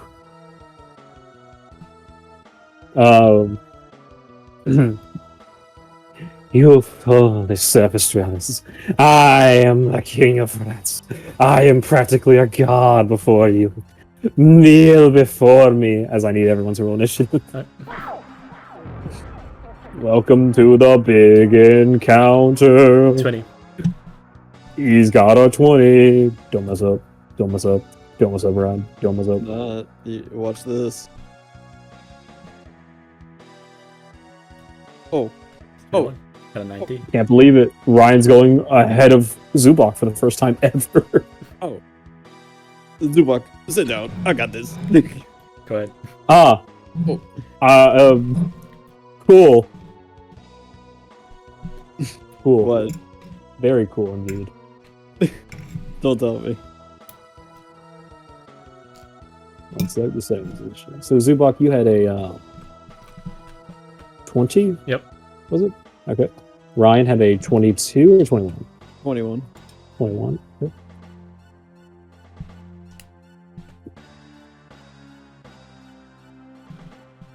Now it's got to roll for the constructs. Get stats out. This isn't fair. I've literally been playing the whole session without my construct. You could have made a new one during the time at the end, but you said, no, that's fine. I'll find him. It's not my fault. Don't blame me for your mistakes. Okay, I got the turn order. It's going to be him. Okay. So first up, the Rat King. What?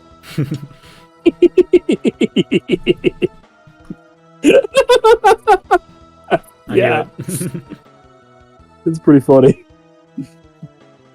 All right. Let me get HPs down. And we'll be ready to get started with this epic encounter. Possibly the hardest fight you guys have had so far.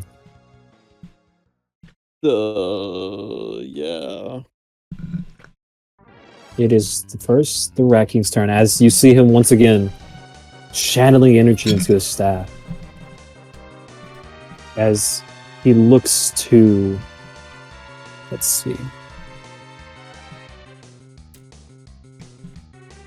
As he looks to himself, you see him chanting as armor, magical armor appears around him.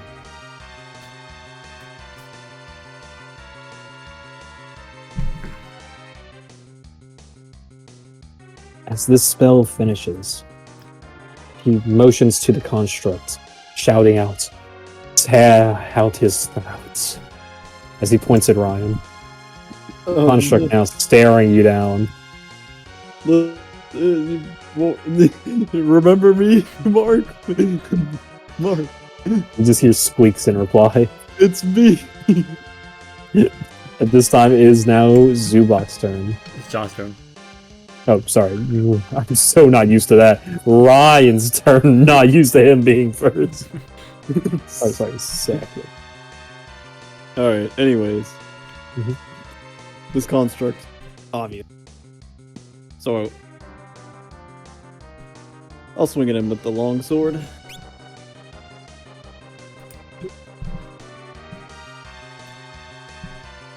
Does a 10 hit? No.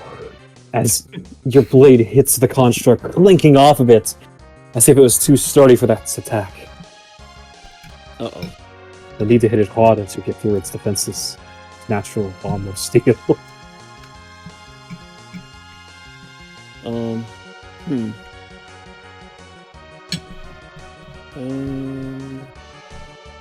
I'll pass.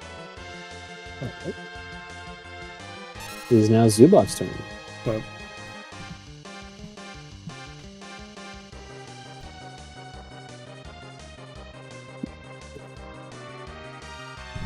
Sorry, I was just getting this health fixed out. I'm using the Artificer stat block for all this, like the Steel Defender and stuff. okay. I'm just treating the Rat King as an Artificer in this case. Oh my gosh, he's me! Alright. Let's see. It is your turn. Zubok, what you doing? I would like to go over here and do Burning Hands. That does not appear to be a way to walk. Can I fly there? Or actually, it does appear to be a way to walk. Sorry, I said it wrong. Okay, well, It does appear to be a way to walk, but it's all the black liquid still flowing through it. Mm-hmm. You still wish to go there? Yeah, I'm flying. Oh, okay, that's right, yeah. Sorry. Just don't hit your turn there, I guess. Mhm. Are you doing Burning Hands? Over They both need to make a dex save or take 46? Or take half on success. Let's see. Yeah. 3d6. Okay. 3d. Oh, yeah, 46 No, is it's a my thing. Yeah. Alright. Okay. One critical failed, one critical succeeded. Okay. So one takes 0 damage, 0 takes 0. And I was doing it racking to this construct, so the construct takes full damage doubled. Okay. Because I always double the damage on these kinds of saves, you know? It's fun that way. It'll kill you guys quicker, but it's fun that way, right? Mm-hmm. Yeah. So roll damage and then double it. Poor construct. Have to take 4d6. Well, 24 damage. As you fly over the water, putting both your hands together in a motion, as sparks begin to fly off of them. A wave of heat transferring out, barely avoiding you, Ryan, as it hits the square in front of you. Oh, Mhm. oh my. There's a light on anything on fire, by the way. Oh, yes. These two, I'll draw some marks. The construct melting slightly as you see its gears begin to burn red hot. As it takes 24 points of damage. The Rat King, however, with his quick movements, manages to avoid it, seemingly jumping above it all as he clings to the ceiling before jumping back down. As this square right here, I'll say, like, these two squares are now burning in the wood. Right. And these two as well. If you end your turn in there, you would take 1d6 of fire. Mm-hmm. If you enter it, or end your turn in there, you'll take 1d6 of fire, I should say. So, with this, it is now Wait, the I construct. got my bonus action, so. Oh, my mistake. I didn't think you had anything. My apologies. I would like to Go ahead. go over here, by the way. This is land, right? Yes, that's all. Okay. Second. Yeah, so I'll go there, and then I'm gonna check a health potion as my bonus action. Alright. Your last health push, I believe. Yeah. Nice. Sending this fires the map layer so we can put people above it. 2d4 plus 2. So that's 7. Yep. Right. You're against 7 health. Okay, and my turn. Alright. At this time, the construct begins to move closer. It's still burning hot, but managing to hold itself as it approaches you, Ryan. Mhm. Its mangled body still twitching and curling as it makes an attack. A natural. As its claw-powered hand swipes at you, dealing... Dear God, don't die your own construct, man! It's not my fault. 11 force damage. I'm dead. Oh my god. Oh my God! As Ryan falls unconscious. Ryan! What do you want me to do? Kill me. Use all your hit dice next time you're that low.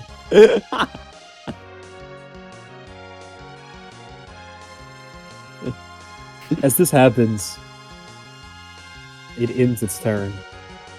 As we go back to the Rat King, who begins to channel magic into his wand.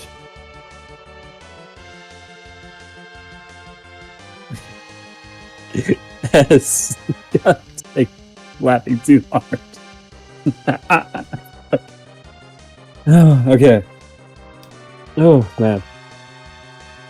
Are we really gonna die here, guys? Come on, not to the Rat King. Not to Rat King. He's the raddest. What do you mean? As a bolt of fire shoots out from the staff, healing. Oh, he has to make an attack roll for this. Okay. Does a 12 hits? Nope. Okay. Does a 10 hit? Nope. Does a 15 hit? Yes. Okay. As she shoots out 3 bolts of this flaming ray at you, 2 of them missing as they burn the wall behind you, the third one landing against your chest as it deals 6 fire damage. Alright. Are you resistant to fire? Oh, yes, I am. So, Then you take half. So instead of 6, you take 3. If it's an odd number, say like 7, you round it up. So instead of 7, you take 3. You actually take 4, sorry. so I'm just taking 4? No. It's 6 damage, so you take 3. I'm giving an example. I'm saying if it was an odd, and it was like 7, you would take 4. Okay. Yeah. Just so you're aware how resistance works. At this time, it now commands the construct to gouge out your eyes as it points at you next. As it is now your turn, Zuba. Wait.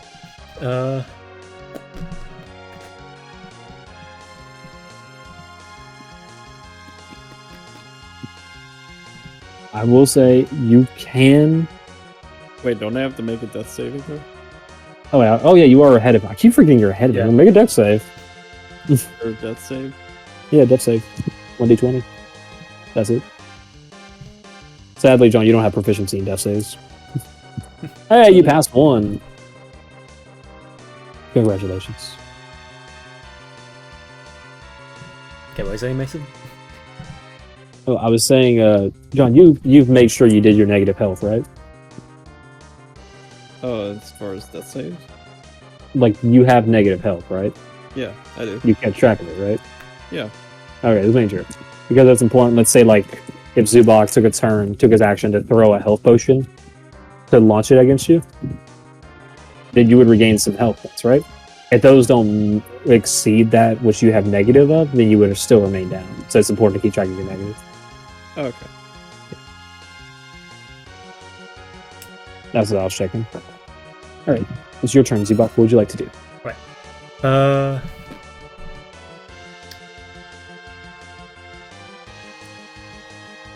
I would like to go here.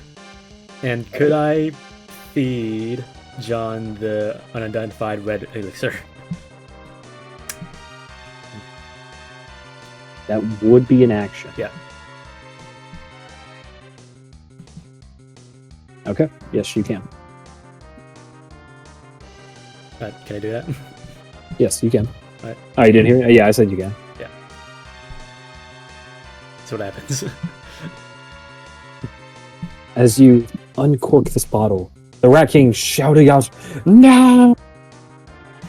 as you pour it down the throat of Ryan.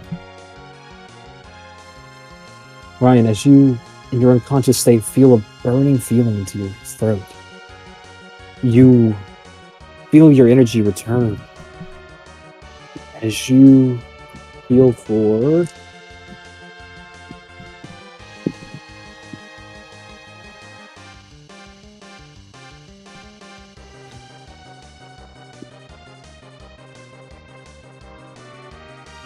$22 health. Wow, okay. Oh, no. That was a superior. That was a superior healing potion. One of the best things in this dungeon. And it just got wasted on Rye. That thing heals for 8d4 plus 8.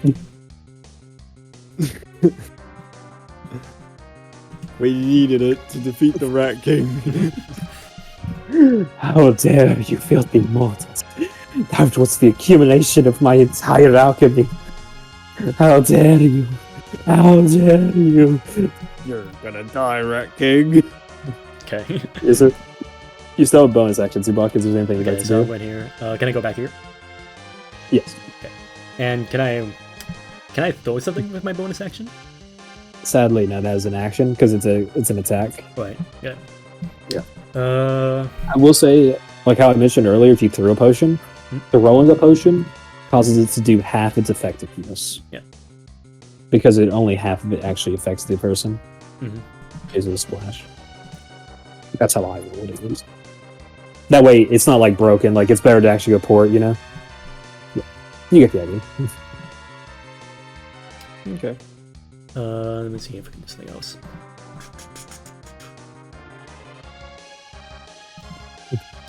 Could I turn invisible with my bonus action? Yeah. You are in dim light, yes. Sure. This will be the last charge it has, though, since it only has two per long rest. Yep. Okay, you are now invisible. And you will be that way until you make an attack or cast a spell or get hit.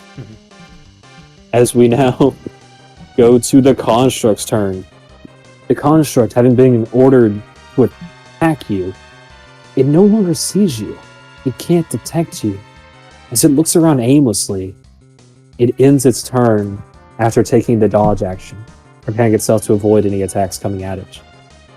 In case you guys are not aware, dodge action is where you impose disadvantage on attacks against you that are melee for your next turn.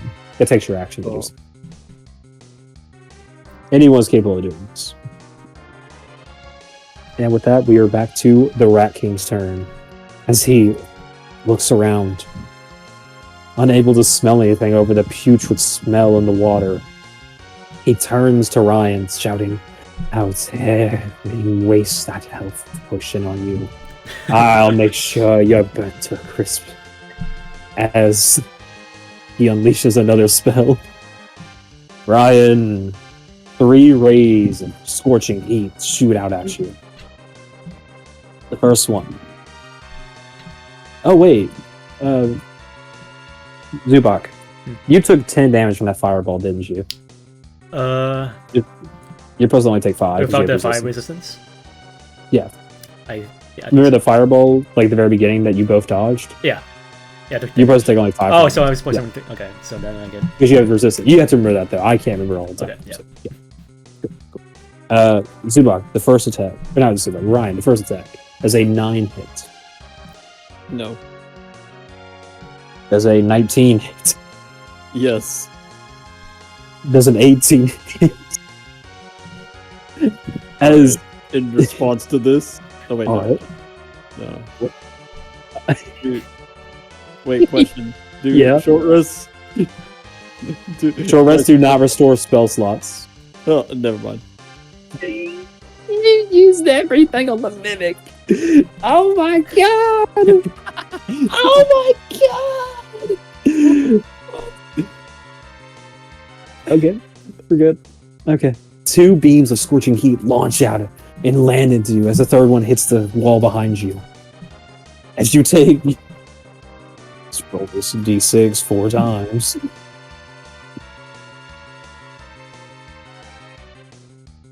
You take 12 fire damage.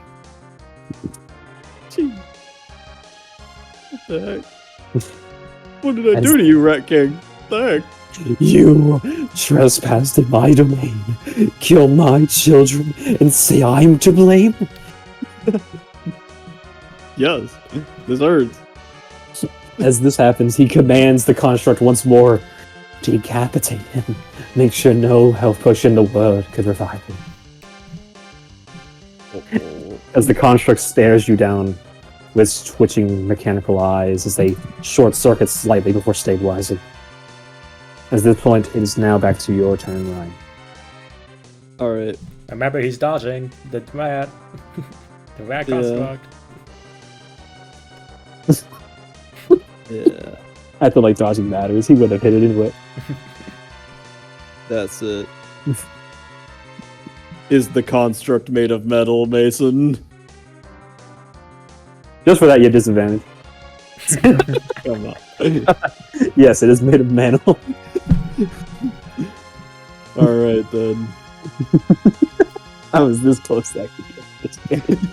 I was this close to fix that. Well, even so, I would have it would have canceled out because I would have had advantage. I know. Just so your question's invalid, Sean, I would have done that. Alright. You want to do Shocking Grasp? Yeah. Okay. Yeah, what does Shocking Grasp say? Does it say weapon attack? Does it say range spell attack? Spell attack? I'll just do that. Lightning from your hand, deliver a shock to creature. Make a melee spell attack. It is melee. Dodge, so you'll be normal. Exactly. Go ahead. Roll a d20. But don't I get spell attack bonus? Yeah. So d20 plus 5. Yeah. Go ahead. d20 plus 5. 20. Let's go. Hey, that's 20. Roll Hey. 2d8 damage. Even to lightning. Let's see. 4. No shot.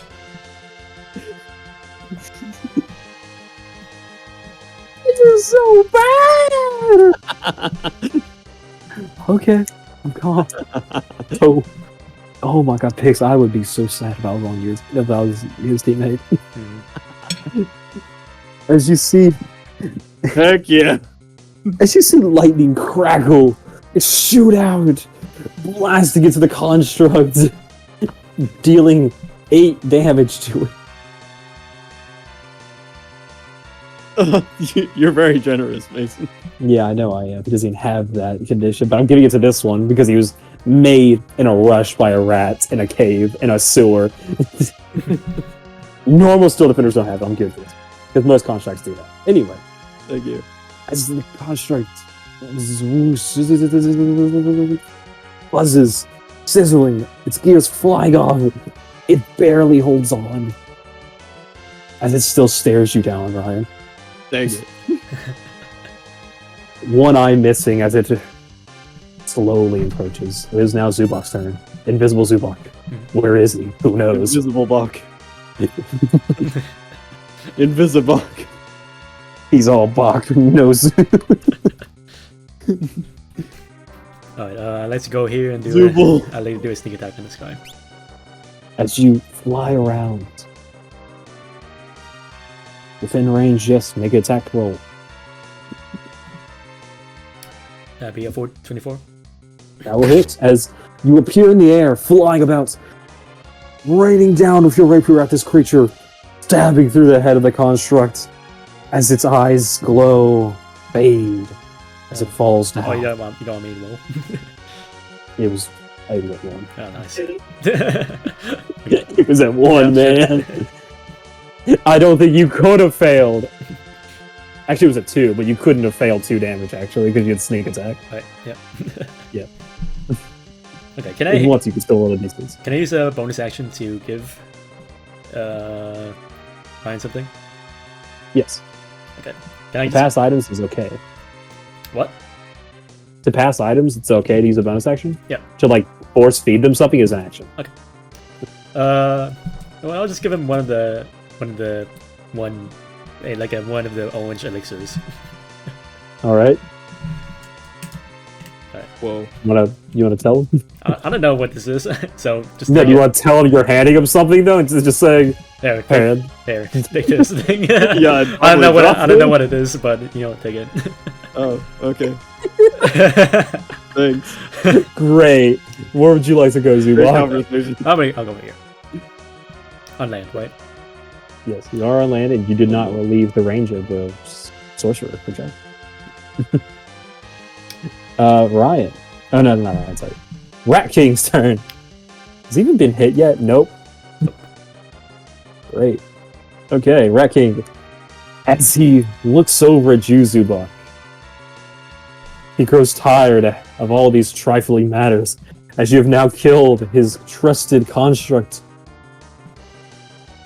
As he prepares to cast another spell, a fireball forms once more in his wand.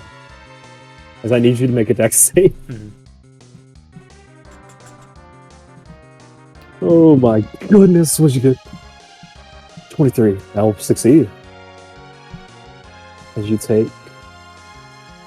As you manage to dodge out of the way, the ball of flames bursts so brightly, though, damage still being dealt to you. Second, it is. So I half this to that. So yeah, you would take 7 points of damage, What do you say? but because you're resistant, you take 8. Okay. You want to know how much damage that was if you didn't save and you didn't have resistance? Hmm. That was 31. Yeah. I love that spell. It's so powerful. Alright. Once again, the fire grows as now these 4 squares are being affected by it.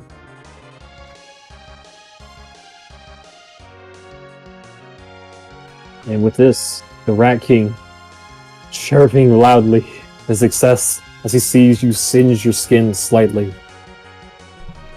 As he happily chatters away, it is now Ryan's turn. All right. Go next to I'm him. gonna move here. Thank you. In doing so, you would pass through here. I jump. Okay. That would be a bonus action. I jump to here, Alright. and then I swing with my longsword. You got fast strike? Or is it? Oh, no. Yeah, I'm gonna use. Alright, I'm gonna roll to use hit. fast strike on the damage. First, you gotta hit. No, you can't skip the hardest thing in the world for you. Hitting. You see? Can't skip it, John. Dang it. See, Joe, you should probably just do what Pix does. He never clicks that. He just rolls and adds it later. He doesn't even add it to the number. He's like, oh, I rolled a 17 a plus 3. 7. I rolled a 3 and got a 7. That will miss, sadly, as you raise your short sword. Is it short sword or long sword? Long sword. And slam it down. It hits stone on the ground as the Rat King nimbly avoids it. Is there anything else you would like to do as he shatters away, gleefully laughing at you? No. You son of a gun.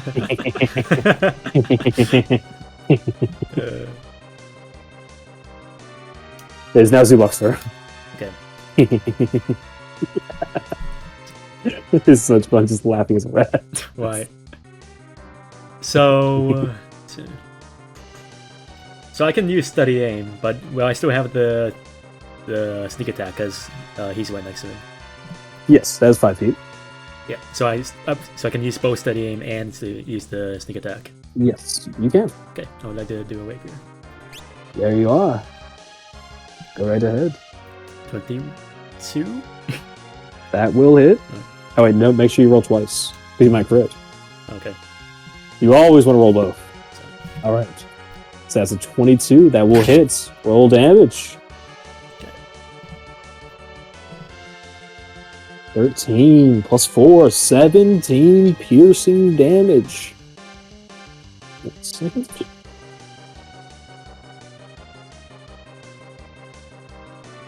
As you ready yourself, breathing in slightly, setting your aim, and stabbing forth, piercing to the shoulder of the rat as he laughs at Ryan, digging it in as you twist it before pulling it out. The Rat King screeches out in agony as he has not felt pain in quite some time. As he feels this sensation for the first time in forever, he looks over at you, cursing at the world, cursing at you, blaming everything on you, despicable humans. You despicable race. Oh, you filth, digging your feet into my sacred ground. I'm not a human. As he... surface troll is mostly. I meant to say surface troll. As he blames the surface for all of his issues, for shadowing him away from society, for everything wrong in his life. And with that, we go back to his turn. As you see him clutching his arm, he, with his one good arm, grabs something off his table.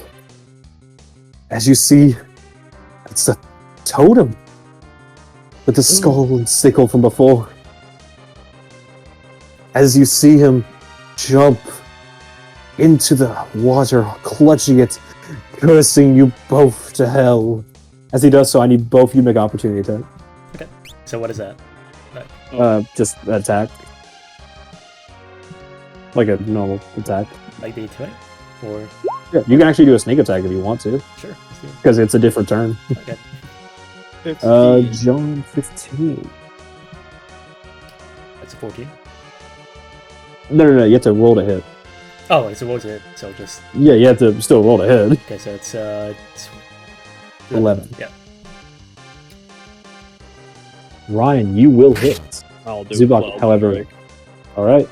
Zubok, as you try to pierce at him again with your rapier, he's dodges to the side of Ryan, but Ryan takes advantage of this as he swings his long sword. Roll damage. Right. Yeah, magic casters don't got much health, guys. What can I say?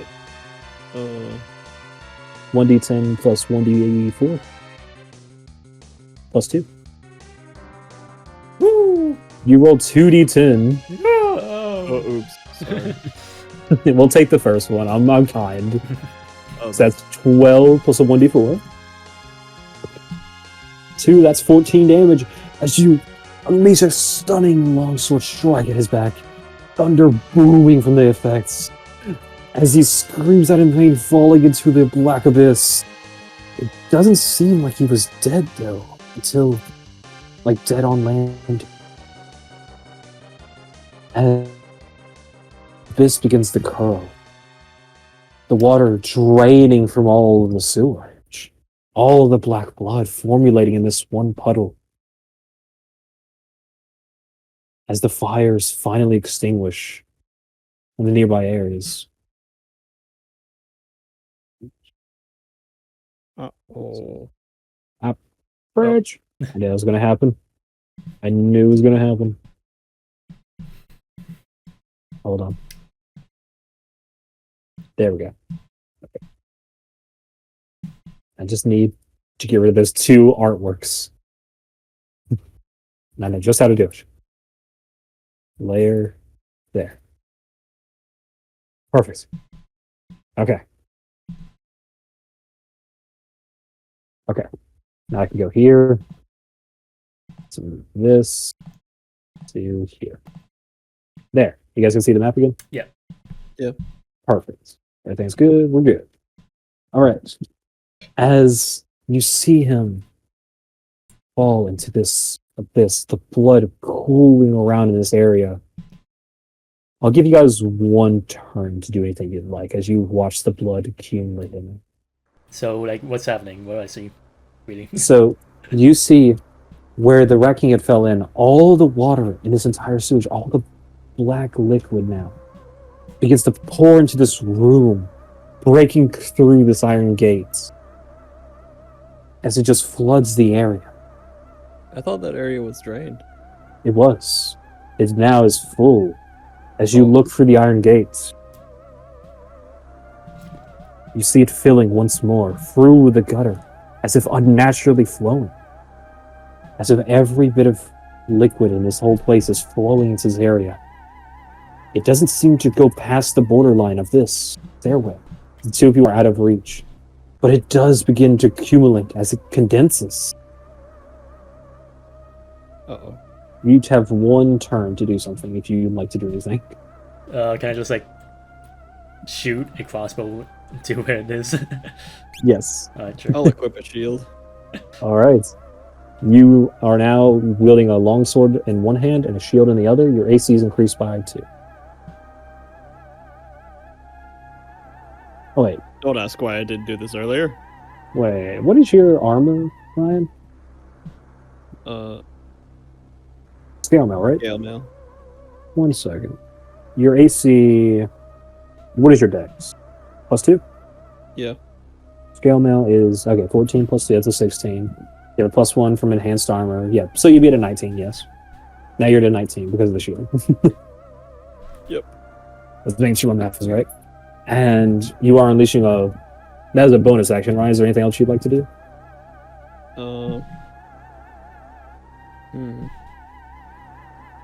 It does appear that the pool is about 10 feet deep now at the bottom where it's accumulating.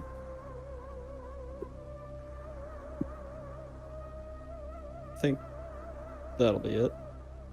All right. 1 moment. Just getting stats ready. You were shooting a bolt, you said? Yeah. All right. Roll to hit.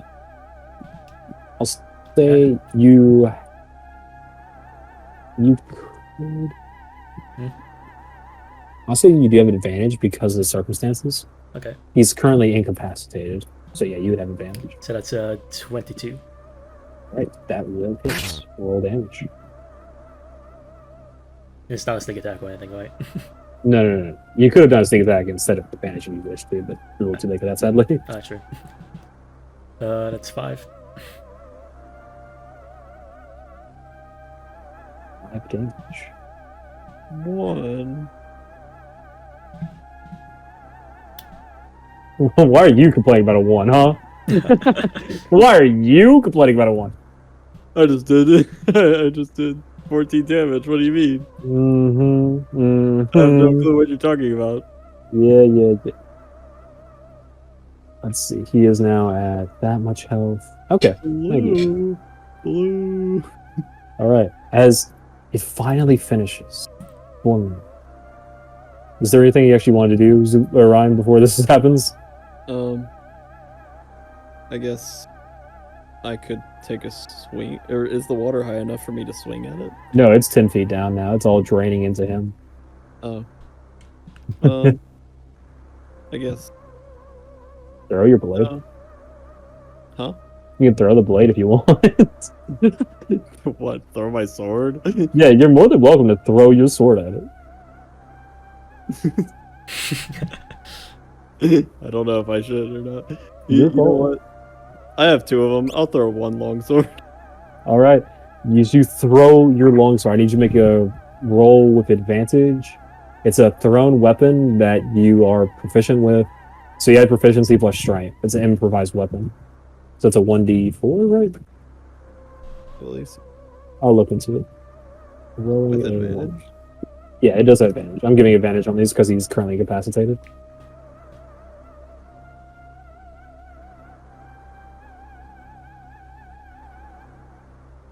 22. 22. All right. Nice. How much I damage? will. do you do? This would be. I'm looking into it currently. I don't do thrown swords that often. I will say normal damage. Throwing weapons, strength plus 1d8. Yeah. Because it is thrown with one hand. If you throw it with both hands, 1d10. Oh, but I have a shield. Yeah, so you don't throw it with both hands, I'm afraid. 1d8. 5 damage. You both dealt 5 damage. All right.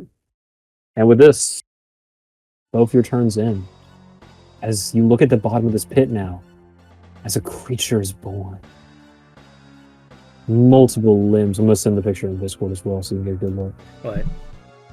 But this horrifying monstrosity, something to not take I life. should have known. The reddest.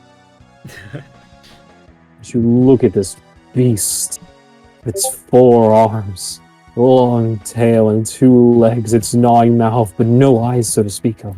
Well, I actually know where this picture is from. What is it from? It's from The Legend of Zelda. Twilight Princess's concept art for one of the Oh, nice. monsters. Yeah. Oh, I did not know that. I got this from something else entirely. As you guys see this, the beast itself begins to sniff around as if it's searching for something. As it suddenly looks up at the two of you. Uh-oh. I need to roll initiative for him. You guys will keep your initiatives. Right. That is initiative. It is now... Okay. First up on initiative is Ryan. Cool. Since I threw my longsword at him, The longsword appears to have disintegrated upon contact. gotcha. Then I'll just pull out another longsword. Right? And then I'll swing at him.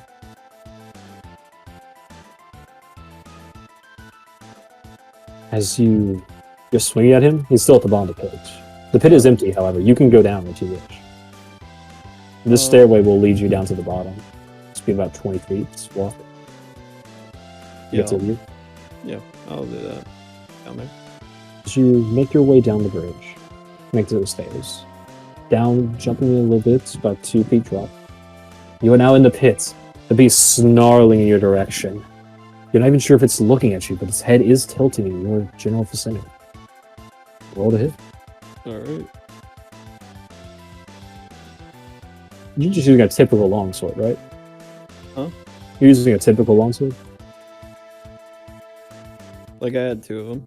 Yeah, I'm just making sure you use the normal longsword, right? Yeah. Okay, good. 16. That will hit. Roll damage. 9. As you slash at this creature, its chest tearing apart at your blade's touch, forging slightly. Doesn't seem like you're blood as much as you did in this situation.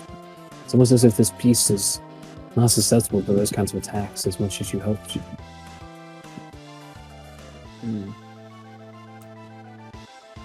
This is quite the predicament.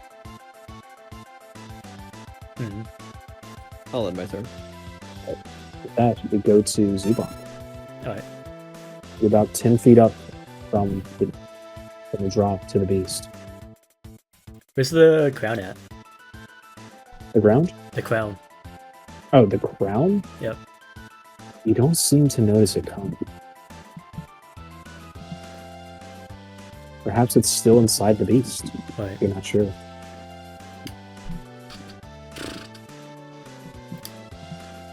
I would like to go down here, fly down there, and then sneak attack it. Alright. That's about 15 feet of movement. Sneak attack. Roll to hit.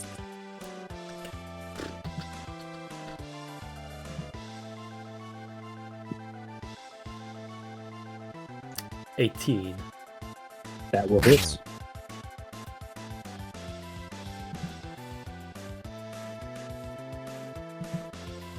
$12. Well, as you pierce into this creature, delivering an injury to its side, you notice your blade shining from the infusion Ryan had given it, as the beast screams out in pain from this attack, much more so than the longsword had done. Ha! Well, I'll be disengaging and going back up here. Oh my god. As you travel back up 15 more feet. Actually, wait, no, that's the ground level. You've only gone up. Yeah, 5. going up. Yeah, so that's like. Yeah, you've only gone 5 feet up. This is 10 feet off there. Okay. With this, the beast's turn begins. There's nothing else you'd like to do? Nope. Okay. Time. As the beast looks at you, Ryan, its mouth begins to gape open as it attempts to bite at you. It was a 20 hit. Yes. No. As, Oh my gosh. as you take 6 necrotic damage. I need you to make a con saving throw if you're not down. Okay. You're not down, are you? No. Okay, make a con saving throw, please. Tell me, where did he bite you? I guess the leg. I don't know. How tall is this thing? Oh, it's a medium-sized creature. About your size. Then I guess like it would have like bit my arm or something. I don't know. As he bites at the arm that you hit your shield in, you're unable to protect yourself with the shield as he maneuvered around it. Your arm feels strange. As you look at it, it's now transparent, like that of a shadow. As you lose strength in it, Oh, you can no longer use your left arm. You lose the +2 benefit from it, the shield. no! I just equipped it. With this, It's the first time using it. he looks over to you, Zubak, Mhm. as he measures the distance. Let's see, he's 10 feet in the pits. It'd take 10 feet to get up and 5 feet over. Yeah, he can get up there. Mhm. As he climbs his way over these ledges, darting up these. He makes his way to you. Wait, what'd you say, Ryan, to him? Opportunity attack. Oh, go ahead. You think you could just bite me and get away with it? Son of a- That'll hit. Roll damage. You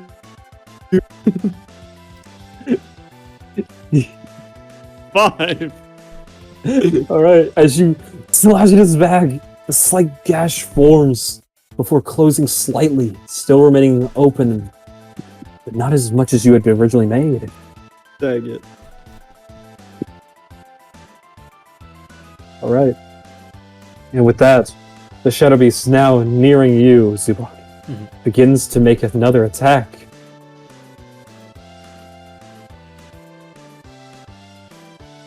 As his arms on his back reach out at you. Does a 16 hit? Yes. As the arms grab at you, tearing out your flesh, trying to rip you apart as much as they could. You take... How did I lose a D4? I lost my D4. God dang it, I just had it! Just rolled it 4 times against John, Brian. 4 times. What? Who said that? Not me. Oh my god. There it is. We're gonna die. Yeah. There we go. There we go. There it goes. You take 9 necrotic damage. Right. You do not have to make a con save. Doesn't seem like his arms have the same effect as his bite. As he ends his turn, it is now back up to Ryan. Alright. Looks like slashing isn't working. So I put away. All right. And instead, go right behind him. Okay. I'll say you And- managed to climb up there. I'll use Shocking Grasp. Okay. Give me your rolls. D20 plus 5. Yeah. John, that has better odds of hitting than your normal longsword. Yeah, I know. That's crazy. I should use it more.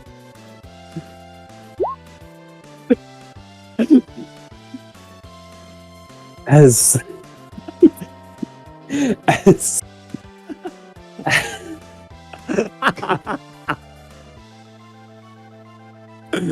No. you know what? You know what? This is a hard thing. Both of you roll a d20 real quick, just so I can figure something out. Let's see who's better. 7. Oh, no shot, you're dead. I should just kill you where you stay. I won't. All right, as you place your one good hand into your tools, reaching for them, you pull out the cooking utensils by accident. And the heat of the moment, you're unable to notice as you attempt to channel your magic through it. The cooking utensils, unable to withstand it, explode in your hand. Roll the d8 you would have done. If your rolls are as good as 3 damage, you take 3 shocking damage. 3 lightning damage. No shot! You also lose cooking utensils. Oh no. As this happens, it is now Zealbach's turn as you witness behind the beast a flash of lightning. As you see it, as you hear a thud as someone just collapsed. Right. God dang it. It happened again. Yeah, I know it did. I see it did. Why you roll so badly? 2 nat ones. 2 d20s. I should have just murdered you. I should have said you blew up. You failed to cast magic. You blew yourself up. Did I do any damage to the beast? You just grabbed it. Did you write off your cooking utensils? I'm going to. Okay, good. They destroy it. What would you like to do? you can still technically sneak attack because an ally is in 5 feet, I believe. Right, how's the thing looking? You'd have to make a bonus action perception check or insight check to see its condition. Well, just like It doesn't seem to have any physical characteristics that would give it away besides the wounds that had opened from the previous punctures and slashes. Right. It seems to be about 4 of them, with the deepest one appearing to be your piercing stab.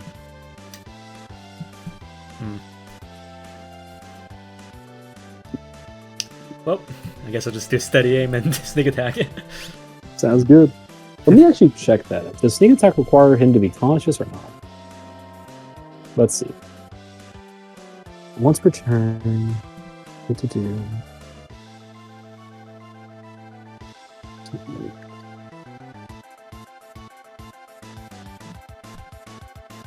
I still You don't can't need- believe that happened. You don't need advantage on attack roll if another enemy target is within 5 feet of it. That incapacitated, and you don't have disadvantage on the attack roll. Sorry. John needs to be not incapacitated for your bonus. Oh, son of a bitch. But you can still do study aim to sneak attack, but you just won't have advantage. Yeah, sure. Okay. Go right ahead. Roll a hit. It all comes down. I don't even know how much 16. health. That'll hit. Alright. I don't even know how much health you have at all, Zublock, at all. Mhm.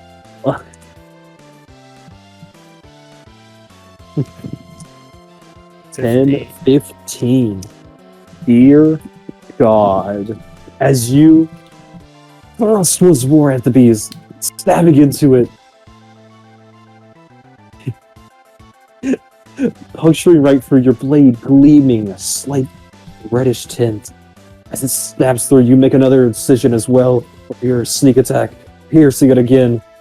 As the beast begins to swell, its flesh tearing itself apart as if something's trying to get out of it. As more and more of it pulls itself left and right, as it bursts into a puddle of blood. All that remains is a Oh my god, we gotta stop. bloody ground. We gotta stop having these much of a fucking close calls every time, dude. Every. What's your health at? It's 4. Oh my god! You know which health he had? What? 14. Yeah. That's what I get. No, actually, sorry, 15. He had 15 exact. Yeah. Because freaking, he had 18. Then he does a longsword, does 5 damage. Half of that's 3, goes down to 15. Your weapon is technically magical because of the infusion. Yeah. So it went through all those resistances. That's so crazy close calls. Yeah. Every session, Oh. every session we have like a close call like that. I'm not even planning this. You guys are just doing all this. I'm amazed you guys survived this encounter, even, honestly. Yeah. I had the Rat King. The second it got below like 20 health, I had it run into the pool. So what is that? Can you tell me what that is? Or What that thing was just now? Yeah. That was a Shadow Beast. okay. Character-wise, you don't know that. All right. Well, can I just like take one of what is it? His cloths and just heal him with it? You don't believe that will help his current condition. Okay. Well, what can I do? I don't know what. You can look for his belongings to see if he has any medicine tools at all. Okay. Does he? Yes. Let's Oh, he has see. like he has the. I remember he has that medical bag, right? Good job. Yeah. You find a medical bag. You utilize it to help him? Sure. Okay. You do not need to make a check as it does not require it, but the medicine kit is used up now. Mhm. You are stabilized at 1 health, Ryan, Oh, and as you notice your arm, it appears to regain its transparency, as if killing the beast was a way to remove the curse. You see where the beast was, the crown of the king of the fallen kingdom, sitting there now, untainted by any of the filth that had followed the beast. Feel free to have conversation with each other. oh my gosh. Well, That was a tough fight. I Mhm. died. Almost. Not really. Almost died. You almost always die. that's 4-1 now. Oh, dude. I just imagine you guys keeping count. Like, I saved your life 4 times now. Ryan's like, I did it once. Oh, can I go and check the desk for anything? Yes. As you make your way to the desk, you see atop of it what appears to be a stick, along with a cup of ale that is already half drinking, and a mask. Appears to be a mask of Red Skull What? in the shape of a rat skull mask, red tint to it. So there's a skull, there's a stick, and a cup. Yes. Okay, I'll take the stick in the skull, I guess. Right. Now you witness Zubok on the desk now, picking up a stick from it and what appears to be a red skull mask. Hey, Yeah. do you have any idea what that mask is, Zubok? Why would I have any idea? It's a mask that I found in the middle of a fucking sewer line. Yeah, I know sewer masks. What are you talking about? What are you talking about? I just saved your life. Let's get this fucking crown back to the damn king. Let's get out of here. I want to. All right. Jeez, this fucking place sucks. Dude. That's the best reaction I ever could have from Zubok. He's just fed up with the sewer. I've been out here all day. It's already getting dark outside. I know you can't see.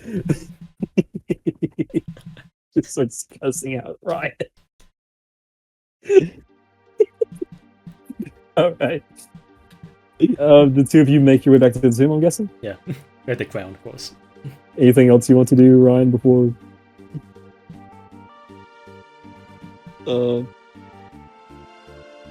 Not really. Okay. Everything else is burned, so. All right. As the two of you have now returned to the crypt, upon entering, the tomb, like the main tomb, once more breaches open, as if he had detected the presence of his valuable. As the king's ghostly form breaches forth once more to discuss with you. So, you're victorious in your efforts. Mm-hmm. As he extends his hand, the crown you were holding onto begins to float away. Whoa. Whoa.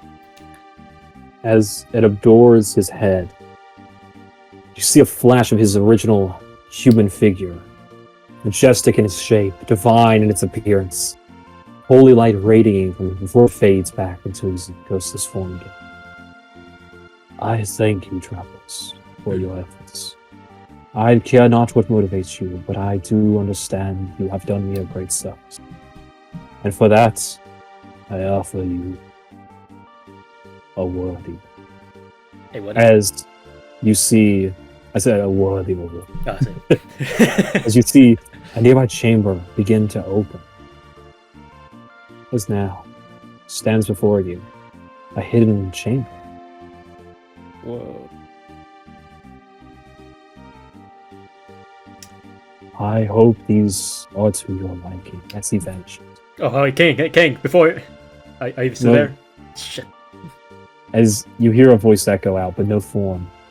What is it? It's What hard to maintain. do you know about the Reaper? As for a moment you see swirling lights as an illusionary display is emerging, depicting his sigil as he speaks out. This sigil I know. My kingdom fell to ruin eons ago tonight. I never thought he would reclaim so much infamy. I pray for your souls, modern day adventurers. May any god of this world bless you, for he shall know. As he once again vanishes, Well, all traces of him vanishing, as if his soul had found peace at last. The children's souls begin to lift out of their tombs, as they do a slight bow to you of respect, before also ascending. is the ghost tomb still open? No, the tomb was closed as you entered. Okay. You've now freed the lost souls of the royal family. For that, he has opened a passage for you. Wow. Alright, Ryan, go You're ahead. like, I'll get a head Yeah, start go up. on. I'm going to go to fucking sleep. as Ryan enters in, Zubok flying out of you. All the sewage water having been drained now, leaving empty passageways to walk through. Zubok, not caring for this, simply flies through until he reaches the ladder. As Ryan inspects what might be in this chamber.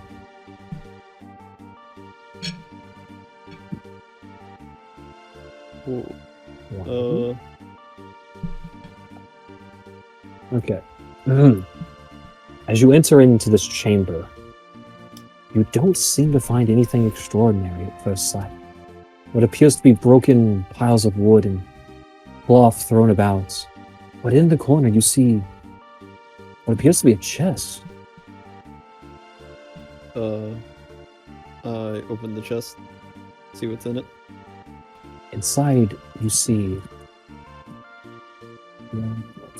Make sure I say these things right. Inside you see an amulet of the sun adorned upon it. Whoa, that's pretty cool. Is there anything else? Doesn't appear to be so, except a bag.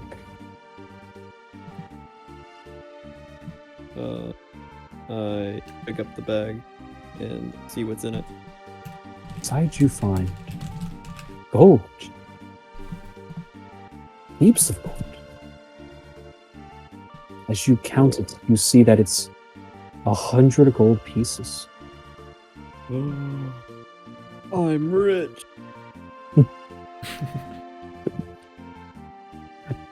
As you look at the gold, you also notice engravings on the amulet that read, "May the sun bless whoever bask in its side, so that they may fight the good fight." Interesting. I put on the amulet. Alright. As you put on it, magical energy surges through you for a moment before you vanishing, as you understand its inner workings. You can write this down real quick, okay? Okay. It's called the Sunburst Amulet. Once per day, you can unleash a burst of radiant energy in a 15-foot radius around you. Creatures in that area must make a DC 13 con saving throw, or take 2d6 radiant damage on a failed save, or half as much on a successful one. I can type that down for you as well. Yeah. Okay. I had a lot of these items picked out. I was trying to figure out which ones I was actually going to use on the final thing. I was like, this one sounds good, based on the other awards you guys have gotten so far. Honestly, you guys got a lot out of this dungeon. I was not expecting that. I thought John was going to skip half the loot, I'll be honest. Always been like, oh, this place is collapsing, I better get out of here. Takes 5 gold and leaves. Instead, he's like, no, I gotta take everything. Exactly. I wish to God in heaven you guys went a different route sometimes. I was like, I really hope they go to the sigil first, trigger the Black Lagoon. That way when John gets swept across, he'll die. I would have had you taking, John, at least like 2d4 damage per every second in that water if you got swept. Oh my god. If he did that sickle first, he would have been dead. Absolutely. You guys went an interesting path, actually. We just split up like the entire session, basically. Hey, I think I did a decent job of handling split up party members. It's really good, yeah. Yeah, Thank you. it was. I was trying to make sure I didn't spend too much time on one person, so I was like jumping back and forth. Yeah. The only thing you guys didn't explore down here actually was the rat statue. No one investigated it. They were just like, no, that's a good description. And then I'm like, okay, you see this. I'm like, immediate investigate. Immediate, but not the statue. Everything else immediately, but not the statue. It's crazy. It's just a cool statue, dude. What's Yeah. to say about it? Alright, I'm guessing the two of you head back to the inn? Yeah. Alright. Yep. We finally have escaped. As the How two long of has you it been? As the two of you reach the surface, you find it has been nightfall now. Oh my god, there's so much on the screen. Still from the last sessions. Alright, there we go. As the two of you make your way to the inn, once more, the innkeeper greets you, offering you that same room for the night. Before having to charge you the next day, he explains. Are you planning on staying here for more than tonight? Just this day. Just this night. Ah, good, good. Yep. I'm afraid I would have to start charging you after nights. I have to make a living somehow, you understand?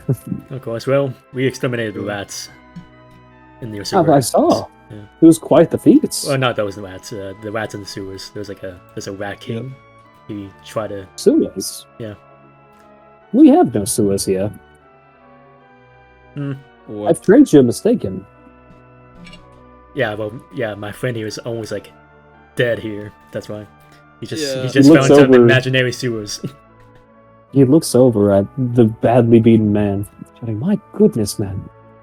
I hope you find good rest tonight. Perhaps seek aid, a healer of some sort. We have no temples in this town, I'm afraid, but I'm sure you'll find one eventually." Yep.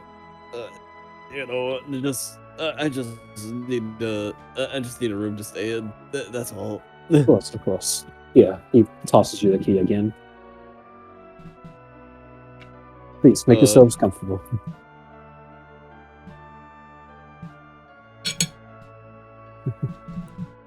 Since he tossed it, you know, I have to make a.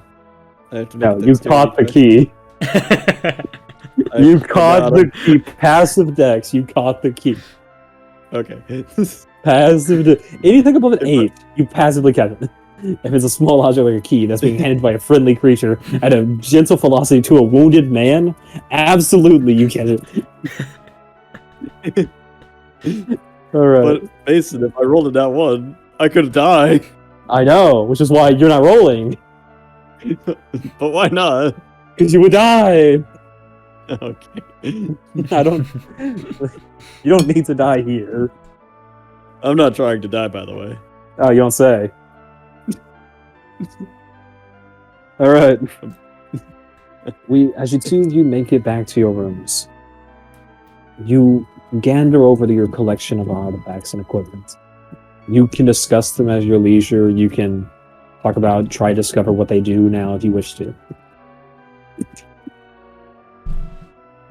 I'm guessing, has everyone written down the items they found in the lair? I believe so.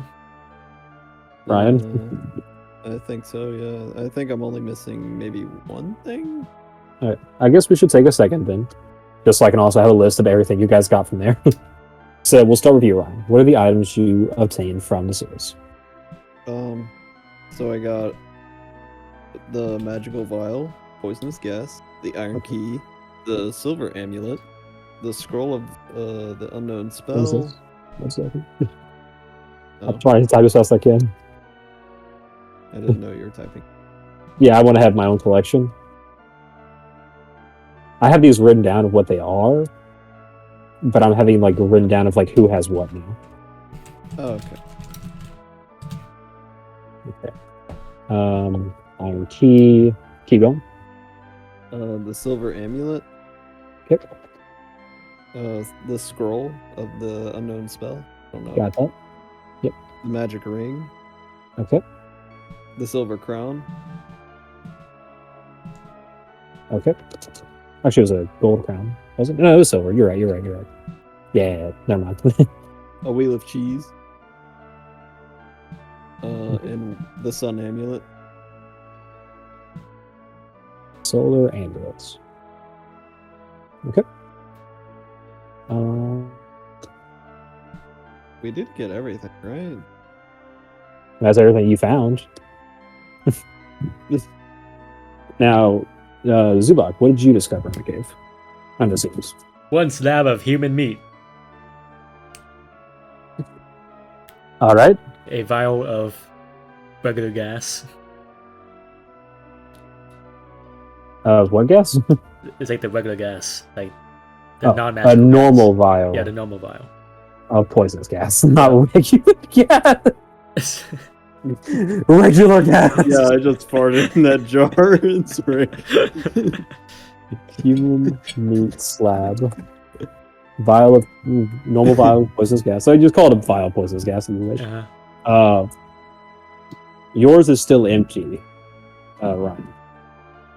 How often does it recharge? You're not sure yet. Oh, Perhaps eventually you'll find out once it recharges and you can notice. maybe. Maybe. What else did you find, Zubak? 5 book pages, 1 with the sigil. Yep. 5 journal pages, 1 with sigil on back. Anything else? The weird lantern. Weird lantern. The rat mask.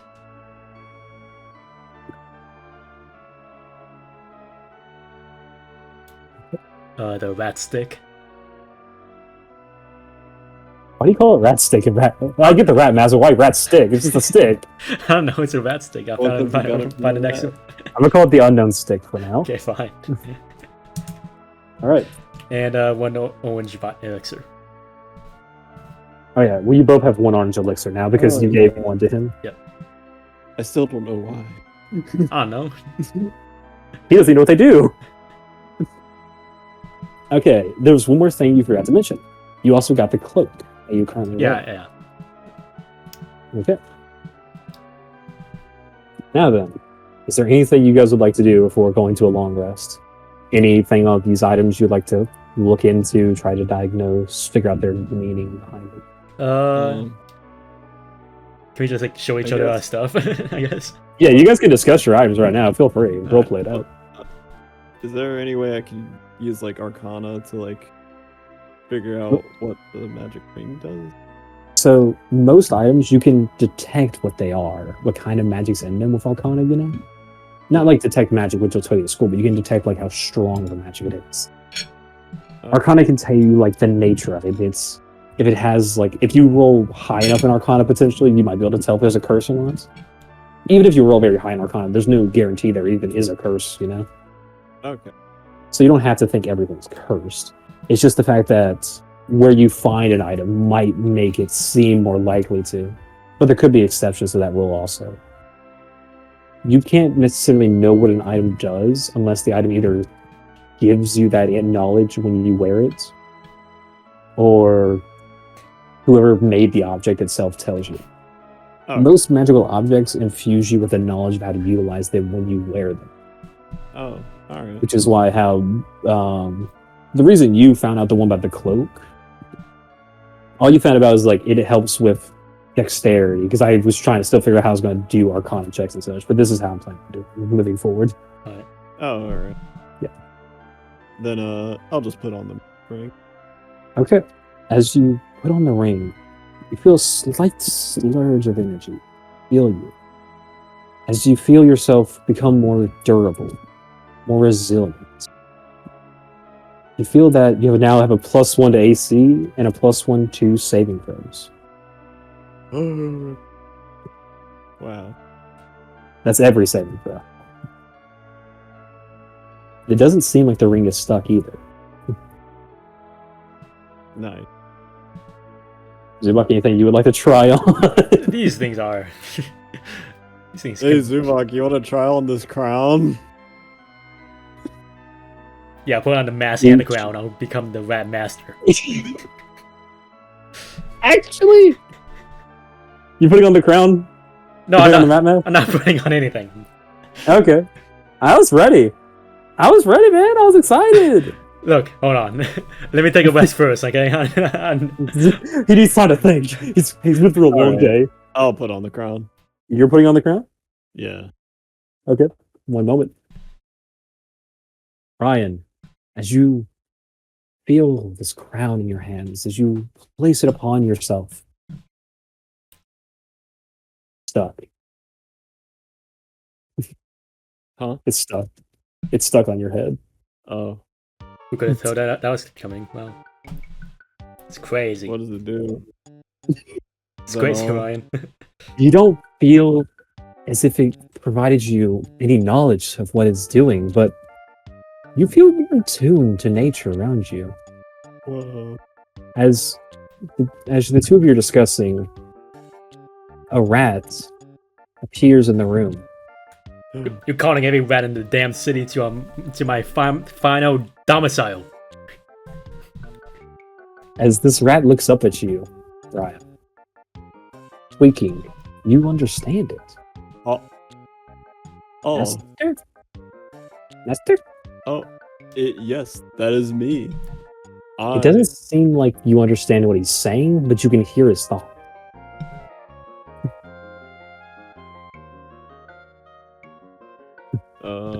Hmm. Let's see. So. Dude. You want to, Ryan? I guess. Zubak, I guess this rat thinks I'm its master or something. Well, I can't speak to rats anymore, so I'm guessing we'll probably. The rat doesn't understand what you're saying to him at all. What is your character currently thinking about, Ryan? He's thinking about how strange it is that a rat is here. I am here. Oh.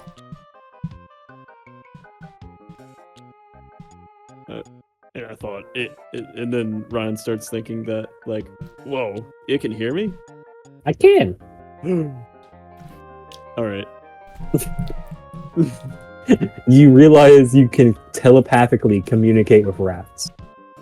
Oh. The range is 100-foot radius. You can understand their simple thoughts and feelings. It's called rat empathy.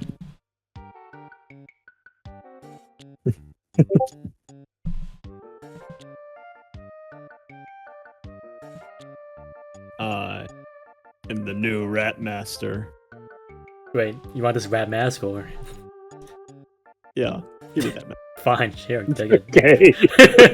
Go ahead. I put on the first I tell Zubak, I reject my humanity, Zubak, and as I put on the mask. If you turn into a rat, I'll kill you. Great. 1 second.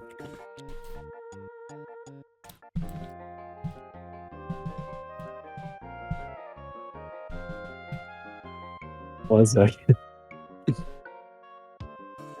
God dang it. What the heck? Well, I don't know what these items do. I have to find out one way or I know, but you put on a cursed object. I'll try another. It doesn't seem that bad.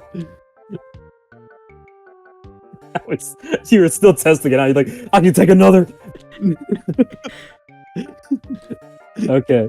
I need you to make a DC 15 con save. I don't know why I told you the DC. Go ahead. You know I told you DC. It's a +1 to that, right? Because that's not counting. +1. Yeah, you still have the +1 from the ring. That's amazing. You succeed. Yes. Okay. You still take.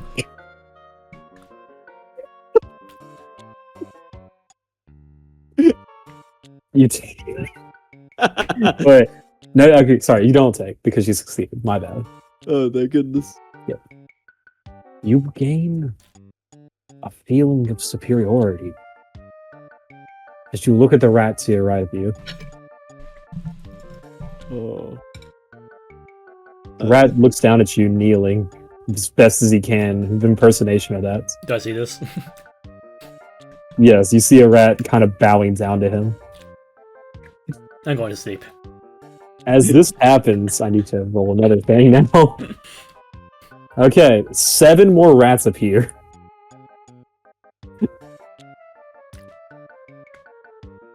You all shall worship me and follow my every command. As you say this, 1 sec. Oh my god. Okay, 1 second. God take it. Oh man. Give me a persuasion check with advantage. Ryan Evans doesn't know any better.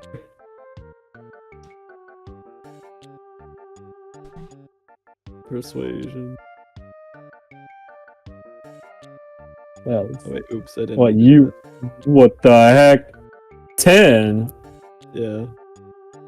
Second. I need to roll for the rats now. You may do one big roll or all tiny rolls. This one big one, please. Alright, here it is. They nat 20. I knew it. I freaking knew it was gonna happen. God dang it! What happens now? The rats turn hostile as they begin to swarm you. No. Hold on. No, wait, please. Hold on. Hold on. Mercy. Hold on. Hold on. I know what your AC is. They all missed. Mercy. As all these rats begin to scratch away at you, unable to inflict any real damage. As they keep swarming at you.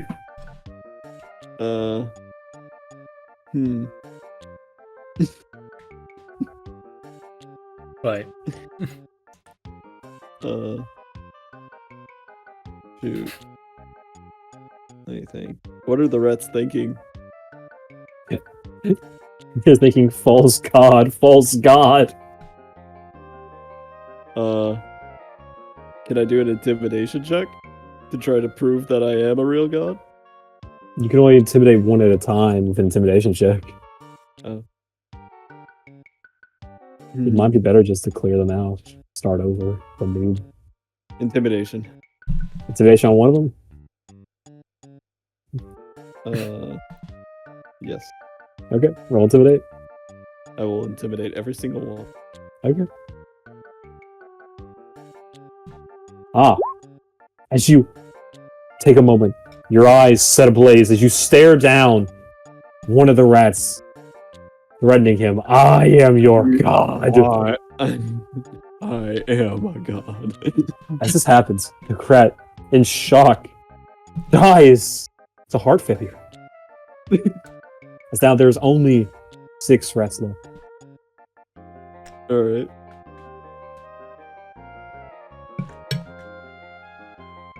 Can I intimidate another one? It's not. It's your action. Oh. We're in combat right now. Zubok's sleeping. Alright. I pass. One sec.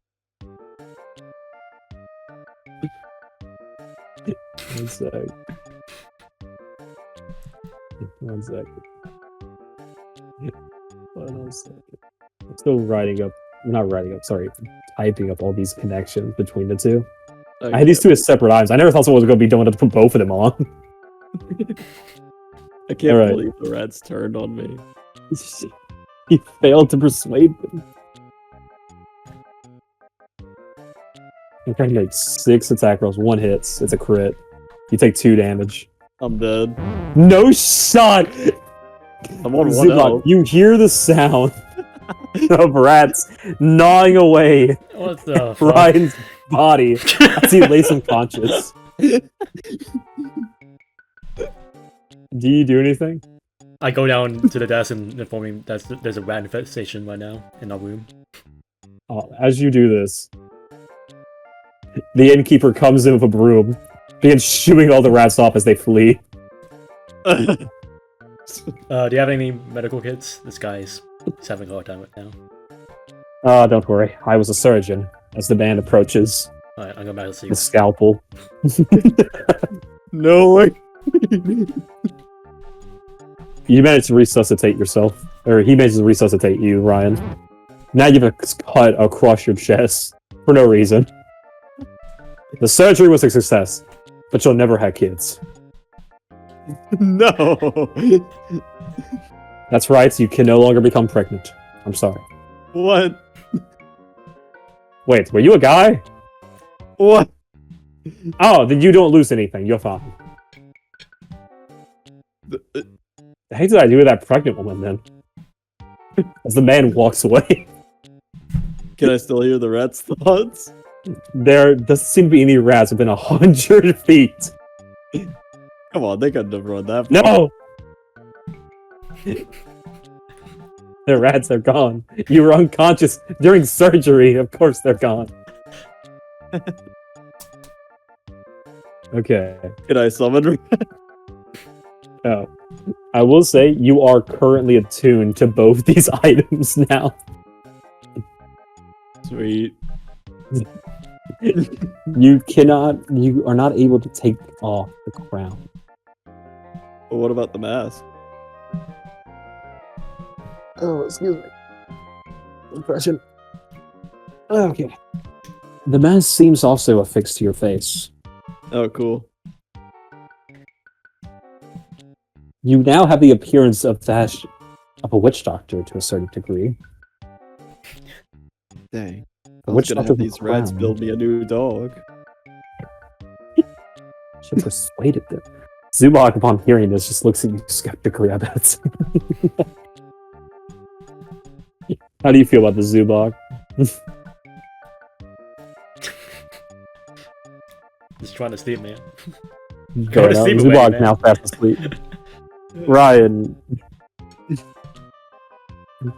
as you continue the night before falling asleep, I'm guessing you're going to keep trying out different things to figure out what these things do. Nah, I'm gonna go to sleep. Oh, you're not? Or well, maybe I will. Okay. One moment. Let's see, what else do I have?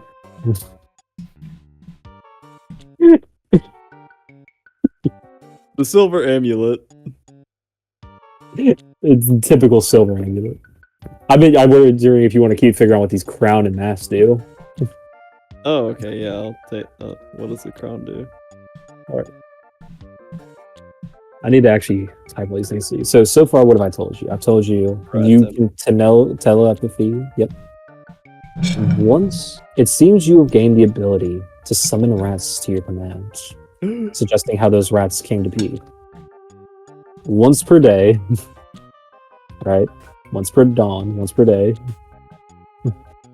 You can summon either 8 rats or 2 giant rats. Is that right? No, let me see. Where'd I have it? Oh, sorry. You get to summon 1d6 rats or 1 giant rat. Once per day. They will be friendly to you and your allies, and you can give them commands as a free action. What's it called? What's it called? The ability? Yeah. Oh, I didn't have a name for it. Vermin Swarm. Vermin swarm. Yeah.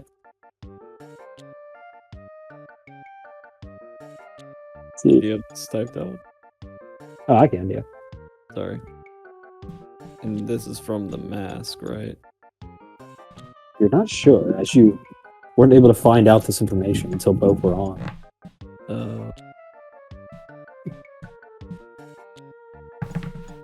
Okay. Here is the other information you were able to figure out. Vermin's command, you were able to cast Animal Friendship spell at will, but only on rats and other vermin.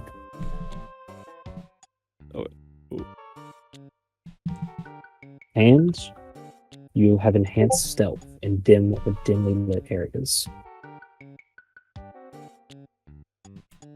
The mask, however, John, when you put it on, you did feel the surge of energy from it, the same as that of like the rain. And it did explain some things to you.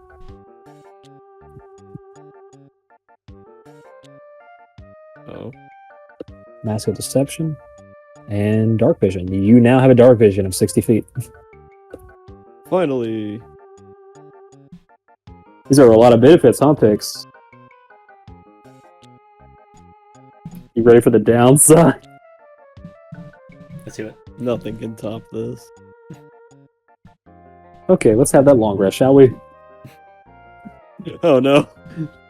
So that long rest, right? Pix. Or sorry, Zubok. As you drift off into sleep, you dream. But it's not right. Something's wrong.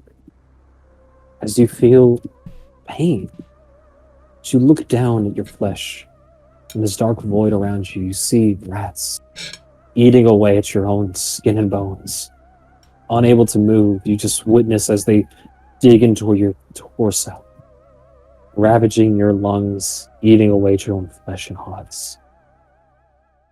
As you awaken the next morning in a sweat.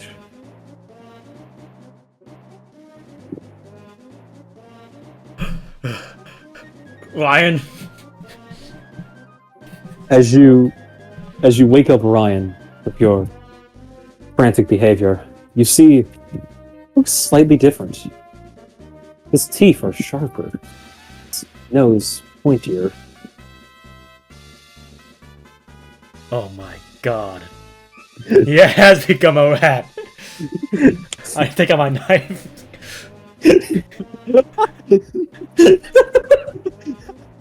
Oh, what? What's going on?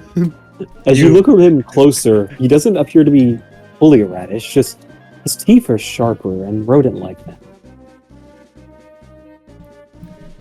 You motherfucker. You did this to me. What? No, I didn't. You did everything to me. No, hold on. You freaking lunatics. Stupid. Okay. Great. You cursed item having sons of guns. You got items from a lunatic rat in a sewer and like, oh, I gotta put this on. I had to figure out what it did. Yeah, you did. You sure did. You know what you could have done? Brought in someone who can cast Identify. I don't want to do that.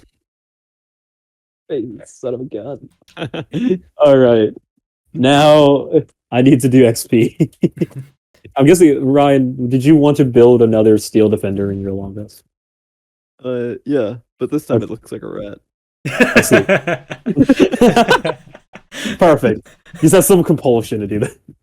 I don't know what, but yeah. What's his name? Don't say it. Say it. Say it. Mark II. I knew it. Yeah! Oh my god. Going gray. You know what that means? I can just get to use this token I again. knew you. Yeah. I was gonna say that. I need to make this token better, actually. I will make a new one. Alright. I'll use that same edge, but make it a better token, honestly. So let's do calculating the XP real quick, okay? Alright, I don't keep track of XP. Why not? I don't know. I'm too lazy. Keep track of it. John, you do it. No, you keep track as well. You both keep track, because I don't trust John with math. I need both of you to keep track. I'm going to teach you how to do it, right? Okay? Okay, how do I So, do it? on your character sheet, at the very top of it, on the first page of the core, you see the gear next to your level? At Yeah. the top, you'll see, right there, and you see experience points. Mhm. You click that, and you add on to it, okay? Okay. The final number you give. No, I'm going to give you a number, and you just add that every time I tell you to add it, okay? Right. So, we'll start with... Second. We'll start with the rat folks you guys killed. You guys killed 5 rat folks, right? I'll keep track of that. Just stating a fact. You're so mean. I mean, we killed everything in the sewer. So that's 250. You both gain 125. Okay. Okay. After that, you killed 1 giant rat. Just 25. You both gain 12. Okay. Yep. After that, you killed 14 rats. Plus the 15th in the room that night. For a total of 15. So that's 75 to both. Wow. Mm-hmm. I'm trying to figure out what XP I should give for the construct. Because he technically doesn't have a CR rating. Yeah, you know, I'll say the CR1. So that's 1610 plus 1087. Yep. Okay. So that just replaces the number then? Yeah, just place the number of that new number. Okay. I'm trying to make sure that was everything. Let's just go for the encounter one more time to make sure. You guys killed... Let's see. Pix killed 2 rat folks by himself. John killed 2 rat folks by himself. Right, that's 4 in total. The 5th one was with the giant rats, right? Yeah. Yeah. Okay, so that's all the rat folks, unless there's any more I'm forgetting. What about the pigs? No, that was 2. Yeah.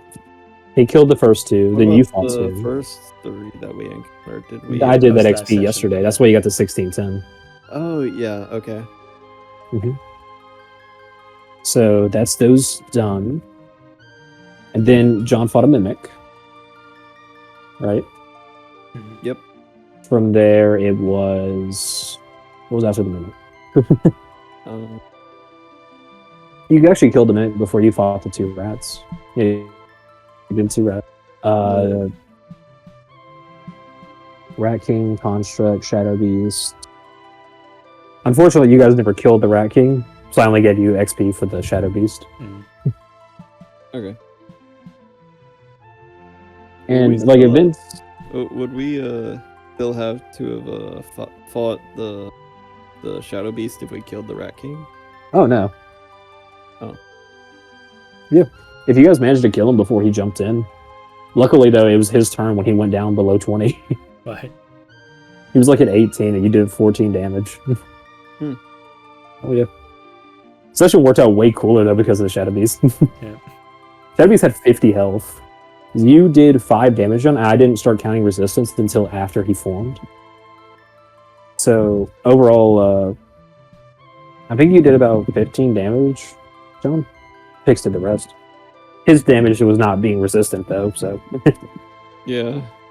Yeah, that thing was just all non-magical. I tried using Shocking Grasp for the first time because he was resistant to it. Died for it. Why'd you not one twice? Rookie mistake. It's not my fault.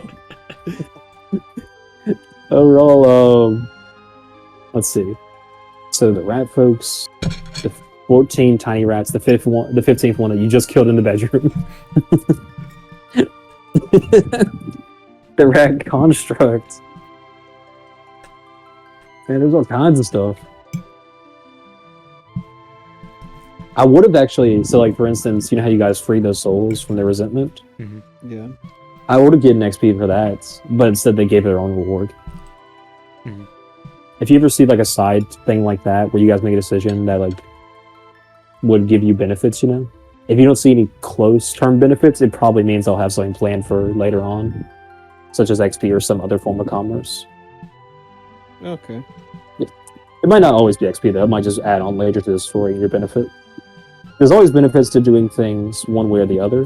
Like if you kept the crown, you know what that crown does? What? Sets your intelligence to 19.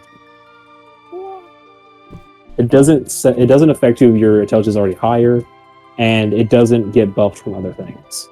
Let's say like you had a 18 intelligence, you put this crown on now it's a 19, then you did an ability score, right? Nothing would change. So technically it could hurt you if you had more, but I don't think any of you guys had lower than or above a 19 in They would have changed my intelligence modifier. Yeah. Would have been a +4. But it was cursed though, right? Or he No, that was fine. Oh yeah, he would have cursed it, yes. And by cursed it, all he would have done is so that what I had in mind is that every morning, whenever you wake up, you have to make a con save if you're wearing it. Meaning if you haven't got it removed yet, you know? But And I was going to deal some damage based on how bad you rolled on the con save. So are the downsides to me like wearing all this rat stuff just me slowly turning into a rat? That's... You know, I can tell you some information. I feel like... You feel like it's a good idea for me to tell you some information about that? no. I don't know, that's up to you. Yeah, I'm trying to decide. What do you think, Pix? Mystery? I think it's funny. If he just, Yeah, mystery. Yeah. It looks like that's the only downside. Okay. Heck, if you know. Ignorance is bliss. Zubak thinks you're the downside to why he had a nightmare about rats eating him. I mean, he isn't wrong though. He technically is. I mean, well, actually, you know, he's not because you're the one who got him to wear that Yeah. robe. Yeah, my detect did this to me. my detect magic was saying it was bad. Yeah, I just woke up. No, and he's like, it "Oh, wasn't look the at Detect Magic. Detect Magic did say like it had a nasty energy to it, like dark magic. That's why I described like not curses so much, but like evil magic, with like magic that was cast with evil intent. I'll describe it as dark magic. You know, Yeah. it doesn't necessarily mean it's cursed. But what Gay say that was cursed is the fact that you rolled Arcana and got a nat 20. And I was like, now I gotta tell him. Yeah. Yep. Right I after, will say. and that was right after a nat 20 on blocking it. I will say, I think it's funny how this place has so many cursed items. And there's still some items you guys haven't even tried out yet. You both have 2 orange elixirs, a scroll of unknown spell. Yeah. He has an unknown stick, a weird lantern. I mean, do I know what? I mean, I have a silver amulet. In Yeah. this other Yeah, you checked it out earlier. Remember I told you just a normal amulet. Oh, You don't detect any magical properties or special features from it. You think you could make a good price though if you sold it? hey Zubak, you want this amulet? I'm not setting for anything from you. Oh, You just see Zubak scuttering around in a pace. I'm just trying to be nice now. You say behind a crooked smile of rat teeth. Why do I have this sudden craving for cheese?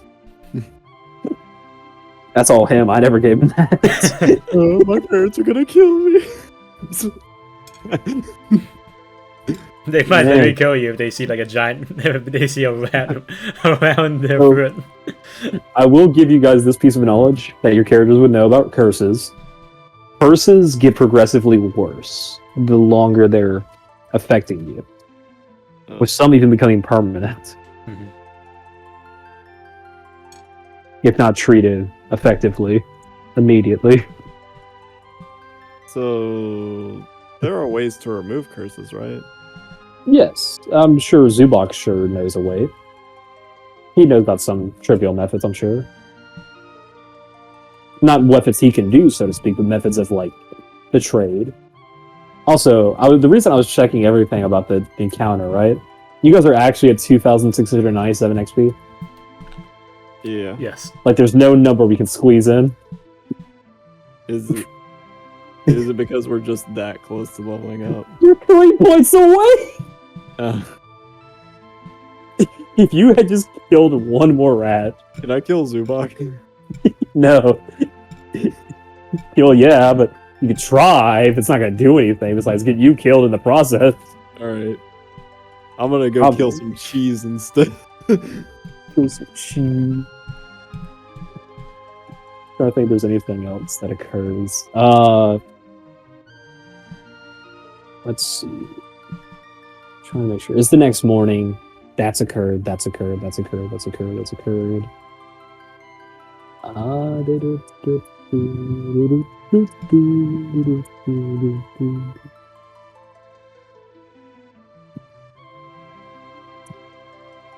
Okay, yeah, I know what to do. Okay, we're good. Yeah, I'm all set. I could just Okay. cast this guy itself for me. What do you say? I could just cast this guy's self on myself and not look like a rat. Yes. How many times can you cast this guy's self, though? Once per day. Oh, and where it says charisma is your spellcasting modifier, you can use your own for that. Oh, okay. You can use charisma or that. But I'm guessing you want to use intelligence. Yeah. Good. Yeah. Okay. If there's any questions, well, I think we'll be in this session here. I'm good. Yeah, I'm Any good. questions, concerns, anything you guys want to wrap up before we end it? So if I am building my construct during a long rest, do I still get the benefits of a long rest? Yes. Okay. That's one thing that is noted in the Artificer book. So you actually have created your construct now.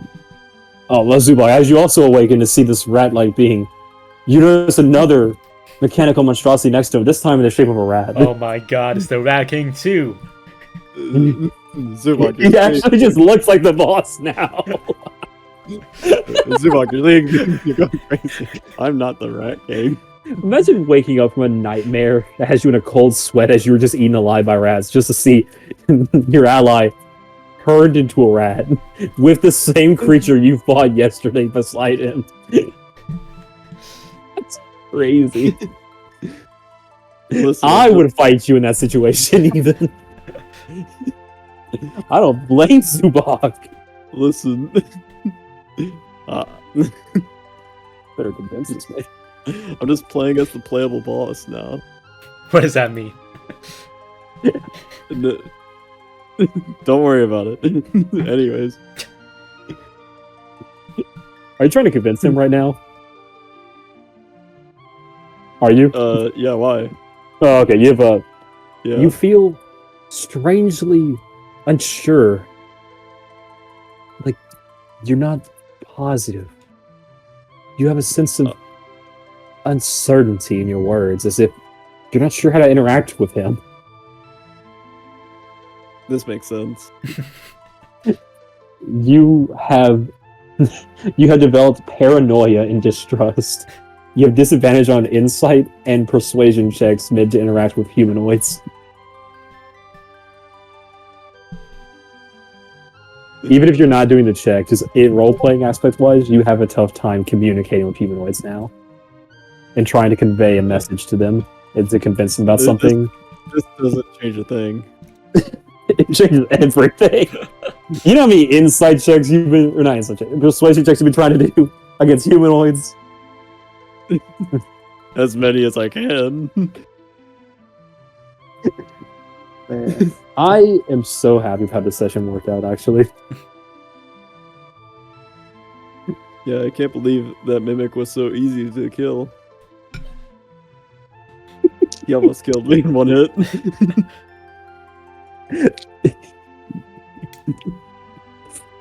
There were so many close calls where I'm just thinking to myself, I have to do something or they're going to die here. And luckily, it all worked out somehow. Honestly, you better clap your hands for Zubok here. Saving your life with a potion of superior healing. Took a big gamble and it paid off. What the heck? Why didn't he give me the orange one? He did give you an orange one. It's in your hand. Can I? I'll inspect the orange one. Actually, I want to know what it is. I don't. All I can tell you is as much detail about as possible. So go ahead, roll inspection. Okay. I know. Don't say it. Like I physically. What do you get? You 11. get nat 20, and this will be the funniest thing. 11. As you inspect the glass container, its housing compartment that of an alchemist, proud of his craft, as the container is clean, sanitary, as the orange liquid swirls about inside of it. You're unable and unsure of what exactly it does. You have not seen any liquid like it before. Open the bottle, dip my finger in, and taste it. 1 second. This is, of course, after we woke up and we're still in the inn. You immediately feel a surge of citrusy flavor, mixed with what's somewhat earthy and musty aftertaste. It tingles on your tongue, giving a brief sensation of warmth. Ah, You don't feel any effects as the quantity was too small. gotcha. I'll just say it's orange juice and put it back. It didn't hurt me. That's fine. You just witnessed this rat-like mouth licking a finger. Careful not to bite it off with his new teeth.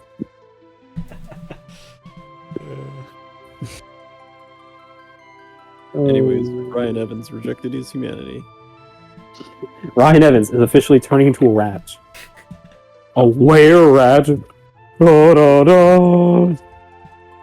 What was everyone's favorite part?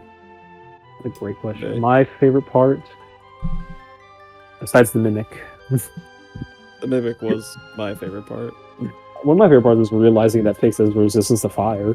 So I wouldn't feel bad about casting a level 3 fireball at him. Right. That was level 3. Oh yeah, that was a level 3 spell. Yeah, no wonder it nearly killed me. Oh yeah. That thing does 8d6.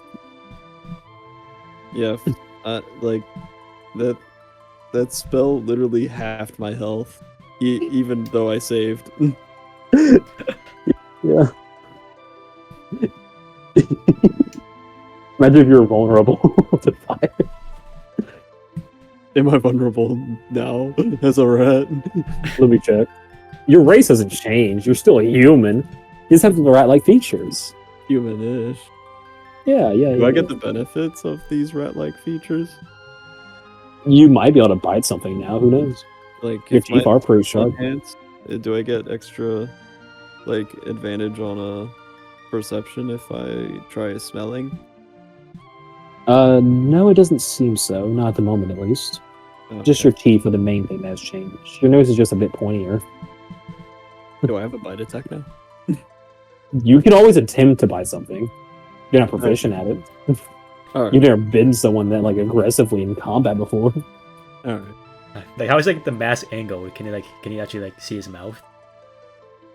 So his mouth is rougher now. You can actually see it sticking out slightly past the mask a bit, but not to the degree that would be like noticeable unless you were looking for it. Right. His mask still covers the majority of his face, his eyes in the sockets. They have a slight gleam to them now, but that's about all. I'm just happy he's finally has dark vision. That's the only upside to this. Yeah, basically. What do you mean only upside? This is the only upside to this. Summon rats now, Mason, along with my rat, my rat dog thing. Dear God. Okay, my You're favorite fool. part. You've given me too much power. Oh god.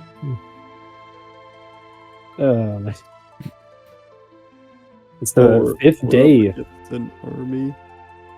You can summon 1d6 rats. I don't know what you're on about. You guys fought 15 of those and didn't take a single point of damage. You took 1 point of damage, 2 points because you critted. Listen, I don't know what you're on about. No, but you said I could summon either the like small rats. Or big rats. 1d6. Yes, I said 1d6 rats or 1 giant rat. Yeah, I'll just summon a giant rat. Yeah, I know, but you're like, we're up against an army, 1 Yeah. giant rat. Yeah, I got my dog and my rat with me. You mean you got your rat and your rat? Oh shit. Yeah, my rat and the. Now I have to come up with the name. Like, what is the name of the construct? Like, as far as like. Crad. No. He's not the crad. The rag. I will send you this image in chat, John, so you have the statistics for what a giant rat is. Oh, okay. Is it like the rat ogre? No! Oh, Look at roll 20. Roger, are you still in roll 20? No, you're not. Okay. It's it's the dark the other color. rat. Okay. Yeah. It's way better than a normal rat though, because I also gotta send you the normal rat ones now. You know the normal rats can nothing. I could throw 100 of them at you guys, and you might only take 10 damage. If that much. Yeah, but we'd have to attack 100 times unless we don't. Thunderclap. Thunderclap. Yeah, unless the enemy has Thunderclap, they're gonna have to attack 6 different rats.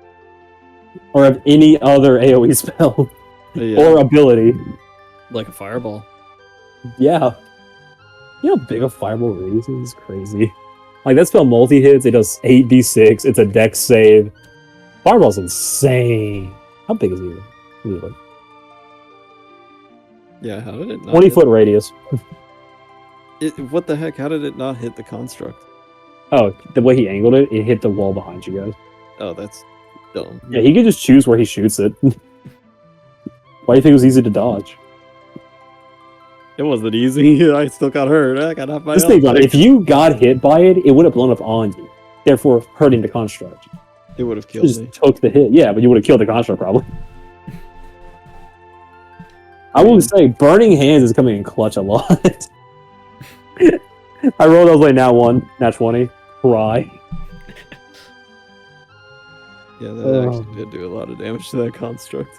Yeah, it's your only second level spell slot now. Second level spell ability now. Besides sleep, right? You can do sleep, can't you? Or is it something else? Maybe it's Charm Person. I'm not for sure. For Fucking tiefling abilities. Rats. Yeah, variant Tiefling. It was like Burning it's Charm Hands or Person. something like Charm Person. Charm Person. I control my rats, Mason. What do you think about No, that? you can animal friendship your rats. Yeah, that's pretty charming. You don't know what animal friendship is, do you? Yeah, I gain advantage on charisma checks, right? Let me go look. Animal friendship 5e. First level enchantment spell, casting time, 1 action, 30 feet. This spell lets you convince a beast that you mean it no harm. Choose a beast that you can see within range. It must see and hear you. If the beast's intelligence score is 4 or higher, the spell fails. Otherwise, the beast must succeed on wisdom saving throw or be charmed by you for the spell's duration. Yeah, it's charming. If you or one of your companions harms a target, the spell ends. Yeah, there you go. You can charm one guy, John. Congratulations. I'll just charm my giant rat. I will say, you can use that on other vermin. Like, you can use that on, like, I think I mentioned that when I was explaining to you, but you can use it on rats and other vermin. Yeah, you did. Okay, good. Now I'm curious, what was the intelligence of the rat ogre? The Oh, it was a 2. See, you Oh, could have potentially charmed him. Yeah. Where is he anyway? He got dragged into the sewer. Oh, yes. Those carcasses you guys saw, that was his bones, mostly. Oh. Right. Yeah, that's why you guys didn't hear, like, any reports related to missing people. It's because technically only 3 adventurers went missing, and they were tourists. That's the people who's, like... there was actually a... What was it? Oh, that's right.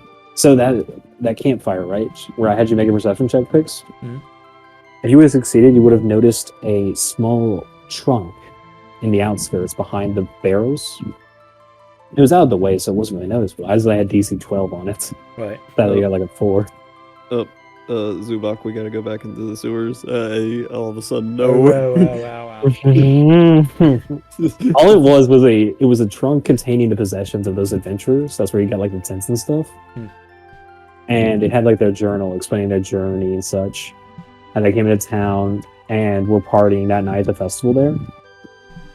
And when they went down into the sewers, after hearing that noise, like they saw the robot dog jump down in there. So they went after it. Must have been last year. No, it was this year. They're skeletons, though. Yeah. They ate those bones. They ate everything they could. Yeah. D&ME rats were actually in this like guy's army, if you think about it. It was like 8 giant rats, about 30 normal rats, the ratter. And then he had the rat folk in there as well. There was like, let's see, you guys killed 3, 5. There's 8 of those. Oh yeah. If you think about it, he had a pretty decent sized army to take over the town. If they all fought at once. But he wanted the ratter to instir chaos because he thought there was an army brewing above in the sounds of the festival. Yeah. Oh yeah. Okay. Yep. Everything worked out. You guys succeeded. I've always wanted to do this like kind of session with a rat theme. So I'm really happy I got that done. This is one of my 2 dream sessions. Right. My second one won't happen until you guys are like level 14, sadly. But yeah. Skeleton yard. No, it's actually way more unique than that. Oh. Is it like... Oh. It involves snow. That's all I'll tell you. Oh, snowmen. No. Mountains. No. Nowhere near. Is it like a polar bear in the mountains? Oh, I'm not going to tell you anymore. Is it like penguins? No. It's penguins, isn't it? It's not. You're so far off it hurts. Is it like a moose? Guess one more time, and I will make you smite yourself. Okay. Alright. I'll stop. It must be like a snow rat or something. You're immediately taking 2 psychic next session. No. Immediate 2 psychic. Immediate 2 psychic. Sorry. I will remember this. I'm going to remember this. Next Tuesday, 2 psychic. Alright.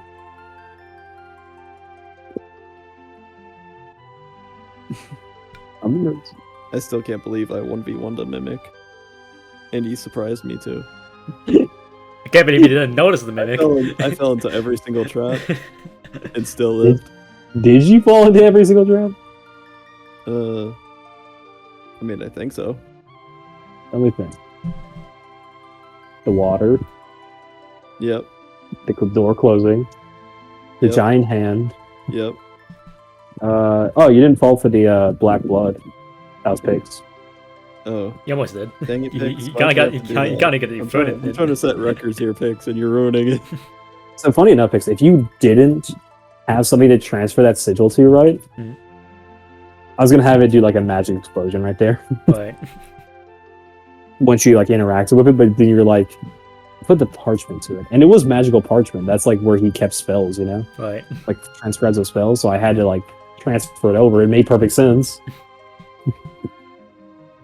Your character doesn't know it's magical parchment. I will say. but I'm trying to think. Oh no, I didn't step on the pressure plate. Pix did that. Oh, Pix did that one to get the water to start flooding out, which affected you.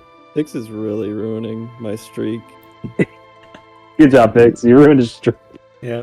Or no, No I mean, one. no, I guess technically, if he activated the trap and I'm Yeah. like the one who's affected by the trap mostly, like is that me getting in the trap? No. What do you mean? What part of no did you not understand? It totally it's Totally what? Totally me. tubular, pal. That door was locked and I freaking lockpicked it. Pix broke his lockpick. Can't I just mend it? It's down in the sewers. Kind of a. Dang it, Pix. I just love the concept though. Of, like, there's just like carcasses of rats in the sewer now, sprout about. Oh yeah. No one knows what went down the sewer except for you two. Ah shoot. I forgot. Yeah. I just remembered some rock out of it. Some what at it? A rock. A rock. Yeah. You told me I got like a marble or something. Oh, yeah, and the mimic, marble. Yeah. Yeah, you got a marble. You have to clean it. Write that down in your thing. You have a marble. I'll write that as well. I had like one typed and I was like, what was it? See, that's why it's always important to type your own stuff, guys. Because like I was. I don't just type like thinking about nonsense or I'll know. it, but then like I was like, Who knows what it is, John? Who can say? probably like a stone of some type. Okay. It's I'm probably gonna like take a shower. How would a mimic have an eyeball? I mean, it's PNG had an eyeball. Oh yeah, it did, I guess. That's right. When you said that, I thought you meant like an eyeball that wasn't melted. Oh. Like a human eyeball or something. I guess those would Oh. also melted. Like a glass eyeball or something. I don't know. Just marble. Dang, I was gonna say something. I was surprised at the CR of the mimic. He was only a CR too. Oh dang. Oh yeah. I thought he was much higher. When I hear mimic, I always think like a crazy strong guy, you know? Yeah. Well, Hey, he I was pretty actually- strong. I was actually lucky he freaking nat one. When he freaking when I poured the poison. Yeah, it did double damage the first time. The second time he got like a, what was it, 6? And so he failed and took full damage, which is enough to instantly kill him. Like it was exact 0, John. Like no negative, just exact 0. What did you think when that happened? I was like, there's no way I'm that unlucky. There's no way I want to kill John. You want? I mean, it's one thing to kill you, John, while you're in his mouth, you know? It's a whole nother thing, another to kill you outside. Where the mimic's gonna die to poison, so you just both on the ground. I would have loved that. I still think the funniest thing is the freaking you just like sniff the poison. Immediately takes 8 poison damage. Yeah. Crazy. You know, that lowering my health like actually almost made me die to the mimic. Like my How much health did you have going into this sewer even? You had full going in. I mean, like during the session start, I guess. Well, let's see. I sniffed the poison. I went like to the mimic. Almost died to him. Did you have any health loss like the last session? Because I know you did do a short rest. Like, I'm guessing like maybe the rat folk did. I started with 22. Oh, okay. Went down 8, so that was 14. Okay. The mimic, like Mason, whenever you said the freaking mimic instantly did like 16 damage to me, Yeah. like I was like, I'm dead. And then you were like, wait, no, it's Yeah, because its grappling was only advantage, not guaranteed to hit. yeah. Like, I was rolling damage when I heard that you got grappled. I was like, oh, I just guaranteed hits him. No. Thank goodness. And and then like freaking I was like, all right, this time I'm gonna use I have to use shield to like not die to this thing. You never pulled out the shield. I did or no. No. Like, shield. Oh, yeah, you meant that. I thought you meant the actual shielded weapon. Oh yeah, no, I totally forgot about that until like the rank. Oh my god, brother Christ. Yeah, it would have been safe if I did have a shield. I don't know how strong I've made you guys now with all these magic items. They all have their own benefits and perk. So far, you know like a couple. You don't know what all the crown does for you yet. Pix has a lantern, doesn't know what it does. Have it a stick. So far, the only like main thing you guys know about is the ring, Nice. with like no drawbacks. That ring saved you from the. Whenever you put the 2 items on John, there was a I got conflict of mana. proficiency on saving throws. Yeah, so I had to make a DC 15 check because that was the 2 magics from the 2 items clashing with each other. You're gonna take psychic damage if they failed. Oh, I would have died. Oh yeah, it was, I was gonna do 3d6. You guys now have some magical items though. Mostly cosmetics and some accessories, but still magical items. Yeah. I don't know what that stick's gonna do yet. Who does? Wow. I'll be honest. I didn't think about the stick. I didn't notice it on the table. I noticed the red mask when I was setting up. I didn't notice the stick. I need to figure something out for the stick now. Okay. Why the racking have a stick? Who knows? Hey, Pix, can I have that stick? I really need it.